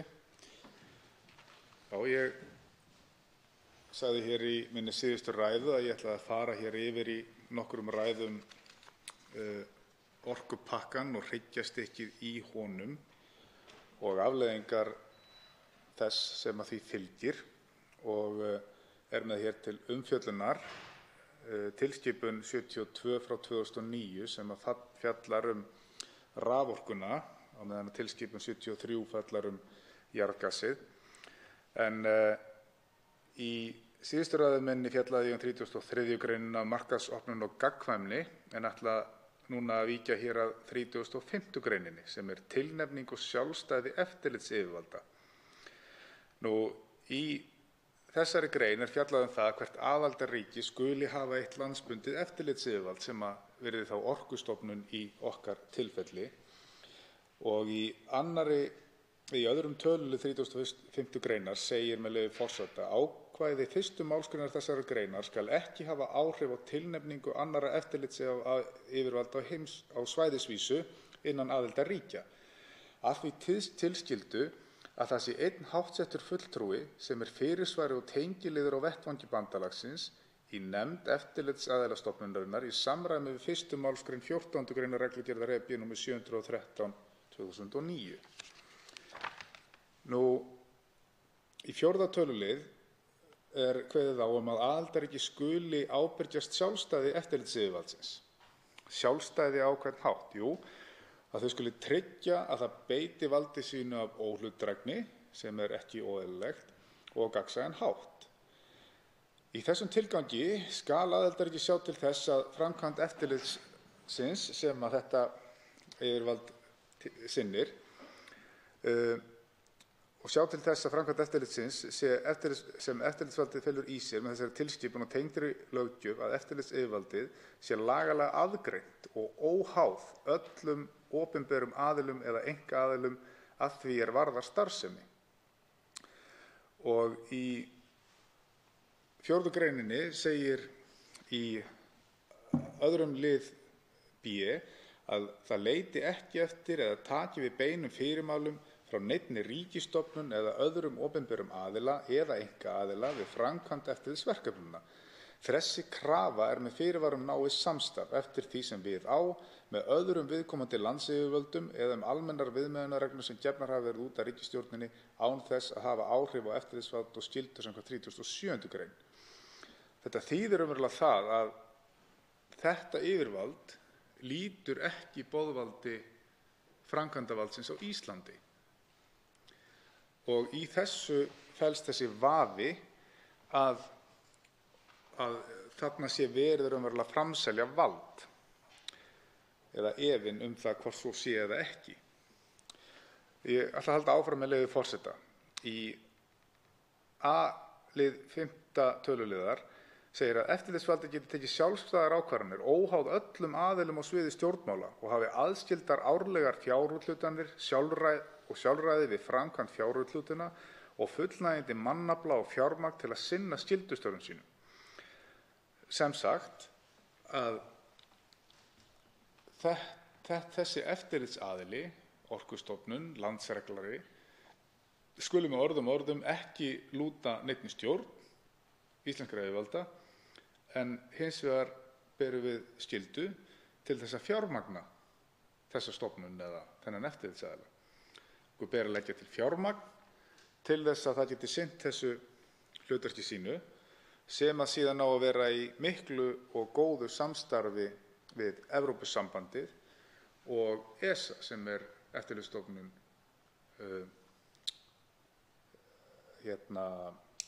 ES.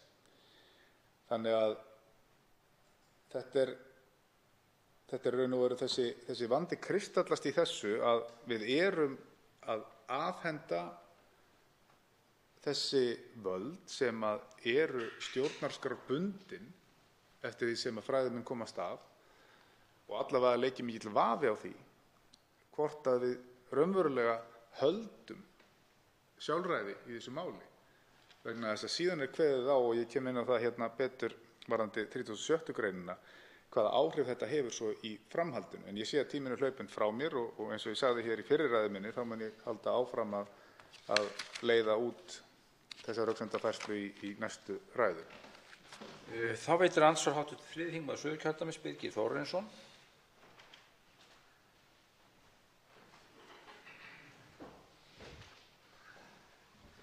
Já, herra forseti, ég þakka hv. þingmanni ræðuna og mjög áhugavert að fara yfir þetta nýja og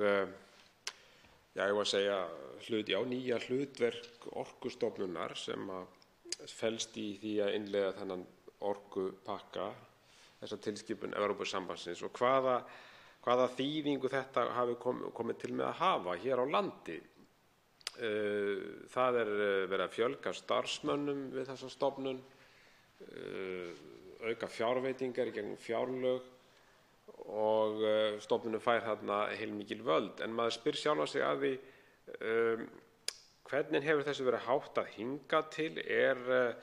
Er þetta með þeim hætti eða er þessi eftirlitsþáttur, er hann svona nauðsynlegur? Maður velti því fyrir sér. Það er nú þannig að ríkisbáknið, svo má orði komast, að hefur þanist út í tíð þessara ríkisstjórnar. Það er sérstakt áhugamál og hefur verið sérstakt áhugamál hjá ríkisstjórninni og sérstaklega Sjálfstæðisflokknum að þenja út ríkisbáknið, sem er nú alveg á skjön við fyrri yfirlýsingar þess flokks og stefnuskrá um að draga úr ríkisbákninu. Þannig að þetta kemur manni svolítið spánskt fyrir sjónir að flokkurinn skuli styðja þetta, að þessi stofnun fái svona meiri völd og hærri fjárveitingar. En að sama skapi langar mig svona að fá kannski það hvort að hv. þingmaður þekki til þess að þetta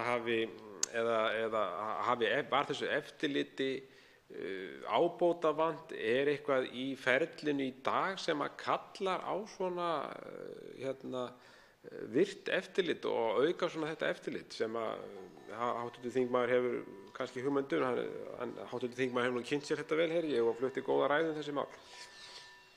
Þá svarar andsvari hv. 8. þingmaður Norðausturkjördæmis, Jón Þór Þorvaldsson. Hæstv. forseti, ég þakka hv. þingmanni andsvarið. Jú, það er svo að það á að fjölga starfsfólki og auka fjárframlög frá íslenska ríkinu, en spurning hv. þingmanns snýst hvort að þessi eftirlitsþáttur sem að þessu eftirlitsvaldi er ætlað að sinna, hvort að hann sé nauðsynlegur. Og svarið er tvíþætt. Innan Evrópusambandsins er án vafa nauðsynlegt að hafa öflugar eftirlitsstofnanir þar sem verið er að hafa eftirlit með þessari samfellu og einsleitni sem er hluti af markmiðum og stefnu sambandsins. Og það skil ég mæta vel. En markmið og stefna Evrópusambandsins er bara önnur og ólík því sem að við höfum sem sjálfstæð og fullvalda þjóð.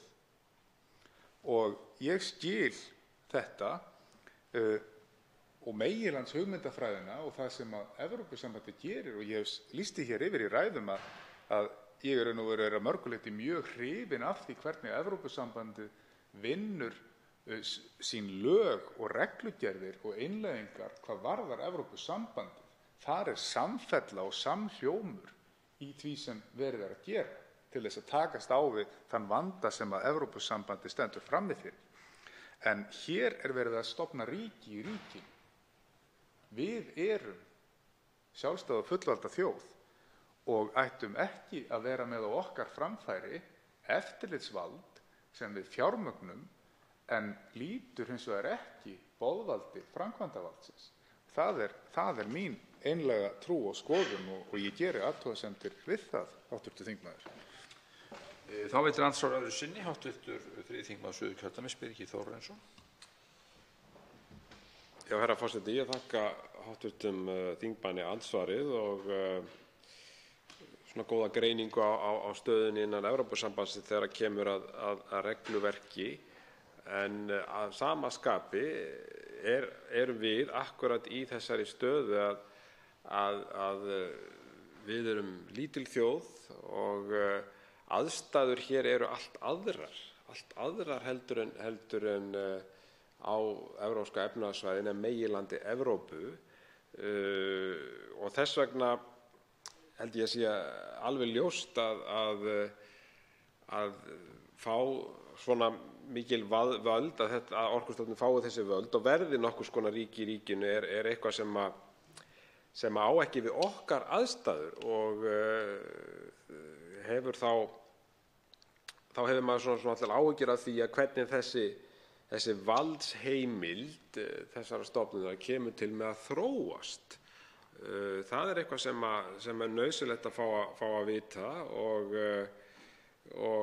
hvaða ítök hún kemur til með að hafa almennt þegar kemur að raforkumálum í landinu, mótun, orkustefnu og svo framvegis. Ef það komið nokkurs konar, ef ég skil þetta rétt, boðvald frá Evrópusambandinu hér innan okkar, eins og hv. þingmaður nefndi réttilega, orkusvæðis og við erum sjálfstæð þjóð, við skulum hafa það alveg á hreinu, þannig að er þetta ekki mjög óvenjulegt að stofnun sem slík og þessi fái þetta vald hér sem í raun og veru kemur frá Evrópusambandinu. Evrópusambandið skuli leggja það að ákveðin stofnun í þjóðríki skuli fá svona mikið vald og þá með þessa tengingu við Evrópusambandið hjá ríki sem er ekki í sambandinu. Þá svarar andsvari öðru sinni hv. 8. þingmaður Norðvesturkjördæmis Jón Þór Þorvaldsson. Hæstv. forseti, ég þakka hv. þingmanni andsvarið. Jú, það er nú málið að hér á Íslandi mundi slík stofnun vera ríki í ríkinu, eins og ég lít á það. En innan Evrópusambandsins væri slík stofnun ekki ríki í ríkinu vegna þess að slík stofnun lýtur lögmálum, stefnu, markmiði og regluverki sem að gildir innan þess sambands. Og það er kannski lykillinn í þessu að það eru þessi litlu skref sem verið er að taka og með innleiðingu fyrst á annars orkupakka og annars orkupakkans einkum að þá höfum við raunverulega innleitt gerð sem að gera það verkum að við skoðumst hluti af þessum raforkumarkaði og því regluverki sem að þar gildir eins langt og það nær, en við erum ekki tengd innra orkunetinu og nú er tíminn fyrir okkur Íslendinga að spyrna við fótum og ákveða það að halda nú sjálfræði og yfirráðum yfir þessari orku okkar. Og ég kem inn á það hér minni næstu ræðu því ég hef ekki tíma til þess hér í andsvörum að segja frá því hvað þetta þýðir svo, hvaða völd og hvaða skyldur slík stofnun sem þessi hefur. Og það varðar einmitt við hvaða aðstæður þeir sem eru svo orkumarkaði skuli búa og hver verkefni stofnunina eru til þess að greiða götu Evrópusambandsins í að ná fram sínum markmiðum. Og þau kallast sannarlega ekki á við sjálfstæða og fullvalda þjóð. Þá veitir andsvar hv. 10. þingmaður Reykjavíkurkjördæmis suður, Þorsteinn Sæmundsson.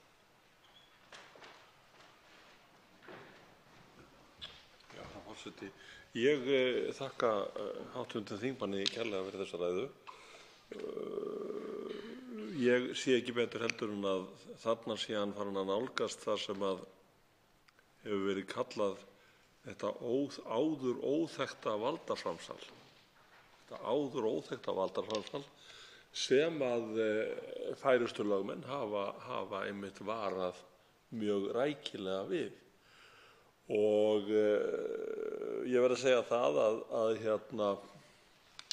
er náttúrulega gríðarlega sniðugt hjá Evrópusambandinu að prika þarna inn á einhver stofnun eða anga stofnunar sem ég mun nú örugglega í einhverju ræðu á eftir fara yfir hversu verksvið því að það er eiginlega hrollvekjandi upplestur að fara yfir það hvað það er sem þessi yfirstofnun, það er að segja Acer eða Acer, hvaða verkefni og vald hún hefur með höndum og hvaða vald og hvaða forræði hún hefur.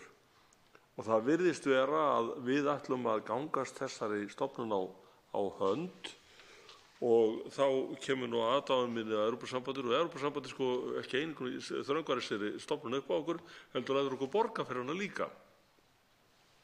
Og það er nú eiginlega hámark ósvífninnar í sjálfu sér, en náttúrulega feiki gott fyrir þá. Þannig að ég hef verið að velta fyrir mér mjög sem sagt hlutverki þessara stofnunar og boðvaldi yfir henni sem að sannarlega mun ekki verða hjá íslenskum stjórnvöldum.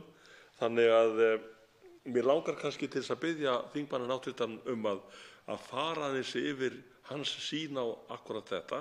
Það er að segja völd og áhrif þessara stofnunar hér á Íslandi eftir að við innleiðum þennan orkupakka og svona hvernig hann telur að boðvald með stofnuninni muni verða. Og svarar andsvari hv.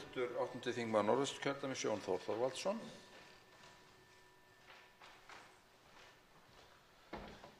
Já, hæstv. Forseti, ég þakka hv. þingmanni Þorsteini Sæmundssyni fyrir andsvarið og spurning hv. þingmanns sýn mína á völd og áhrif þessara stofnunar, það er að segja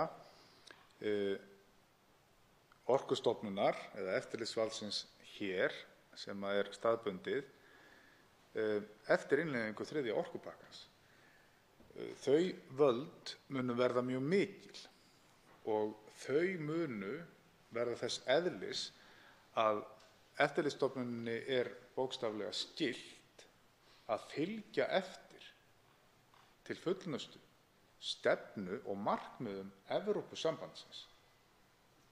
Stefnu og markmiðum Evrópusambandsins, ekki stefnu og markmiðum Íslendinga í orkumálum. Enda er þetta með salami aðferðinni verið að leggja okkur orð í munn eða verið að hengja myllusteinum okkar háls að stefnan verði ekki okkar, heldur verði hún Evrópusambandsins. Að við raunverulega höfum ekki þessa stefnu. Og okkar færustu fræðimenn hafa einmitt komið inn á þetta að með þessu sé í raun og veru áhöld það hvort að ESA, eftirlitsstofnun EES, muni raunverulega, þar sem að við höfum jú áhrif, hvort að hún muni raunverulega vera aðilinn sem að geti úrskurðað eða haft áhrif, þar sem að drögin komi að slíkum ákvörðunum ef að upp koma álitamál, komi raunverulega frá Acer. Það er að segja að sú stofnun sé raunverulega yfir og alltumlykjandi. Og það er alveg rétt og ég samsinni hv. þingmanni því að það eru líkur til þess að sú stofnun verði ráðandi í þessu og stefna Evrópusambandsins mun frekar heldur en stefna EES. Nú veitir andsvar öðru sinni hv. 10. þingmaður Reykjavíkurkjördæmis suður, Þorsteinn Sæmundsson. Herra forseti, það er annað varðandi þetta ráðslag sem hefur valdið mér nokkrum áhyggjum og það er einmitt vald eða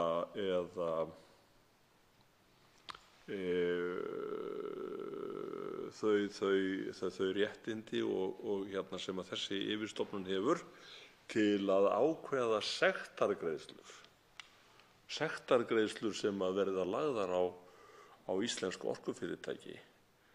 Og ég verð að segja að þær sektargreiðslur eins og þær birtast allavega þeim sem hér stendur eru á alveg nýjum stað.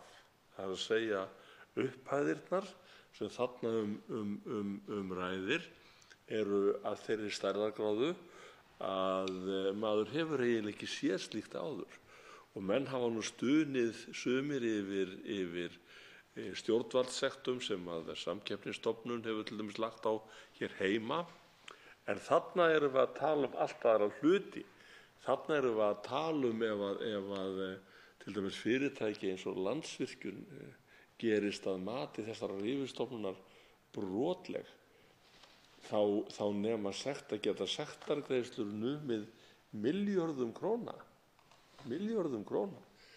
Og það er þetta sem að maður óttast og það virðist svo að þrátt fyrir varnaðarorð eins og hv. þingmaður nefndi réttilega, varnaðarorð okkar bestu sérfræðinga. Það virðist ekki kveikja nein aðvörunarljós hjá ríkisstjórnarflokkunum. Og þeir virðast alltaf ganga með þennan orkupakka á bakinu, sem sagt hér í gegnum þingið á stígvélum og í flýti og virðast ekki hafa áhyggjur af þessum málum á nokkurn hátt. Og mér langar svona aðeins að biðja þingmanninn háttvirtan að fara yfir þetta með mér, þessar heimildir, þessa yfirþjóðlega valds til að leggja sektargreiðslur á íslensk orkufyrirtæki. Þá svarar andsvar öðru sinni hv. 8. þingmaður Norðausturkjördæmis Jón Þór Þorvaldsson. Já, hæstv. forseti. Ég tek undir áhyggjur hv. þingmanns Þorsteins Sæmundssonar, sem ég þakka honum fyrir andsvarið. Á þessum hluta heimildanna, það er að segja stjórnvaldssektir eða heimildir til ákvörðunar sektargreiðslna, vegna þess að yfirleitt er það svo í þessari hefðbundnu stjórnskipun sem við þekkjum í þrískiptingu ríkisvalds að slíkar ákvarðanir eru alla jafna á höndum dómstóla. Það er að segja að við störfum eftir lögum og það þarf að sanna brot og við höfum nú túlkað lög hingað til á þann hátt að hvort sem það er lögaðili eða einstaklingur að þá skuli hver vera saklaus þar til sekt er sönnuð. En þarna er stofnun sem er ríki í ríkinu fært vald í hendur til þess að ákvarða refsingu á hendur einkaaðila sem að öllum líkindum væri lögaðili en breytir ekki grunneðli og inntaki á þrískiptingu ríkisvaldsins, sem að ég tel afar mikilvægt að við horfum til. Að það er alltaf verið að seilast lengra og lengra í einhvers konar, og ég bið forseta að afsaka orðalagið, kollektivisma, eða það er að segja einhverju samþjöppun valds, en ekki dreifingu þess og lýðræðislegri beitingu. Og ég tel að þetta sé afar alvarlegt. Og varðandi það að hér hafi menn ekki áhyggjur, jú, ríkisstjórnin hefur áhyggjur og margir stjórnarliðar höfðu lýst því fyrir einungis ári síðan að þeir myndu ekki fylgja þessu máli eftir, en virtust hafa róast við það að hér væri sagt að einhvers konar fyrirvarar væru fyrir hendi. Andsvörum er lokið. Til máls tekur hv. 8. þingmaður Suðurkjördæmis Karl Gauti Hjaltason.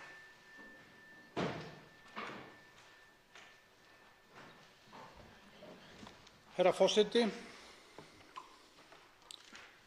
ég verð að hefja ræðu mína á því að óska Selfyssingum innilega til hamingju með að vunnið sinn fyrsta Íslandsmeistaratitil í handbolta karla með afgerandi sigri sínum fyrr í kvöld, 35-25, á harðsnúnu liði Hauka í Hafnarfirði. Ég vil nota þetta tækifæri til að óska ungmennafélagi Selfoss til hamingju með þennan glæsilega árangur. Herra forseti, eftir að hafa farið hér hratt yfir virkjanasögu okkar Íslendinga í mínum fyrri ræðum, þar sem ég gerði því skóna að sú saga væri nátengd hinni miklu uppbyggingu sem átt hefur sér stað á flestum sviðum samfélagsins. Ræddi ég þar þessa tengingu við aðrar framfarir á nánast sama tíma og sýndist vera í samfelldum takti við hraða uppbyggingar á raforkuverum.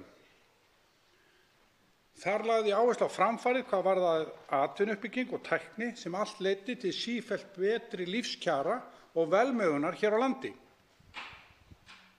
Þannig leitaðist ég við að tengja velmegun okkar í samtímanum við fortíðina og að virkjunarsagan væri samofin lífskjörum okkar í dag. Herra forseti, samtímis hélt ég því fram að Íslendingar væri því sem næst bundin orkuauðlindum sínum vissum tilfinningaböndum, svona í sögulegi samhengi hlutana. Í því samhengi benti ég á mikilvægi þess að átta sig á því að hér hafi í gegnum þessa sögu, herra forseti, tekist einhvers konar sátt með að fara út í stórvirkjanir, byggja öflugt dreifikerfi og taka framkvæmdaféð að láni til langs tíma.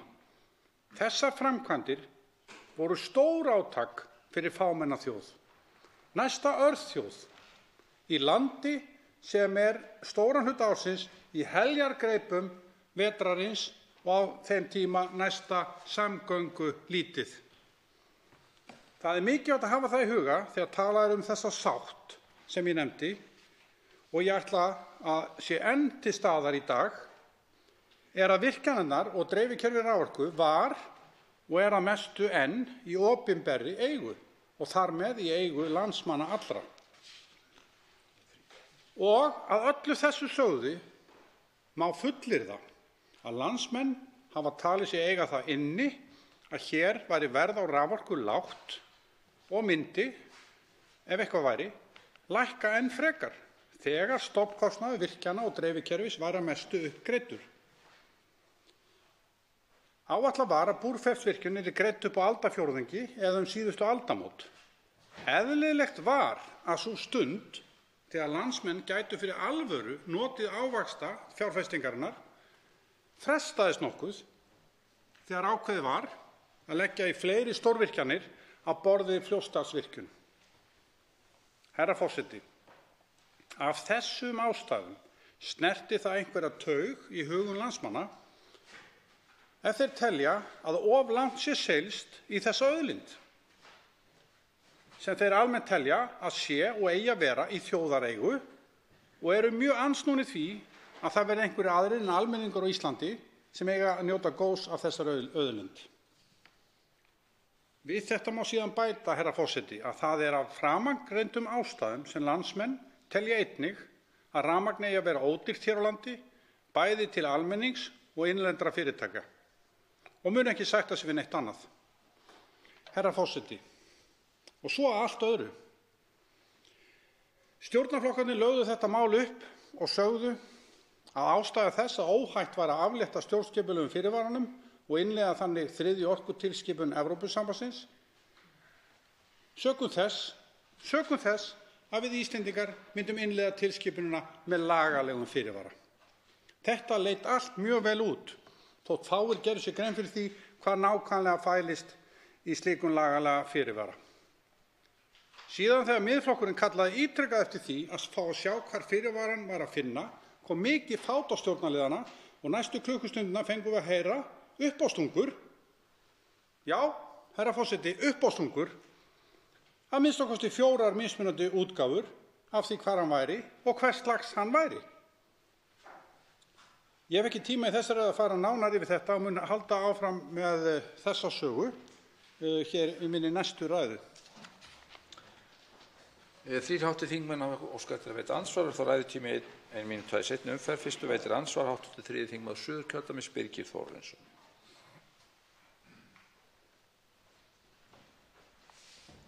Já, herra forseti, ég þakka hv. þingmanni ræðuna og hann hefur flutt hér nokkrar mjög góðar ræður einmitt svona sem eru svona sögulegt yfirlit yfir raforkuframleiðslu í landinu sem er náttúrulega mjög mikilvægt í þessu umræðu að við gerum okkur grein fyrir sérstöðu okkar og því mikla afreki sem hefur verið unnið hér við uppbyggingu raforkukerfis landsins sem við að sjálfsögðu viljum hafa allt að segja hvernig komi til með að þróast í framtíðinni. Mér langar að spyrja hér aðeins hv. þingmann út í þessa undanþágur frá EES-samningnum, það er að segja sameiginlega EES-nefndin að hún getur veitt undanþágur frá eins og til dæmis þessum orkupakka ef hann yrði lagður fyrir sameiginlegu EES-nefndina en ríkisstjórnin hún hefur ekki kjark í að gera það af einhverjum ástæðum. Það eru dæmi þess að aðildarríkjum hefur verið veittar undanþágur og Ísland hefur til dæmis fengið undanþágu hvað varðar innleiðingu á regluverki jarðgas, skipa skurði og járnbrautir og þá löggjöf sem eiga ekki við hér á landi. Þessar undanþágur hafa ekki valdið neinum svona truflunum á samningnum eða svo má orða það eða fjórfrelsunni yfir höfuð og þess vegna hefði maður nú talið að það væri ekkert að óttast í þeim efnum að fara með þetta mál fyrir sameiginlegu EES-nefndina. En það sem ég vildi kannski bara frá hv. þingmanni í ljósi þessa telur hann ekki bara nokkuð því til fyrirstöðu er eitthvað að óttast við það. Nú er þetta svolítið lögfræðileg spurning að fara með þetta mál fyrir sameiginlegu nefndina í ljósi þess að það er búið að veita okkur undanþágu frá ýmsum öðrum málum. Þá svarar andsvari hv. 8. þingmaður Suðurkjördæmis Karl Gauti Hjaltason. Herra forseti, ég þakka hv. þingmanni Birgi Þórarinssyni fyrir þessa vangaveltur og spurningu. Nei. Stutta svarið er nei. Það er ekkert að óttast að fara eftir samningi. Það hefur ekki verið það. Það er ákvæði í samningum sem einmitt tekur á þessu að ágreiningsefni eða beiðni undanþágu frá ákveðnum gerðum á sér lögformlega leið í samningnum og hefur margoft verið rætt það og bent á það hér. Og ég skil ekki frekar heldur en hv. þingmaður af hverju menn eru hræddir við að fara þá leið og get einungis getið mig til ástæðurnar. Ég þekki nú ekki þetta samningaferli, hvernig það á sér stað, hvort þetta sé einhvers konar ókurteisi eða pólitískt talið pólitískt erfitt eða eitthvað slíkt. En þetta er í samningnum, þetta er í lagagrein í samningnum og leiðinni grein ef samningurinn er lesinn svona hreint og beint. Það virðist mér vera ef ég á að gefa álit mitt á því. En hefðirnar auðvitað geta verið ýmsar í samskiptum ríkja og þær eru sterkar þar. Og menn bera það fyrir sig að þetta hafa aldrei gerst áður. Menn hafa ekki farið þessa leið áður að þegar komið svo langt í ferlinu að fara aftur fyrir nefndina að það hefur aldrei gerst í 25 ára sögu samningsins. Ég tel að það sé ekki viðbára sem haldi vegna þess að samningurinn er jafngildur þó hann sé 25 ára gamall og þó að reyni ekki á allar greinar þá getur reynt á það síðar og þær eru þarna og til hvers þá að láta það liggja þarna ónotaðar. Þá veitir andsvar öðru sinni hv. 3. þingmaður Suðurkjördæmis Birgir Þórarinsson. Herra forseti, já ég held að þetta sé einmitt og vel mælt hjá hv. þingmanni að Það er ástæða fyrir því að þetta ákvæði þarna inni og þó að það hafi ekki verið notað í 25 ár þá er það engin ástæða fyrir því að það eigi ekki að nota ákvæði núna. Það sjá það allir. Þetta er lögformleg leið sem hægt er að fara og fæst þá vonandi niðurstaða sem báðir aðilar geta unað við. Það er náttúrulega grundvallaratriði í allri samningagerð að báðir aðilar séu sáttir, það sé ekki hallað á annan aðilann. Og þess vegna í ljósi þessara áhyggju hvað landsmenn hafa bara miklar áhyggjur af þessu máli og þeirra óeiningu innan samfélagsins sem varðar það að fara þá leið að innleiða þetta, að þá auðvitað á að fara svona leið sem er þá lögformleg og báðir aðilar geta verið sammála að hægt er að fara. Þá svarar andsvari öðru sinni hv. 8. þingmaður Suðurkjördæmis, Karl Gauti Hjaltason. Herra forseti, ég get haldið áfram með þessar vangaveltur þetta.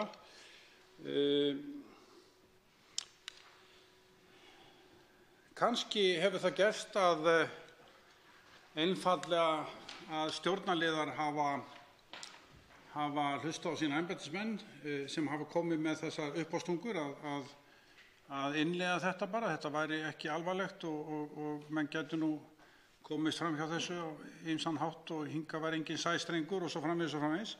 Og síðan þegar að lögfræðiálitin koma þá ákvað að taka þessa leið sem var svona síðasti kostur í áliti þeirra Stefáns Más og félaga. Síðan þegar málið kemur hérna inn á þingið og það kemur í ljós mjög svo berlega að mínu mati mjög svo berlega að þessi lagalegi fyrirvari sem við höfum verið að benda á er ekkert nema hljómeitt, að þá kemur upp eitthvað sem heitir pólitísk hræðsla á að gefa eftir. Menn eru of seinir, menn sáu þetta ekki fyrir. Þá veitir andsvar hv. 10. þingmaður Reykjavíkurkjördæmis suður, Þorsteinn Sæmundsson.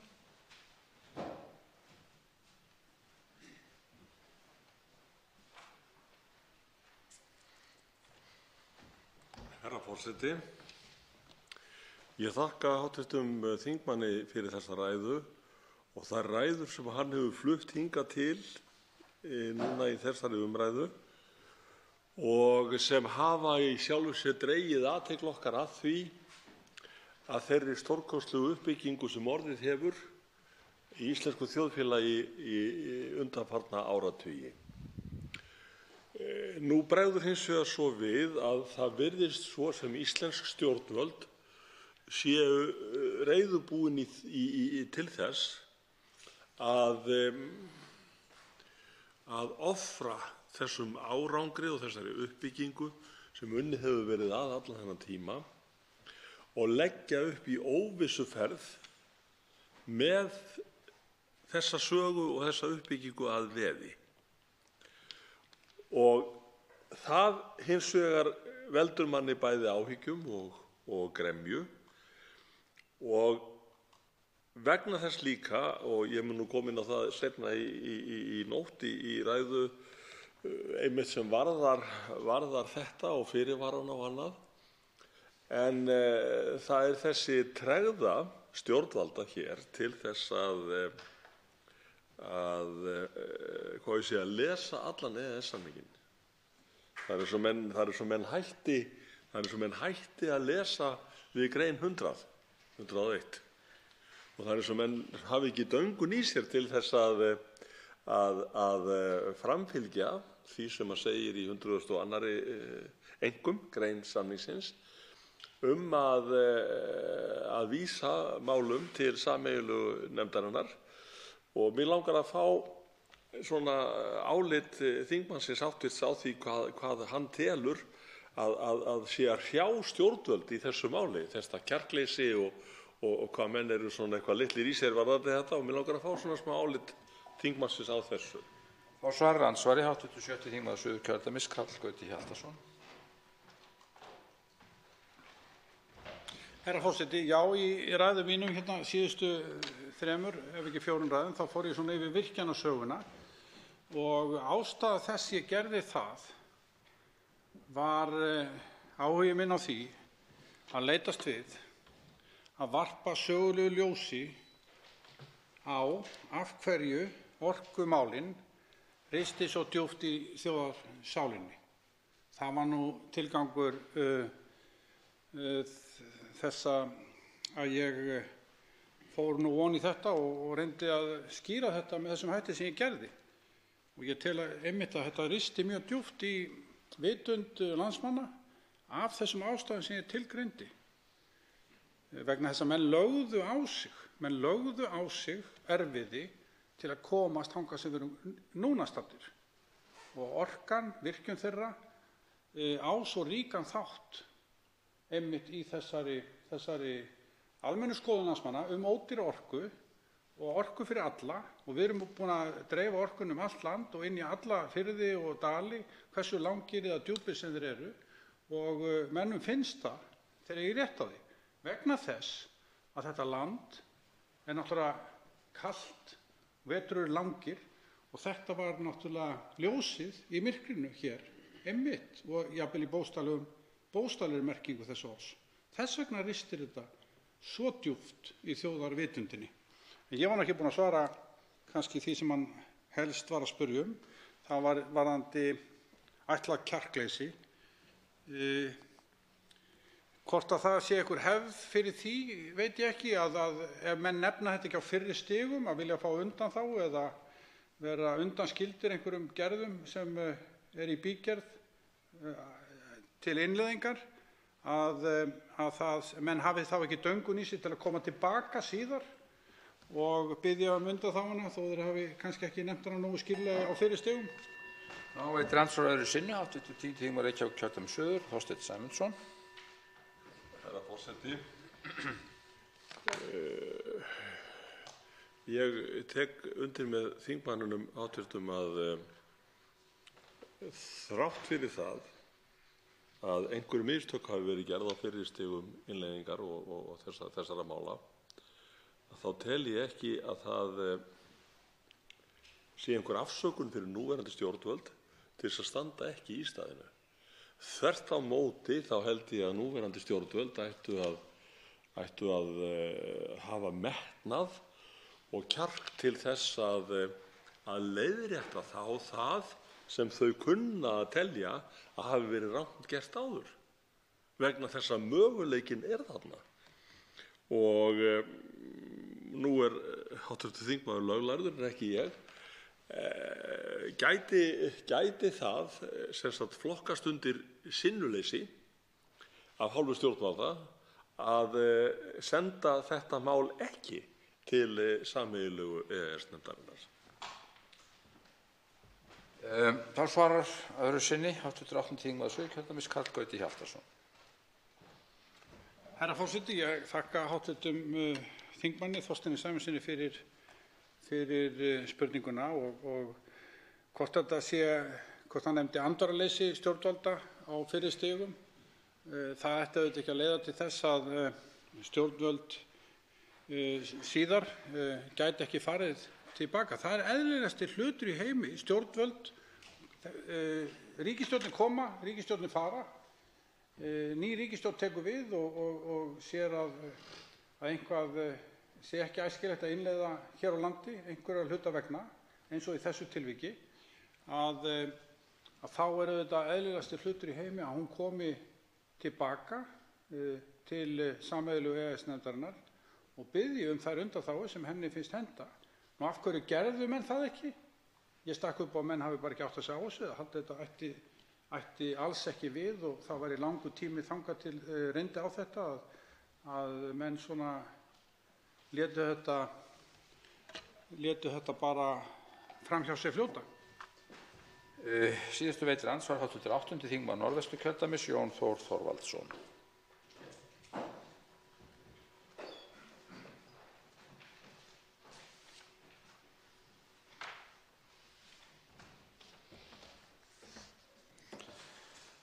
Hæstv. forseti, ég þakka hv. þingmanni Karli Gauti Hjaltasyni fyrir ræðuna, en hv. þingmaður hefur farið hér yfir í þessari ræðu hluta af sögu okkar Íslendinga í virkjunarmálum og beislun fallorkunnar. Og sú saga er þannig að hún er nátengd sjálfstæðisbaráttu þjóðarinnar og viðkomu okkar hér, eða viðhaldi veru okkar hér á þessu harðbýla landi, og hún er tengd sjálfstæðisbaráttunni. Ástæða þess að ég tel að þetta mál er jafn mikilsvert hjá þessum venjulega Íslendingi er að akkúrat þessi, og það er hollt að rifja það hér upp í ræðustól Alþingis, að þetta var stór átak fyrir fámenna þjóð að koma þessum virkjunum á koppinn og að geta nýtt þessa mikilvægu orku. Þessi saga er hluti af sjálfstæðinu og sjálfstæðisbaráttunni, afleiðing þess að við höfum virkjað þessi fallvötn er sú að við höfum getað haldið uppi hér byggðastefnu og við höfum getað staðið í ábyrgri atvinnuuppbyggingu og þróun, og ég tel að andstaða landsmanna við þessa innleiðingu orkupakka 3 sé einmitt fólgin í því sem að kannski kristallast svo vel í sögunni litlu gulu hænuna, að hér hafa menn sáð og þrest kornið og malað og bakað, en svo ætlar einhver annar að koma og borða brauðið. Þá svarar andsvari hv. 8. þingmaður Suðurkjördæmis, Karl Gauti Hjaltason. Herra forseti, ég þakka hv. þingmanni Jóni Þór Þorvaldssyni fyrir þessar hugleiðingar, og það er alveg kórrétt hjá þingmanninum sem hann kom hér inn á og tengdi þessa sögu alla sem ég hef farið yfir hér í mínum ræðum við sjálfstæðisbaráttu þjóðarinnar. Það er alveg kórrétt hjá hv. þingmanni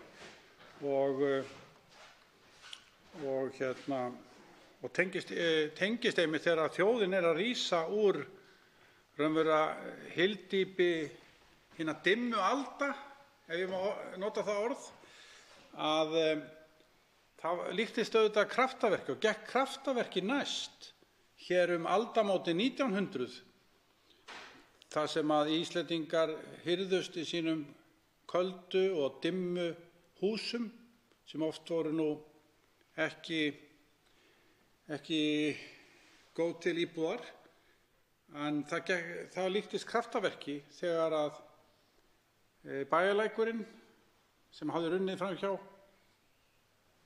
í aldanna rás gat knúið vélar sem tendruðu svo ljós inn í dimmum húsum Íslendinga á þessum tíma. Það líktist auðvitað kraftaverki í augum þessa fólks. Þannig að breytingin var gífurleg. Nú, varðandi þetta með að fara fyrir sameiginlegu EES-nefndina, það verða, og ég vil ítreka það, herra forseti, það verða auðvitað bara getgátur okkar þingmanna hér í þessum samræðum, af hverju menn ekki vilja fara með þetta til þessara nefndar. Það verða bara getgátur og enn fremur getgátur ef engin svör fást hér inn í þessum sal, að ástæðu þess af hverju það megi ekki gera það, að því er ekki svarað hér inn í þessum sal. Þá verður þetta bara getgátur. Þá veitir andsvar öðru sinni hv. 8. þingmaður Norðvesturkjördæmis, Jón Þór Þorvaldsson.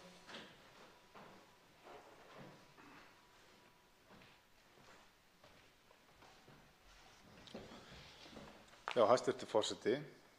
Þetta er nefnilega svo að þessi upprifjun á sögu er afar holl vegna þess að sá sem að ekki vill skoða söguna, hann er dæmdur til að endurtaka hana.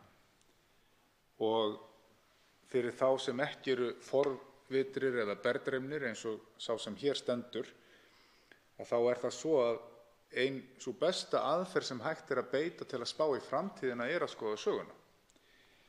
Og við getum rifjað það upp að í sögu þessarar þjóðar þá höfum við gengið í gegnum mjög erfiða tíma þegar fyrr á öldum, að þegar við gengum í gegnum það að við áttum ekki skip og vorum upp á aðra komnir, erlenda aðila, með millilandasiglingar sem voru lífæð landsins líkt og Orka í dag, varðandi atvinnu, uppbygging og sjálfbærni, það má leggja þetta á einhvern hátt að jöfnu, að þá eru það sennilega einhverjir erfiðustu tímar sem að þjóðin hefur gengið í gegnum. Það ekki rétt, hv. þingmaður, að við þurfum að skoða þetta í þessu samhengi? Og þá svarar andsvarið öðru sinni, hv. 8. þingmaður Suðurkjördæmis, Karl Gauti Hjaltason. Herra forseti, ástæða þess að ég fór nú að rifja þetta upp og svo á milli þess sem ég bætti við ræðu mína þá íhugaði ég auðvitað þetta og komst að því sem var kannski ekki svo augljóst að næstum hvert einasta mannsbarn, að minnsta kosti þeir sem eru svona komnir aðeins upp úr táningsaldrinum, hvert einasta mannsbarn hér á landi hefur sterkar skoðanir í þessum málum, hefur sterkar skoðanir það, eins og ég hef nefnt, að hér ættum við að hafa nægt aðgengi af raforku, við ættum að hafa aðgang að ódýrri raforku og ekki bara almenningur, heldur líka íslensk og innlend fyrirtæki. Og raforka, það ættu allir rétt á henni, sama hvar þeir byggju, hvort sem þeir byggju inn í djúpum fjörðum eða dimmum dölum, þá ættu allir rétt á þessari raforku. Þá andsvörum lokið og til máls tekur hv. 10. þingmaður Reykjavíkurkjördæmis suður, Þorsteinn Sæmundsson.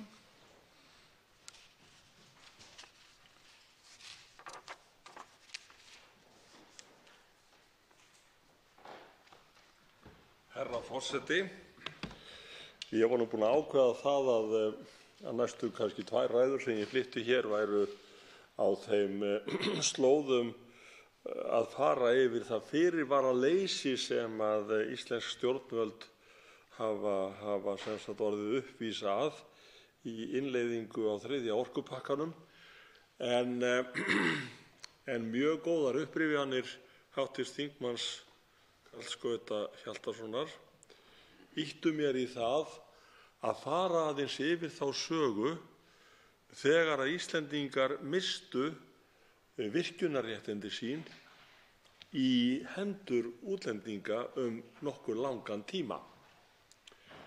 Sá sem hér stendur mikill aðdáandi Einars Benediktssonar skálds. Og á árunum svona 1910 til 1918 þá eignaðist Einar Benediktsson og hlutafélög honum tengd gríðarleg vatnsréttindi víða á Íslandi. Og það meðal annars hægt að benda á vatnsréttindi, virkjunarréttindi og vatnsréttindi sem að innifela Jökulsá á Fjöllum, sem Dettifoss og fleiri fossa á Norðurlandi, en einkum í Þjórsá. Og þetta stofnaði skáldið mest 2 stór hlutafélög, annað hét Gígant og hitt Títan, og keypti sem sagt upp vatnsréttindi í til dæmis allri Þjórsá og þverám hennar og ætlaði sér að reisa sem sagt orkuver þar sem Búrfellsvirkjun reis svo hálfri öld síðar. Og tilgangurinn með því að reisa þessa virkjun við Búrfell var til þess að selja rafmagn til áburðarframleiðslu. Og þetta sýndi og kannski varð það skáldinu að falli, að þessi áform hans stórkostlega iðnaðaruppbyggingu á Íslandi voru það bil 50 til 70 árum á undan tímanum. En hvers vegna fer ég yfir þetta? Jú, það er vegna þess að meðeigendur Einars Benediktssonar í þessum félögum voru mest Norðmenn, norskir auðmenn, en einnig Englendingar. Og skáldið bjó langdvölum erlendis á meðan að hann safnaði hlutafé og seldi hlutafé í þessum hugðarefnum sínum. Og svo efnaður varð hann á þessum viðskiptum að hann keypti húsið Höfða í Reykjavík og nýtti sem sumarhús. Ekki sem íbúðarhús fyrir fjölskylduna, heldur sem sumarhús. En að auki hafði hann aðsetur rétt fyrir utan London í 17. aldar húsið þar og bjóð þar við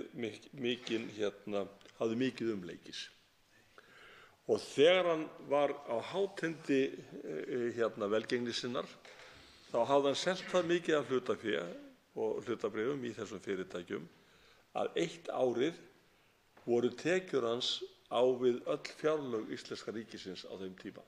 Það hefur líklega verið 1917 ef ég man rétt. Hvers vegna fer ég yfir þetta? Jú, það er vegna þess að íslenska ríkið reyndi að sjálfsögðu að eignast þessi vatnsréttindi aftur. Og af því að ég minntist á það að Einar Benediktsson hefði verið það bil 50 árum á undan sinni samtíð, þá er það fyrst árið 1951 sem að íslenska ríkið kaupir tilbaka vatnsréttindi í Þjórsá og Þverá mennar af hlutafélaginu Títan sem þá var enn til. Og þessi kaup Títans höfðu orðið til á árunum 1914 til 1924. Og kaupverð íslenska ríkisins þá, árið 1951, á öllum þessum vatnsréttindum voru 1,5 milljón króna. Og hvers vegna fer ég yfir þetta? Jú, við erum lygilega nálægt því núna að stíga skref í þá átt að íslensk vatnsréttindi og virkjunarréttindi hverfi í eigu útlendinga. Þá veitir andsvar ræðu þingmannsins hv. 3. þingmaður Suðurkjördæmis Birgir Þórarinsson.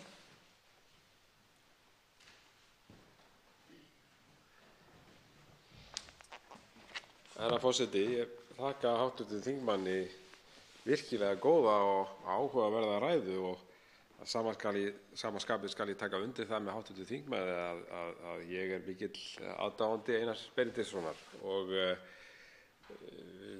ég minnist þess og við þekkjum þá sögu náttúrulega að því að hv. þingmaður minntist á þjóðarskáldið okkar að hann var jú þekktur fyrir það að hafa selt norðurljósin og nú veitum við svo sem ekki sannleiksgildi þessarar flökkusögu en sagan er engu að síður góð en eitt er víst að Einar Benediktsson var sölumaður að Guðs náð og hefði svo sannarlega geta selt norðurljósin ef út í það er farið.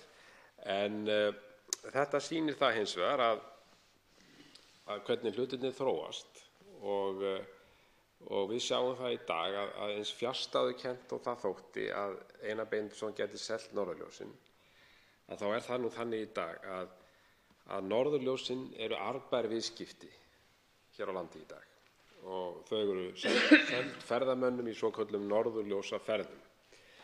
Þannig að það sem að þótti fjarstæðukennt á þessum tíma eru arðbær viðskipti í dag. Og þetta má alveg heimfæra yfir á svokallaðan sæstreng.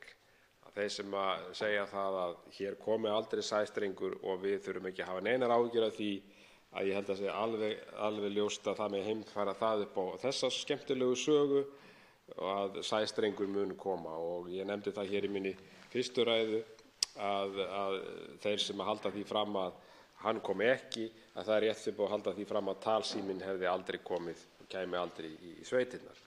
En ég þakka hv. þingmanni fyrir að benda á þetta og hefði nú verið gaman að fá svona svona fleiri áhugaverða punkta vegna þess að þetta hefur mikið að segja í þessu sambandi. Ég er kannski ekki með akkurat ákveðna spurningu til hv. þingmanns en ég fæ kannski að koma henni hér á eftir.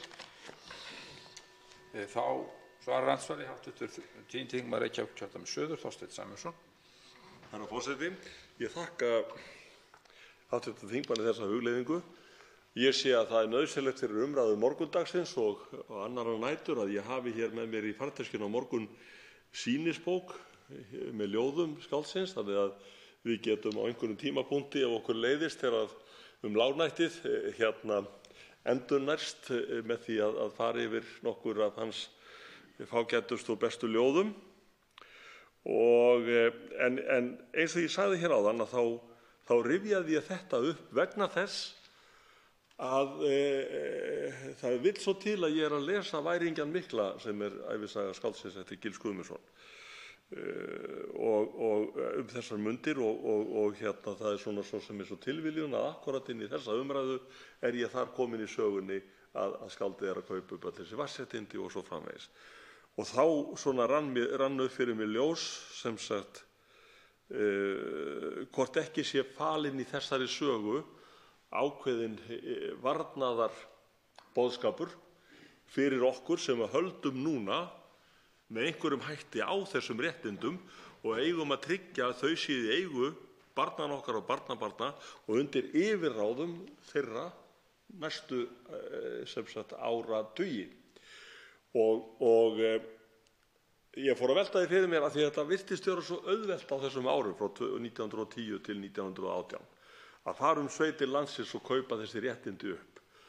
Bita fyrir bita, nákvæmlega eins og Evrópusambandið er núna bita fyrir bita að innleiða hverja orkutilskipunina á fætur annarri og við erum að gleypa þetta hrátt og fyrirvaralítið eða fyrirvaralaust eins og ég kem til með að fara yfir í næstu ræðum mínum þegar líður á kvöldið. Og það var kannski þetta sem kveikti þetta í mér að við gætum notað sögu stórskáldsins til þess að varast að Ísland lendi í sömu kringumstæðum aftur. Þá veitir andsvar öðru sinni hv. 3. þingmaður Suðurkjördæmis afsakið Birgir Þórarinsson. Forseti, já ég þakka hv. þingmanni vegna þess að ég held að þessi orð séu mjög í tíma töluð og það er mikilvægt að við skoðum söguna, lærum af sögunni og hún hefur margt fram að færa, hún vísar okkur veginn í ýmsum efnum og í þessu tilfelli gerum við það svo sannarlega vegna þess að, og gleymum því ekki að það var mikið afrek á sínum tíma að koma þessu raforkukerfi hér í það stand sem það er í dag. Og það var ánægjulegt og áhugavert að hlusta á ræður hv. þingmanns Karl Gauta Hjaltasonar þar sem hann rakti svona með mjög góðum hætti stuttlega svona sögu uppbyggingu raforkukerfisins á Íslandi sem byrjar með þessu smávirkjunum í Skaftárhreppi sem voru þar miklir hugvitsmenn og frumkvöðlar í þeim efnum. Þannig að það eru kynslóðir sem hafa lagt heilmikið af mörkum til að koma okkur á þann stað sem við erum í dag. Og það er mjög mikilvægt að fólk hafi þetta í huga vegna þess að það er það mikið í húfi að núna þegar að við höfum þetta góða raforkukerfi á Íslandi, línurnar, virkjanirnar og allt þetta sem að tryggir okkur hagsæld og búsetuskilyrði eins og þau gerast best í harðbýlu landi, að þá þurfum við á þeim tímapunkti að fara að standa vörð þessi gildi okkar, þessi lífsgæði og búsetuskilyrði sem eru einstök miðað við þá landfræðilegu legu sem að við búum við. Þannig að ég þakka hv. þingmanni til að hann kom inn á þetta. Þetta er mjög góður og mikilvægur punktur í þessari umræðu. Þá svarar andsvari öðru sinni hv. 10. þingmaður Reykjavíkurkjördæmis suður, Þorsteinn Sæmundsson. Herra forseti, mér finnst líka umhugsunarefni að ástand raforkukerfisins, ef ég get orðað það þannig, og framleiðslugeta þess í dag sem við tökum nánast sem sjálfsagðan hlut er þó búin að taka allt frá árinu 1965 og þá er ég ekki að gera lítið úr virkjununum í Soginu og í Elliðaánum og allt þetta. En fyrstu alvöru orkuvirkin sem hér eru reist eins og Búrfell sem er tekið í notkun 1967 fram til þess að við erum búin að bæta við virkjunum í Þjórsá hér og hvar með alveg ótrúlegu hugviti, Blönduvirkjun þar sem að göngin eru með ótrúlegustu mannvirkjum sem maður hefur séð, gufuaflsvirkjanirnar. Þetta er búið að taka þennan tíma að byggja upp og því segi ég, ætlum við að offra þessu nánast á einni nóttu eða líklega 4 núna eins og þetta lítur út. Ætlum við að gera það virkilega, ætla íslensk stjórnvöld að ganga fyrirvaralítið á hönd alþjóðlegs, fjölþjóðlegs og alls sem við eigum erfitt með að ráða við, getum. Það er að segja ef við ekki umgöngumst og mætum þessum stjórnvöldum á okkar forsendum. Og nú er ég að taka séns á því að afsakið forseti að láta útmála mig hér sem einangrunarsinna, það gerir þá bara allt í lagi, það er bara þá þannig. En auðvitað er það þannig að við skuldum hvort öðru og börnunum okkar og barnabörnum og landinu það að ganga þannig frá málum að það verði engin áhætta á því að við missum áhrif, yfirráð og meðferð þessara mannvirkja sem er búið að taka 50 ár að byggja upp. Þá veitir andsvar hv. 3. þingmaður Norðausturkjördæmis, Sigmundur Davíð Gunnlaugsson.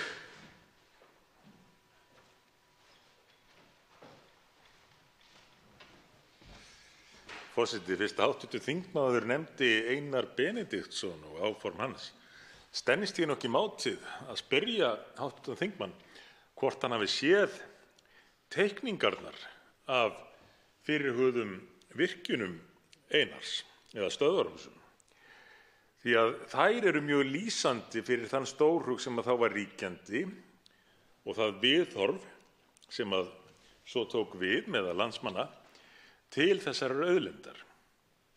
Þetta voru hallir. Þessar virkjanir eða stöðvarhús voru teiknaðar sem hallir yfir starfsemi sem að menn voru að átta sig á, Einar hafði áttað sig á og sífellt fleiri áttu eftir að gera sér grein fyrir, að væri undirstaða svo mikillar verðmætasköpunar og svo mikillar framþróunar í landinu að það þótti við hæfi að húsin sem að hýstu þennan grunn undir allt hitt bæri þess merki og voru þess vegna hönnuð sem glæsihýsi. Því miður risu þau nú ekki eins og þau voru teiknuð og kannski segja síðar hafi menn orðið praktískari eða litið frekar til praktískra þátta við hönnun svona stöðvarhúsa en hvað það? Þessi frumhönnun bar með sér að menn gerði sér grein fyrir því að þetta væri undirstaða einhvers stórs og mikilvægs fyrir samfélagið. En nú gleymdi ég mér aðeins því að ég ætlaði að spyrja hv. þingmann út í annað leið og vonandi gefst tækifæri til þess að spyrja nánar út í það þá í seinna andsvari. En kannast hv. þingmaður við, hefur hann kynnt sér samningsbrotamál Evrópusambandsins gegn 12 ríkjum, gegn 12 löndum fyrir það að hafa ekki sett virkjanaframkvæmdir í útboð? Þá svarar andsvari hv. 10. þingmaður Reykjavíkurkjördæmis suður, Þorsteinn Sæmundsson. Ég ætla fyrst að geta þess og svara hv. þingmanni, þakka honum fyrir ansvarið, að víst hef ég séð þá hönnun sem að Títan-félagið lagði til grundvallar við Búrfell árið 1918 og af því það nú orðið í tísku hér á Alþingi að koma með alls konar blaðsnepla hér í ræðustól og ota framan í myndavélar, að þá væri það sannarlega þess virði að mæta hér í ræðustól með mynd af þessum mannvirkjum og reka þær í linsu myndavélarinnar þannig að alþjóð mætti sjá. Vegna þess að það alveg hárrétt sem að hv. þingmaður segir að þetta var lýsandi dæmi fyrir þann stórhug sem bjó í brjósti skáldsins og hans samstarfsmanna og hvernig þeir sáu fyrir sér fyrir öllum þessum árum síðan, fyrir heilli öld síðan, að það væri nauðsynlegt fyrir Ísland að byggja upp stóriðnað og sem að síðan hlutgerðist eða raungerðist réttara sagt árið í kringum 50 árum síðar. Ég verð hins vegar að viðurkenna það og játa það hér og nú að ég hef ekki séð þessi málaferli Evrópusambandsins gegn 12 ríkjum út af útboði. Ég hef ekki kynnt mér eða séð þau skjöl og það efni, það hef ég ekki séð, þannig að ég verð að láta það ógert að svara þingmanninum öðruvísi heldur en svo því að ég verð að vera einlægur í því. Það hef ég ekki séð. Þá veitir andsvar öðru sinni hv. 3. þingmaður Norðausturkjördæmis Sigmundur Davíð Gunnlaugsson. Herra forseti, ég svo sem ekki hissa á því að hv. þingmaður hafi ekki séð þetta. Þetta eru tiltölulega nýjar fréttir en ég hyggst reyna að bæta úr því síðar þessari umræðu með því að gera grein fyrir þessu máli sem að enn eitt dæmið það hvað við eigum í vændum að öllum líkindum nái þessi 3. orkupakki fram að ganga. En ástæða fyrir því að ég spurði hv. þingmann út í þetta þessi. Ef að þetta verður raunin og við getum ekki hér á Íslandi ráðist í framkvæmdir, virkjanaframkvæmdir með það markmiði að það sé í þjóðarþágu, heldur muni allir slíkir kostir þurfa að fara í útboð á evrópska efnahagssvæðinu. Hvers þá að vænta ávinninginn af slíkum framkvæmdum? Þegar að stórfyrirtæki í Evrópu, ásælin í umhverfisvæna orku, geta boðið hér í vatnsaflsréttindi til þess að geta svo státað sig af því að vera að framleiða umhverfisvæna endurnýjanlega orku á Íslandi og þá væntanlega með það að markmiði að selja hann á evrópskum töxtum. Ekki hætta á því að í fyrsta lagi muni þessi fyrirtæki hafa ákveðið fjárhagslegt forskot á þau íslensku, bæði vegna hugsanlega stærðar sinnar en einnig vegna þess að þessi fyrirtæki þrá að ná í umhverfisvæna orkukosti og fá jafnvel styrki til þess að ná í þá.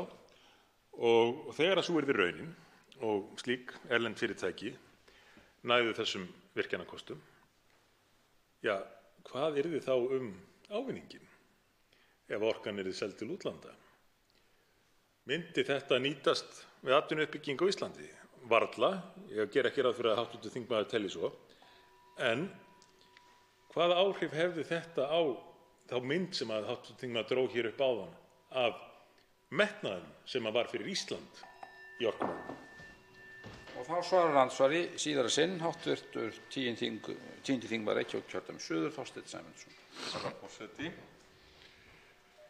Þarna snertir hv. þingmaður mjög athyglisverðan punkt vegna þess að það sem kannski fyrir mér vakti eins og ég sagði áðan með því að segja þessu sögu var það að við erum í raunverulegri hættu á því að þurfa jafnvel að skipta Landsvirkjun upp, að skipta gullgæsinni okkar upp vegna þess að hér á að ríkja samkeppni og það á að vera hér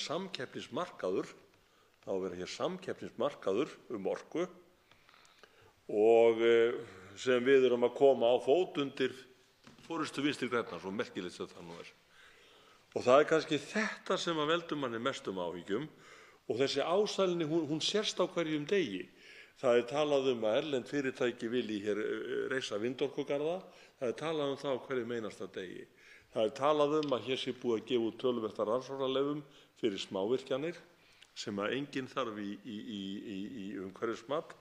Ég hef lýst því áður hér í umræðunni að orkan sem að þessi fyrirtæki koma til með að framleiða verður væntanlega ekki á sama verði og orkan sem við framleiðum nú í núverandi virkjunum okkar.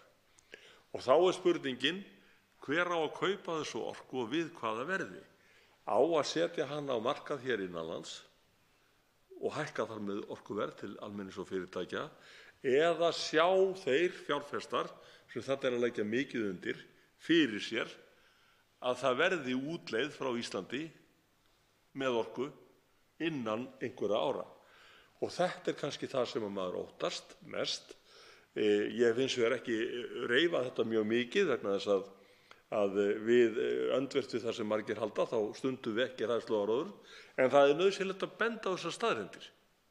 Það er nauðsynlegt að benda á þær, vegna þess að þetta getur raungerst fyrr en varir.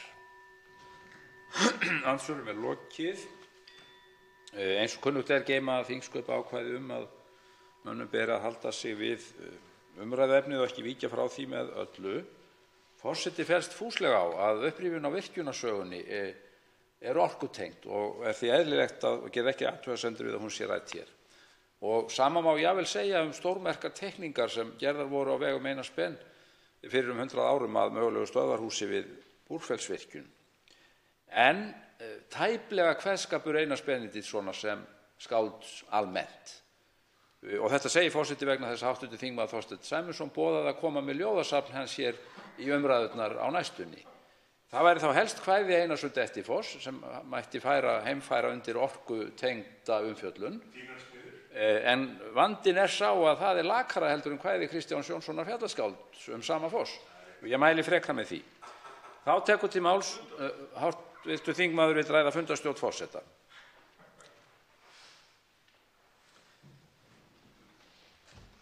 Herra forseti, sá sem hér stendur kann vel að meta það að forseti veiti okkur þingmönnum ákveðið svigrúm til þess að ræða það stórbrotna mál sem hér er undir. Og ég held að forseti, og hann reyndar féllst á það að þessi saga sem hér var sögð, og ég sagði sem víti til varnaðar að hún eigi erindi hér inn í þessa umræðu. Ég hins vegar vill minna forseta á að þetta veit hann náttúrulega.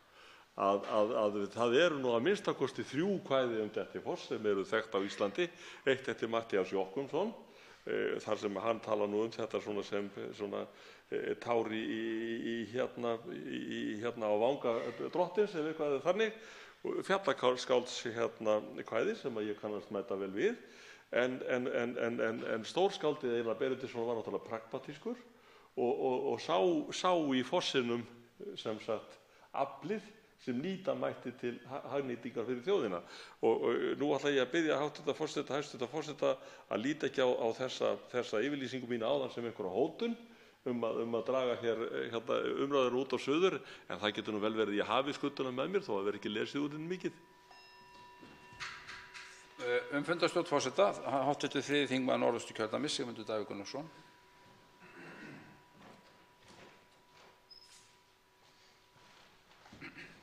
Forseti, þótt ég get ekki látið hjá líða við að gera athugasemd við að forseti skuli vara sérstaklega við því að lesin verði ljóð í ræðustól Alþingis, svona í ljósi þingsögu hæstvirts forseta, sem ég hygg nú að geymi nokkur ljóðin, þá tel ég samt rétt að geta þess að athugasemd hæstvirts forseta gæði ljóðs Kristjáns Jónssonar fjallaskálds Dettifoss eru á margan hátt meiri en gæði ljóðs Einars Benediktssonar.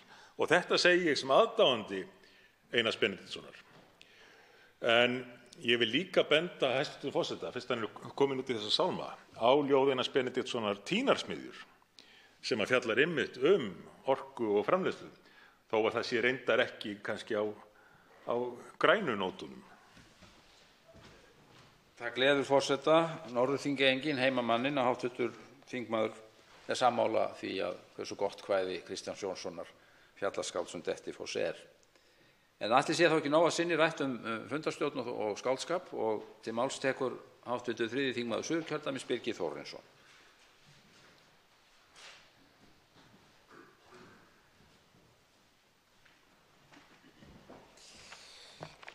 Herra forseti, það sem mér langaði að koma hér inn á í þessari ræðu minni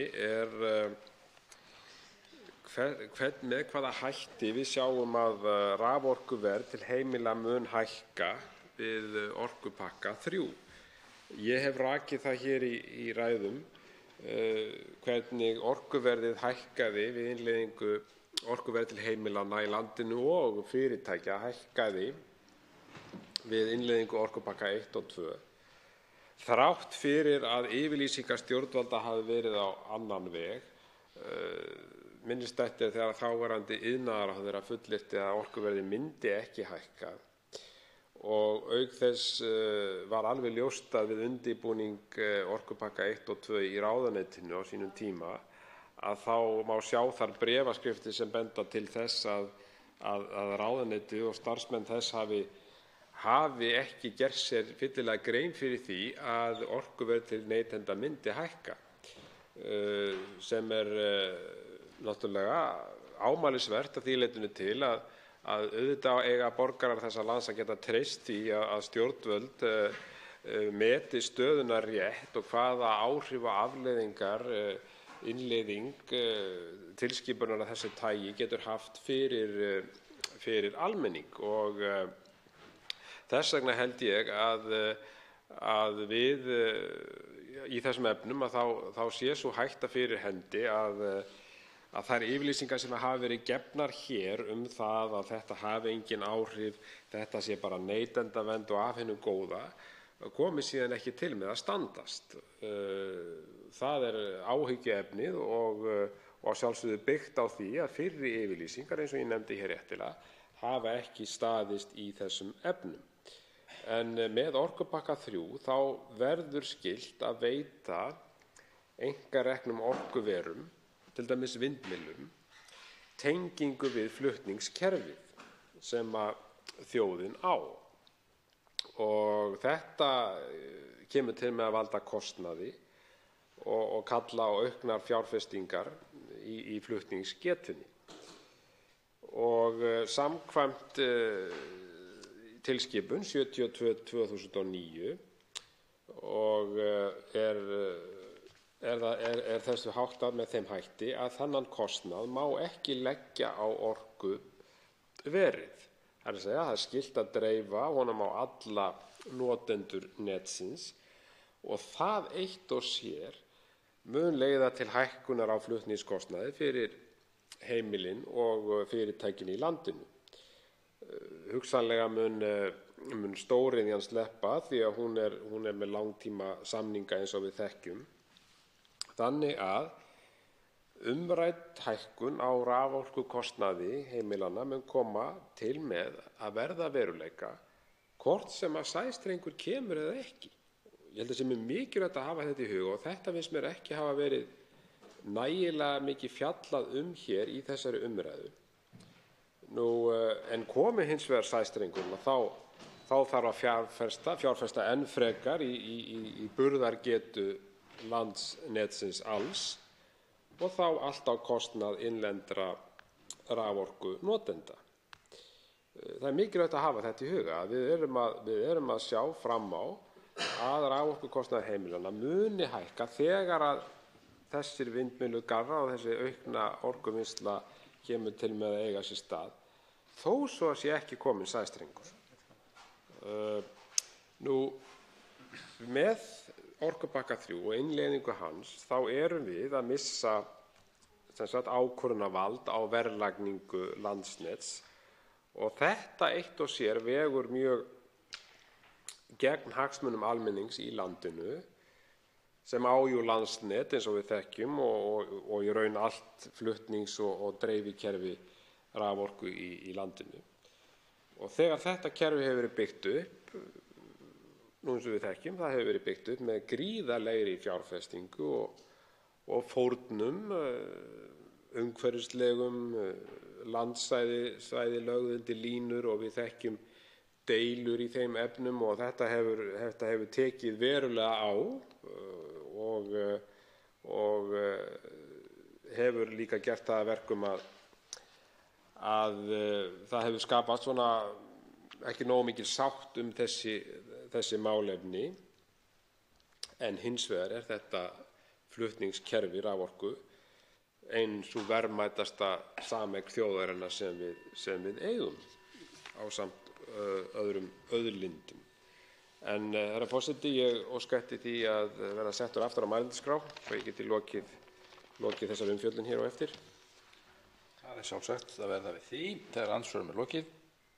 Fyrstu veitir andsvar hv. 3. þingmaður Norðausturkjördæmis, Sigmundur Davíð Gunnlaugsson.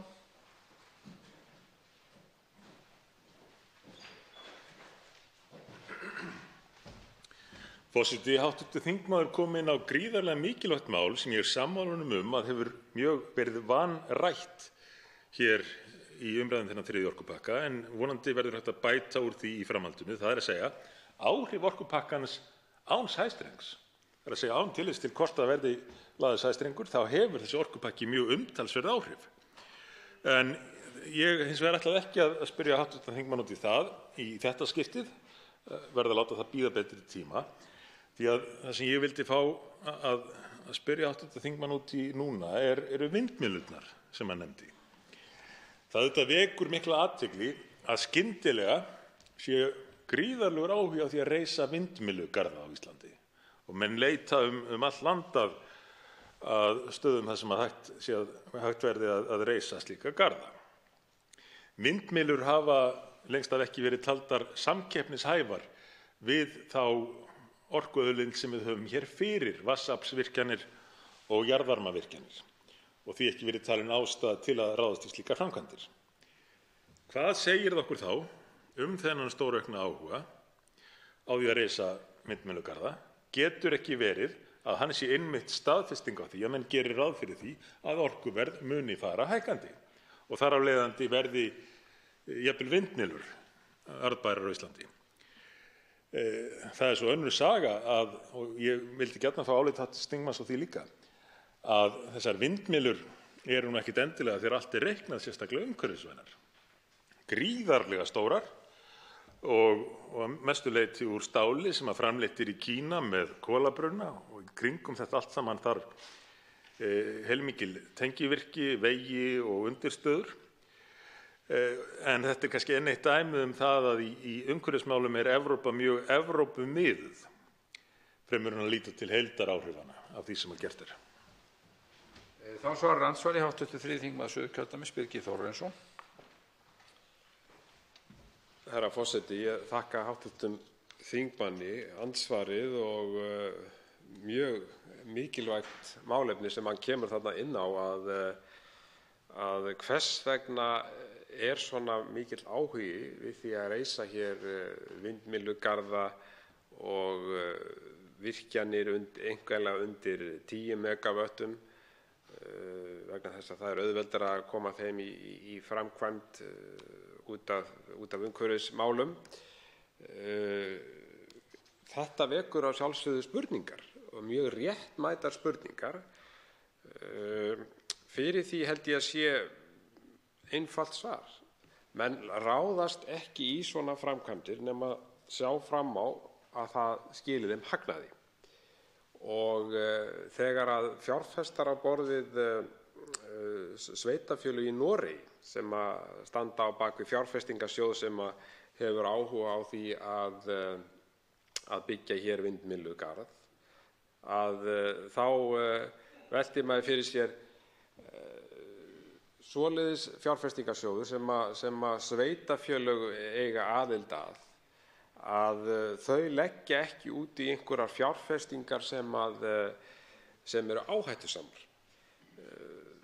Þannig að þau sjá greinilega ábata í þessum fjárfestingum að fjárfesta hér í vindmyllugörðum.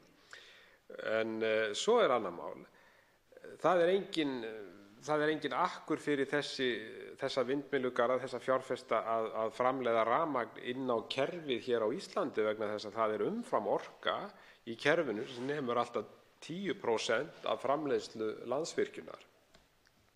Þess vegna það algjörlega ljóst og það þarf ekki að fara í grafgötu með það að það útflutningurinn á orkunni sem að þessir aðilar að horfa í og þess vegna getur það gerst að ef að menn sjá fram á það að hér eigi ekki að innleiða þennan orkupakka að þá geta hugsanlega kippt stofunum undan þessum aðilum, þessum fjárfestum sem aftur á móti sýnir það að það gríðarlegur þrýstingur á það að innleiða þennan orkupakka. Þá veitir andsvar öðru sinni hv. 3. þingmaður Norðausturkjördæmis, Sigmundur Davíð Gunnlaugsson.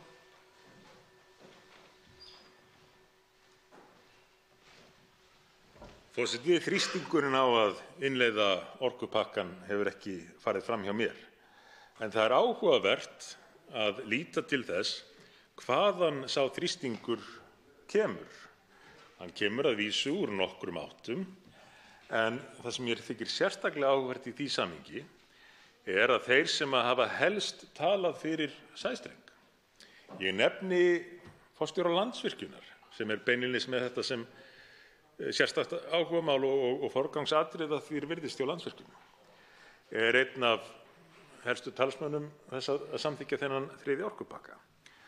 Nú ef sú kenning væri rétt að samþykkt þessa orkupakka myndi skapa einhvers konar ógnarjafnvægi sem fælist í því að það að tengja landið með sæstreng eftir að orkupakkinn væri samþykktur væri það hættulegt hagsmunum manna að það myndi skapa andspyrnu við tengingu með sæstreng. Nú þá skyldi maður ætla að talsmenn slíkrar tengingar væru mótfallnir 3. orkupakkann, því hann væri hindrun við það að ná þessari tengingu. Hvernig getur þá staðið á því að sæstrengssinnar séu svona áfram 3. orkupakkann? Getur ekki verið að þeir líti svo á að þessir svokölluðu fyrirvarar skipti engu máli og að innleiðing 3. orkupakkans sé mikilvægur liður í því að kerfið nái að halda áfram á sömu braut og þeir fái fulltingi Evrópusambandsins við það að ryðja úr vegi hindrunum við lagningu sæstrengs. Þá svarar andsvari öðru sinni hv. 3. þingmaður Suðurkjördæmis, Birgir Þórarinsson. Herra forseti, þakka hv. þingmanni andsvarið, mjög áhugavert og ég held nefnilega að það verði mikill þrýstingur á sæstreng og hann verði ekki bara Evrópusambandsmegin, hann verði héðan frá Íslandi líka. Fjárfestar, fyrirtæki á borð við Landsvirkjun eins og hv. þingmaður nefndi réttilega. Þess vegna þessi innleiðing þessa orkupakka sem undirbúningur að sæstreng. Það bara þannig, þetta bara eitt af þessum skrefum. Þess vegna mjög mikilvægt í augum þessara aðila að þetta gangi snurðulaust fyrir sig. Og ef að svo færi að þessi innleiðing yrði ekki að veruleika, þá náttúrulega búið að riðla öllum þessum áformum þessara aðila. Þannig að það alveg klárt í mínum huga að þarna verulegur þrýstingur á því að það verði engar hindranir í því að héðan verði hægt að flytja út orku og það svolítið einkennilegt að þessir fjárfestar sem hafa þegar farið á stað og eru í undirbúningi að reisa vindmyllugarða og svo framvegis, að þeir virðast ekki hafa neinar áhyggjur af því að þetta yrði bara stoppað af, við myndum bara hafna þessum orkupakka. Það eins og þeir viti nákvæmlega hvernig þetta kemur til með að fara og þá Alþingi orðið eins og hefur nú verið nefnt hér fyrir einhvers konar afgreiðslustofnun. bara eftir því sem fjárfestar óska eftir eins og í þessu máli. Maður velti því fyrir sig hvort að það sé kannski bara veruleikinn. Þá veitir andsvar hv. 8. þingmaður Norðvesturkjördæmis, Jón Þór Þorvaldsson.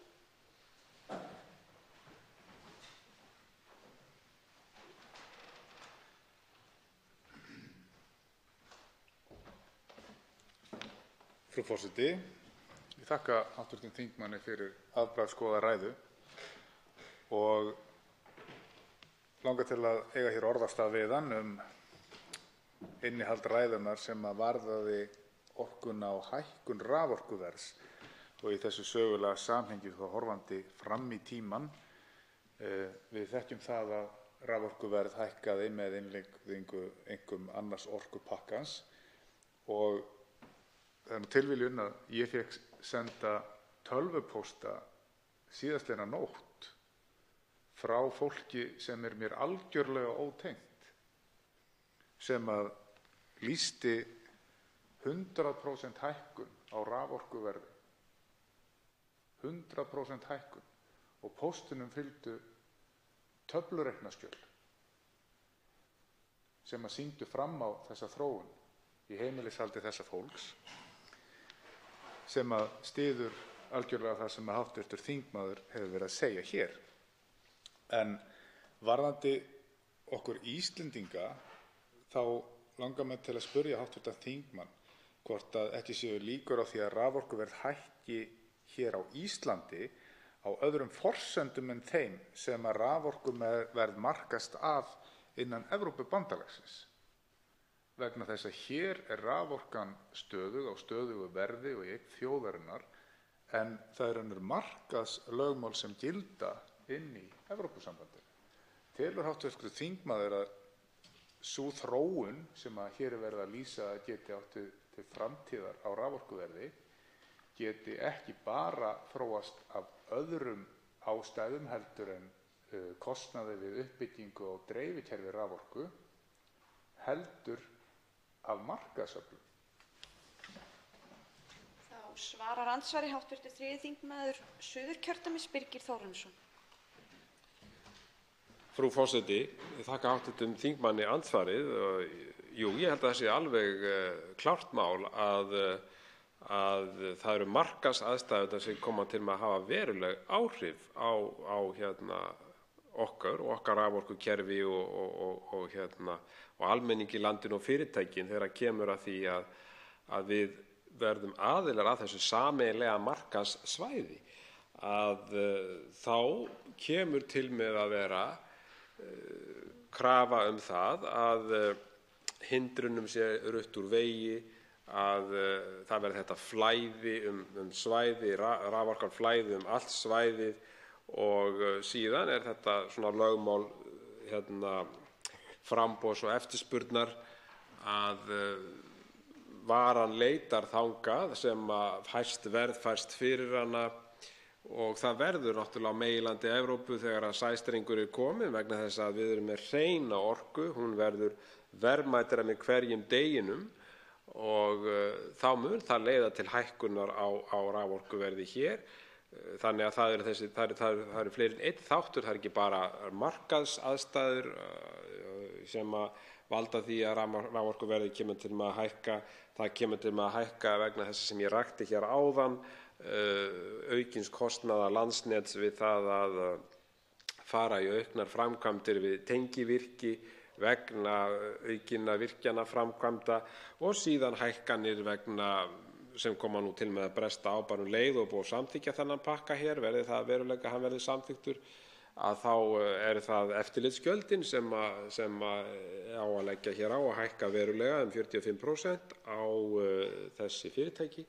Þetta mun allt lenda á almenningi á endanum, þannig að við erum að sjá fram á hér hækkanir á raforkuverði, og það talað að verði sæstrengur á veruleika þá verið að tala tölur eins og 50% hækkun til heimila og fyrirtækja í landinu, sem eru gríðarleg hækkun. Þá veitir andsvar síðara sinni hv. 8. þingmaður Norðvesturkjördæmis, Jón Þór Þorvaldsson.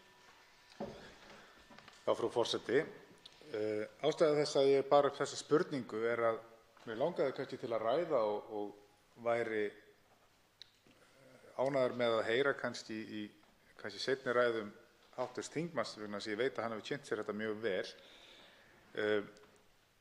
hvort að ekki sé hætta á því að þessi markmið og stefna verðjöfnun Evrópusambandsins á raforkuverði sem upp á við gagnvart okkur Íslendingum, upp á við, af því hér verður raforku lágt, hvort að það mun ekki koma til með að hafa áhrif, en svo aftur hitt að raforkan fer á markað og birgjar geta keypt orku og selt hana svo áfram, og líkurnar eru þær að hér eins og annars staðar í Evrópusambandinu mundi þessi orka sem skilgreind sem vara fara inn á markaði fjármálageirans, inn á fjármálamarkað, og þar gilda önnur lögmál heldur en bara þau hversu mikið framleitt og hversu mikil eftirspurnin Þar fara að spila inn á það kerfi vogunarsjóðir sem að geta keypt mikið magn til þess að selja það við réttu verði,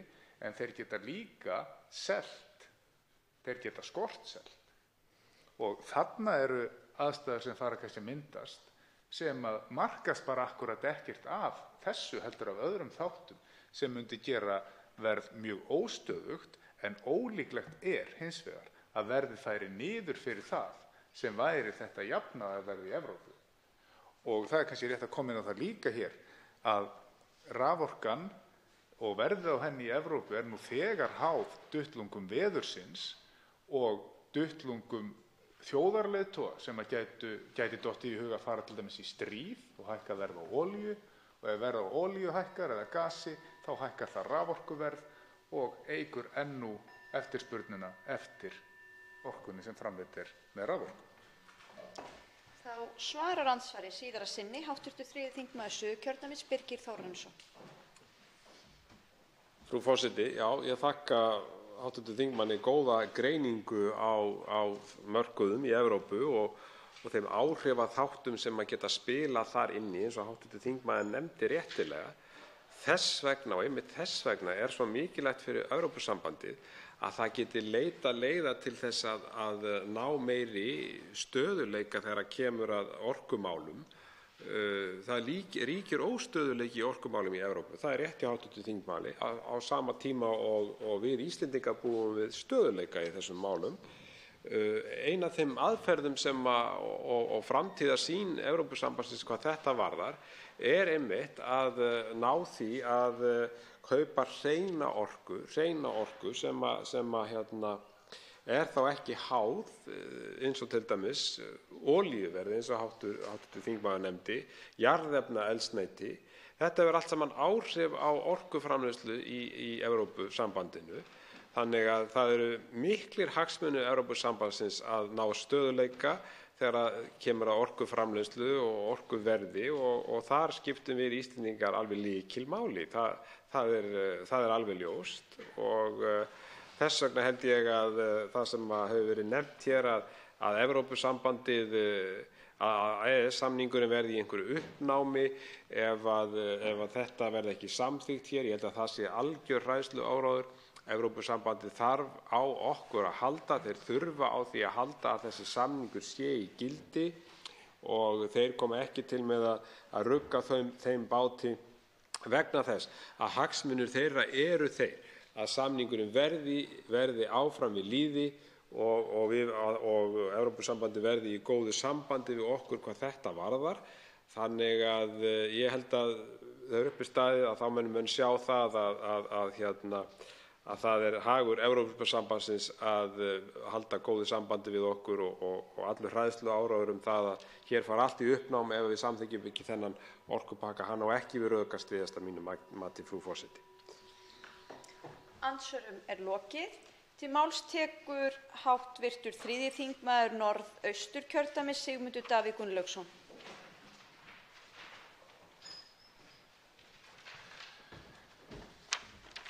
Frú forseti, nú vonast ég til að ná að ljúka yfirferð minni yfir fyrirvara norska stórþingsins við 3. orkupakkann, þrátt fyrir að frú forseti hafi að venju aðeins skammtað mér 5 mínútur.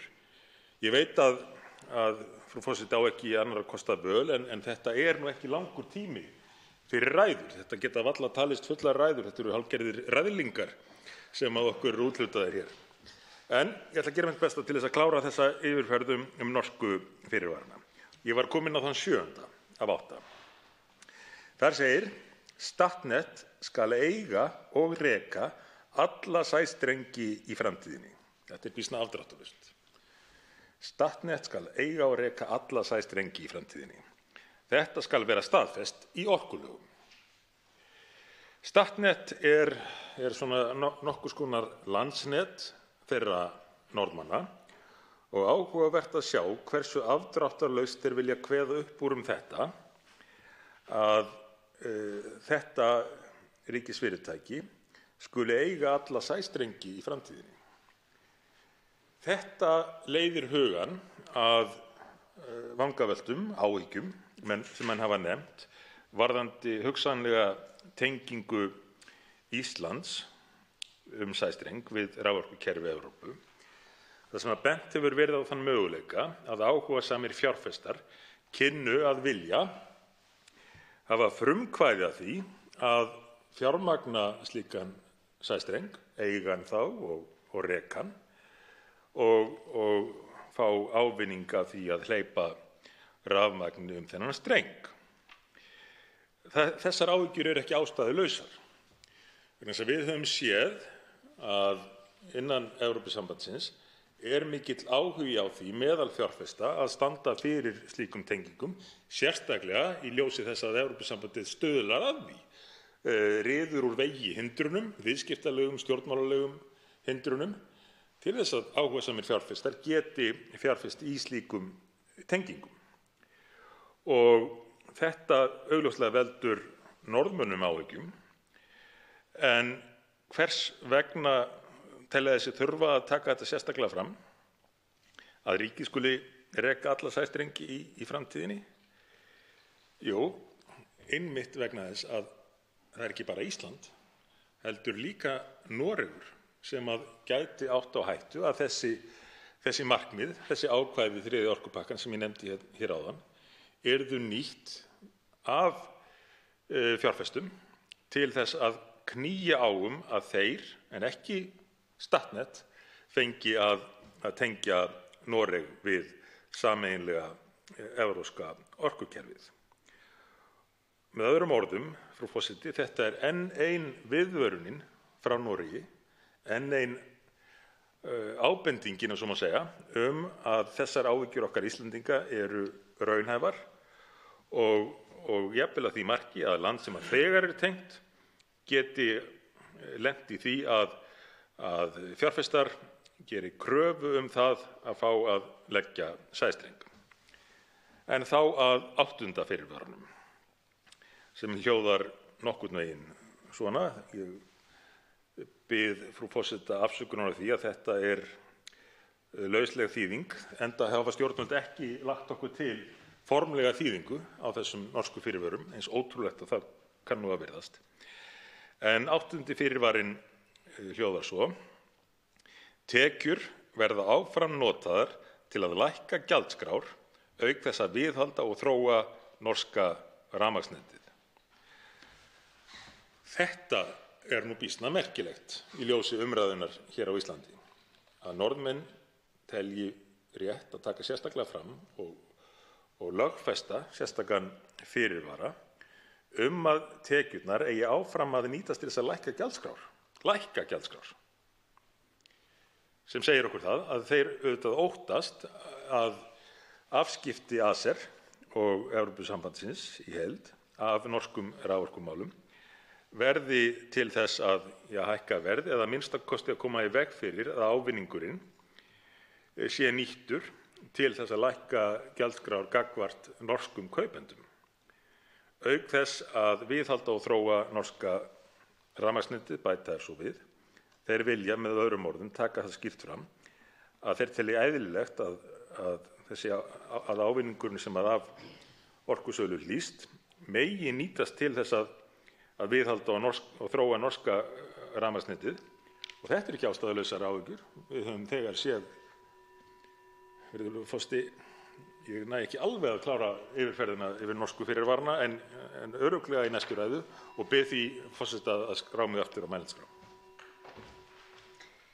Já, hv. þingmaður datt í lukkupötin því einn hv. þingmaður hefur óskað eftir því að veita honum andsvar, þannig að hann fær nokkrar aukamínútur í þessari umferð og það er hv. þingmaður, 8. þingmaður Norðvesturkjördæmis, Jón Þór Þorvaldsson, sem veitir andsvar við ræðu þingmannsins.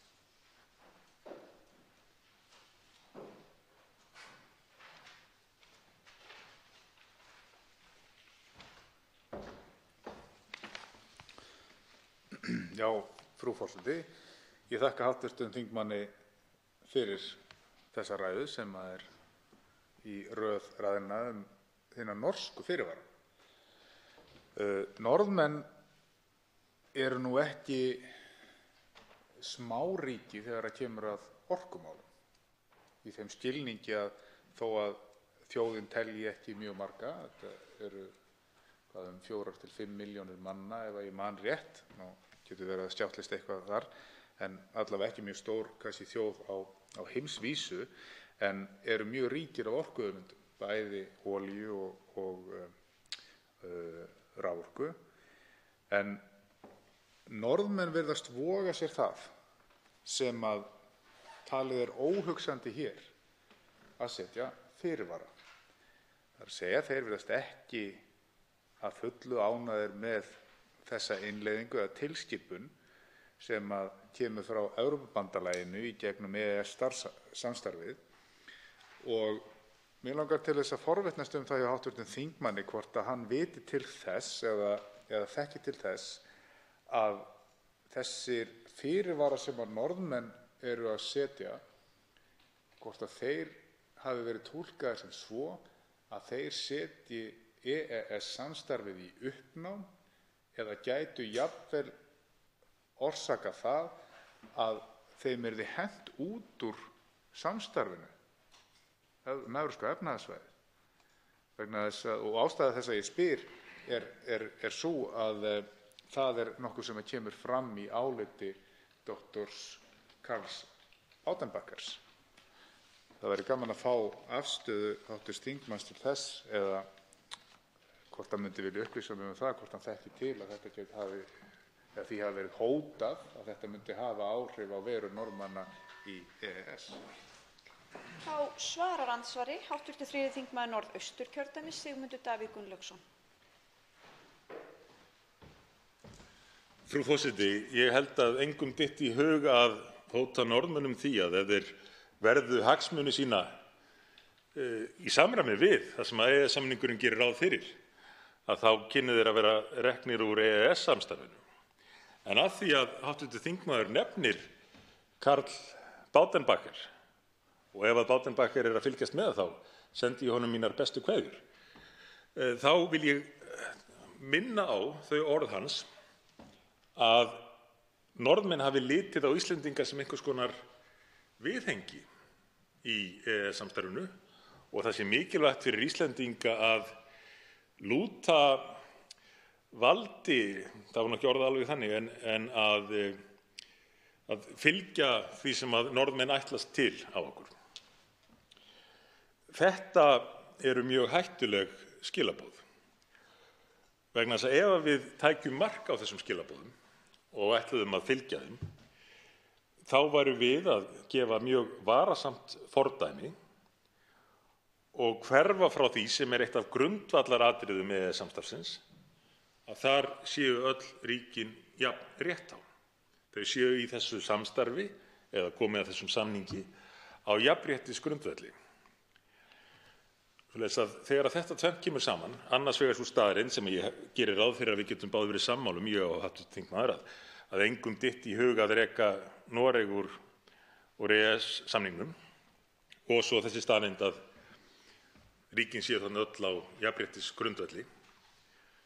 Því skyldi þá einhverjum detta í hug að reka Ísland úr EES-samstarfinu og með því setja samninginn allan í uppnám, ekki bara fyrir Ísland, heldur fyrir Liechtenstein, fyrir Noreg og fyrir Evrópusambandið líka.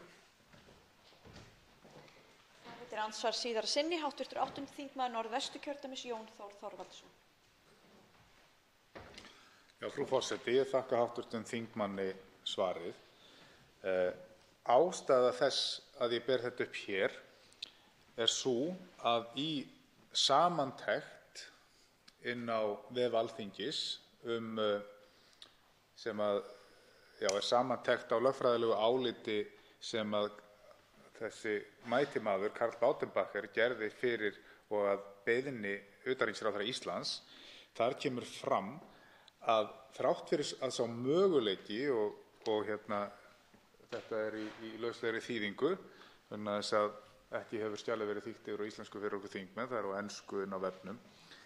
Þrátt fyrir að sá möguleiki sé fyrir hendi að hafna innleiðingu á nýjum ESB-lögunum inn í lög EES, er þetta tilfelli ekki rétti tíminn til að taka í neyðarheimilin eða the emergency break eins og það heitir á frummálinu. Og afturköllun Íslands á 3. orkupakkanum gæti stofnað aðild þess í EES í hættu. Þarna er það gefið í skyn að Ísland gæti verið rekið úr samstarfi þjóðanna Evrópska efnahagssvæðið.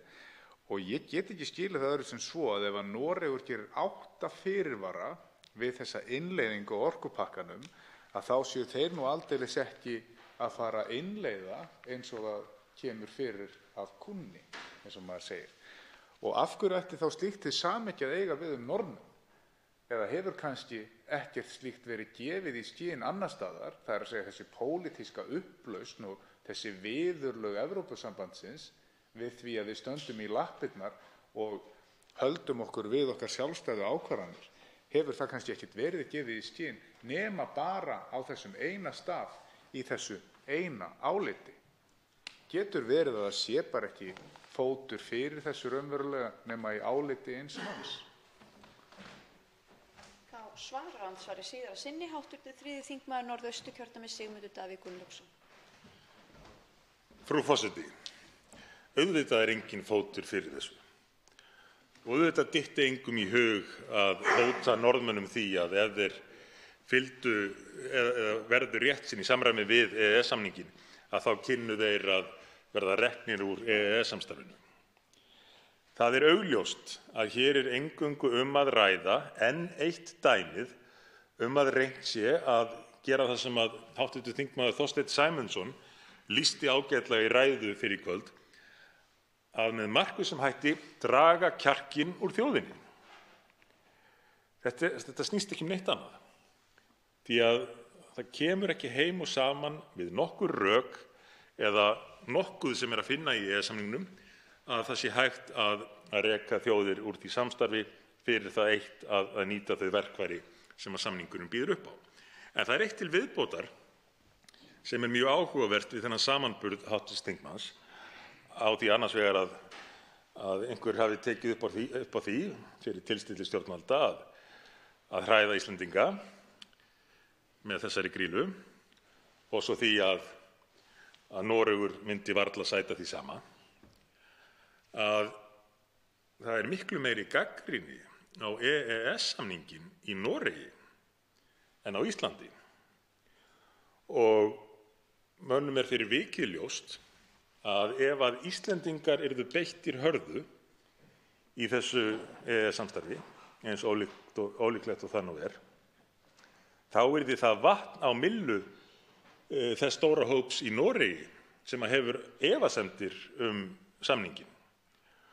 Og því hygg ég að menn muni ekki vilja rugga bátnum í Noregi með því að nota Ísland sem Albaníu, ef svo má segja, sem að nota nú gamla kaldastríðslíkingu, og beita Íslendinga hörðu vegna þess að þá yrði það skilið í Noregi sem svo að þar með væri gagnrýnin á samninginn þar í landi réttmæt.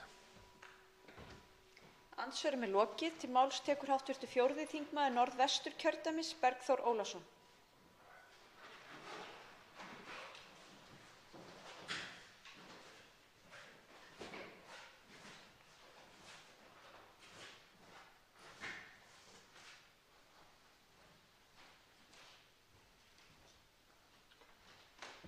Frú forseti.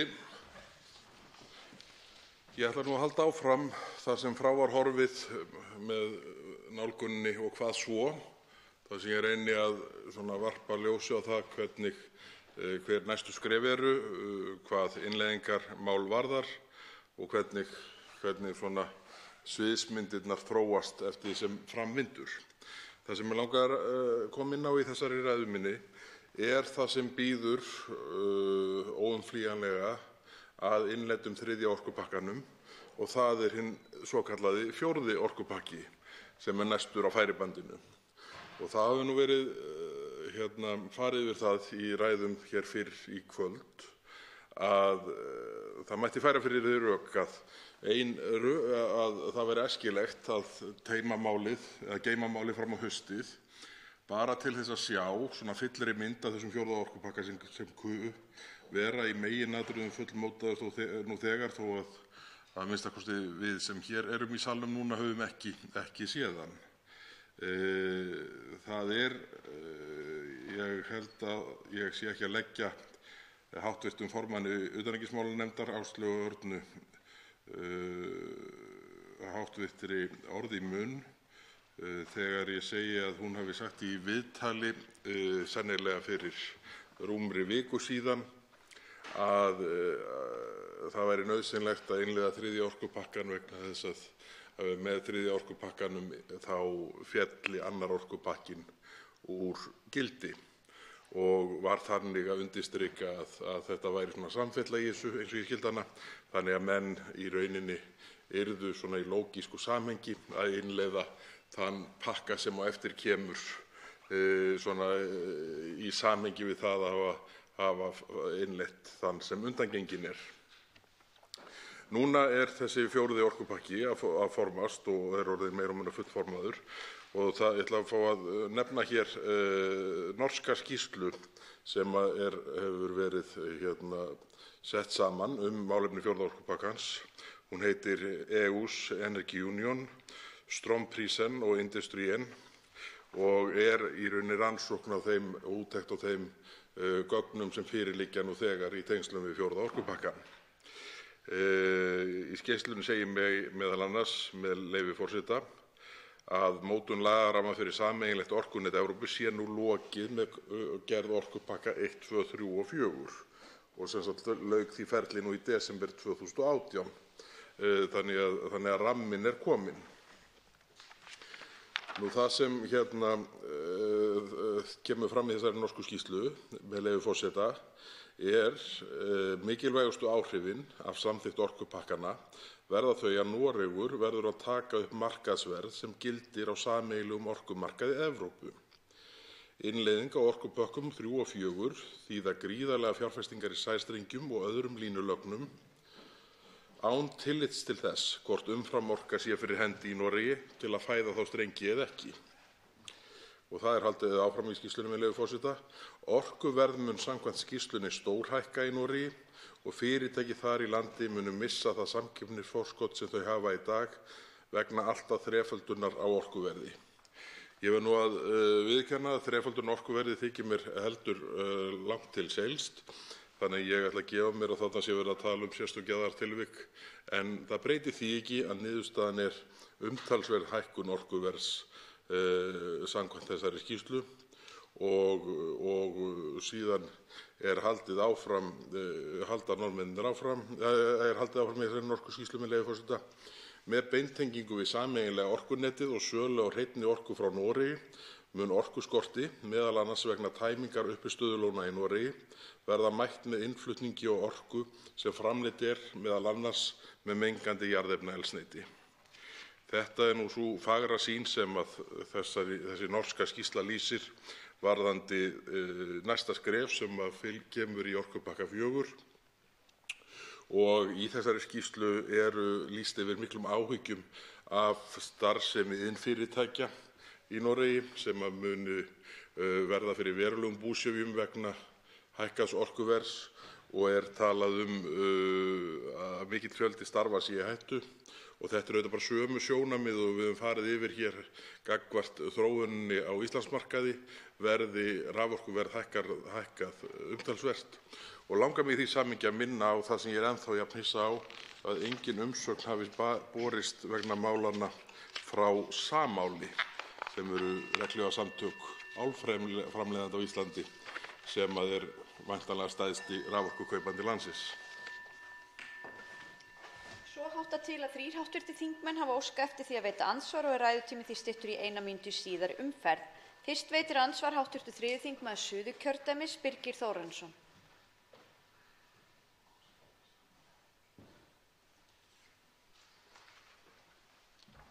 Frú forseti. Já, ég þakka hv. þingmanni ræðuna.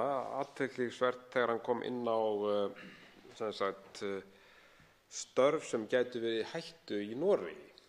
Og það kemur nefnilega fram í þessari skýrslu að iðnaður, eins og til dæmis pappírsiðnaður og málmiðnaður, á allt undir hagstæðu orkuverði, og nú erum við að tala um Noreg.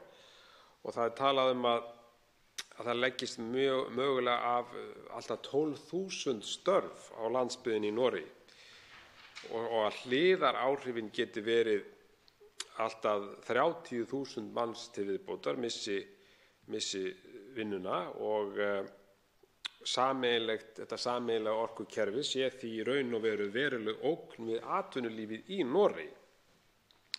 Og þá veltir maður fyrir sér, frú forseti, hvort að sömu aðstæður gætu komið upp hér. Nú væri gott að heyra frá hv. þingmanni hvernig hann sér það fyrir sér í þessum efnum, að nú sjáum við áhrifin sem geta orðið í Noregi, og við sjáum það bara að það sem gerist hér heima þegar að orkupakki 1 og 2 innleiddir, að þá eru allir sérsamningar sem að fyrirtæki höfðu, keyptu til dæmis ódýra rafmagn á nóttinni eins og bakarameistarar og annað slíkt, að þessi sérsamningar voru allir afnumdir. Þeir voru hreinlega bannaðir, að Brussel bannaði það að yrðu einhverjir sérsamningar ódýrari raforku, og þessu gleyptum við möglunarlaust og mótmæltum ekkert. Stjórnvöld höfðu ekki einu sinni hugmynd það að þetta gæti gerst. Þáverandi iðnaðarráðherra hafði ekki hugmynd það að raforkuverð gæti hækkað hér á landi við innleiðingu orkupakka 1 og 2. Við sjáum það að ráðuneytið sem vann að undirbúningi málsins, það má sjá í bréfaskriftum að þeir hafa enga hugmynd það. Það segir hugsanlega geti þessi samningar verið í hættu. Það hefur nú ekki meiri vitneskju en þetta. Þannig að nú spyr maður sig, hv. þingmaður, hvernig hægt að sjá fyrir sér að þetta verði hér á landi? Nú eru til dæmis bara álfyrirtækin. Getur þetta haft afleiðingar fyrir álfyrirtækin á Austfjörðum til dæmis, að þegar að raforkusamningum lýkur, að það verði einfaldlega svo dýrir samningar í boði að fyrirtækin sjái sér ekki hag í því að vera hér lengur? Þá svarar andsvari hv. 4. þingmaður Norðvesturkjördæmis, Bergþór Ólason. Frú forseti, ég held að það sé engum blöðum það að fletta. Fyrst vil ég þakka hv. þingmanni Birgi Þórarinssyni fyrir andsvarið, en ég held að það sé engum blöðum það að fletta að iðnaður sem að missir einhvert svona samkeppnisforskot sem hann hefur, án þess að geta mætt því með öðrum hagræði í rekstri eða einhverju sem jafnar upp á móti því samkeppnisforskoti sem að reksturinn tapar, hann auðvitað miklu líklegri til þess að veslast upp og hætta eða vera fluttur heldur en iðnaður sem stendur sterkum fótum á svona góðum grunni. Ég held að varðandi stóriðjuna hér heima, þá það nú bara þannig bransi að þessar eigendur þessara fyrirtækja eru að loka álverum eða annars slags málmvinnslum allan heim á hverju ári. Þannig að það er ekkit fráleitt að hugsa til þess að ef að orkuverð hækkar mjög verulega þannig að rekstrareiningin sé ekki starfhæf, þannig að arðsamt sé, þá mun slík starfsemi væntanlega flytjast annaðhvort nær uppsprettu auðlindanna eða nær þeim markaði sem að framleiðslan er að framleiða inn á. Og það þarf enga sérfræðinga til að átta sig á því að hér á Íslandi erum við hvorki nærri mörkuðum né uppsprettu hráefna í þessu samhengi álveranna, heldur höfum við hér þetta samkeppnisforskot sem felst í hagstæðu raforkuverði. Þá veitir andsvar síðara sinni hv. 3. þingmaður Suðurkjördæmis, Birgir Þórarinsson. Frú forseti, já, ég hjó sérstaklega eftir þessu síðustu orðum hv. þingmanns, hagstæðu raforkuverði. Forskot okkar er einmitt akkurat í hagstæðu raforkuverði þegar kemur að iðnaði og margvíslegri starfsemi sem er orkufrek.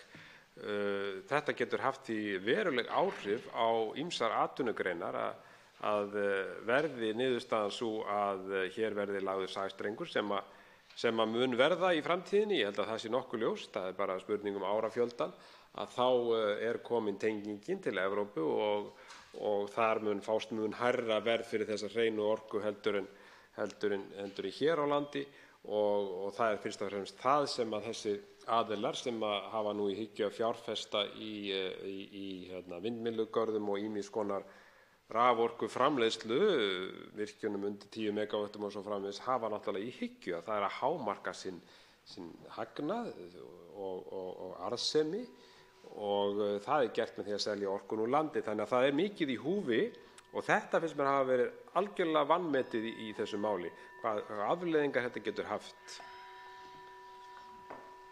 Þá svarar andsvari síðara sinni hv. 4. þingmaður Norðvesturkjördæmis, Bergþór Ólason. Frú forseti, það er annað atriði, ég þakka andsvarið, það er annað atriði sem að kannski gleymist oft í umræðunni en ég ætla að reyna að koma hér inn á. Og það er í rauninni sá iðnaður sem byggist upp í kringum þessi öflugustu fyrirtæki landsins, hvort sem það eru álverin, eða stóriðjufyrirtækin eða öflug fyrirtæki í sjávarútvegi. Við þekkjum auðvitað þróunina sem hefur orðið, tækniþróun í sjávarútveginum og hvað mörg öflug fyrirtæki hafa orðið til á grundvelli hennar. Það sama gerist í kringum stóriðjuna og álverin. Það er ótrúlegur fjöldi af mjög góðum fyrirtækjum sem hafa byggst upp við að þjónusta þessa starfsemi, margir í fararbroddi á heimsvísu, þó að litlir séu í samhengi hlutanna, en þessi öflugu fyrirtæki þurfum við að verja og styðja við rétt eins og þau stærri. Þá veitir andsvar hv. 10. þingmaður Reykjavíkurkjördæmis suður, Þorsteinn Sæmundsson.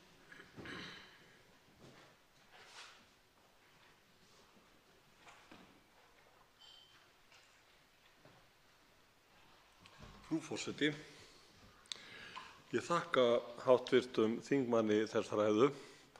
Þessi ræðuröð hans og hvað svo hefur verið mjög upplýsandi og væntanlega mest upplýsandi fyrir þá sem fylgjast með þessari umræðu, það er að segja hér utan salar, vegna þess að þingmaðurinn hv. hefur dregið upp svona skýra og einfalda drætti á mannamáli. En ég hnaut svolítið það sem hann sagði hér í síðasta andsvari sínu, það er að segja að við þyrftum að standa vörð fyrirtæki sem að þjónusta stóriðju. Og þá dettur mér í hug að hér eru fyrirtæki, fleiri en eitt og fleiri en tvö, sem að hafa bæði hannað og framleitt til dæmis róbóta fyrir álver eða þjarka fyrir álver og selt í álver í nánast öllum heimsálfum. Og ég tek undir með hv. þingmanni að það er náttúrulega sjónarspil af því ef slík starfsemi til dæmis myndi leggjast af. Ég hins vegar staldra aðeins við það að nú höfum við Miðflokksfólkið hér ekki talað mikið sæstreng út af fyrir sig, en auðvitað hangir skugginn af honum yfir þessar umræðu vegna þess að það búið að gylla svo gríðarlega fyrir fólki sem sagt hvaða áhrif til góðs slíkt gæti haft. En mér langar aðeins að biðja hv. þingmann að fara yfir það, af því að nú það næsta víst að það þarf virkjun á borð við Kárahnjúkavirkjun að liggja hér fyrir áður en að sæstrengur gæti komist á koppinn. Og spurningin hvort og hvar hv. þingmaður sér slíka virkjun sem sagt fýsilega og gerlega. Þá svarar andsvari hv. 4. þingmaður Norðvesturkjördæmis Bergþór Ólason. Frú forseti, ég treysti mér nú ekki til þess að tilgreina stað hér og nú þar sem við getum komið fyrir eins og einni Kárahnjúkavirkjun eins og andrúmið gagnvart orkuuppbyggingu í landinu. Það hefur auðvitað verið markvisst unnið að því, og nú rétt að taka fram að ég fylgjandi frekari orkuframleiðslu í landinu, en ég hef allar efasemdir að innleiðing 3. orkupakkans verði okkur til hagsbóta. En ég held að það að framleiða þá eða bæta í þá orkunýtingu sem muni þurfa til þess að fæða streng til viðbótar við það umframafl sem í kerfinu núna og ónýtist að hluta. Það þarf, ég er ekki með þessar tölur í huganum eða í minninu, en það þarf væntanlega að ganga eitthvað dálítið inn í nýtingarflokk rammaáætlunar, hvaða valkostir sem þar eru til að ná upp í þá tölu, og þá kemur mér í huga að annar aðili sem vakti sérstaklega athygli mína að hafði ekki séð ástæðu til þess að senda umsögn 3. orkupakkann til Alþingis eða nefndasviðs Landvernd og sambærileg samtök. Þannig að það hefur komið mér á óvart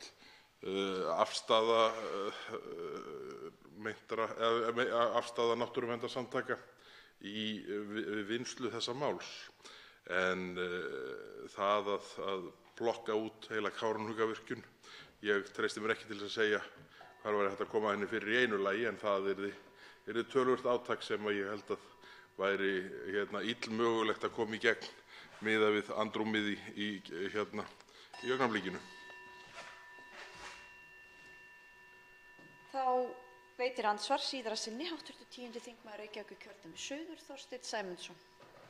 Já, hæstv. forseti, nú verð ég að verða ósammála hv. þingmanni vegna þess að við höfum hér ríkisstjórn flokk sem einu sinni hét Vinstri grænt framboð og barðist mjög fyrir náttúruvernd. Nú sá sami flokkur orðinn í fararbroddi í því að markaðsvæða raforku landsins. Og ég geri mér í hugarlund að flokksmenn þess ágæta flokks hljóta að vera sér meðvitaðir það að fyrst þeir segja A, þá þurfa þeir að segja B.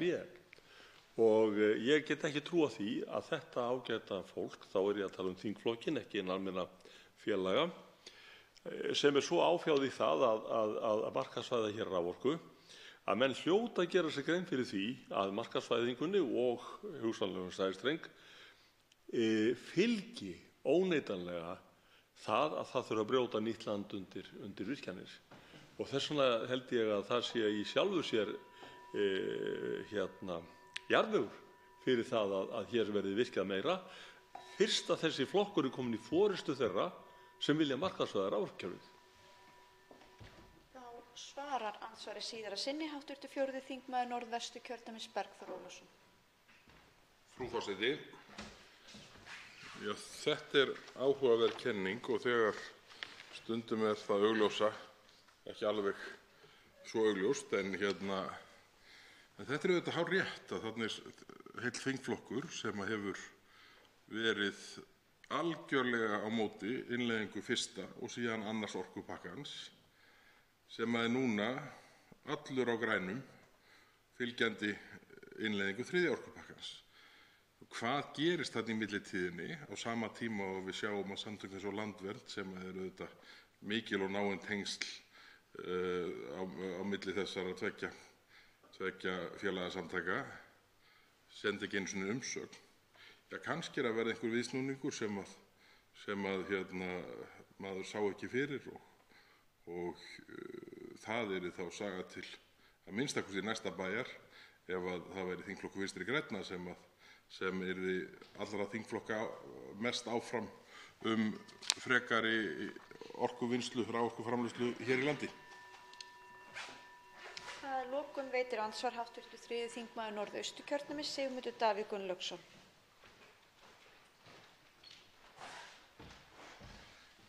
Frú forseti, ég hef hér í fyrri ræðum komið stuttlega inn á fyrirvara norska lögþingsins við þriðja orkupakkann.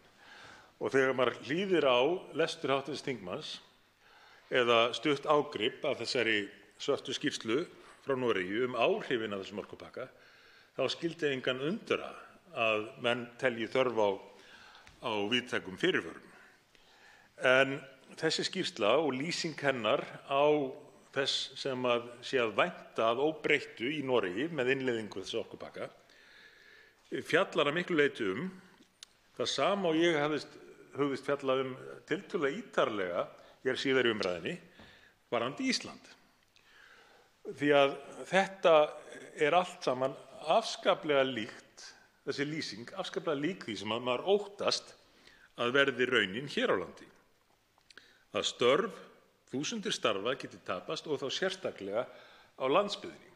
Og þó ég ætla ekki að taka of mikið forskot á sæluna með því að hefja þá umræðu sem ég hef undirbúið þessi áhrif orkupakkans, þá vil ég þó nota tækifærið af því að hv. þingmaður ræddi sérstaklega áhrif á landsbyggðinni í Noregi til að leita álits hans á því hvort að megi ekki vænta þess að hans mati, eða hvort, ef hann ósammála mér, þá má hún gjarnan leiðrétta mig með þetta, en hvort að megi ekki gera ráð fyrir því að þessi áhrif geta orðið hlutfallslega töluvert meiri á Íslandi.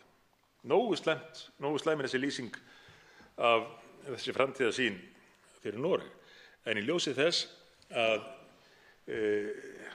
landsbyggðin á Íslandi reiðir sig svo mikið í sinni atvinnuþróun á aðgang að orku á samkeppnishæfu verði, þá ekki staðan einfaldlega sú að áhrifin geta orðið hlutfallslega meiri hér en í Noregi? Þá svarar andsvari hv. 4. þingmaður Norðvesturkjördæmis, Bergþór Ólason. Frú forseti, ég þakka hv. þingmanni Sigmundi Davíð Gunnlaugssyni andsvarið. Jú, ég held að það séu allar líkur til þess að áhrifin geta orðið hlutfallslega meiri hér á Íslandi heldur en í Noregi og það eru nokkur atriði sem koma þar til. Fyrst vil ég nefna að það sem hefur verið kallað samkeppnisforskot sem gefst af hagstæðu orkuverði hefur verið meira hér á Íslandi heldur en í Noregi. Þannig að í Noregi eru menn vanari þó ívið hærra orkuverði heldur en hérna, held ég að sé óhætt að segja heilt yfir. Þannig að hlutfallslega verður höggið meira hvað það varðar.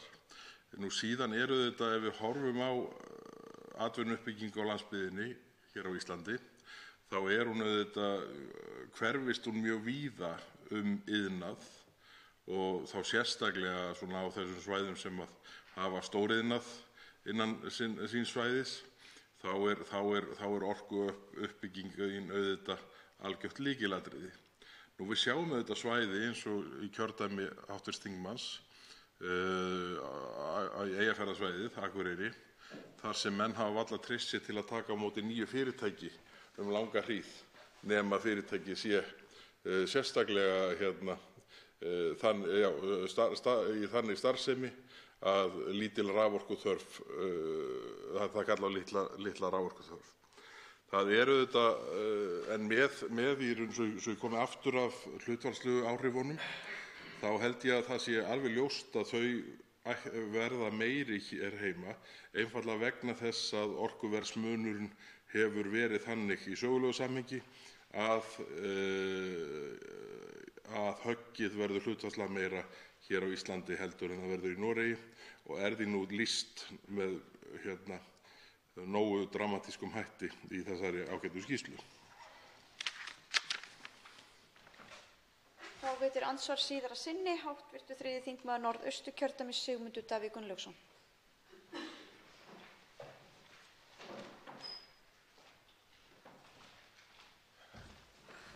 Frú forseti, ýmislegt fleira mætti nefna til þess að undirstrika hvers konar áhættu verið að setja af stað með þessum þriðja orkupakka fyrir landsbyggðina á Íslandi í samanburði við stöðuna í Noregi sem þó eins ískyggileg eins og hv. þingmaður lýsti.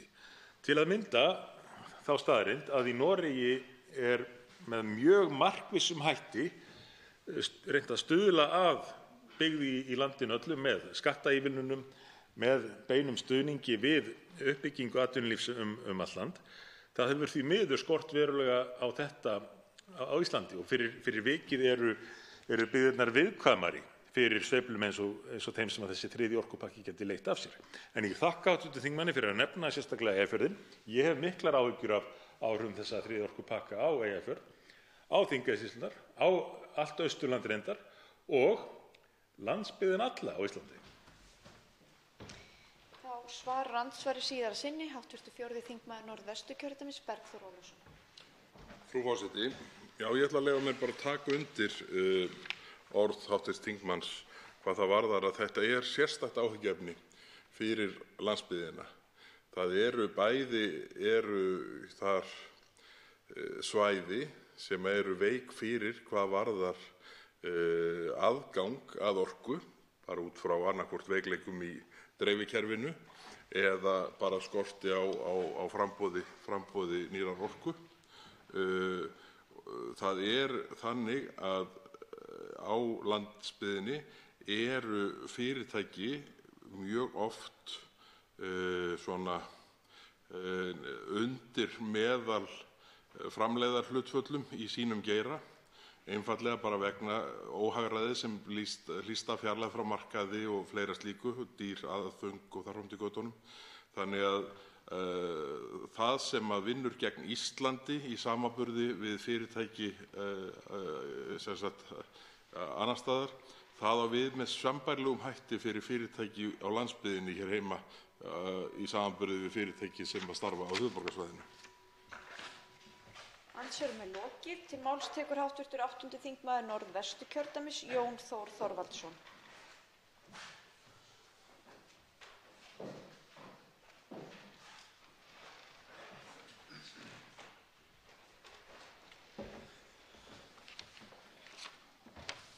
Frú forseti, ég hef hér verið að flytja ræður sem að varða tilskipun númer 72 frá 2009 sem svona, ef að þannig að mætti að orði komast, eitt hryggjarstykki í orkupakka 3 og ég verð að fara yfir svona megingreinar sem að varða okkur hér og kannski hefur ekki verið algjör sátt hvað þýði. Hér hafa fræðimenn og álitsgjafar komið með umsagnir pakkan í heild sinni og tilskipunina reyndar ein á sér. Og hér í fyrri stigum þessara umræðu var það svo að menn svona tóku upp úr þessum umsögnum og köstuðu hér fram, en mér fannst eins og það vantaði á dýpt á skilningi á einstökum atriðum þessarar tilskipunar. En ég kominn hér að ákveðinni grein sem heitir almenn markmið eftirlitsvalds og fór hér í fyrri ræðu minni inn á eftirlitsvaldið, það að segja Orkustofnun. En með leyfi forseta þá stendur hér: við framkvæmd eftirlitsverkefna sem tilgreind í þessari tilskipun skal eftirlitsvald gera allar viðeigandi ráðstafanir til að ná eftirfarandi markmiðum innan ramma skyldna þeirra og valdsviðs eins og mælt fyrir í 37. grein í nánu samráði við önnur viðkomandi landsyfirvöld, þar með talið samkeppnisyfirvöld eftir því sem við á og með fyrirvara valdsvið þeirra. Það er að segja með fyrirvara valdsvið samkeppnisyfirvalda vegna þess að eftirlitsbatteríið, það er að segja eftirlitsyfirvaldi Orkustofnun, verður orðið sjálfstætt frá framkvæmdarvaldinu hér á Íslandi. Í a-liðnum segir að efla, með leyfi frú forseta, að efla í nánu samstarfi við stofnunina eftirlitsyfirvöld annarra aðildarríkja og framkvæmdastjórnina, samkeppnishæfan, öruggan og umhverfislega sjálfbæran innri markað fyrir raforku í bandalaginu og skilvirkan markaðsaðgang fyrir alla viðskiptavini og birgja í bandalaginu og tryggja viðeigandi skilyrði fyrir skilvirka og áreiðanlega starfsrækslu raforkuneta að teknu tilliti til langtíma markmiða. Og hver skyldu nú verið langtíma markmið Evrópubandalagsins? Hvert langtíma markmið með innleiðingu orkupakka 3 og svo 4 og 5 og þeirra sem á eftir koma? Jú, samrýmdur markaður þar sem að raforkan flæðir óhindrað á milli landa og innan landa og það að tengja saman markaðina. Samofningur. Áfram er haldið að þróa svæðisbundna markaði í bandalaginu sem eru samkeppnishæfir og starfa á tilhlýðilegan hátt með tilliti til þess að ná markmiðunum sem getur í a-lið. Það er að segja umhverfislega sjálfbæran innri markað fyrir raforku í bandalaginu og skilvirkan markaðsaðgang fyrir alla viðskiptavini og birgja í bandalaginu. Þetta er svona skjal sem þarf að lesa svolítið fram og tilbaka, frú forseti. Það eru tilvísanir innan ákveðina greina og úr greinum í aðrar greinar og svo jafnvel í önnur gögn. C-liður er afar athyglisverður. Að afnema takmarkanir í viðskiptum með rafmagn milli aðildarríkjanna, þar með talið að þróa viðeigandi flutningsgetu yfir landamæri til að anna eftirspurn og auka samþættingu landsmarkaða sem getur auðveldað raforkuflæði innan bandalagsins. Hvað skyldi þetta nú þýða á íslensku? Að afnema takmarkanir í viðskiptum með rafmagn milli aðildarríkjanna, þar með talið að þróa viðeigandi flutningsgetu yfir landamæri. Þannig að það er eitt af markmiðunum með þessari innleiðingu að þróa til að mynda sæstreng eða einhverjar aðrar aðferðir sem kannski mættu ekki vera uppfundnar núna til þess að ná þessum markmiðum að geta flutt orkuna, hreinu orkuna frá Íslandi til annarra aðildarríkja. En ég sé að tíminn er að hlaupa frá mér og ég hef aðeins komist mjög grunnt inn í þetta sem ég ætlaði nú að ræða hér og bið frú forseta að bæta mér á mælendaskrá aftur. Takk. Svo háttar til að 3 hv. þingmenn hafa óskað eftir því að veita andsvar. Fyrstur veitir andsvar hv. 3. þingmaður Norðausturkjördæmis Sigmundur Davíð Gunnlaugsson.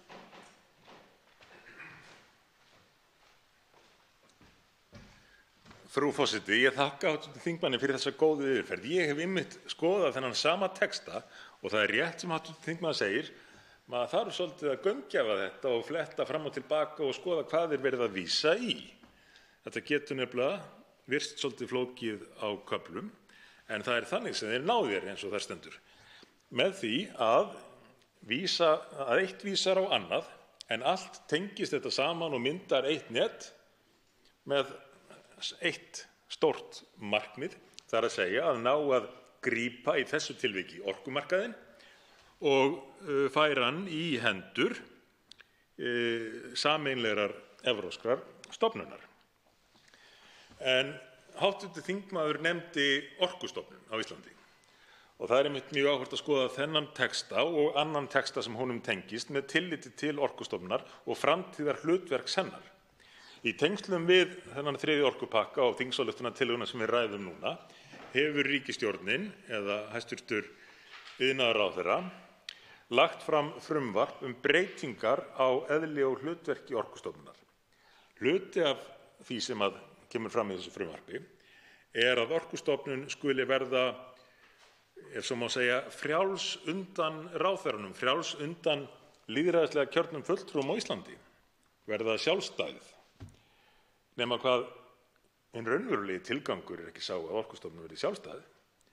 Hinn raunverulegi tilgangur að hún geti farið inn í það hlutverk sem að Orkustofnun Íslands verður þó ætlað samkvæmt þessu fyrirkomulagi þriðja orkupakkans, rétt eins og öðrum orkustofnunum landa í Evrópu.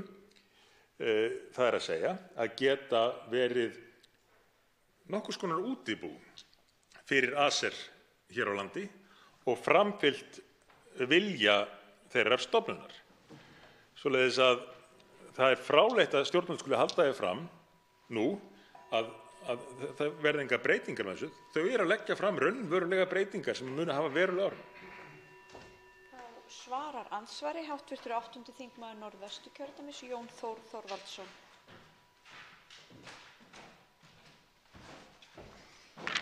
Frú forseti, ég þakka hv. þingmanni Sigmundi Davíð Gunnlaugssyni fyrir spurninguna, andsvarið öllu heldur.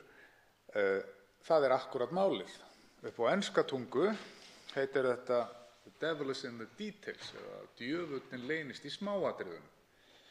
En ég vil samt sem áður horfa svo á, eins og ég hef nú komið inn á hér, að raunverulega þetta engin feluleikur, þetta bara krefur okkur það að lesa gögnin og lesa þau vandlega. Við höfum nú, þeir sem hér sitja inni nú, ekki ósjaldan verið vændir það að við ættum að lesa gögnin og fengi frammíköll hér úr sal það hvort að þingmenn Miðflokksins séu læsir yfir höfuð. Ég held að við séum að hrekja þá staðreynd.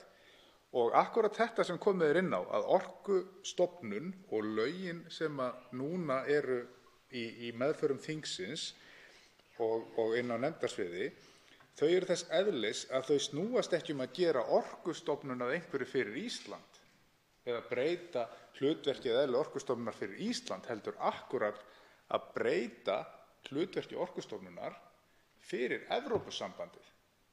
Það að segja, við Íslendingar megum jú borga og eigum að borga og fjármagna og manna og tryggja það að þetta batteri, ef ég má komast að því orði, verði algjörlega sjálfstætt frá framkvæmdarvaldinu, fái heimild til sektar álagningar sem yfirleitt á hendi dómsvaldsins í hinni hefðbundnu þrískiptingu valdsins, en þjóna Evrópusambandinu. Og þetta grafalvarlegt mál að taka svona skref og að halda því fram hér að þetta sé algjört núllmál. Það bara bratt, frú forseti.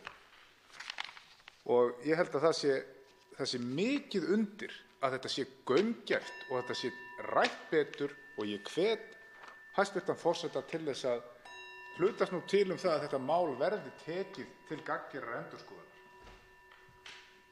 Þá veitir andsvar síðara sinni hv. 3. þingmaður Norðausturkjördæmis Sigmundur Davíð Gunnlaugsson.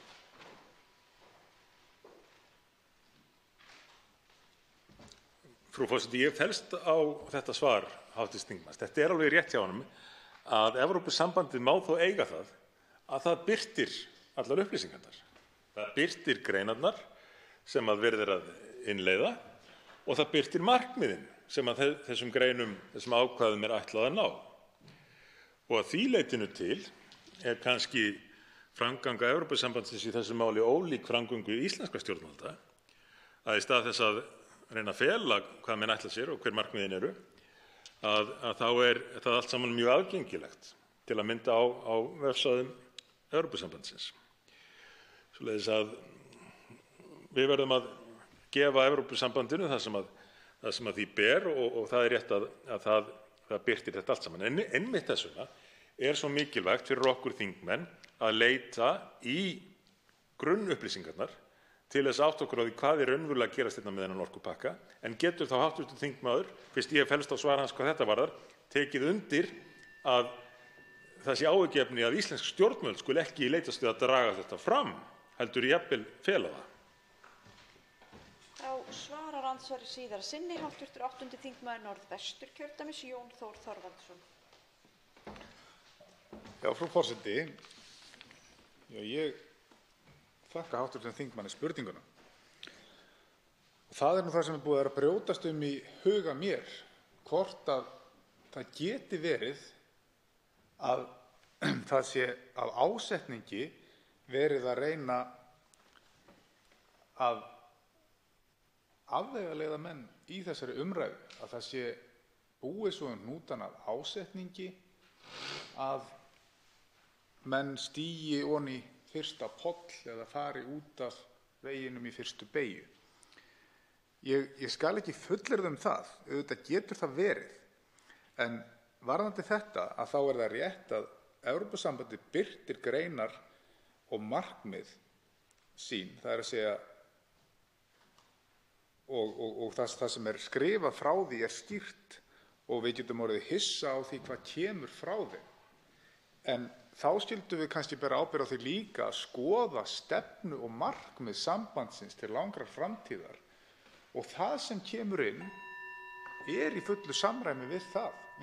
Við verðum að einsetja okkur það að missa ekki sjónar af því hvert langtíma markmið og stefna Evrópusambandsins og í því ljósi skyldi skoða allar svona innleiðingar.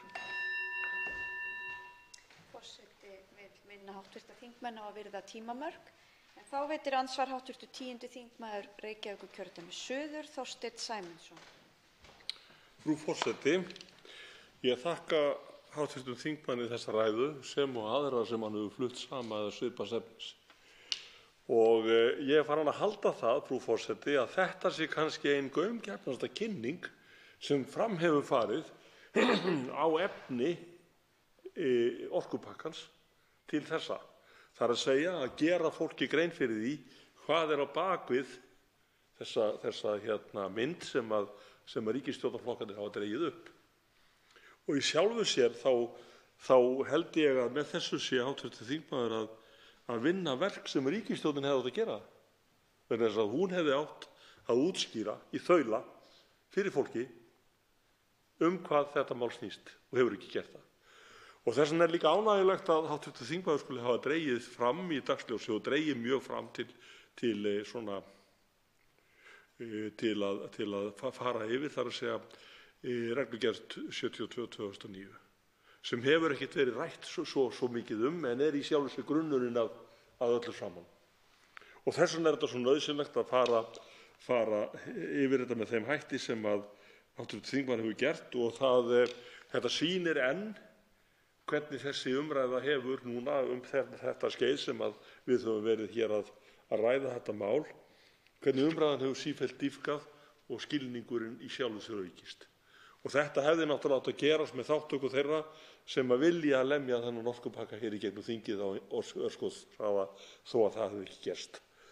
En mig langar að spyrja hv. þingmann vegna þess að í fyrsta lagi þetta skyldu stjórnvalda til þess að upplýsa þegnana áform sem þeir hafa sem geta breytt lífum þeirra til framtíðar.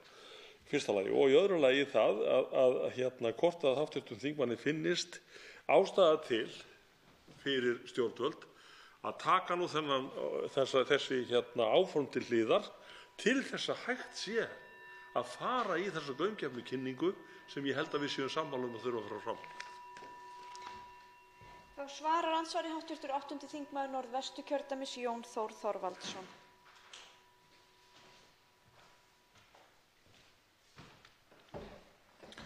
Já, frú forseti, varðandi,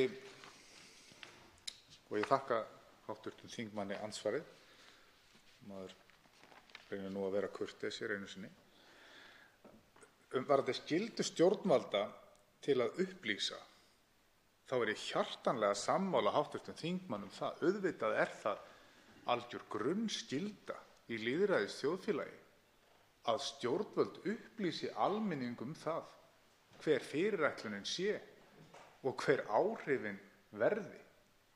Og þá ég ekki að tala það sem hefur líka verið rætt hér, einhver hugsanlega áhrif, auðvitað þarf að ræða það líka, heldur það sem kallað de facto eða staðrændir málsins það sem mun gerast, frú forseti, það sem mun gerast og skrifað inn í innleiðinguna. Þannig að allir geri sér alveg grein fyrir því að hér verða breytingar og þær verða miklar. Það eru miklar breytingar hér bæði í stjórnsýslu sem og í umhverfi fólks eins og það þekkir það í dag. Varðar grunnþarfir fólks, orkuna, varðar auðlindir landsins. En kynningin sem fólk fær og boðið upp á þetta algjört núllmál, skiptir engu máli. Þetta eru formlegheit ein, svona eins og að segja góðan daginn þegar maður hittir mann í fyrsta skipti að morgni. Þarf ekki að gera þetta en þetta kurteisi. Það kurteisi að innleiða þetta gagnvart samstarfsríkjunum. Þetta bara alls ekki svo. Þetta risastórt mál sem hefur áhrif á fólk, á þegna og ég trúi því, hv. þingmaður, að stjórnarflokkarnir viti betur því allir voru þeir búnir að lýsa því yfir á fyrri stigum máls að þetta myndu þeir ekki gera. Þá veitir andsvar síðara sinni hv. 10. þingmaður Reykjavíkurkjördæmis suður, Þorsteinn Sæmundsson. Frú forseti, þetta alveg rétt hjá hv. þingmanni vegna þess að hvort tveggja nú að bæði Sjálfstæðisflokkurinn og Framsóknarflokkurinn hafa hlaupið frá annars vegar landsfundarsamþykkt og hins vegar frá miðstjórnarsamþykkt þetta mál og Vinstri græn eru eins og hér hefur komið fram áður orðið helsti talsmaður markaðsvæðingar raforku á Íslandi. Og auðvitað skilur maður ekki þessar vendingar, það hlýtur að vera eitthvað þarna bakvið sem við ekki vitum og kemur í ljós þá á seinni stigum. En þá þess heldur hefði ég haldið að menn þyrftu að kynna þessi áform sín og því spyr ég hérna hv. þingmann hvort ekki sé einboðið að nú verði farið í alvöru kynningarherferð á þessu máli, að stjórnvöld einsetjist það vegna þess að mér sýnist að stjórnvöld hafi nú til þessa eingöngu beitt sinni kynningu inn á við, það að segja að kenna þingflokkunum sínum að gangi í takt í málinu. Það virðist allur krafturinn að farið í það, en ekki að kynna þetta mál fyrir almenningi. Ekki rétt að bæta þar úr? Þá svarar andsvari síðara sinni hv. 8. þingmaður Norðvesturkjördæmis Jón Þór Þorvaldsson. Já, frú forseti, ég þakka hv. þingmanni Þorsteini Sæmundsssyni fyrir andsvarið. Jú, auðvitað væri stjórnvöldum sæmst að gera það og gera gangskur í að koma nú bara hreint og beint fram við almenningi í landinu og almenning sem að raunverulega hefur valdið en fól þessu fólki að stjórna sinn. Það kann að breytast. Að upplýsa fólk og leikmenn það hvað felst raunverulega í þessu hlýtur bara að vera skylda hvers manns sem að tekur að sér að fara með völd í samfélagi sem þessu. Og að ætla að halda því fram að það sé einhver svona nálgun sem að sé vart hægt að taka mark á hjá þessum virtu fræðimönnum Stefáni Má Stefánssyni og Friðriki Árna Hirst sem að hafa varað við því alvarlega en samt sem áður þannig að eftir tekið að fara þessa leið, það tel ég vera mistök. Forseti minnir aftur hv. þingmenn á að virða tímamörkin. Þá veitir andsvar hv. 3. þingmaður Suðurkjördæmis Birgir Þórarinsson.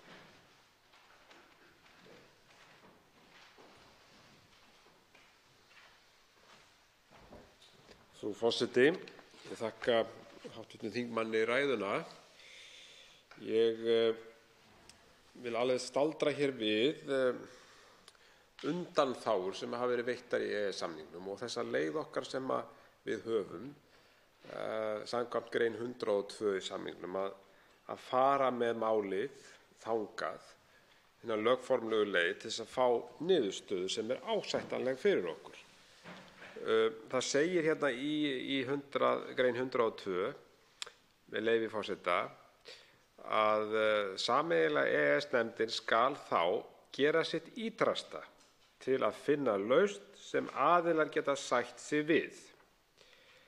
Og síðan höfum við það að þessi lausn gæti verið sú að við yrðum undanþegin orkupakkanum í heild sinni. Þá hafa menn sagt að þetta hafi aldrei verið notað. Við höfum aldrei vísað þessu þarna inn í þessu 25 ára tímabili sem að samningurinn hefur verið í gildi. En ég minni nú á að það voru áratugir ef ekki nánast heill mannsaldur frá því að við höfum ekki notað grein 26 í stjórnarskránni að vísa málum til þjóðarinnar, málskotsréttinn. En það var síðan gert og enginn gerði athugasemd við það.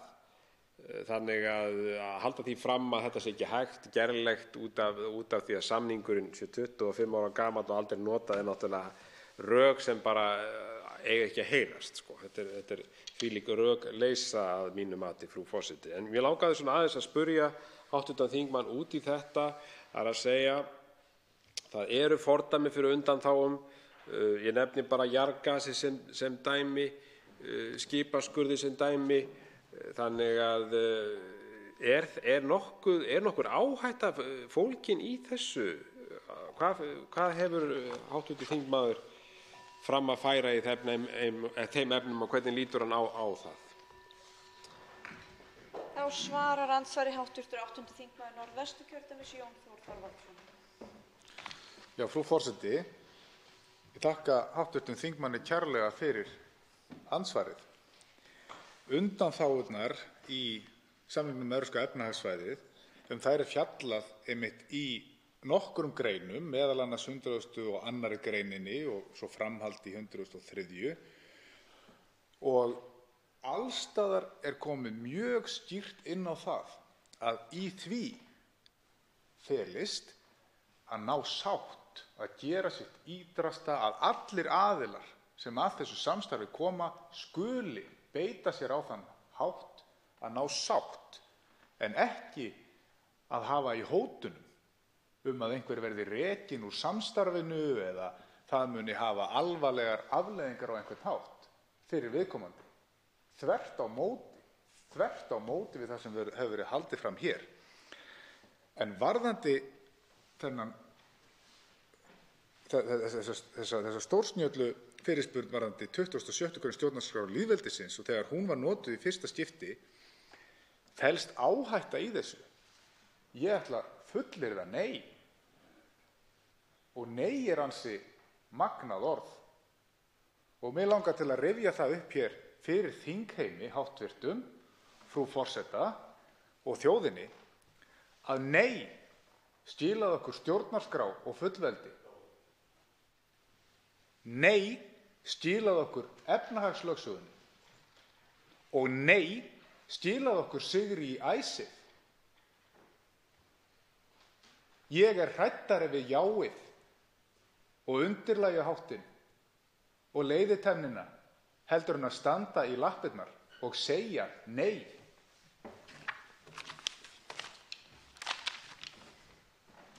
Þá veitir andsvar síðara sinni hv. 3. þingmaður Suðurkjördæmis Birgir Þórarinsson. Já, frú forseti, þakka hv. þingmanni afar gott andsvar og vel mælt svo sannarlega.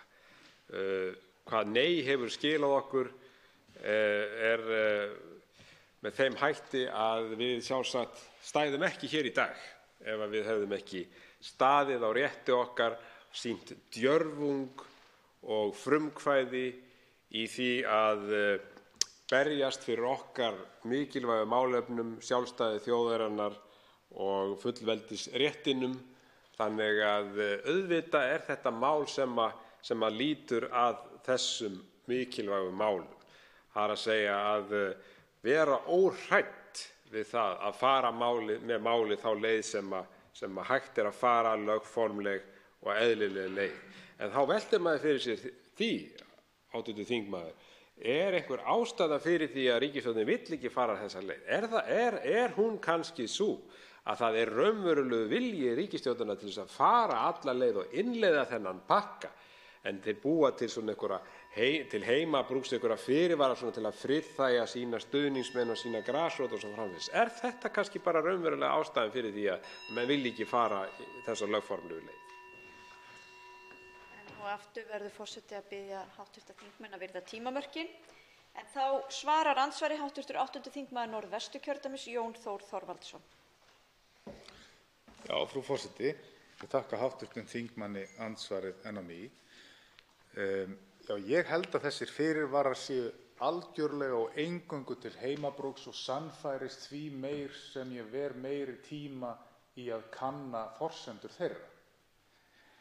Og það svo skrítið að þeir sem harðast hafa gengið fram hér í að fylgja þessum fyrirvörum úr hlaði, þeir sjást hér ekkert í þingsal til þess að taka þessa umræðu.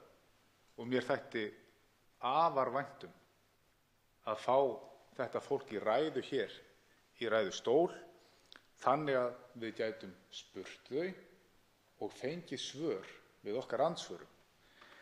En í sögulegu samhengi gaman að rifja upp að undir ofríki, eins og ég tel að þetta sé, þá skilaði Þjóðverjum Versalasamningunum sem skuldbundu þá til þess að greiða stríðsskaðabætur frá stríðslokum fram til ársins 1984, eftir að úr höndum þeirra voru tekin bæði Rýnar og Rúrhéruðin sem voru iðnaðarhéruð Þjóðverja og héldu þjóðinni á floti. Hvað hafðist upp úr því? Seinni heimsstyrjöldin. Andsvörum lokið. Til máls tekur hv. 10. þingmaður Reykjavíkurkjördæmis suður, Þorsteinn Sæmundsson. Frú forseti, áður en ég byrja að tala það sem ég ætlaði að tala þá verð ég náttúrulega að minna á það að eitt versta já í sögu íslensku þjóðarinnar var gefið árið 1262 og hafði skelfilegar afleiðingar langan aldur. En ég hef verið nokkuð í því núna í undanfarnu ræðum mínum að minnast á það sem að fyrrum stjórnmálamenn í nokkrum flokkum hafa verið að færa fram málið sem við erum að eiga við hér núna. Og þannig minntist ég á það sem að Ögmundur Jónasson, fyrrum hv. þingmaður, hafði sagt þetta mál og ég á eftir núna seinna í ræðu að fara yfir það sem Hjörleifur Guttormsson hefur nýlega látið frá sér fara. Það er gott að eiga eitthvað eftir því að nóg eftir á umræðunni. En í þetta sinn ætlaði ég að leggja ofuráherslu eða aðaláherslu á einn af bestu sonum Sjálfstæðisflokksins, Tómas Inga Olrich, fyrrum alþingismann ráðherra og sendiherra. Og hann skrifaði grein árið 28. mars síðastliðinn, þar sem að hann fer yfir það að hann búinn að reyna að vara flokkssystkin sín við hvernig þetta mál allt saman uppbyggt. Og hann segir hér með leyfi forseta í greininni: Ég hef talið að í orkulöggjöf ESB sé að finna ákvæði sem færi vald frá Íslandi til fjölþjóðlegrar eftirlitsstofnunar, ESA, sem yrði kostuð á okkur myndi sækja valdheimildir sínar til Evrópuréttar. Og þetta í sjálfu sér það sem hefur komið fram í undanfarnum ræðum hjá hv. þingmanni Jóni Þór Þorvaldssyni. Tómas Ingi heldur áfram með leyfi forseta: Það hafa margir lagt sig fram að sannfæra mig að ég hafi rangt fyrir mér, þótt alla jafna sé það ekki gert á persónulegum nótum. Sá kór sannarlega hávær, þó ekki syngi allir sama lagið. Og síðan talar hann hverju skipa þennan kór og það meðal annars sendiherra ESB á Íslandi, utanríkisráðherra Íslands, ferðamála-, iðnaðar-, nýsköpunar- og dómsmálaráðherra, fyrrum ráðherra Björn Bjarnason og fleiri. Og hann segir hér með leyfi forseta: Lögfræðingapundið í kórnum mjög þungt, því hefur vænst þess að fá tækifæri til að lesa svart á hvítu tilvitnanir í orkutilskipanir ESB sem staðfesta að ekki sé valdaframsal að ræða. Á því hefur orðið bið þar til nú, segir Tómas Ingi. Og hann segir hér líka með leyfi forseta, að hann talar sameiginlega yfirlýsingu Guðlaugs Þórs Þórðarsonar og framkvæmdastjóra orkumála ESB og gildi þriðja orkupakkans gagnvart Íslandi. Og hann segir og vitnar hér vitnar í yfirlýsinguna þar sem segir verði grunnvirki yfir landamæri sett upp í framtíðinni hefur Eftirlitsstofnun EFTA, ESA, ákvörðunarvald málefni sem ná yfir landamæri en ekki Acer. Að vísu eins og fram hefur komið þá náttúrulega réttir Acer ESA upp í hendurnar texta sem þeir svo framfylgja. Og hann segir, Tómas Ingi, með leyfi forseta, að þetta staðfesti það sem hann hafi haldið fram að ákvörðunarvald verði hýst í Eftirlitsstofnun EFTA af því að Ísland varðar og hann vill ekki gera lítið úr þessari stofnun en bendir á réttilega að hún heyrir ekki undir íslensk stjórnvöld. En síðan segir hann hér í næstu málsgrein yfirlýsingar ráðherrans og framkvæmdastjórans segir á hinn bóginn: gildandi ákvæði þriðja orkupakka ESB hafa engin áhrif á fullveldi ríkisstjórnar Íslands yfir orkulindum Íslands og ákvörðunarvald yfir nýtingu og stjórnun þeirra. Ákvörðunarvald raforkustrengi milli Íslands og innri raforkumarkaðar ESB liggur alfarið hjá íslenskum stjórnvöldum. Og hann segir réttilega, þessi ágæti sjálfstæðismaður, virti stjórnmálamaður, nú það svo, með leyfi forseta, að ef þessar tvær fullyrðingar eru bornar saman stangast þær efnislega á. Sú fyrri segir að málefni varði sæstreng og tengingu fallið undir Eftirlitsstofnun ESA sem óháður ráðherra á Íslandi. Seinni fullyrðingin segir að ákvörðunarvald raforkustrengi milli Íslands og innri raforkumarkaðar ESB liggi alfarið hjá íslenskum stjórnvöldum. Ergo, þessi yfirlýsing stangast á við sjálfa sig, hún hefur ekkert gildi, en samt hún ein af fyrirvörum svokölluðum innleiðingu þessa pakka.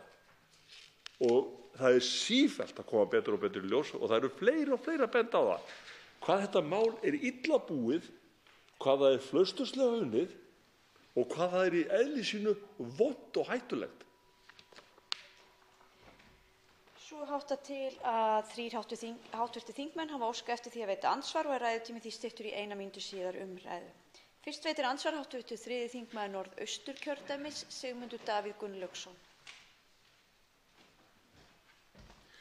Frú forseti, halló Akureyri.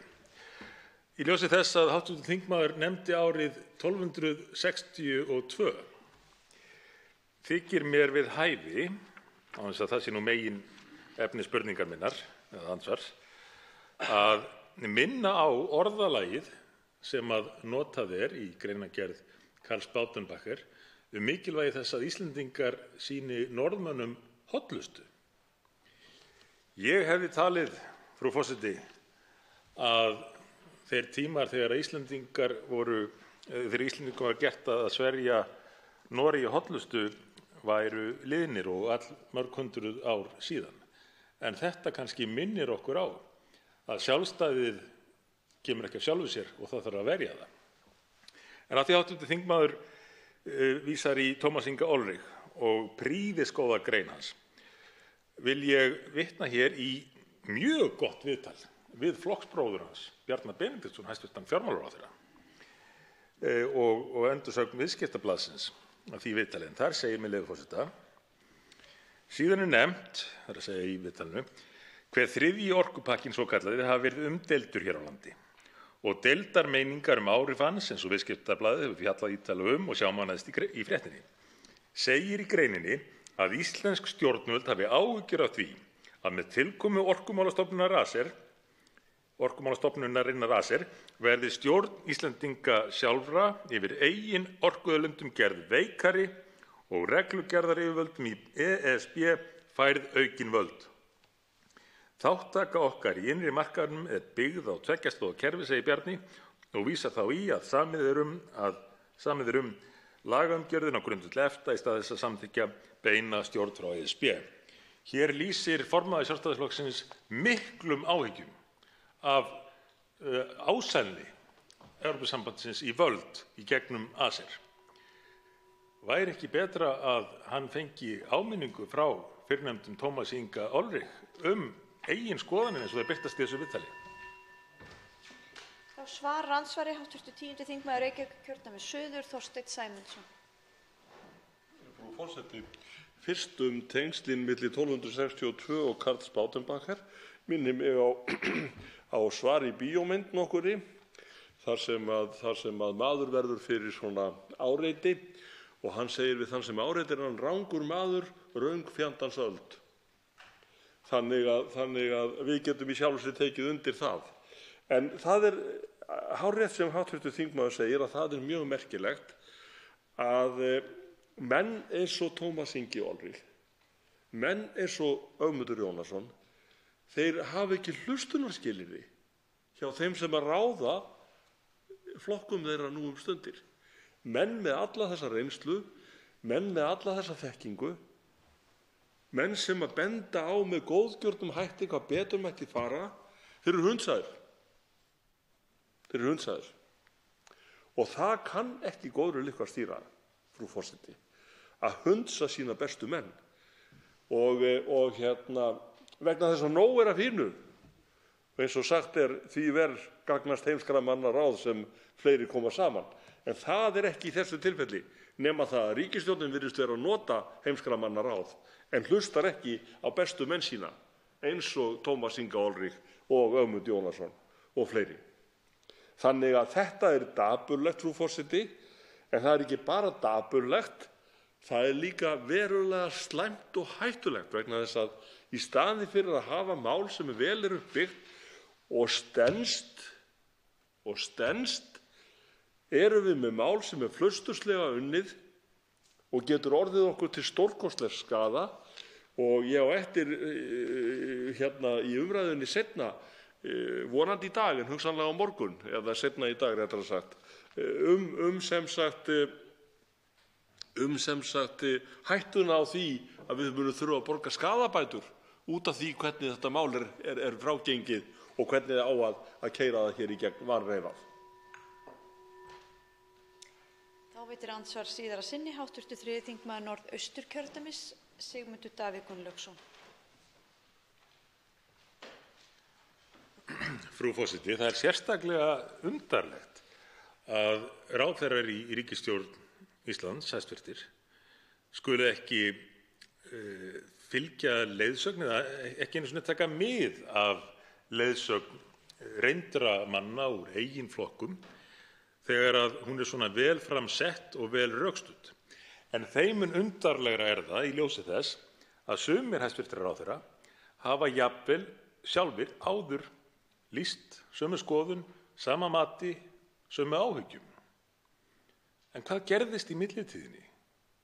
Hvernig getur hv. þingmaður útskýrt það að til að mynda hæstvirtur fjármálaráðherra sem fór í þetta fína viðtal, eitt af hans bestu viðtölum að mínu mati, og útlistaði afstöðu ríkisstjórnarinnar væntanlega og afstöðu Íslendinga mikils meirihluta svo sannarlega, skuli nú helst ekki vilja ræða þetta orkupakkamál og afgreiða það sem hraðast og láta aðrum að fjalla það á næturfundum. Þá svarar andsvari síðara sinni hv. 10. þingmaður Reykjavíkurkjördæmis suður Þorsteinn Sæmundsson. Frú forseti, það er einmitt þannig hv. þingmaður að ég á mjög erfitt með að útskýra þennan viðsnúning, ekki bara hjá hæstv. fjármálaráðherra heldur fleirum líka. Ég hefði til dæmis afar gaman af því að fá forsætisráðherra hæstvirtan hér til leiks og biðja hana að útskýra fyrir okkur og þjóðinni hvað það er sem veldur því að Vinstri græn eru nú helstu talsmenn frjáls orkubúskapar á Íslandi og að markaðsvæða auðlindir Íslands. Það væri mjög fróðlegt samtal og ég vona að við fáum það. Og það væri kannski ráð einnig með hæstvirtan fjármálaráðherra sem er ekki bara fjármálaráðherra, heldur líka formaður stærsta stjórnmálaflokks á Íslandi, Sjálfstæðisflokksins, að það væri út af fyrir sig einna messi virði að biðja hæstvirtan forseta að fá fjármálaráðherra hingað til þess að hann geti sjálfur sagt okkur Hvað veldur umskiptunum? Vegna þess að ég á mjög erfitt með það, hv. þingmaður, að gera mér í hugarlund hvað það sem hvatinn að þessum umskiptum, en ég held að það veri bæði fróðlegt og uppvekjandi fyrir bæði okkur sem hér erum í þessari umræðu og þjóðina alla að fá að heyra það. Hvað var það sem olli þessu? Þá veitir andsvar hv. 8. þingmaður Norðvesturkjördæmis, Jón Þór Þorvaldsson.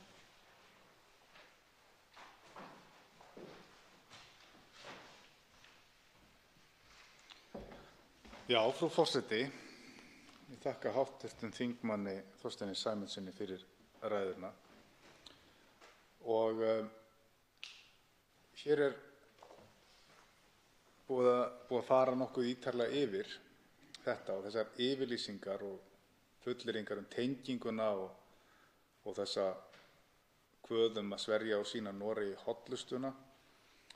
En hér búið að ræða þennan viðsnúning sem mér hugleikinn og viðsnúning þeirra flokka sem síst skildi.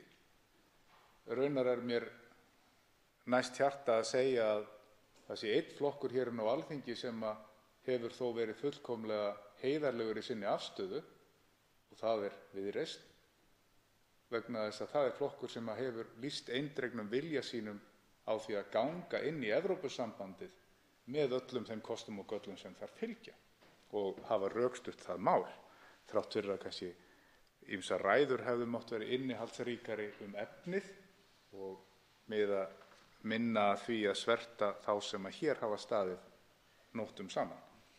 En eitt greinilegt, að hæstv. Fjármálaráðherra lesinn, vegna þess að hann gerir sér grein fyrir því í þessu viðtali sem vitnað var hér til, að ásælni í völd hjá Acer að undirlagi Evrópusambandsins, þau alltumlykjandi og svífa yfir vötnum í þessari innleiðingu. Og ég var mjög ánægður með þetta viðtal og ég las það og á það til, vegna þess að hann lýsti afstöðu sem klárlega afstaða meirihluta Íslendinga og gaf vonum að hér yrði staðið í lappirnar og fylgt eftir vilja þjóðarinnar, ef svo má komast að orði. Mig langar til að inna hv. þingmann eftir því hvort hann telji að hér sé verið að beita blekkingum á þá sem hér hafa talað fyrir málinu.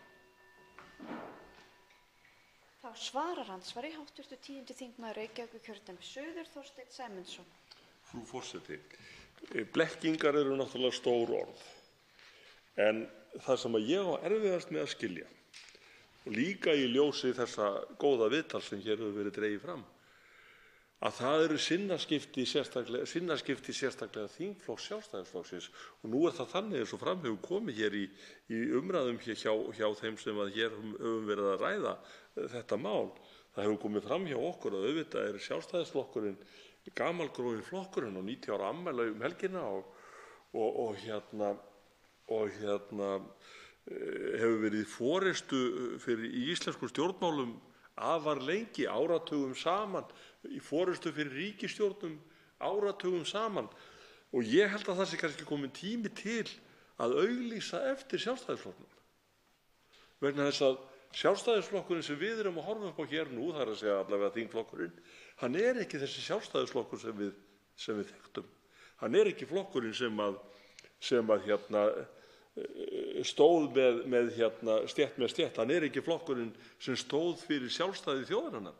Hann ekki flokkurinn sem sagði gjör rétt og legi órétt. Þetta einhver nýr flokkur sem maður kannast ekki við, nær Samfylkingunni þó hann sé ekki Evrópusinnaður. Þannig að þessi sjálfstæði stolti flokkur virðist vera að breytast í einhvern krataflokk. Kannski það skýringin á umskiptunum, að menn séu orðnir svo krataseraðir að þess vegna séu þessi umskipti eins og þau eru. En víst að forysta flokksins og þingflokkurinn varaður við, fær góð ráð frá mönnum eins og Tómasi Inga Olrik og hundsaður gjörsamlega. Og hann ekki sá eini.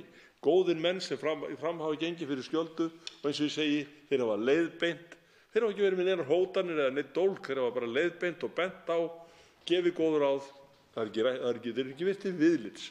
Og þetta er ekki Sjálfstæðisflokkurinn sem ég þekkti þegar ég var ungur. Þá veitir andsvar síðara sinni háttvirtur 8. þingmaður Norðvesturkjördæmis, Jón Þór Þorvaldsson. Já, frú forseti, ég þakka hv. þingmanni svarið. Já, þessi orð, einkunnarorð Sjálfstæðisflokksins hafa bergmálað í huga mér í gegnum þessa umræðu. Gjör rétt, þol ei órétt. Og það er ekkert leyndarmál að sá sem hér stendur var áður flokksbundinn sjálfstæðismaður. Fyrir þessa ástæðu, fyrir nákvæmlega þessa ástæðu. En hér sagði hv. þingmaður að flokkurinn væri kannski að breyta eða velta upp þeirri spurningu hvort hann væri að breytast í svokallaðan krataflokk. Getur verið að hér sé þennan svokallaða popúlisma að ræða, þar sem að menn þora ekki að standa við sannfæringu og fylgja stefnu, heldur elta það sem að menn telja vinsælt í þjóðfélagsumræðunni hverju sinni. Það er skilgreining á popúlisma.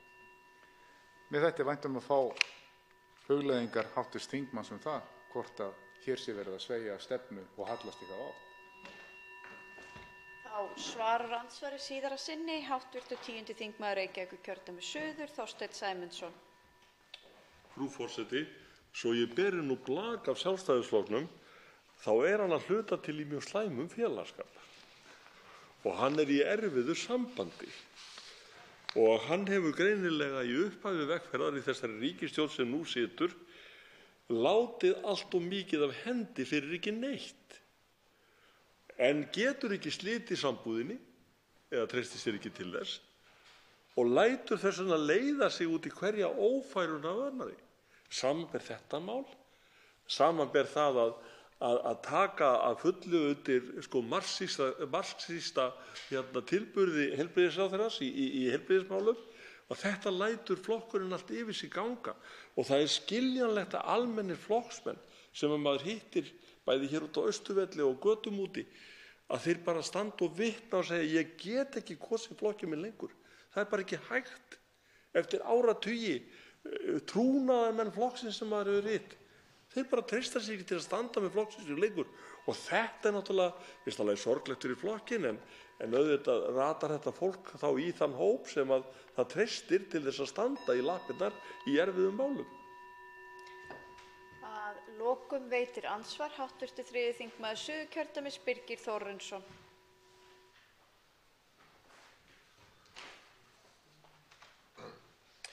Já, frú forseti, ég þakka hv.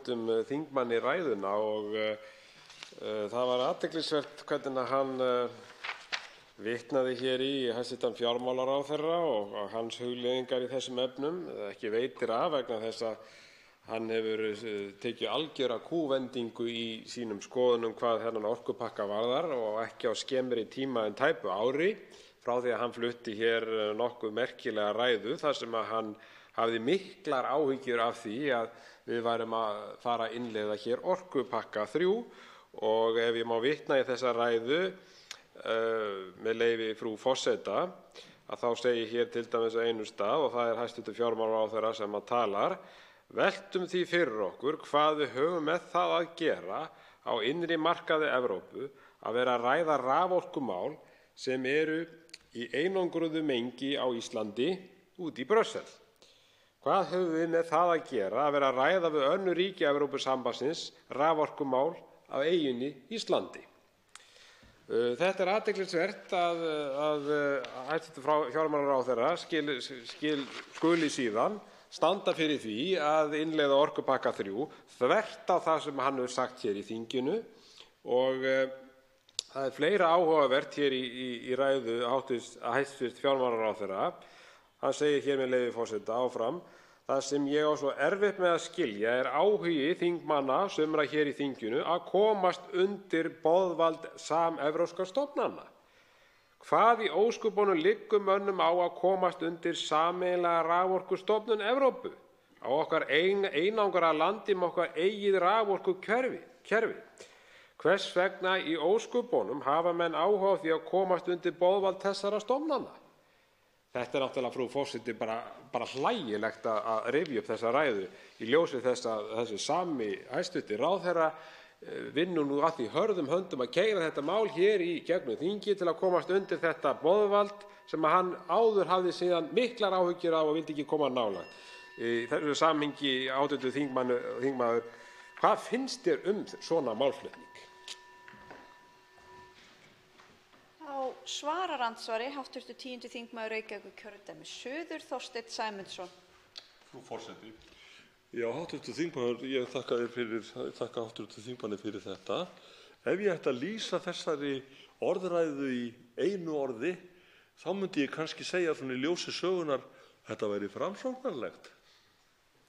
Að menn slá úr og í og hlaupa í sífellu frá því sem þeir hafa áður lofað. En ég hef líka sagt það, frú forseti, áður í þessari umræðu, ég ekki viss það að Sjálfstæðisflokkurinn til dæmis hefði fengið gott brautargengi ef hann hefði gengið til kosningabaráttunnar síðast og sagt einlæglega: við ætlum núna áður en haninn gelu þrisvar, þá ætlum við að svíkja landsfundar ályktun okkar orkupakka 3 og við ætlum að ganga Evrópusambandinu á hönd.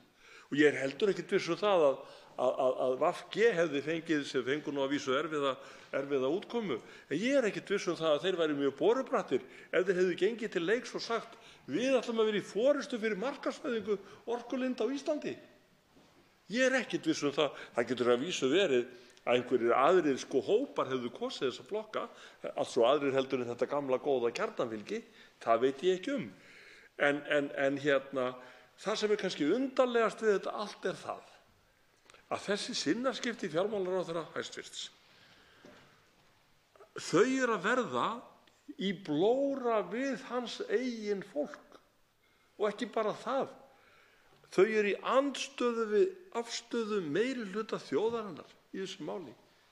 Og það líka óskiljanlegt með öllu að þessi, ég veit nú náttúrulega ekki Framsóknarflokkinn sem kallar ekki allt ömmu sína, en hinir tveir flokkarnir að þeir skuli ganga fram í fullkominni andstöðu við meirihluta þjóðarinnar í þessu máli, í þessu mikilsverða máli, það eitthvað sem að ég get ekki útskýrt og kannski þyrftum við bara atbeina vinnu sálfræðings eða eitthvað til þess að komast til botns í því hvað hefur komið fyrir hjá þessu fólki. Og þá veitir andsvar síðar að sinni hv. 3. þingmaður Suðurkjördæmis, Birgir Þórarinsson.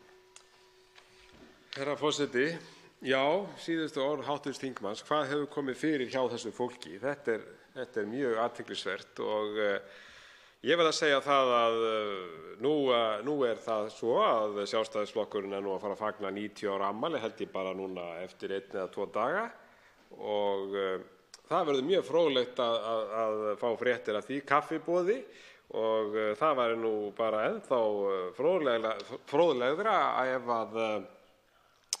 ef að þessi ræða hv. fjármálaráðherra hér fyrir ári síðan, ef hún nú bara endurflutt þarna í þessu kaffiboði og menn gætu síðan borið hana saman við það sem þær athafnir sem hæstv. fjármálaráðherra stendur nú fyrir í þessari ríkisstjórn. Ég hrædd að hann yrði nú að harða hlaupum, jafnvel bara þyrfti að yfirgefa kaffiboðið ef svo ber undir. En hv. þingmaður, ég þakka þér fyrir að benda á þessa hluti og það nauðsynlegt að við gerum það til þess að sýna fram á það að málflutningur ríkisstjórnarinnar og ráðherra hér með ólíkindum þegar kemur að þessum orkupakka. Og þá svarar andsvari síðar að sinni hv. 10. þingmaður Reykjavíkurkjördæmis suður, Þorsteinn Sæmundsson. Herra forseti, nú það ekki mitt að hafa áhyggjur af innra starfi Sjálfstæðisflokksins. En ég verð að segja eins og konan fyrir norðan að ég hefði gjarnan viljað vera dauðflug á vegg í þessu kaffisamsæti helgina og heyra þar hvað fram fer þar og það hefði líka verið fróðlegt að fylgjast með því þar og hvort að þeir þingmenn og ráðherrar flokksins sem munu fara og blása þessi 90 kerti, hvort að þeir muni þá hlusta á það ágæta fólk, grasrótina í flokknum, þessa rótgrónu gömlu sjálfstæðismenn sem eru núna að bera sig illa og þekki ekki flokkinn sér lengur. Og þetta kannski bara kjörið tilefni fyrir forystu flokksins að kynnast flokksfólkinu og heyra og heyra þess skoðanir. Það kannski bara kjörið tilefni. Andsvörum lokið. Til máls tekur hv. 3. þingmaður Norðausturkjördæmis, Sigmundur Davíð Gunnlaugsson.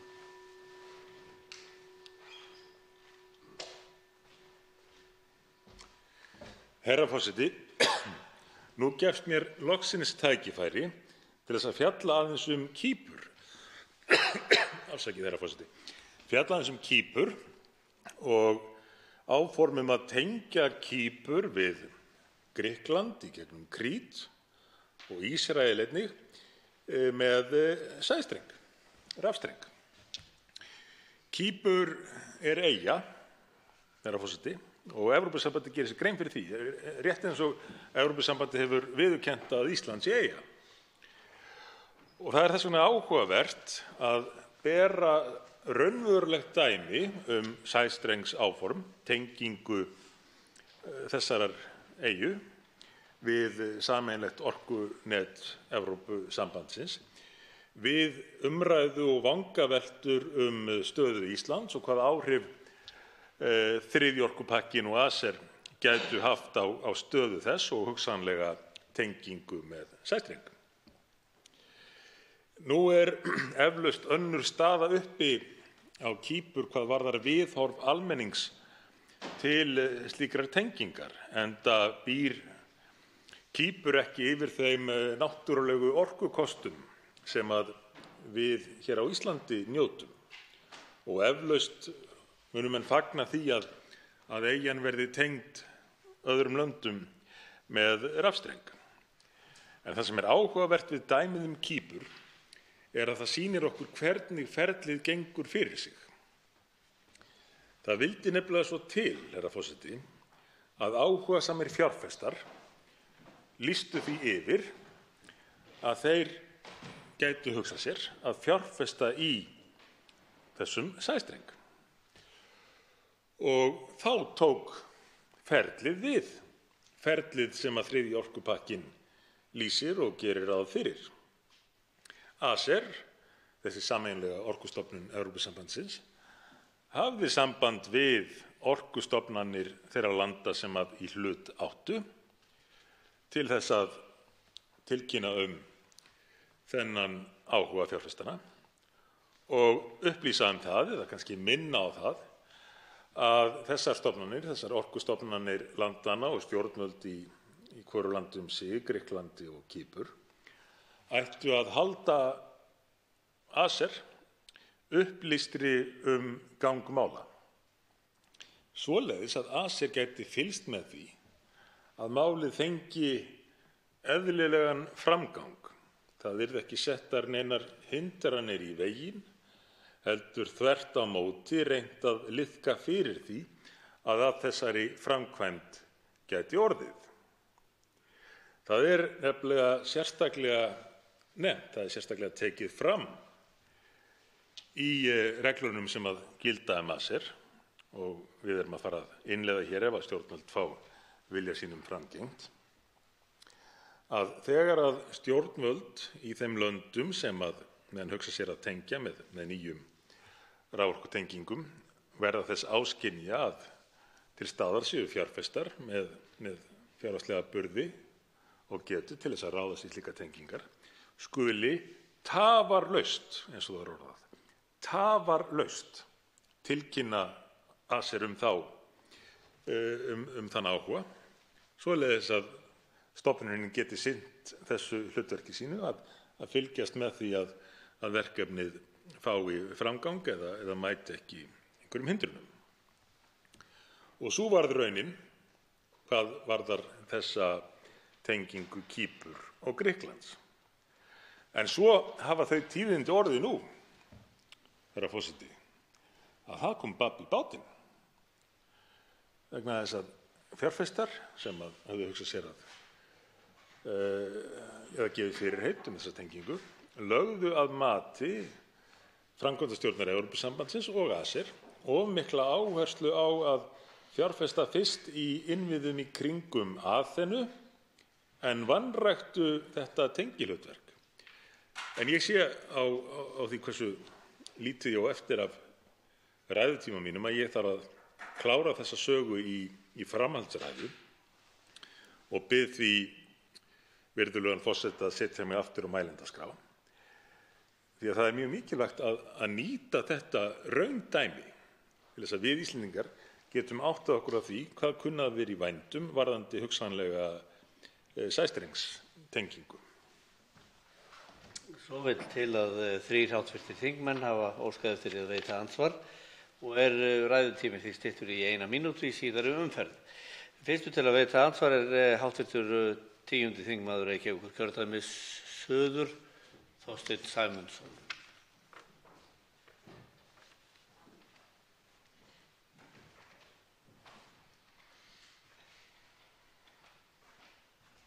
Herra forseti, ég hlustaði með athygli á ræðu þingmannsins háttvirts vegna þess að líkt og hann sagði í sínum niðurlagsorðum þá það nauðsynlegt fyrir okkur Íslendinga að læra af öðrum og ég tala nú ekki þá stundum gott þó það sé sárt að læra af óförum annarra.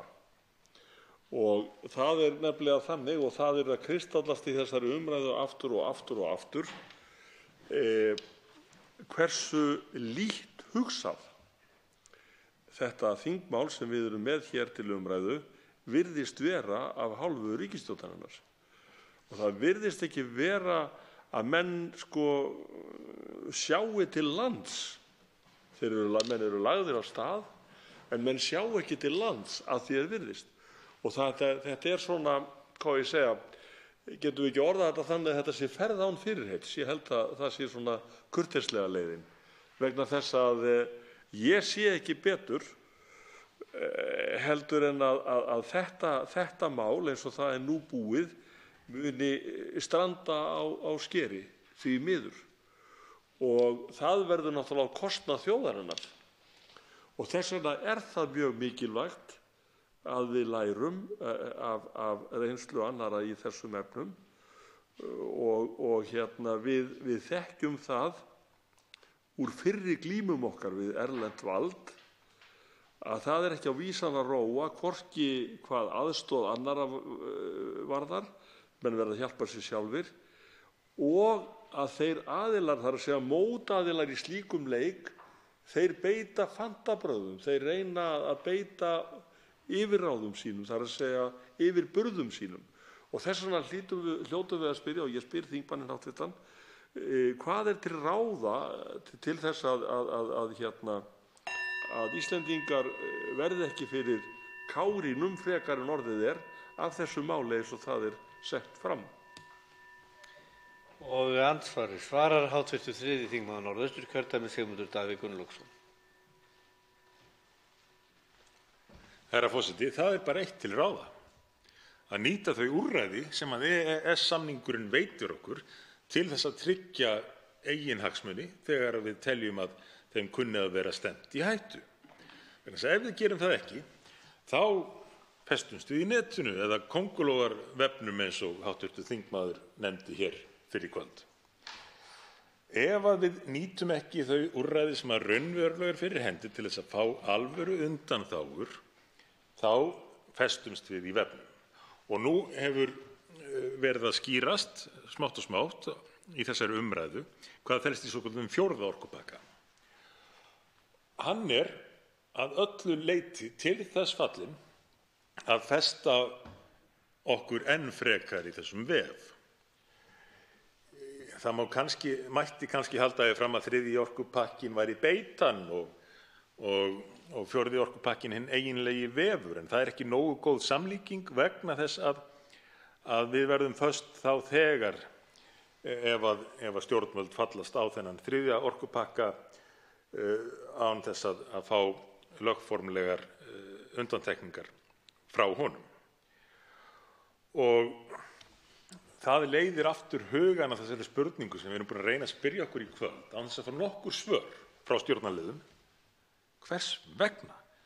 Hvers vegna er þessi ríkisstjórn, hverra ráðherrar hafa jafnvel sjálfir lýst verulegum áhyggjum af því í hvað stefni með þessum orkupakka, hvers vegna er hún ekki tilbúin til þess að láta það reyna eftir lögformlegum leiðum hvort við getum ekki fengið raunverulega fyrirvara, raunverulegar undanþágur.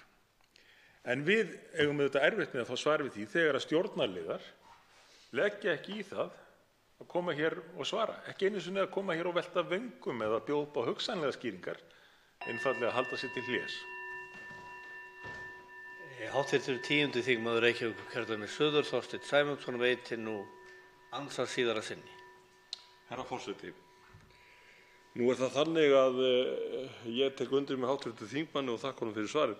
Ég tek undir með honum að auðvitað saknar maður þess að stjórnarliðar skuli ekki vera hér og taka þátt í umræðunni. Og nú náttúrulega veit ég að til dæmis hv. þingmaður Áslaugu Arna Sigurbjörnsdóttir sem er formaður hv. utanríkismálanefndar, hún hefur náttúrulega enga skyldu til þess að sitja hér undir því sem við erum að tala og færa fram. Þó hún vissulega gæti örugglega grætt á því, eða það er nú mín skoðun, og gæti lært eitthvað á því og gæti hugsanlega miðlað einhverju þannig að það væri hægt að bæta þetta mál. En mér langaði samt til að spyrja hv. þingmann einnar spurningar í viðbót vegna þess að lögformlegi hlutinn, þegar sé til þess að laga þetta mál, hann liggur fyrir. Það er lögfræðilega rétt að hafna þessum orkupakka. Það hafa allnokkrir lögspekingar fært fram og nú spyr ég hv. þingmann, hvers vegna hafnar ekki ríkisstjórnin orkupakkanum og sendir hann í lögbundið sáttaferli? Hv. 3. þingmaður Norðausturkjördæmis, Sigmundur Davíð Gunnlaugsson, svarar nú andsvari síðara sinni.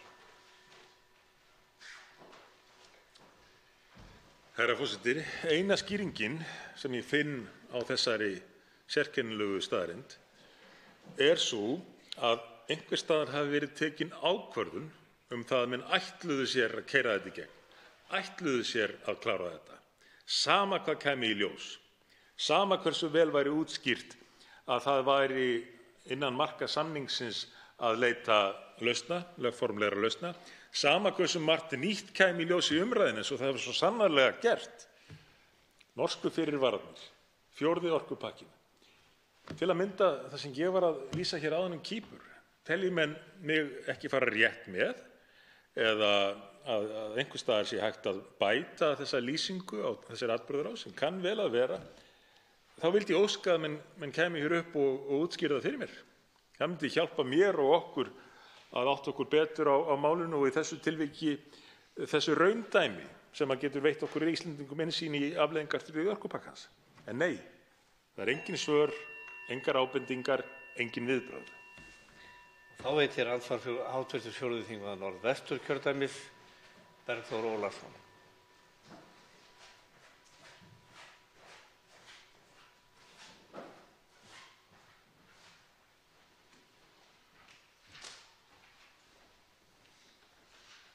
Virðulegur forseti, ég þakka hv. þingmanni Sigmundi Davíð Gunnlaugssyni fyrir ágæta ræðu.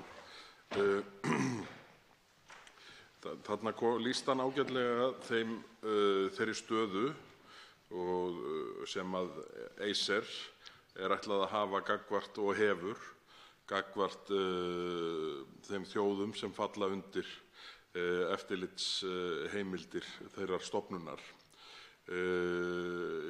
Mér langar til þess að spyrja hv. þingmann hvort hann hafi þarna lýst hann svona þessum áhrifum sem að koma fram og hvernig að þeim hvernig Acer framkvæmir í rauninni þetta eftirlitshlutverk sitt. En mig langar til að spyrja hv. þingmann hvort hann hafi skoðað sérstaklega til dæmis á heimasíðu Acer hvert hið eiginlega hlutverk sé, því að stofnanir Evrópusambandsins mega þó eiga það að þær fara ekkert í kringum það hvert hlutverk sitt er. Það er nú yfirleitt hægt að svona nálgast kjarna þess tiltölulega auðveldlega og hvaða línur eru lagðar hvað Acer varðar og það yfirþjóðlega vald sem þeirri stofnun er fengið undir regluverki orkupakkanna og hvernig það hlutverk yrði að líkindum helst rækt gagnvart skyldum Acer hér á Íslandi að pakkanum innleiddum. Og þá svarar andsvari hv. 3. þingmaður Norðausturkjördæmis, Sigmundur Davíð Gunnlaugsson.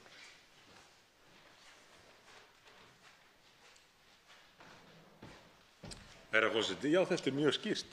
Þeir mega eiga það þarna hjá Acer og Evrópusambandinu að þeir eru ekkert feimnir við að upplýsa hver markmiðin séu. Þeir telja þau göfug.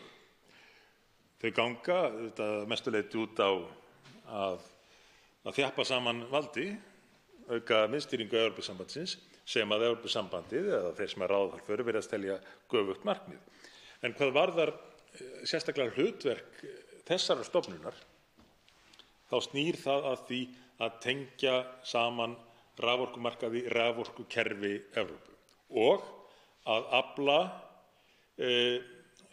aukinnar umhverfisvænnar endurnýjanlegrar orku. Fyrir vikið gerir þetta hvort tveggja Ísland og tengingu við Ísland að kjörverkefni fyrir þessa stofnun. Og því er líka lýst hvernig stofnunin beri sig að við að ná þessum markmiðum sínum. Það er með samræmingu, eða þannig orðað er það, á starfi orkustofnana Evrópuríkjanna, en í rauninni þegar maður skoðar betur textann hvernig sú samræming á sér stað, þá sér maður að þar er átt við eftirlit, yfirsýn og það að gæta þess að þessar orkustofnanir fylgi leiðsögn Acer. Og þegar að menn koma auga á vænlegt tengiverkefni, finna aðila sem eru tilbúnir til þess að standa að slíku, þá leitast Acer við að ryðja úr vegi öllum hindrunum fyrir því að verkefnin geti orðið að veruleika, hvort sem að þær eru lagalegs eðlis, pólitísks eðlis eða efnahagslegs. Þá veitir andsvar síðara sinni hv. 4. þingmaður Norðvesturkjördæmis, Bergþór Ólason. Virðulegur forseti, ég þakka svarið. Skildi ég hv. þingmann Sigmund Davíð Gunnlaugsson rétt þegar hann fór yfir heimildir Acer og skyldu Acer til að ryðja úr vegi öllum hindrunum fyrir viðskipti með raforku yfir landamæri.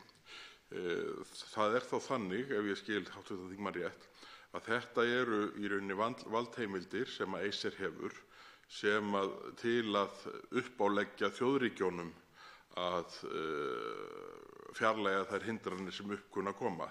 Þannig að í þessu samhengi þá er ég að skilja það rétt að það væri þá Íslenska ríkið sem væri í rauninni svona, hvað skal segja, sá aðili sem að fengi það í fangið, þær kvaðir að framfylgja þessum skipunum frá Acer. Og hv. 3. þingmaður Norðausturkjördæmis, Sigmundur Davíð Gunnlaugsson, svarar nú andsvari síðara sinni.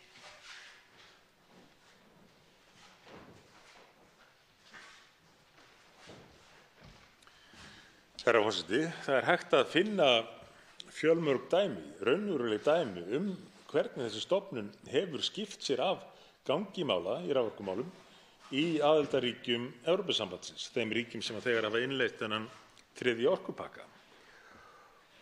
Og hvað varðar spurningu hv. þingmanns hvort það kæmi í hlut íslenska ríkisins að ryðja hindrunum úr vegi, þá má ekki líta fram hjá því hlutverki sem að Orkustofnun myndi gegna í þeim efnum. Hún yrði svona nokkurs konar útibú í raun fyrir þessa samevrópsku stofnun og hefði þá eftirlit með því að íslensk stjórnvöld væru ekki að leggja steina í götu vænlegra framkvæmda af þessu tagi, heldur þvert á móti að íslensk stjórnvöld væru að haga málum þannig að það væri til þess fallið að ýta undir og flýta slíkum framkvæmdum. Loks veitir hv. þingmanni andsvar hv. 3. þingmaður Suðurkjördæmis, Birgir Þórarinsson.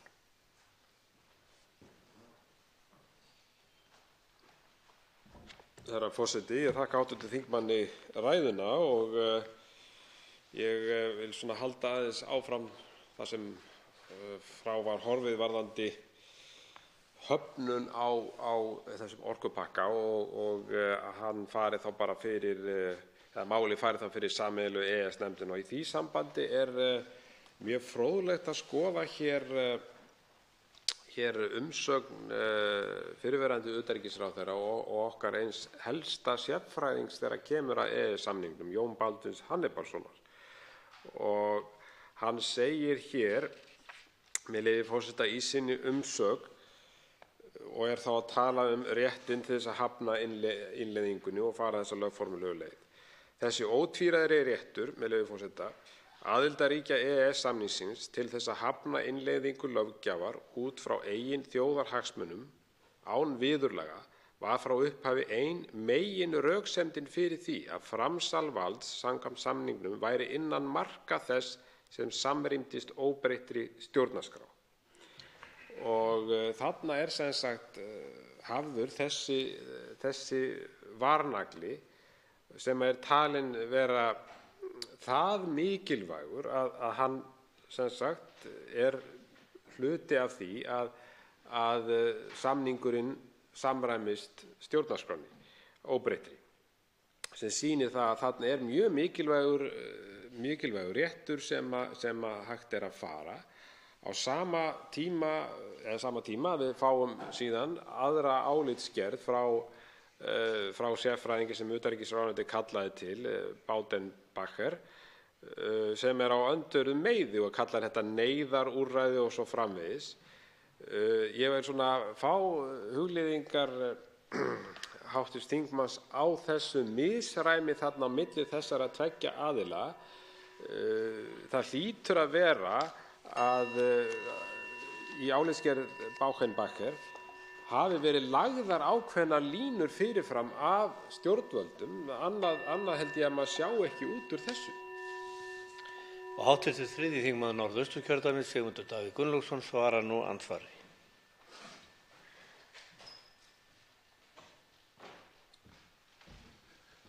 Herra forseti, í þessu tilviki keyptu stjórnvöld ákveðna þjónustu og seljanda þeirrar þjónustu mátti örugglega vera ljóst að til hvers væri ætlast. En með því ekki að halda fram að hann hafi lýst einhverju yfir sem að hann taldi ekki satt eða var ekki lýsandi fyrir hans skoðun. Þvert á móti, þá eins og ég hef bent á áður, tel ég að þessi fræðimaður og fyrrverandi dómari, Baudenbacher, sé mjög Evrópusinnaður. Og ég hefði skilið ef að ráðherra úr Viðreisn eða Samfylkingu hefðu leitað álits hans á svona pólitískum spurningum. En í ljósi þess að öllum mátti vera ljóst hver afstaða hans væri, þá það afskaplega sérkennilegt að ráðherra úr Sjálfstæðisflokknum skyldi leita eftir áliti með þessa manns nema vegna þess að ráðherrann vildi fá þessa afstöðu. Og enn og aftur erum við þá að ræða dæmi þess að ráðherra úr Sjálfstæðisflokki, í þessu tilviki að sama á við ráðherra úr Framsóknarflokki og Vinstri hreyfingunni grænu framboði eftir því sem virðist, séu að leita eftir stuðningi frá fólki sem hefur allt önnur sjónarmið, allt önnur viðhorf, ekki hvað síst til Evrópumálana heldur en stuðningsmenn og bakland þessara flokka. Það sem sagt ekki litið til stefnuflokkana, það ekki litið til afstöðu baklandsins, heldur leitað á önnur mið eftir stuðningi við það sem ríkisstjórnin að gera. Og hv. 3. þingmaður Suðurkjördæmis, Birgir Þórarinsson, veitir nú andsvar síðara sinni. Herra forseti, já, ég þakka hv. þingmanni andsvarið og mjög góða greiningu hvað þetta mál varðar.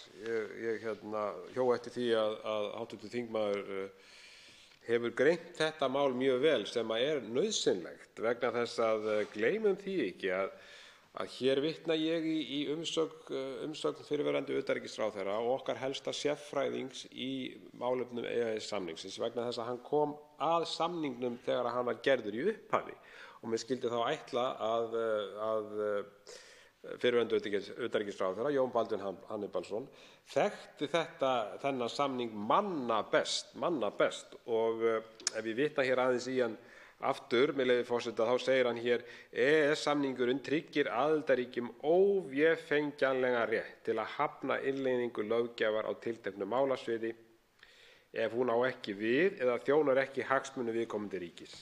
Fyrir þessu eru mörg fordæmi.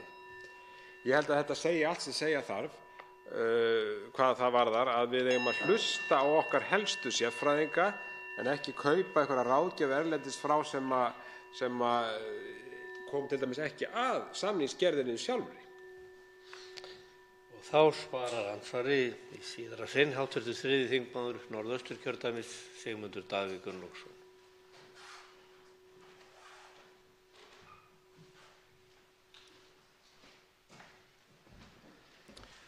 Herra forseti, já, þetta nú eitt af sérkennilegri dæmunum hvað varðar viljaleysi stjórnarflokkana til þess að þiggja ráð þeirra sem þekkja málin best.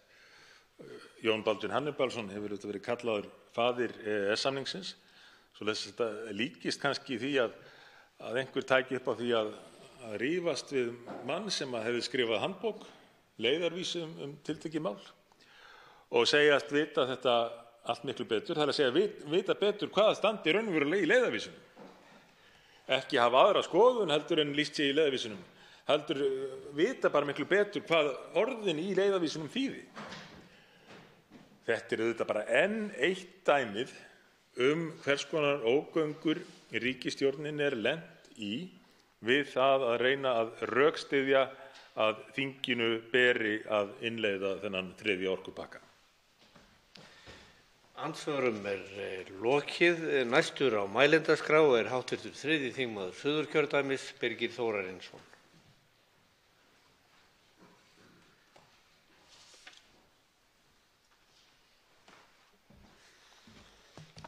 Já, herra forseti, ég vil taka heils hugar undir orð síðasta ræðumanns. Ég held að stjórnvöld geri sér ekki grein fyrir því í hvaða ógöngur þau hafa ratað með þetta mikilvæga mál. Og það verður að segjast eins og að við skulum ekki hlusta á okkar helstu sérfræðinga í þessu máli og mér fannst þetta dæmi hv. þingmanns leiðarvísinin sem hann tók hér vera mjög gott og klassískt dæmi kjarna þessa máls. Að hér ekki hlustað á þann sem kom að samningsgerðinni, kom að því leiðarvísinum eins og hv. þingmaður nefndi svo ágætlega. Nei, það skal heldur hlusta á þá sem telja sig vita hvernig leiðarvísirinn eigi að vera. Og það því bara miður dapurlegt að við skulum ekki nýta okkar besta fólk í þessum efnum og sem hefur bestu upplýsingarnar og þekkir hvernig að málum var staðið vegna þess að jú, við þekkjum það að það má segja það að þegar menn greini til dæmis á löggjöf eða lagasetningu að þá jú farið í greinargerð með lagafrumvarpinu eða lögunum til þess að reyna að skilja vilja löggjafans ef að mönnum greinir á. Þetta svona svokallað lögskýringargagn eins og kallað þá fá menn svona hugmyndirnar á bakvið það hvers vegna lagatextinn með þessum hætti. Og ég tel, herra forseti, það sama eigi nákvæmlega við í þessu máli. Við eigum að ræða við þá sem komu að samningsgerðinni fyrir okkar hönd í upphafi. Þeir þekkja máli best, þeir vita hugmyndafræðina, þekkja greinarnar eins og kemur svo glögglega í ljós hér í þessari ágætu umsögn fyrrverandi utanríkisráðherra Jón Baldvins Hannibalssonar, sem að mér finnst að hafi ekki fengið nógu mikla athygli í þessari umræðu, og verð að segja eins og að það veldur mig vonbrigðum að svo hafi ekki verið. Og ég ætla að vona svo sannarlega að menn fari nú að rýna betur í þetta álit, vegna þess að margt mjög fróðlegt í þessu áliti. Og hérna segir til dæmis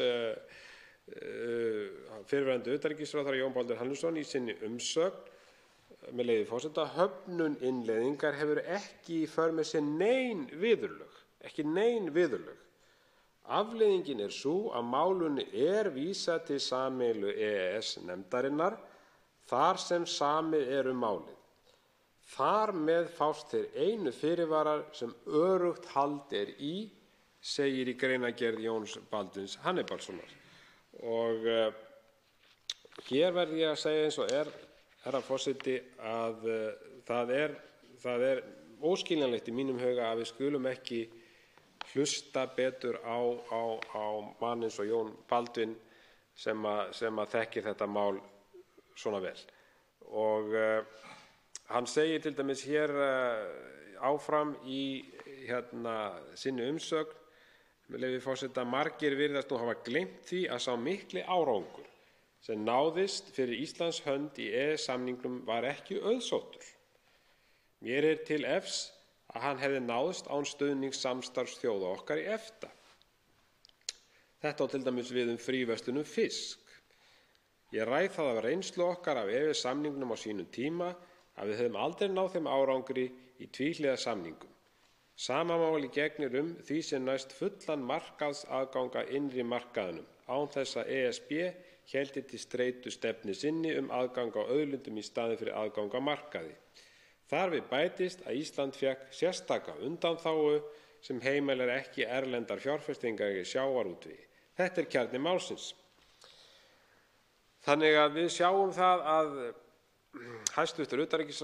fyrrverandi utanríkisráðherra Jón Baldvin Hannesson þekkir þetta mál afar vel, og þess vegna það ótvírætt í mínum huga að við eigum að hlusta á hans ráðleggingar í þessu efnum. Hann hefur tjáð sig bæði í ræðu og riti undanfarið það ferli sem hér í gangi af hálfu stjórnvalda, og hann telur að stjórnvöld séu á rangri braut í þessum efnum, og ég honum algjörlega sammála í þessu og tel að við eigum að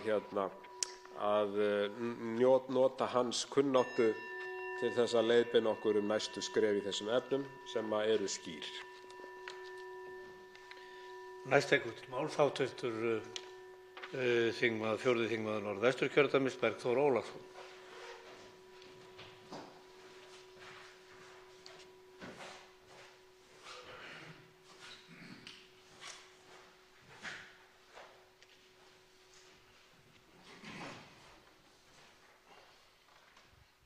Virðulegur forseti, mig langar í þessari ræðu minni að gera að umtalsefni þá áherslu sem að stuðningsmenn innleiðingar þriðja orkupakkans hafa lagt á það að í þessar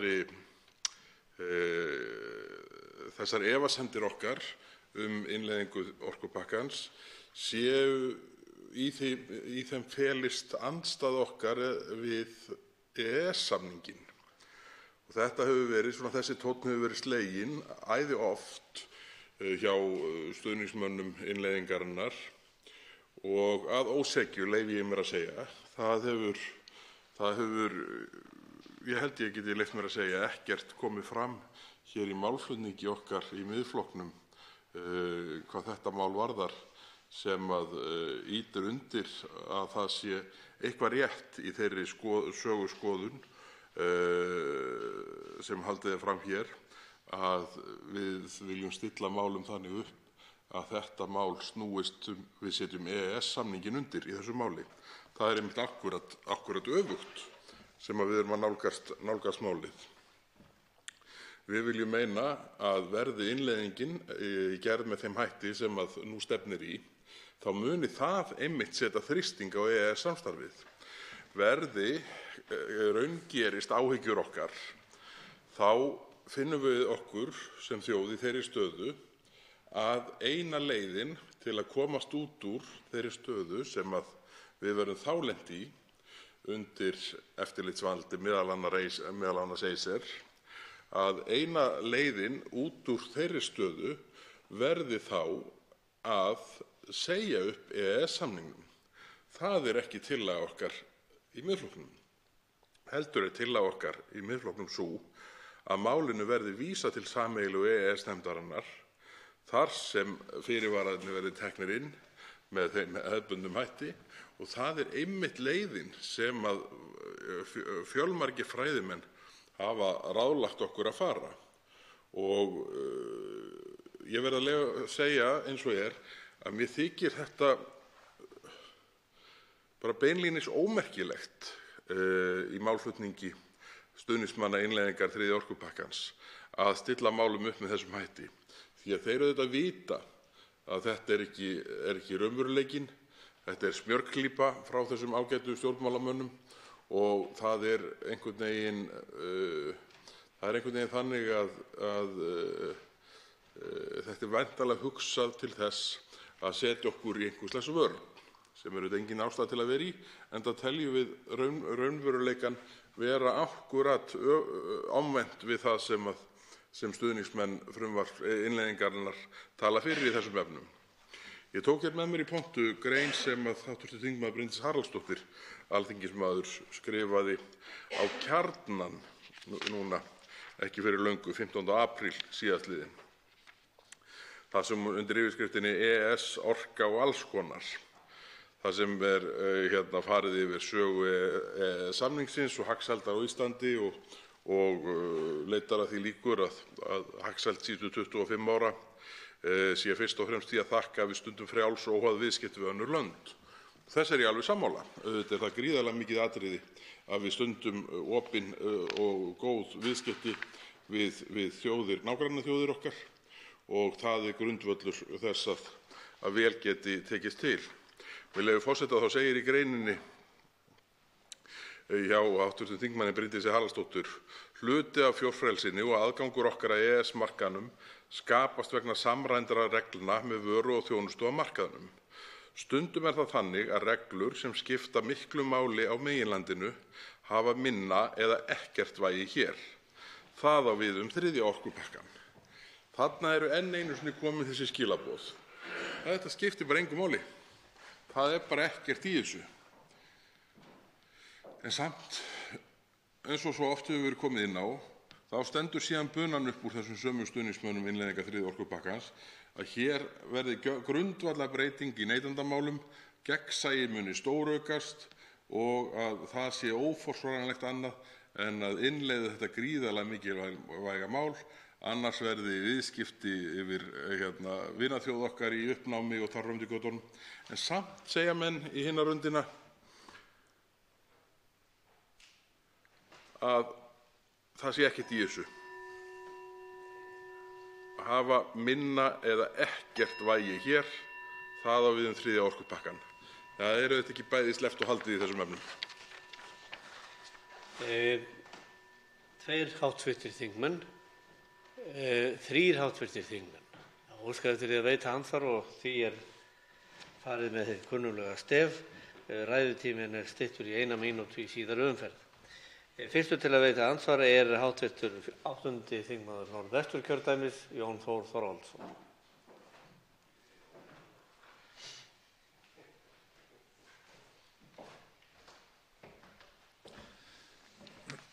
Herra forseti. Ég þakka hv. þingmanni Bergþóri Ólasyni kærlega fyrir þessa góðu ræðu.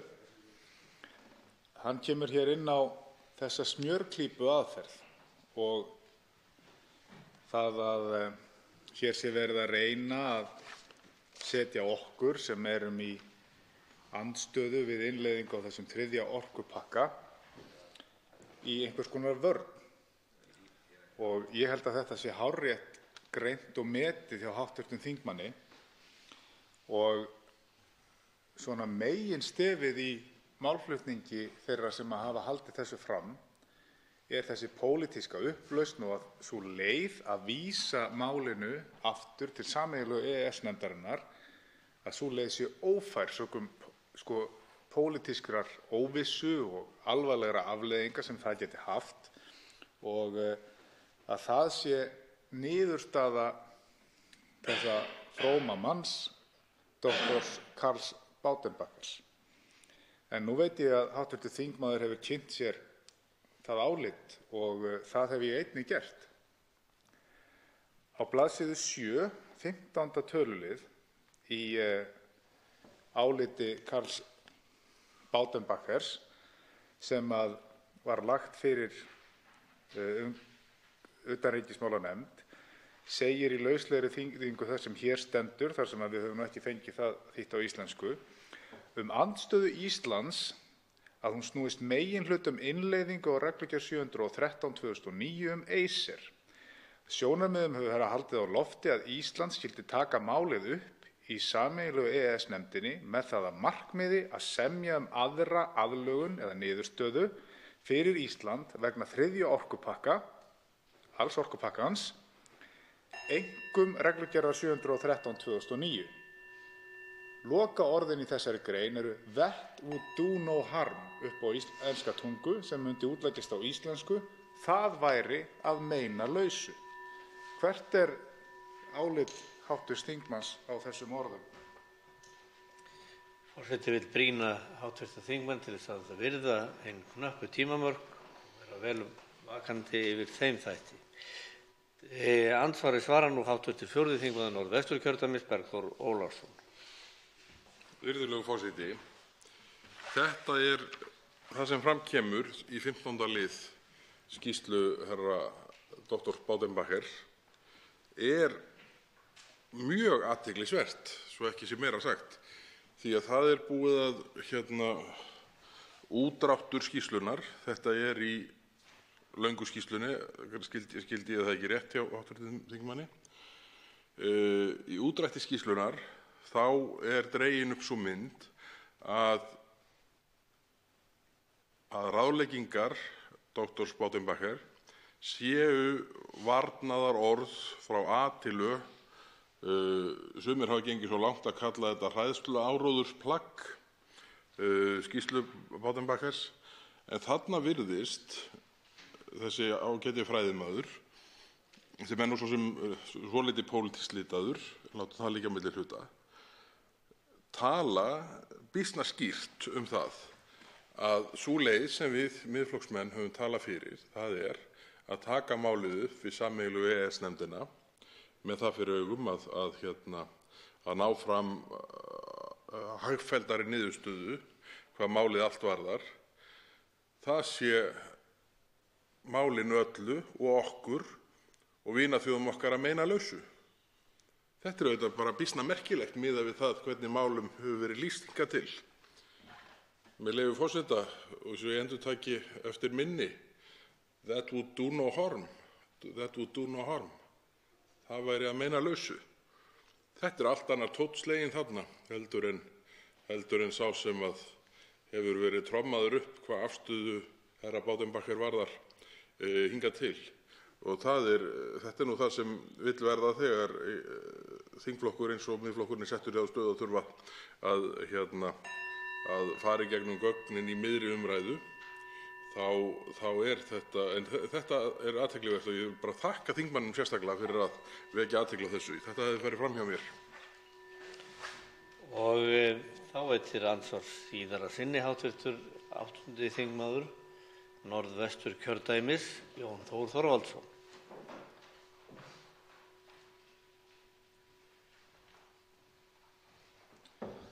Herra forseti, ég þakka hv. þingmanni svarið. Ástæða þess að ég dreg þetta hér upp sú að við höfum í þaula, þingmenn Miðflokksins, bent á það að það séu fleiri en ein leið og verið hér með útrétta sáttahönd í þessu máli með hagsmuni Íslands að leiðarljósi. Og ég velti því hér upp og myndi vilja fá hugleiðingar þingmanns á því hvort það geti ekki verið að það sé munur á því að hafna algjörlega innleiðingunni sem búið var að semja í sameiginlegu EES-nefndinni með stjórnskipulegum fyrirvara af hálfu allra EES-ríkjanna, Liechtenstein, Noregs og Íslands, og hins vegar það að nýta sáttaferlið sem að byggt á samningnum með Evrópska efnahagssvæðið. Getur ekki verið að herra Baudenbacher sé að benda á það? Og hv. 4. þingmaður Norðvesturkjördæmis, Bergþór Ólason, svarar nú andsvari síðara sinni. Virðulegur forseti, jú, það skyldi þó aldrei vera að herra Baudenbacher væri nú að bara beinlínis að benda á þá leið sem við höfum talað hér svo mikið fyrir og auðvitað eins og öllum ljóst innbyggð í EES-samninginn. En ég á sama tíma nokkuð viss að þeim sem fengu herra Baudenbacher til verkefnisins hefur ekki þótt þessi knappa setning hans í lok 15. liðs í stóru skýrslunni hans heppileg, enda ekki vakin nein sérstök athygli á þessum sjónarmiði sérfræðingsins þegar samanteknu upplýsingarnar eru dregnar fram. Það er ekki hægt að skilja þetta öðruvísi heldur en að hann, það er alveg ljóst að hann leggst ekki gegn því að það sé farið í þetta sáttaferli sem innbyggt í 102. greinina og það þarf ekki að túlka neitt frjálslega til að sjá að hann sé þarna beinlínis að leggja það til að þetta sé gert og það verði öllum að meinalausu. Þá veitir andsvar hv. 10. þingmaður Reykjavíkurkjördæmis suður, Þorsteinn Sæmundsson.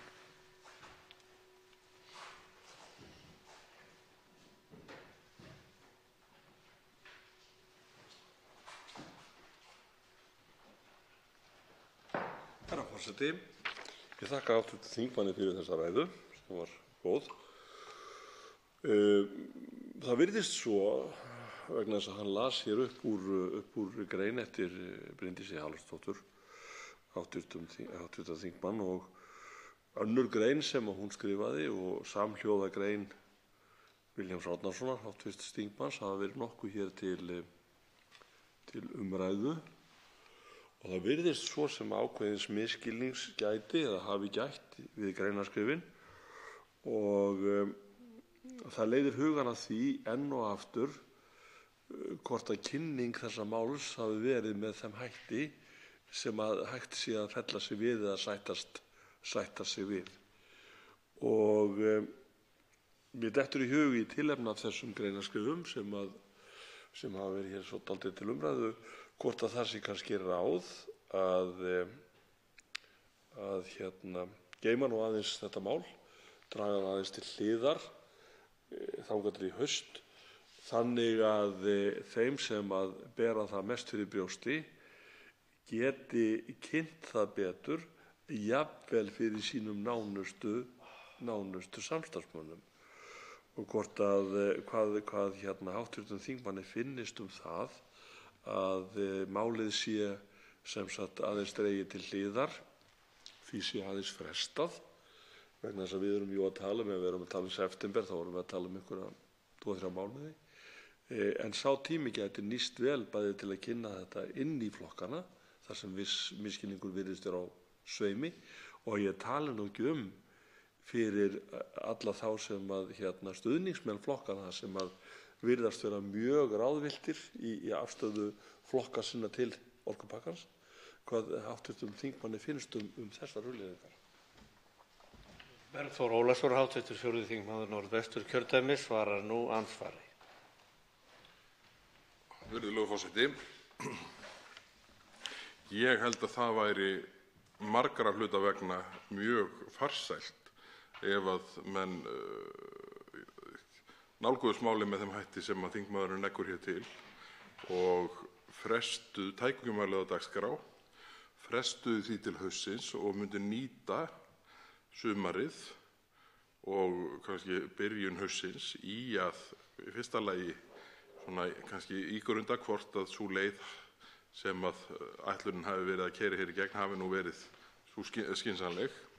Nú í öðru lagi að reyna að leggja mat á það hvort að sé ekki skynsamlegt að fara vísa málinu til sameiginlegu EES-nefndarinnar á grundvelli 102. greinar EES-samningsins.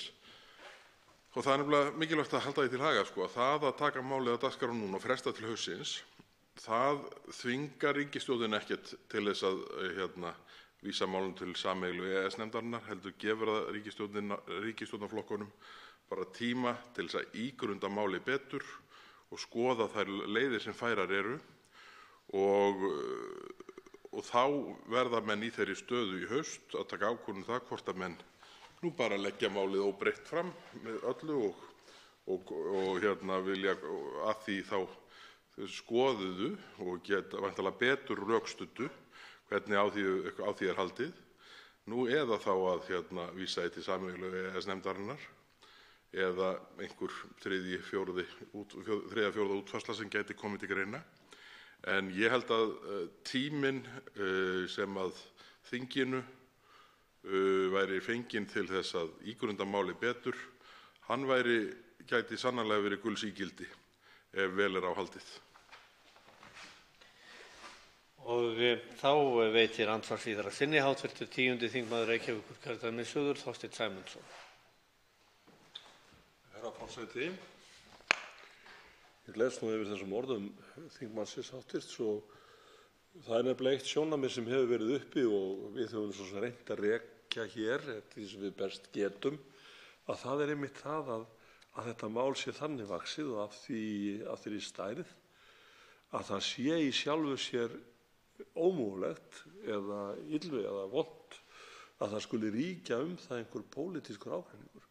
Og í sjálfu sér vona ég að þingmaðurinn sé sammála mér það, háttvirtur, að í okkar augum sem höfum verið að malda hér í móinn, eins og við segjum, lítum ekki á það sem einhver pólitíska agendu, afsakið þeirra forseti, heldur kannski það að reyna að hafa góð áhrif á málið til betri vegar, en er þingmaðurinn ekki sammála mér það að í svo stóru máli sem þessu, þá sé nauðsyn á því að mynda þverpólitíska afstöðu og stuðning við málið.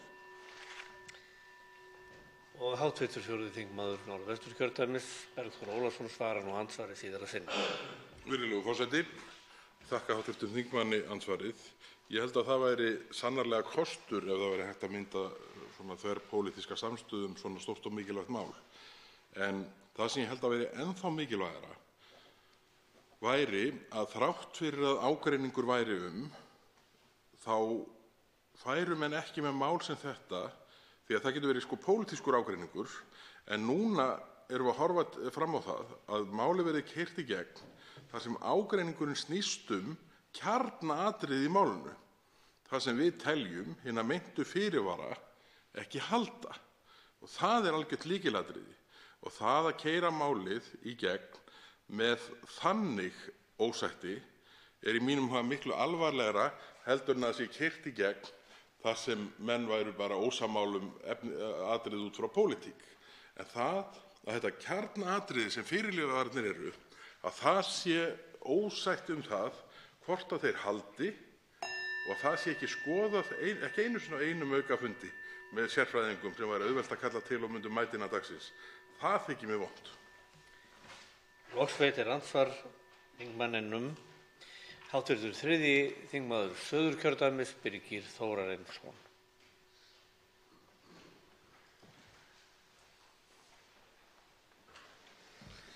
Herra forseti, ég þakka hv. þingmanni ræðuna.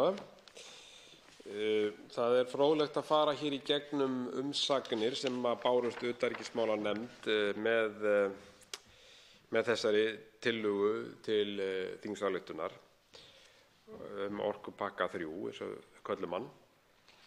Það bárust 50 umsagnir minni mig, held ég, en það sem fróðlegt og sérstakt að 70% þessara umsagna voru neikvæðar í garð orkupakkans og innleiðingar hans.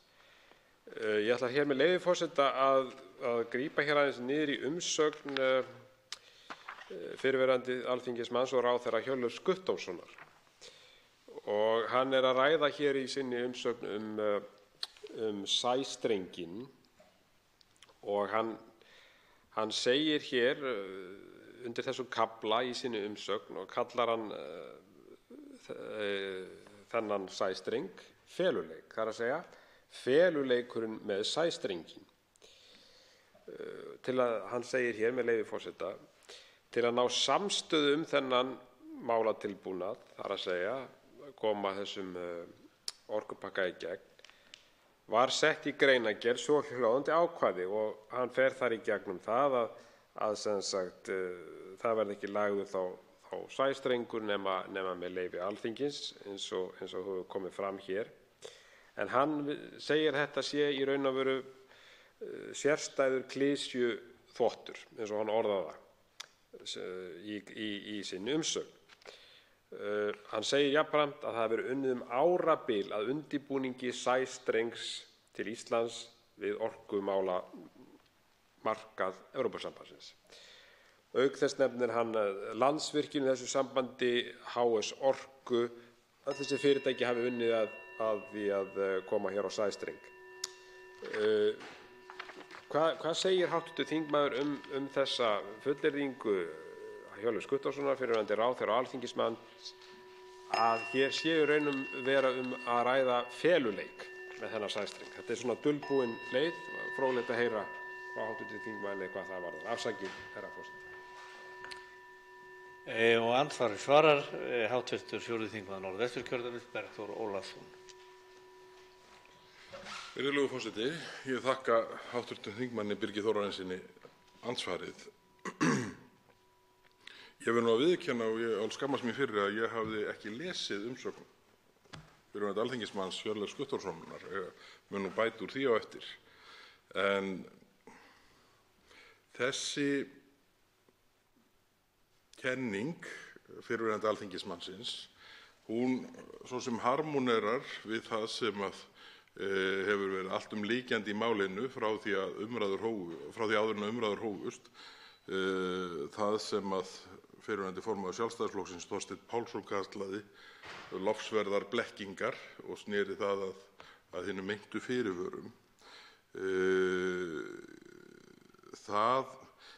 Ég held að hagsmunirnir sem eru undir eru þetta þeirra gerðar að það mikið á sig leggjandi ímynda í mér fyrir þá sem eru í þessum bransa að tryggja framgang lagningar sæstrengs og ég þess fullviss að þegar hafi verið fjárfest miklum töluverðum fjármunum í frá mörgum aðilum og í hin ýmsu verkefni hafi miklir fjármunir farið í undirbúning slíks og það allt sem bendir til þess að þriðji orkupakkinn innleiddur með hefðbundnum hætti eins og segir í gögnum frá utanríkisráðherra muni setja regluverkið allt í þá stöðu að haganlegra og ef svo má segja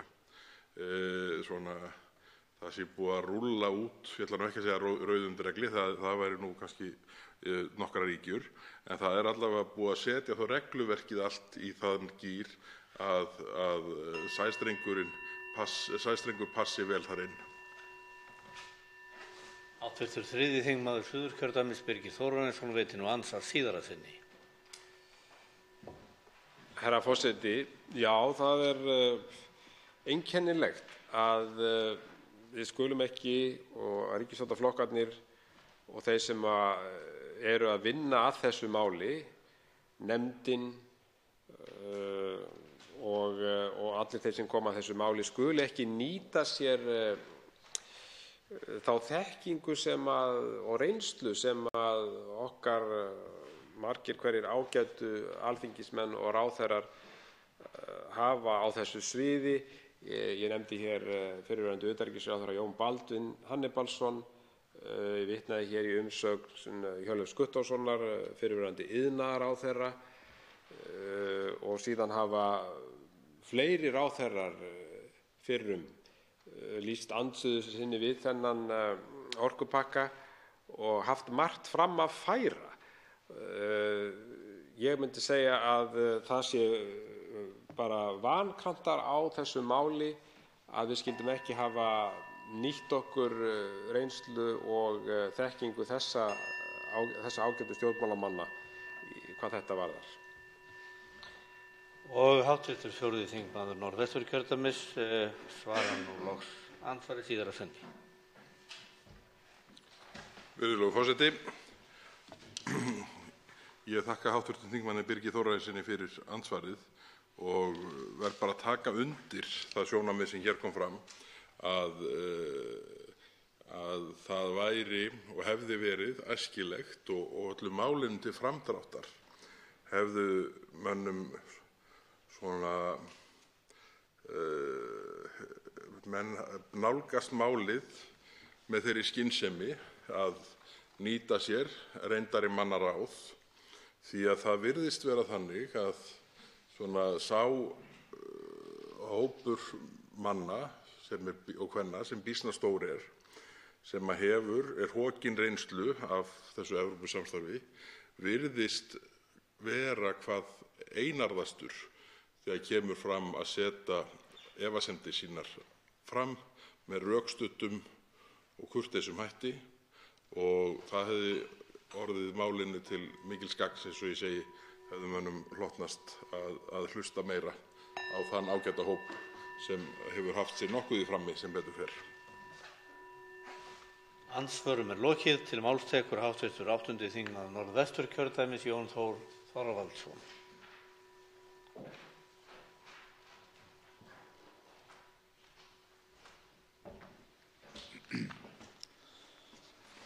Herra forseti, ég hef hér haldið nokkrar ræður tilskipun 72 frá 2009 og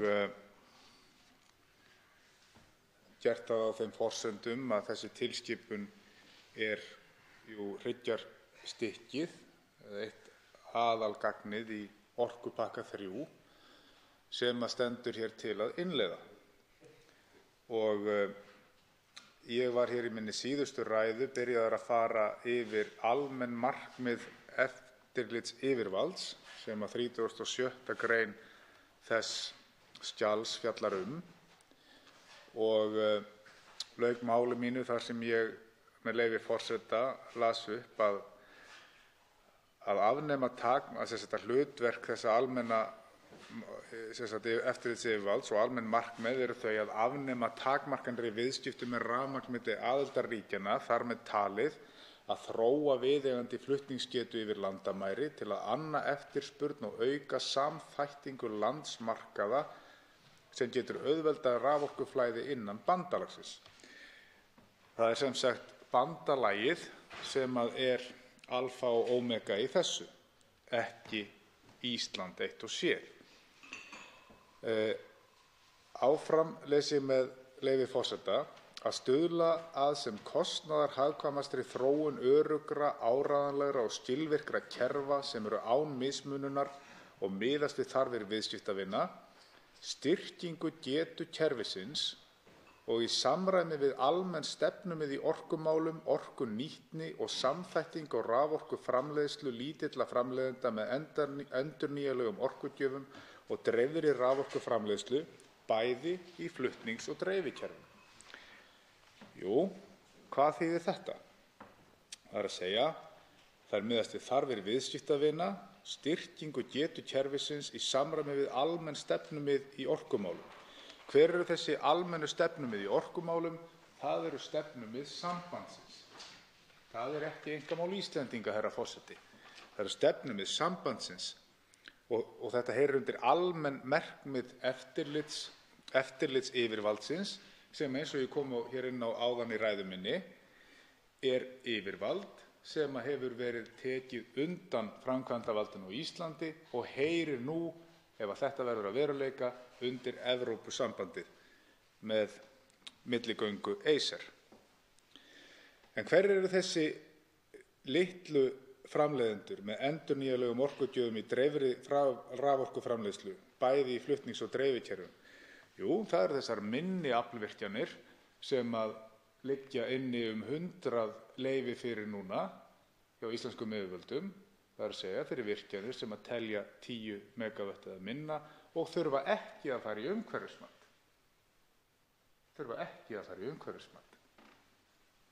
Af hverju skyldi umsóknin vera fyrir 9,9 megavött? Af því að 10 megavatta virkjanir þurfa að fara í umhverfismat.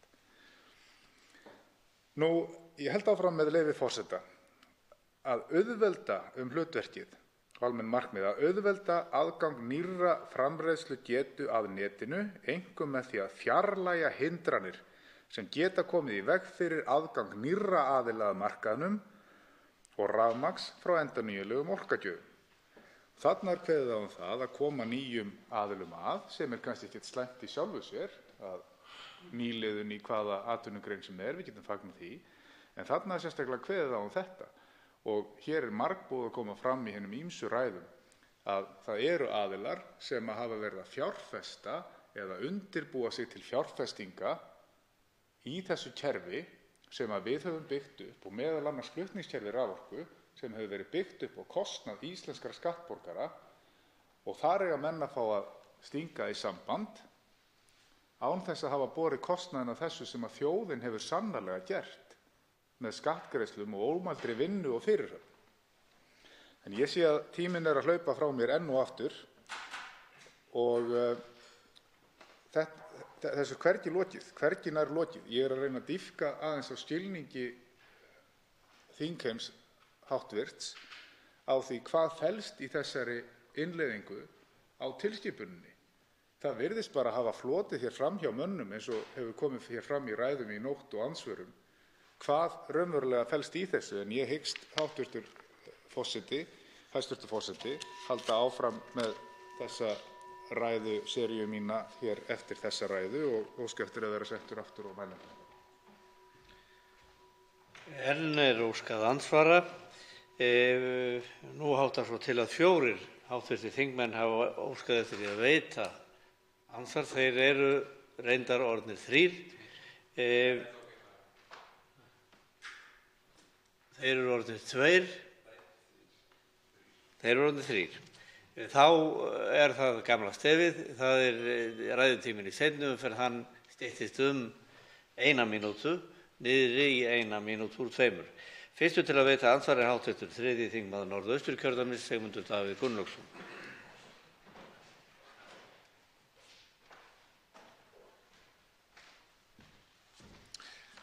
Herra forseti, það hefur hvarflað að mér nokkrum sinnum í þessari umræðu og sérstaklega í nótt og fyrr í kvöld að hv. þingmaður væri eflaust snilldar lögfræðingur ef hann hefði valið sér þá starfsgrein. Vegna þess að hann hvað eftir annað nær að kryfja textann, undirliggjandi texta og komast að kjarna málsins. Og þegar ég hlýddi á ræðu hv. þingmanns núna, þá sá ég eiginlega fyrir mér lögfræðing í kvikmynd, verjanda, sem að tæki að sér erfitt mál en með því að greina textann og finna kjarna málsins tækist að bjarga þeim sem hann væri að verja, sem í þessu tilviki er Ísland og íslenskir hagsmunir. Eitt af reyndar mörgu sem að mér þótti mjög athyglivert við yfirferð hv. þingmanns nú var þegar hann leiddi okkur fyrir sjónir hversu stór þáttur í þessum heildaráformum sem að birtast í 3. orkupakkanum þessar litlu virkjanir eru.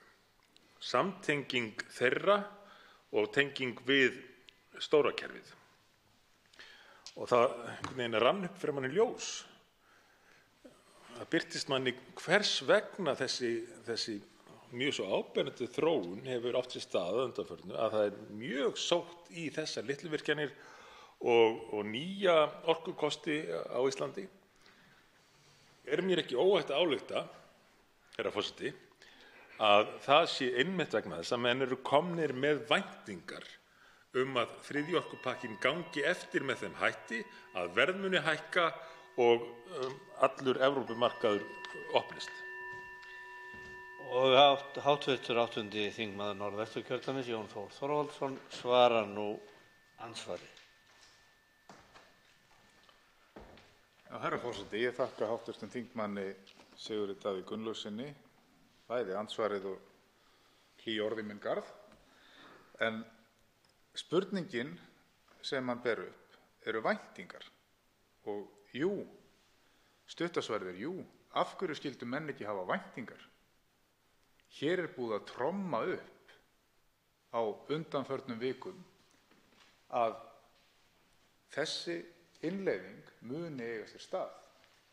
Og á nokkurs vafa þá það nú svo að frá því fyrir ári síðan, þegar að stjórnmálaflokkar og leiðtogar í þeim flokkum kepptust við að lýsa því yfir að þeir ætluðu að standa vörð hagsmuni Íslands og að það kæmi ekki til greina að taka þessa innleiðingu, þá hefur eitthvað gerst.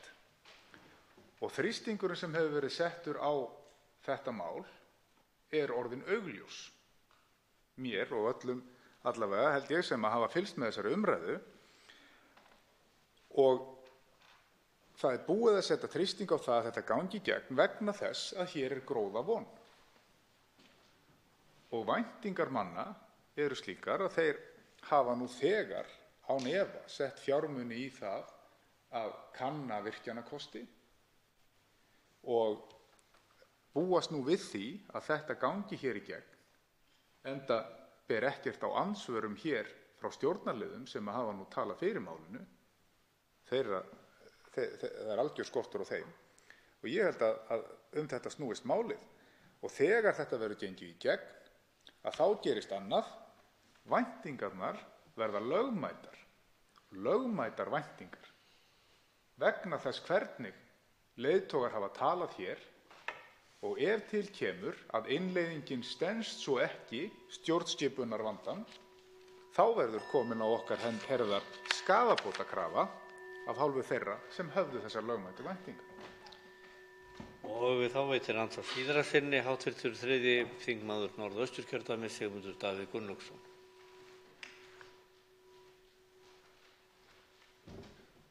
Herra forseti, sem háttvirtur þingmaður nefndi hér í andsvari svo stórt atriði að ég tel að því verði ekki gerð almennileg skil svona í andsvörum. Ég held að þurfa að fjalla sérstaklega þetta í ræðum. Það væntingar, lögmætu væntingar, sem að íslensk stjórnvöld eru með framgöngu sinni nú í þessu máli að búa til.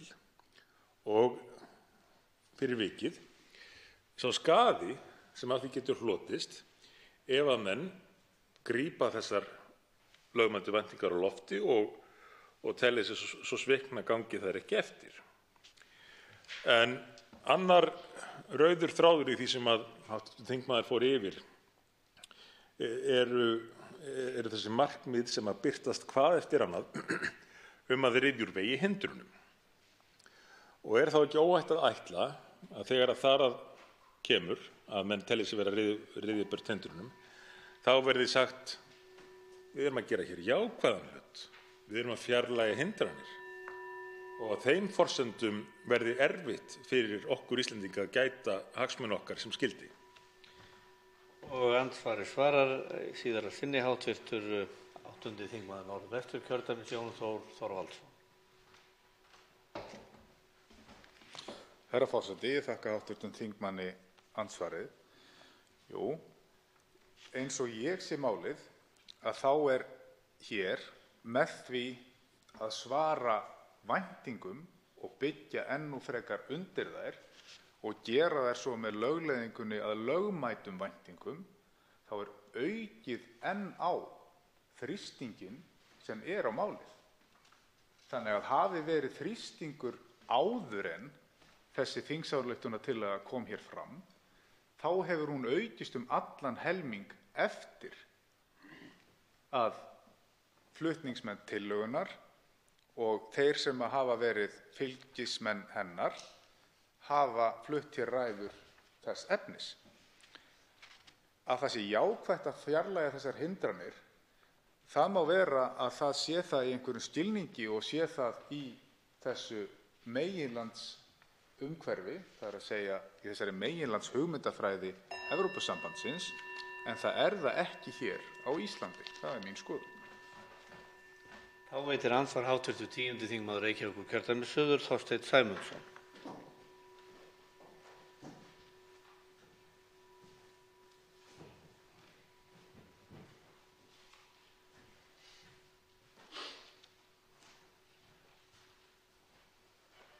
Herra forseti, ég ætla að endurtaka það sem ég hef sagt áður í þessari umræðu að þú, hv. þingmaður, væntanlega að skýra þetta mál betur og kynna það betur fyrir almenningi heldur en að ríkisstjórnarflokkunum hefur tekist á þeim tíma sem að þetta mál hefur verið til meðferðar og dregur fram mjög skýrt þær lagalegu flækjur sem að baki búa. Það virðist svo sem einhverjir haldi að Evrópusambandið sé skátaflokkur, sem það ekki. Og það full þörf á varúð þegar átt við kerfi og af þeirri stærðargráðu sem þetta samband Og þeim mun meira áríðandi að koma vel nestaður til leiks og færa sitt mál þannig fram að það haldi og þá berast böndin að svokölluðum fyrirvörum sem í þessu máli af hálfu stjórnvalda. Og mér langar til að spyrja hv. þingmann aðeins út í þessa fyrirvara vegna þess að ég hyggst jafnvel orða þá í ræðu einhvern tímann hér á eftir og mér þætti vænt að heyra frá hv. þingmanni hvað honum finnst þá meintu fyrirvara sem í málinu eins og það nú reifað af hálfu stjórnvalda og þá í framhaldi af því hvað hann teldi að væri hægt að gera öðruvísi og eða betur í þeim efnum. Og mér þætti afar vænt að heyra frá hv. þingmanni hvað þetta tvennt varðar í svari. Háttvirtur 8. þingmaður Norðvesturkjördæmis Jón Þór Þorvaldsson svarar nú andsvari. Herra forseti, ég þakka hv. þingmanni Þorsteini Sæmundssyni andsvarið. Varðandi þessa fyrirvara, þá þeir tvíþættir. Það annars vegar fyrirvarnir sem settir strax í upphafi og það þessi stjórnskipulegu fyrirvarar sem settir af öllum þrem ríkjunum, það að segja Liechtenstein, Noregi og Íslandi. Og nú hafa Liechtenstein aflétt sínum fyrirvara í maí 2018 en Noregur í apríl sama ár.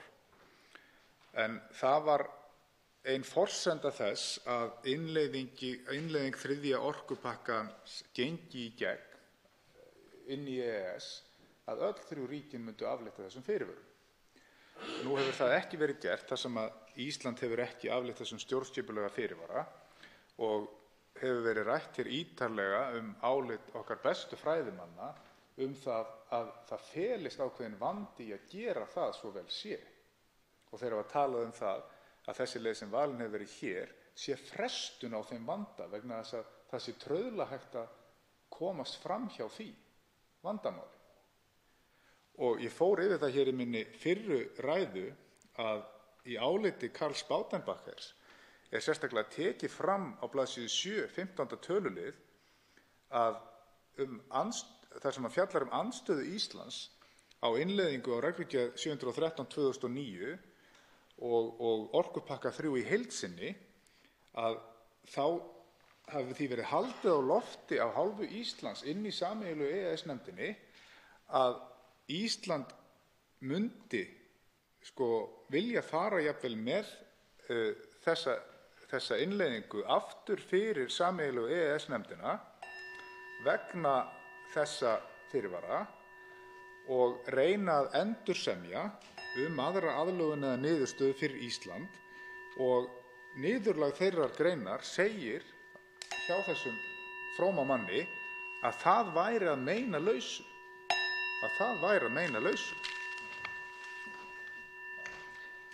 Og þá veitir andsvar síðar sinni hv. 10. þingmaður Reykjavíkurkjördæmis suður, Þorsteinn Sæmundsson. Forseti.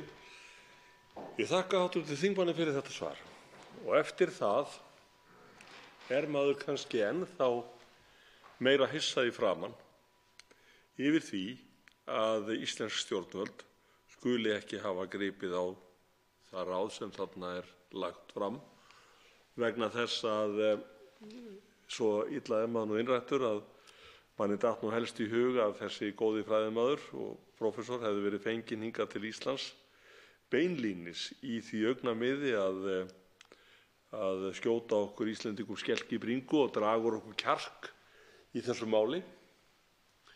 Og víst það að þessi styttri útgáfa af hans greinargerð sem hefur verið haldið mjög á lofti, að þar hefur verið drepið mjög á þennan ótta og þessar hræðslu og að Evrópusambandið verði hið reiðasta og við skuldum Norðmönnum einhvern greiða eða eitthvað slíkt. En eftir þennan lestur þá verður manni óskiljanlega af hverju ríkisstjórnin tekur ekki á sig rögg og setur þennan fyrirvara. Mig langar að fá að heyra álit þingmannsins á því. Og hv. 8. þingmaður Norðvesturkjördæmis Jón Þór Þorvaldsson svarar nú andsvari þingmanns síðar að sinni. Herra forseti, ég þakka hv. þingmanni andsvarið. Já, þetta stóra spurningin og við henni einhver stór sannleikur sem við höfum verið að reyna að leita hér drykklanga stund. Af hverju þessi leið valin? Af hverju? Sennilega það nú svo að, og ég kannski kom ekki nógu vel inn á það hér áðan, að fyrirvararnir eru tvíþættir. Það annars vegar þessir stjórnskipulegu fyrirvarar sem eru settir strax í upphafi og svo hinir síðar framkomnu sem að Noregur setti fram í 8 liðum og hefur verið farið nokkuð vel yfir hér, og hins vegar þessi 2 að ég held að þeir séu hjá Íslandi, aðeins óljóst. En af hverju verður að reyna að fara þá leið? Vegna þess að þeir fyrirvarar sem að þar myndu vera settir fram, þeir halda engu vatni þegar að á hólminn verður komið. Og það eru margir sem eru mér nú fróðari í lögfræði sem að hafa tekið undir það sjónarmið. Þá veitir andsvar hv. 3. þingmaður Suðurkjördæmis Birgir Þórarinsson.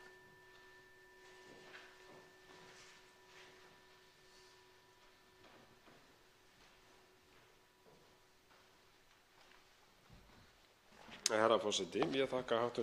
þingmanni ræðuna. Mér langaði aðeins að koma inn á hagsmuni Evrópusambandsins og Íslands þegar kemur að orkumálum. Og við þekkjum það að í Evrópusambandinu skortur á raforku. Það að segja, það orkuskortur og það hátt verð á raforku í Evrópusambandinu. En hins vegar þegar við horfum til Íslands, þá engin þjóð sem framleiðir jafn mikið rafmagn miðað við íbúafjölda og Íslendingar. Það eru því hagsmunir Evrópusambandsins að tryggja aðgang að raforku á sem lægstu verði, en hagsmunir Íslands eru þeir náttúrulega að við nýtum raforkuna til að efla okkar innviði, efla okkar iðnað og atvinnulíf og bæta lífskjör þeirra sem hér búa. Og þá erum við komin að sæstrengnum sem er alveg augljóst mál að er lykill að þessu öllu saman og þessi tilskipun, innleiðing þessara tilskipunar hér er bara skref í þá átt að undirbúa þennan sæstreng. Og þá munu náttúrulega ásókn í okkar auðlindir aukast og þá komum við að sjónarmiðum að vernda náttúru Íslands og loftslagsmálum. Nú er það svo að í forsæti þessar ríkisstjórnar er flokkur sem hefur lagt ríka áherslu á loftslagsmál og umhverfismál.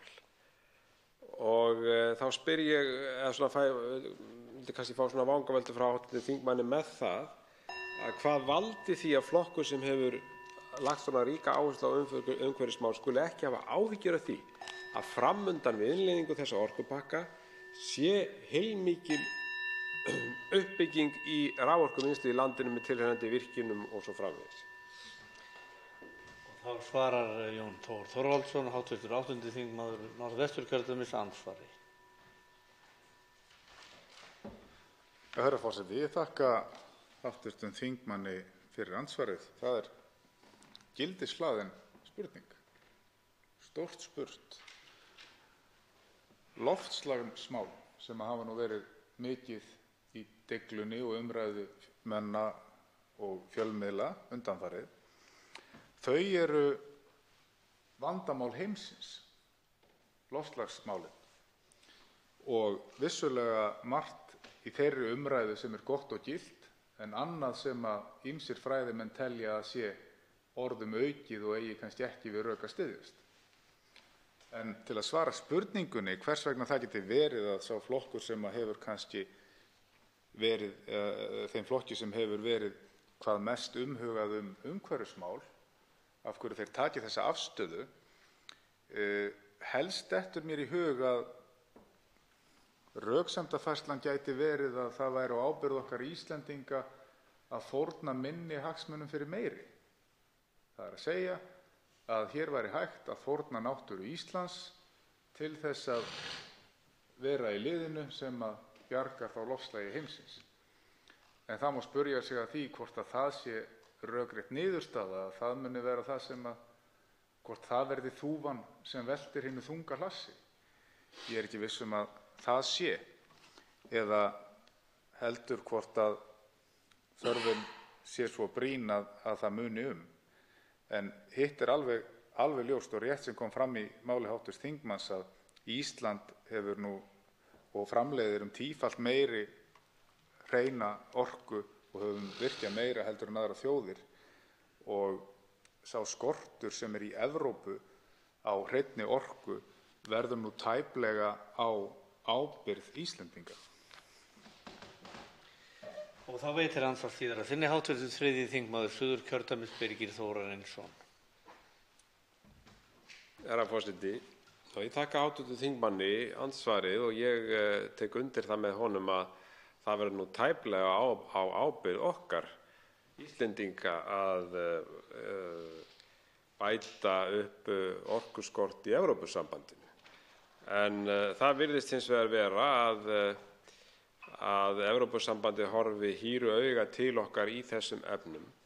Og maður velti því fyrir sér, herra forseti, að þegar er alveg ljóst að þegar að sæstrengur er orðinn að veruleika, þá verður hér mikil uppbygging í orkuvinnslu í landinu, og hún er þegar hafin vegna þess að menn vita það að það eru mikil tækifæri í þessum geira fyrir hreina orku og horfa þá til Evrópu að selja orkuna þangað. En gæti verið svo að flokkur eins og Vinstri grænir séu bara svo grænir að átta sig ekki á því að sæstrengur mun þýða stórkostlega uppbyggingu raforkumannvirkja á Íslandi á kostnað náttúrunnar. Og hv. 8. þingmaður Norðvesturkjördæmis, Jón Þór Þorvaldsson, svarar nú andsvari síðar að sinni.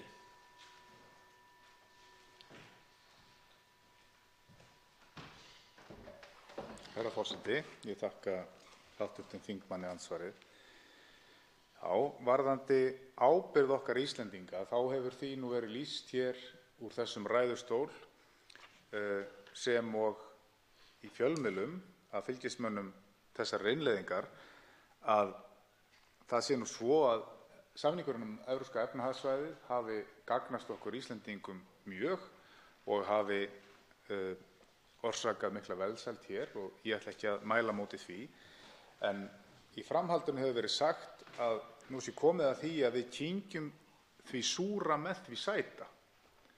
Það er að segja að þó að við þurfum svona að beygja okkur undir það að þetta sé ekki alveg gott, að þá sé það nú gert í þeim tilgangi að raunverulega svona þakka fyrir það sem við höfum fengið með samningnum með Evrópska efnahagssvæðið. En ég held til að svara spurningunni, herra forseti, að þá séu Vinstri grænir eða hreyfingin Grænt framboð ekki búnir að gera sér fulla grein fyrir því hvað þetta gæti kostað íslenska náttúru. Andsvarum lokið. Til máls tekur hv. 10. þingmaður Bergþór Ólason hefur óskað eftir því að ræða fundarstjórn forseta. Virðulegur forseti, nú klukkan orðin 5:30 og ég reikna með því að forseti miði við það að hér verði framhaldið fundið til svipaðs tíma og í gær, sem sagt svona langleiðina undir til 9, með það í huga að nefndarfundir hefjist klukkan 9. Ef einhver önnur plön uppi á hv. forseta þá væri áhugavert að fá að heyra af þeim bara upp á skipulag að gera, en annars gerum við ráð fyrir því að fundur standi til sama tíma og í gær.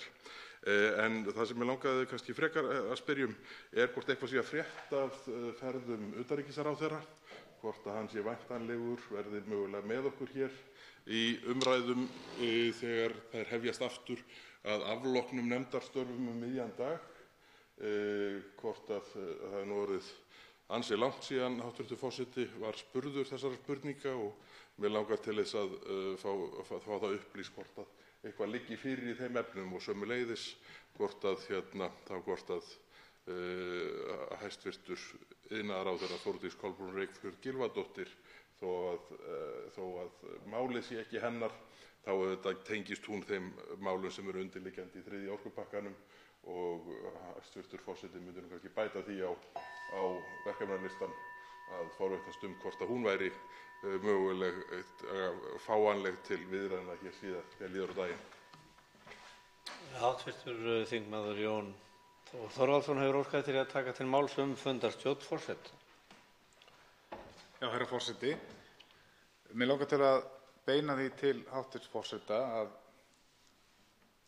hlutast til það að fá hæstv. forsætisráðherra Íslands til þess að hlutast nú til það að fresta þessari umræðu og taka hana til gagngerrar endurskoðunar, ekki síst í ljósi þess þar sem að ég veit að hæstv. forseti hefur setið hér og hlustað á umræðuna allan tíman og mjög vel inn í henni og hefur tekið eftir því að hér búin að koma fram mjög málefnaleg og vel rökstudd rök sem að hafa dýpkað þessa umræðu til muna frá því sem var hér í fyrstu umræðu þessa þingsályktunartillögu, að beina því til hæstv. forsætisráðherra að fara fram á það að þessu verði frestað og að málið verði tekið til endurskoðunar. Ég held að það væri öllum til góða og ekki síst þeim sem að hafa mælt hér fyrir þessari aðferð og þessari leið. Þá hefur hv. þingmaður Þorsteinn Sæmundsson óskað eftir því að taka til máls fundarstjórn forseta.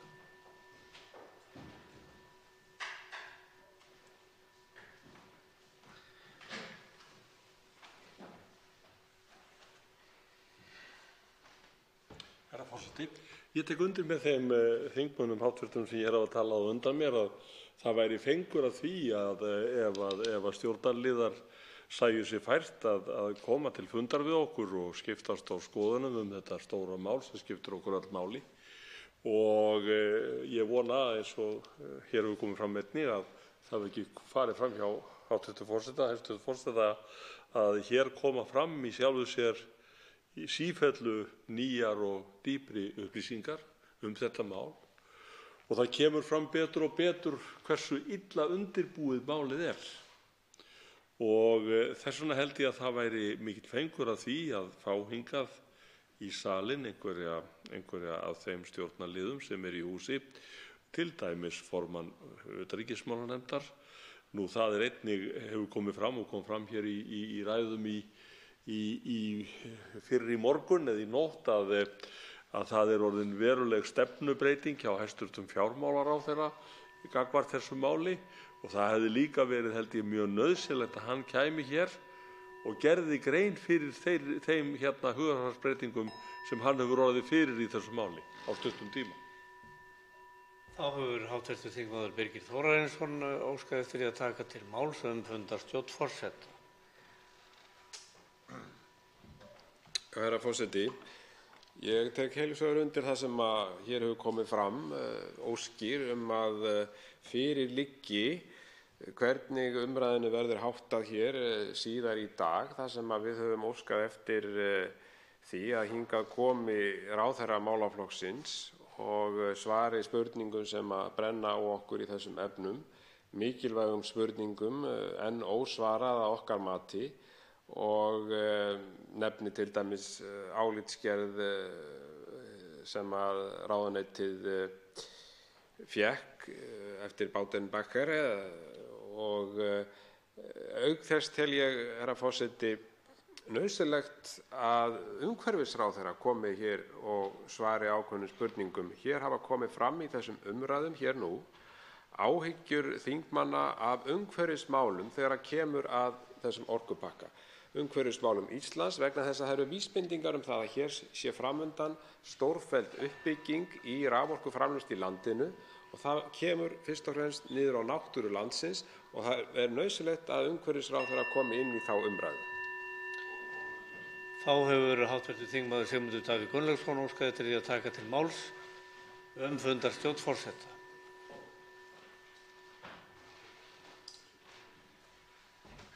Herra forseti, við höfum nú ekki ítrekað verið að spyrja hæstv. forseta út í ferðir hæstv. utanríkisráðherra. Við höfum einfaldlega gert ráð fyrir því að virðulegur forseti gerði þær ráðstafanir sem við báðum fyrir allavega hálfum sólarhring síðan, held ég, og grennslaðist fyrir hvar hæstv. utanríkisráðherra er staddur á jarðarkringlunni og hvort að ekki sé möguleiki á því að hann skili sér hingað í hús til þess að svara þeim fjölmörgu fyrirspurnum sem við höfum lagt fram eða bregðast við þeim fjölmörgu nýju sjónarhornum sem þessi umræða hefur leitt í ljós.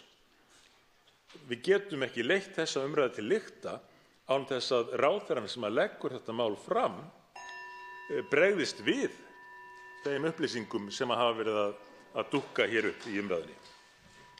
Hv. þingmaður Jón Þór Þorvaldsson hefur óskað eftir að taka til máls fundarstjórn forseta öðru sinni.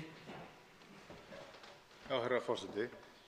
Ég vil taka undir það sem hefur komið hér fram í ræðum þingmanna eða í máli þingmanna hér undir þessum lið, að ég held að það megi öllum skinibornum vera ljóst að hér er búið að leggja fram í málflutningi þeirra manna sem hér hafa lengst staðið mikið af álitaefnum bæði framkvæmd og framlögn þessa máls sem varða miklu og að það megi vera ljóst að þetta mál verður ekki leitt til lykta öðruvísi en að þeir sem fremstir fara hér fyrir komi að málinu.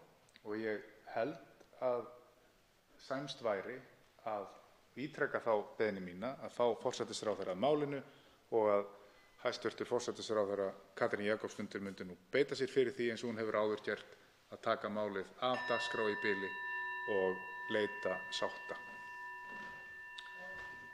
Fleiri hafa ekki óskað eftir því að það hefur komið fram ósk að taka til máls fundarstjórn forseta. Það er hv. þingmaður Sigmundur Davíð Gunnlaugsson sem óskar eftir að ræða fundarstjórn öðru sinni.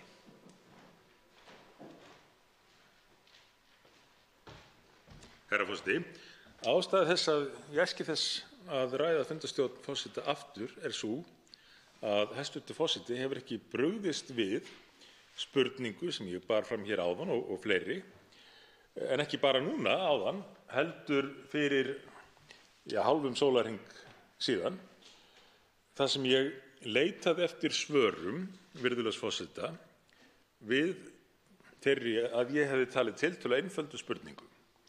Hvar á jörðinni, við gerum nú ennþá ráð fyrir að hæstv. ráðherra sé á jörðinni, en hvar á jörðinni hæstv. utanríkisráðherra er staddur og hvenær megi vænta þess að hann mæti hér í þingsal til þess að svara þeim spurningum sem að bornar hafa verið upp hér og bregðast við þeim fjölmörgu nýju atriðum sem hafa verið nefnd til sögunar í þessu stóra og mikilvæga máli.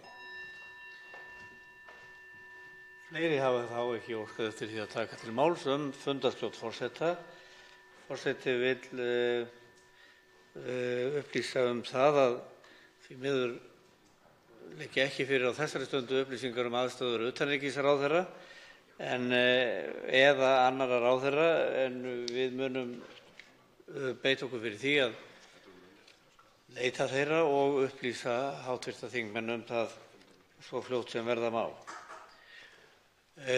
Varðandi fyrirspurn lengd fundartíma með tilliti til skipulags þessa fallega dags sem nú er runnin upp, þá er nú fyrirhugað að halda örlítið lengur áfram, en það verður gefið meira svigrúm til þess að undirbúa sig fyrir nefndarfundi og fyrir önnur verkefni dagsins og hlaða sig enn frekar orku fyrir verkefninu en við gerðum í gær, en að það verði haldið stuttastund áfram.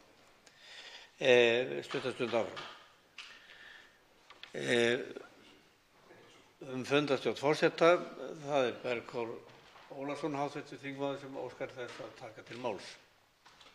Virðulegur forseti, ég þakka fyrir að forseti skuli gefa þessa meldingu að mönnum verði gefinn ívirýmri tími til undirbúnings fyrir nefndarfundi í dag heldur en í gær, en ég verð þó að segja að sporin hræða örlítið í þessum efnum og að þess að dýpra sér farið í hvað átt er við í þeim efnum.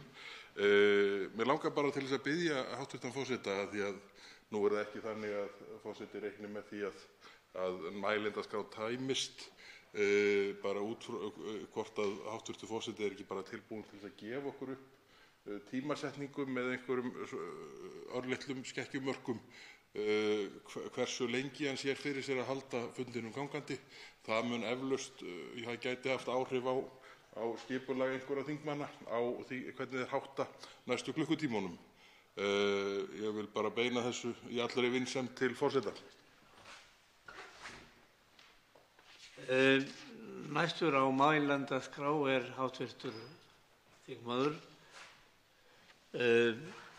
Þorsteinn Sæmundsson, 10. þingmaður Reykjavíkurkjördæmis suður.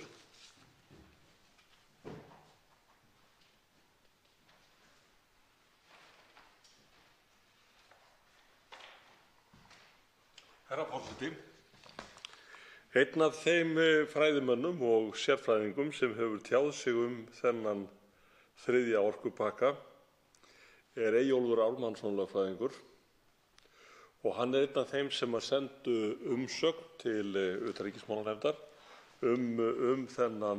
þennan orkupakka. Og þessi greinargerð eða umsögn lögmannsins er gríðarlega vel unnin og honum til mikils sóma, og mig langar að vitna hér og hvar í hana, ekki mjög skipulega samt, en hann segir hér á blaðsíðu 1 með leyfi forseta: Raforka er ein helsta náttúruauðlind Íslands og eiga íslensk stjórnvöld að fara fram á endurupptöku málsins í sameiginlegu EES-nefndinni og óska eftir því að gerðirnar raforku gildi ekki Ísland, þar sem landið sé ekki hluti af innra raforkumarkaði ESB, enda raforkudreifikerfi Íslands ekki tengt innri markaðnum. Sama á við gerðina samstarfsstofnunina, en hún felur í sig grundvallarbreytingu á innri orkumarkaðnum, þar sem með henni verið að stofna yfirþjóðlega eftirlitsstofnun með markaðnum. Og hann segir hér einnig, með leyfi forseta á blaðsíðu 2, þá hann búinn að fara hér yfir sem sagt hinn sameiginlega skilning orkumálastjóra ESB og utanríkisráðherra Íslands, og ég vil nú eiginlega að segja að þar ein setning sem verður að koma hér fram, með leyfi forseta, að því varðar innleiðingu 3. orkupakkans á Íslandi eru aðstæður á Íslandi verulega frábrugðnar þeim sem eru til staðar í löndum þar sem orkunet tengjast við landamæri. Þess vegna hentar hið sérstaka fyrirkomulag fyrir Ísland sem sameiginlega EES-nefndin samþykkti, þar sem komist hjá allri ónauðsynlegri byrði best fyrir íslenskar aðstæður. Og hann segir hér með leyfi forseta: óljóst hvaða sérstaka samkomulag fyrir Ísland sameiginlega EES-nefndin samþykkti sem best fyrir íslenskar aðstæður, en það sést ekki í ákvörðun hennar. Þannig að þetta nú stór spurning sem að í sjálfu sér ekki svarað. En hann kemst samt að þeirri niðurstöðu, þessi góði maður, virðist því eiga að innleiða í íslenska rétt mikilvæga þjóðréttarlega skuldbindingu varðandi helstu náttúruauðlind Íslands með reglugerð, en endurskoða síðar, ef sæstrengur verður lagður, lagagrundvöll þeirrar reglugerðar og jafnframt að skoða þá hvort innleiðingin samræmist stjórnarskrá Íslands. Augljóst að stjórnvöld eru sjálf í vafa bæði lagagrundvöll fyrirhugaðrar eigin innleiðingar, þjóðréttarskuldbindingar og hvort hún samræmist stjórnarskrá. Herra forseti, þetta þykir mér gríðarlega athyglisverð niðurstaða. Að stjórnvöld séu sjálf í vafa bæði lagagrundvöll fyrirhugaðrar eigin innleiðingar, þjóðréttarskuldbindingar og hvort hún samræmist stjórnarskrá. Síðan kemur hér lítið eitt síðar í þessari greinargerð eða umsögn, með leyfi forseta: verði þingsályktunartillagan samþykkt ekki verið að uppfylla þjóðréttarskuldbindinguna að taka ESB-gerðir 3 raforku og þá samstarfsstofnunina upp í landsrétt, samanber 7. grein EES-samningsins. Einungis verið að veita stjórnvöldum heimild til að samþykkja hana. Þingsályktun hvorki lagasetning né heimild til stjórnvalda til setningar reglugerðar. Ef ætlunin að fresta innleiðingu á ESB-gerðunum óákveðinn tíma, verður það að koma skýrt fram í þingsályktunartillögunni, svo því miður ekki. Frestun á innleiðingu ekki innleiðing þjóðréttarskuldbindingar. Herra forseti, þessi orð þessa sérfræðings enn eitt innlegg inn í þá umræðu sem hér hefur komið fram æ og í umræðunni, bæði hér í kvöld og síðustu nótt, í gærkvöldi, í síðustu viku, að þetta mál unnið í flaustri. Það ber að taka þetta mál af dagskrá, það ber að fara betur yfir það, vegna þess að það eru sífellt fleiri atriði sem framkoma sem styðja einmitt þetta sem við erum búin að vera að halda hér fram allan þennan tíma vanbúnað málsins og hversu illa það undirbúið. 2 hv. þingmenn hafa óskað til að veita andsvar. Fyrstur til að veita andsvar hv. 10. þingmaður Reykjavíkurkjördæmis norður, Ólafur Ísleifsson.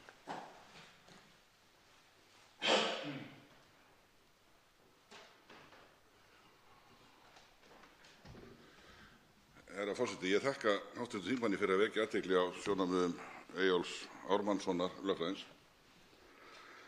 Og hv. þingmaður ræddi hér innleiðinguna og ýmis svona álitamál sem henni tengjast. Mig langar til að grípa hérna niður í ritið EES-réttur og landsréttur eftir prófessor Dr. Davíð Þór Björgvinsson. og þar á blaðsíðum 88 til 89 fjallað meðal annars innleiðingu reglugerða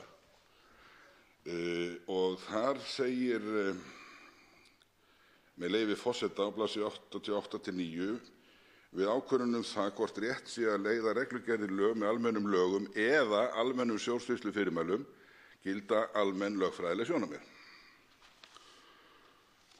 Áfram segir í framkvæmd miðað við að fyrst sé gengið úr skugga hvort unnt sé að leiða reglugerð í lög með almennum stjórnsýslufyrirmælum og hvort nægileg heimild sé til þess í almennum lögum. Áfram segir reglugerðir í EES-rétti eru með hliðstæðum hætti og í EB-rétti þær afleiddu réttargerðir sem hafa mesta þýðingu að því varðar efni, gildissvið og réttaráhrif þar sem skyldan tekur til þess að taka þær sem slíkar upp í landsrétt samningsaðila. Síðan víkur Davíð Þór Björgvinsson að eftirfarandi. Hann segir: dæmi lögfestingu reglugerða eru lög frjálsan atvinnu- og búseturétt launafólks innan Evrópska efnahagssvæðisins, númer 47/1993. Nú liggur það fyrir að það eru áform uppi það að hin umdeilda reglugerð 713 að hana eigi að innleiða hér í íslenskan rétt með reglugerð gefin út af iðnaðarráðherra.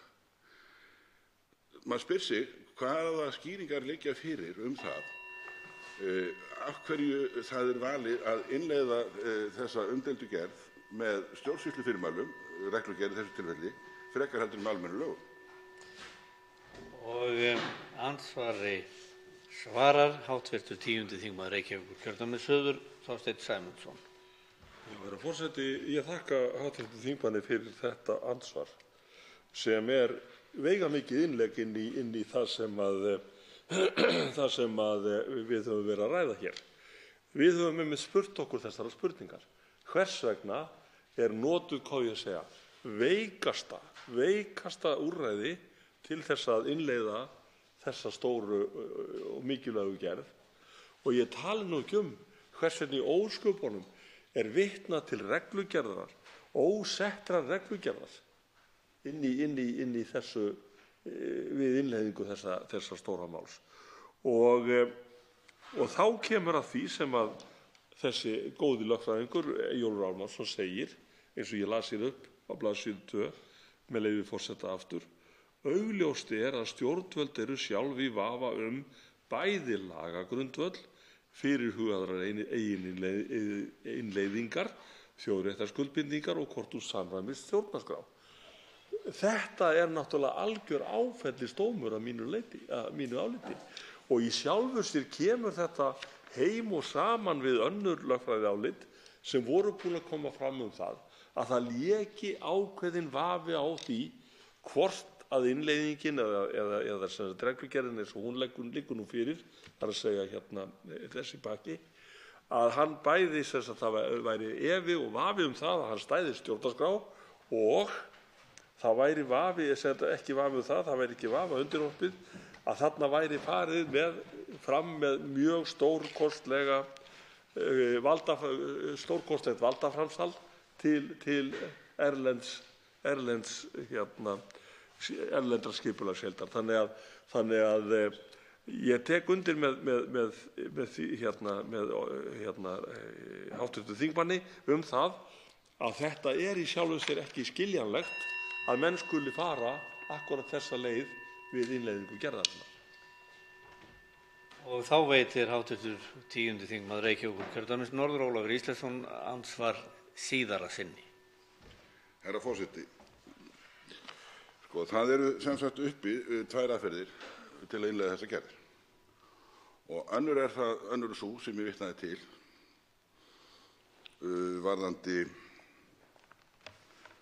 varðandi innleiðinguna á hvar var ég? Það var þetta dæmi þarna.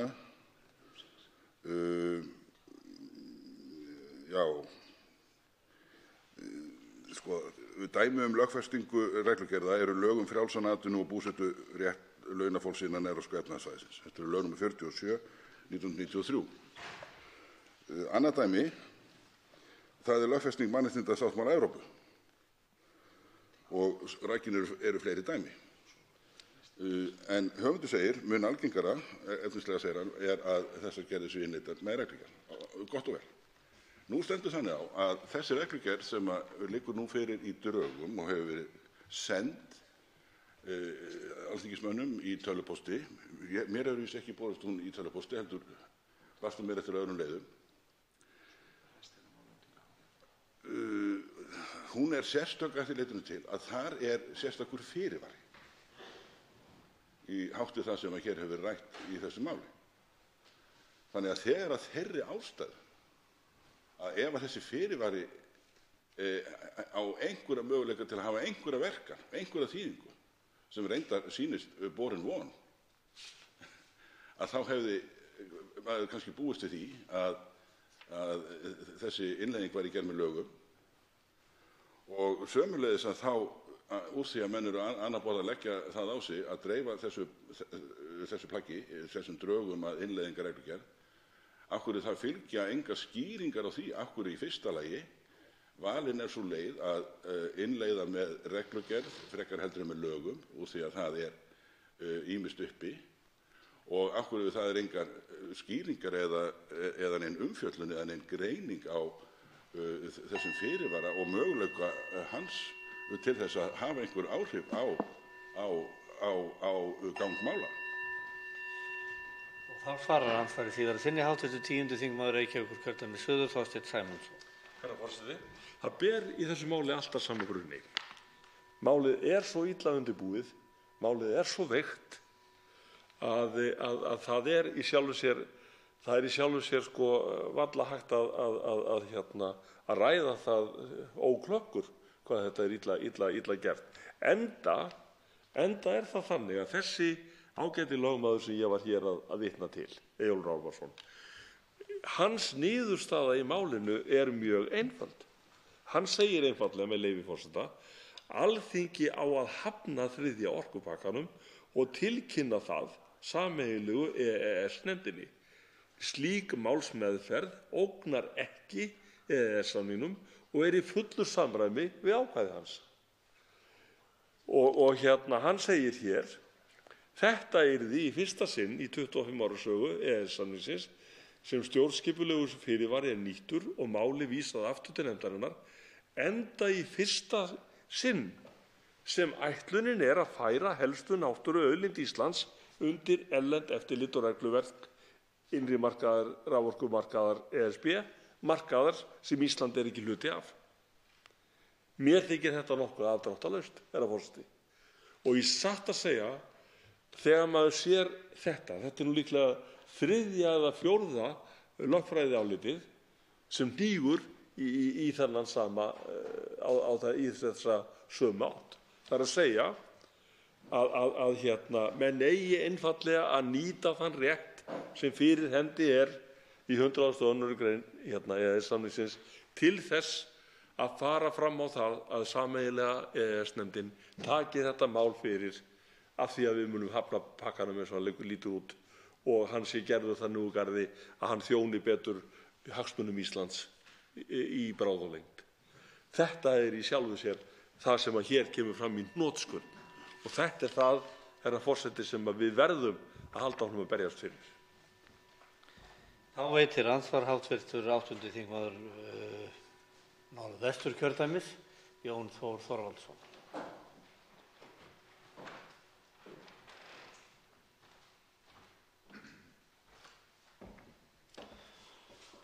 Herra forseti, ég þakka hv.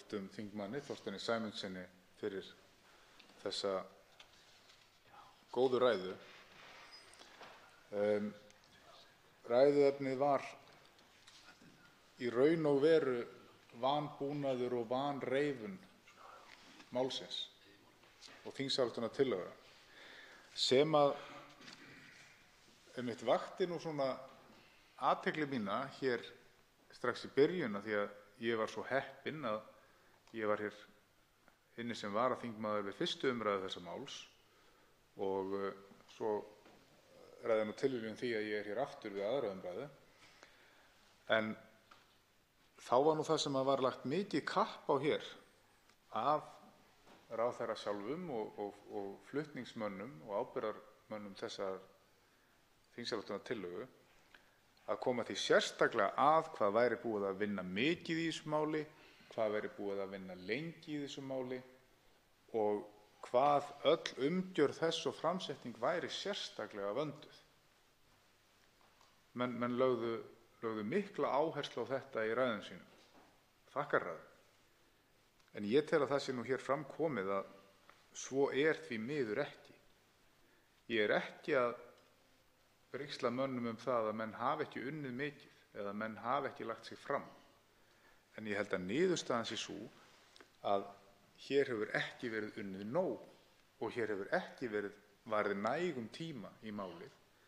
Og mér langar til þess að forvitnast hugleiðingar þingmanns það hvort að hann skynji það eins og ég að einhvers konar þrýstingur á tíma hafi valdið því að hér hafi þetta frumvarp eða þessi þingsályktunartillaga komið fram nú en ekki í haust eins og hæstvirtur iðnaðar-, nýsköpunar- og ferðamálaráðherra var búinn að gefa í skyn að gæti allt eins orðið. Þá svarar andsvari hv. 10. þingmaður Reykjavíkurkjördæmis suður, Þorsteinn Sæmundsson. Þetta, herra forseti, gæti einmitt verið mergurinn málsins og gæti einmitt verið ástæðan fyrir því hvernig þetta mál búið. Það að segja að menn hafi verið búnir að ákveða það, iðnaðar-, nýsköpunar- og ferðamálaráðherra í þessu tilfelli, búnir að ákveða það að málið kæmi fram í haust. En af einhverjum ástæðum hafi síðan verið skipt hest í miðri á og menn hafi ákveðið nei, við þurfum að koma þessu máli fram núna. Og það kannski skýrir það og varpar ljósi á það hvers vegna þetta mál svona illa búið eins og það Að menn hafi og það svo margt í þessu máli sem að ber vott svona ákveðna örvæntingu. Síðasta vendingin í því hingað koma prófessor doktors Karls, ég man nú ekki eftir, Bátur Bakker, sem kallaður hingað á síðustu stundu til þess að gefa að því virðist svona einhverja haganlega eða þóknanlega þóknanlegt álit á málinu og víst það að upphaflegt álit þeirra ágætu fræðimanna Stefáns Más Stefánssonar og Friðrikssonar Hirst að þeir greinilega berjast á hæl og hnakka skiljanlega að láta ekki draga sig út í pólitík í sínu áliti. Þeir fá svona ábendingu að gera hlutina einhvern veginn öðruvísi heldur þeir gera í upphafi frá ráðuneytinu. Ég ekki að segja að þeir hafa verið beittur þrýstingi en þeim svona gefið í skyn að það þurfa að gera þetta öðruvísi og sem þeir gera. Engar síður, ég ekki að draga úr heiðarleika eða fræðimennsku þessara manna síður svo, en þetta ber alltaf þessum brunni að menn hafa verið í því að leita að þóknanlegri niðurstöðu allan tíman á hlaupum og þess vegna þetta máli eins og það útbúið nú. Þá veitir andsvar síðara sinni hv. 8. þingmaður Norðvesturkjördæmis Jón Þór Þorvaldsson. Herra forseti, varðandi þetta að sennilega hafi nú verið ætlunin að nota tímann og rýna málið betur og taka það upp að hausti, þá ein staðreynd sem að ég staldra alltaf við aftur og aftur í hugleiðingum mínum akkúrat þetta mál. Af hverju þessi asi? Af hverju má ekki málið bíða fram á haust? Og það dagsetningin 23. september þegar stjórnlagadómstóll Noregs mun skila af sér niðurstöðu það hvort að Noregur geti innleitt og komist fram hjá þessum stjórnskipulega fyrirvara sem að þeir settu strax inn í sameiginlegu EES-nefndinni.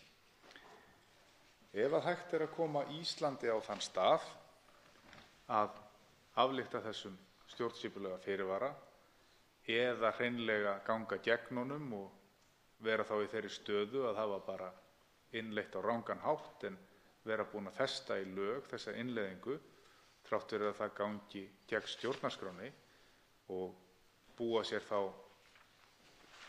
ákveðnar skuldbindingu að þjóðarétti, væri þá ekki bara auðveldara að setja enn meiri þrýsting á Norðmenn sem að myndi þá henta Evrópusambandinu. Ég skil alveg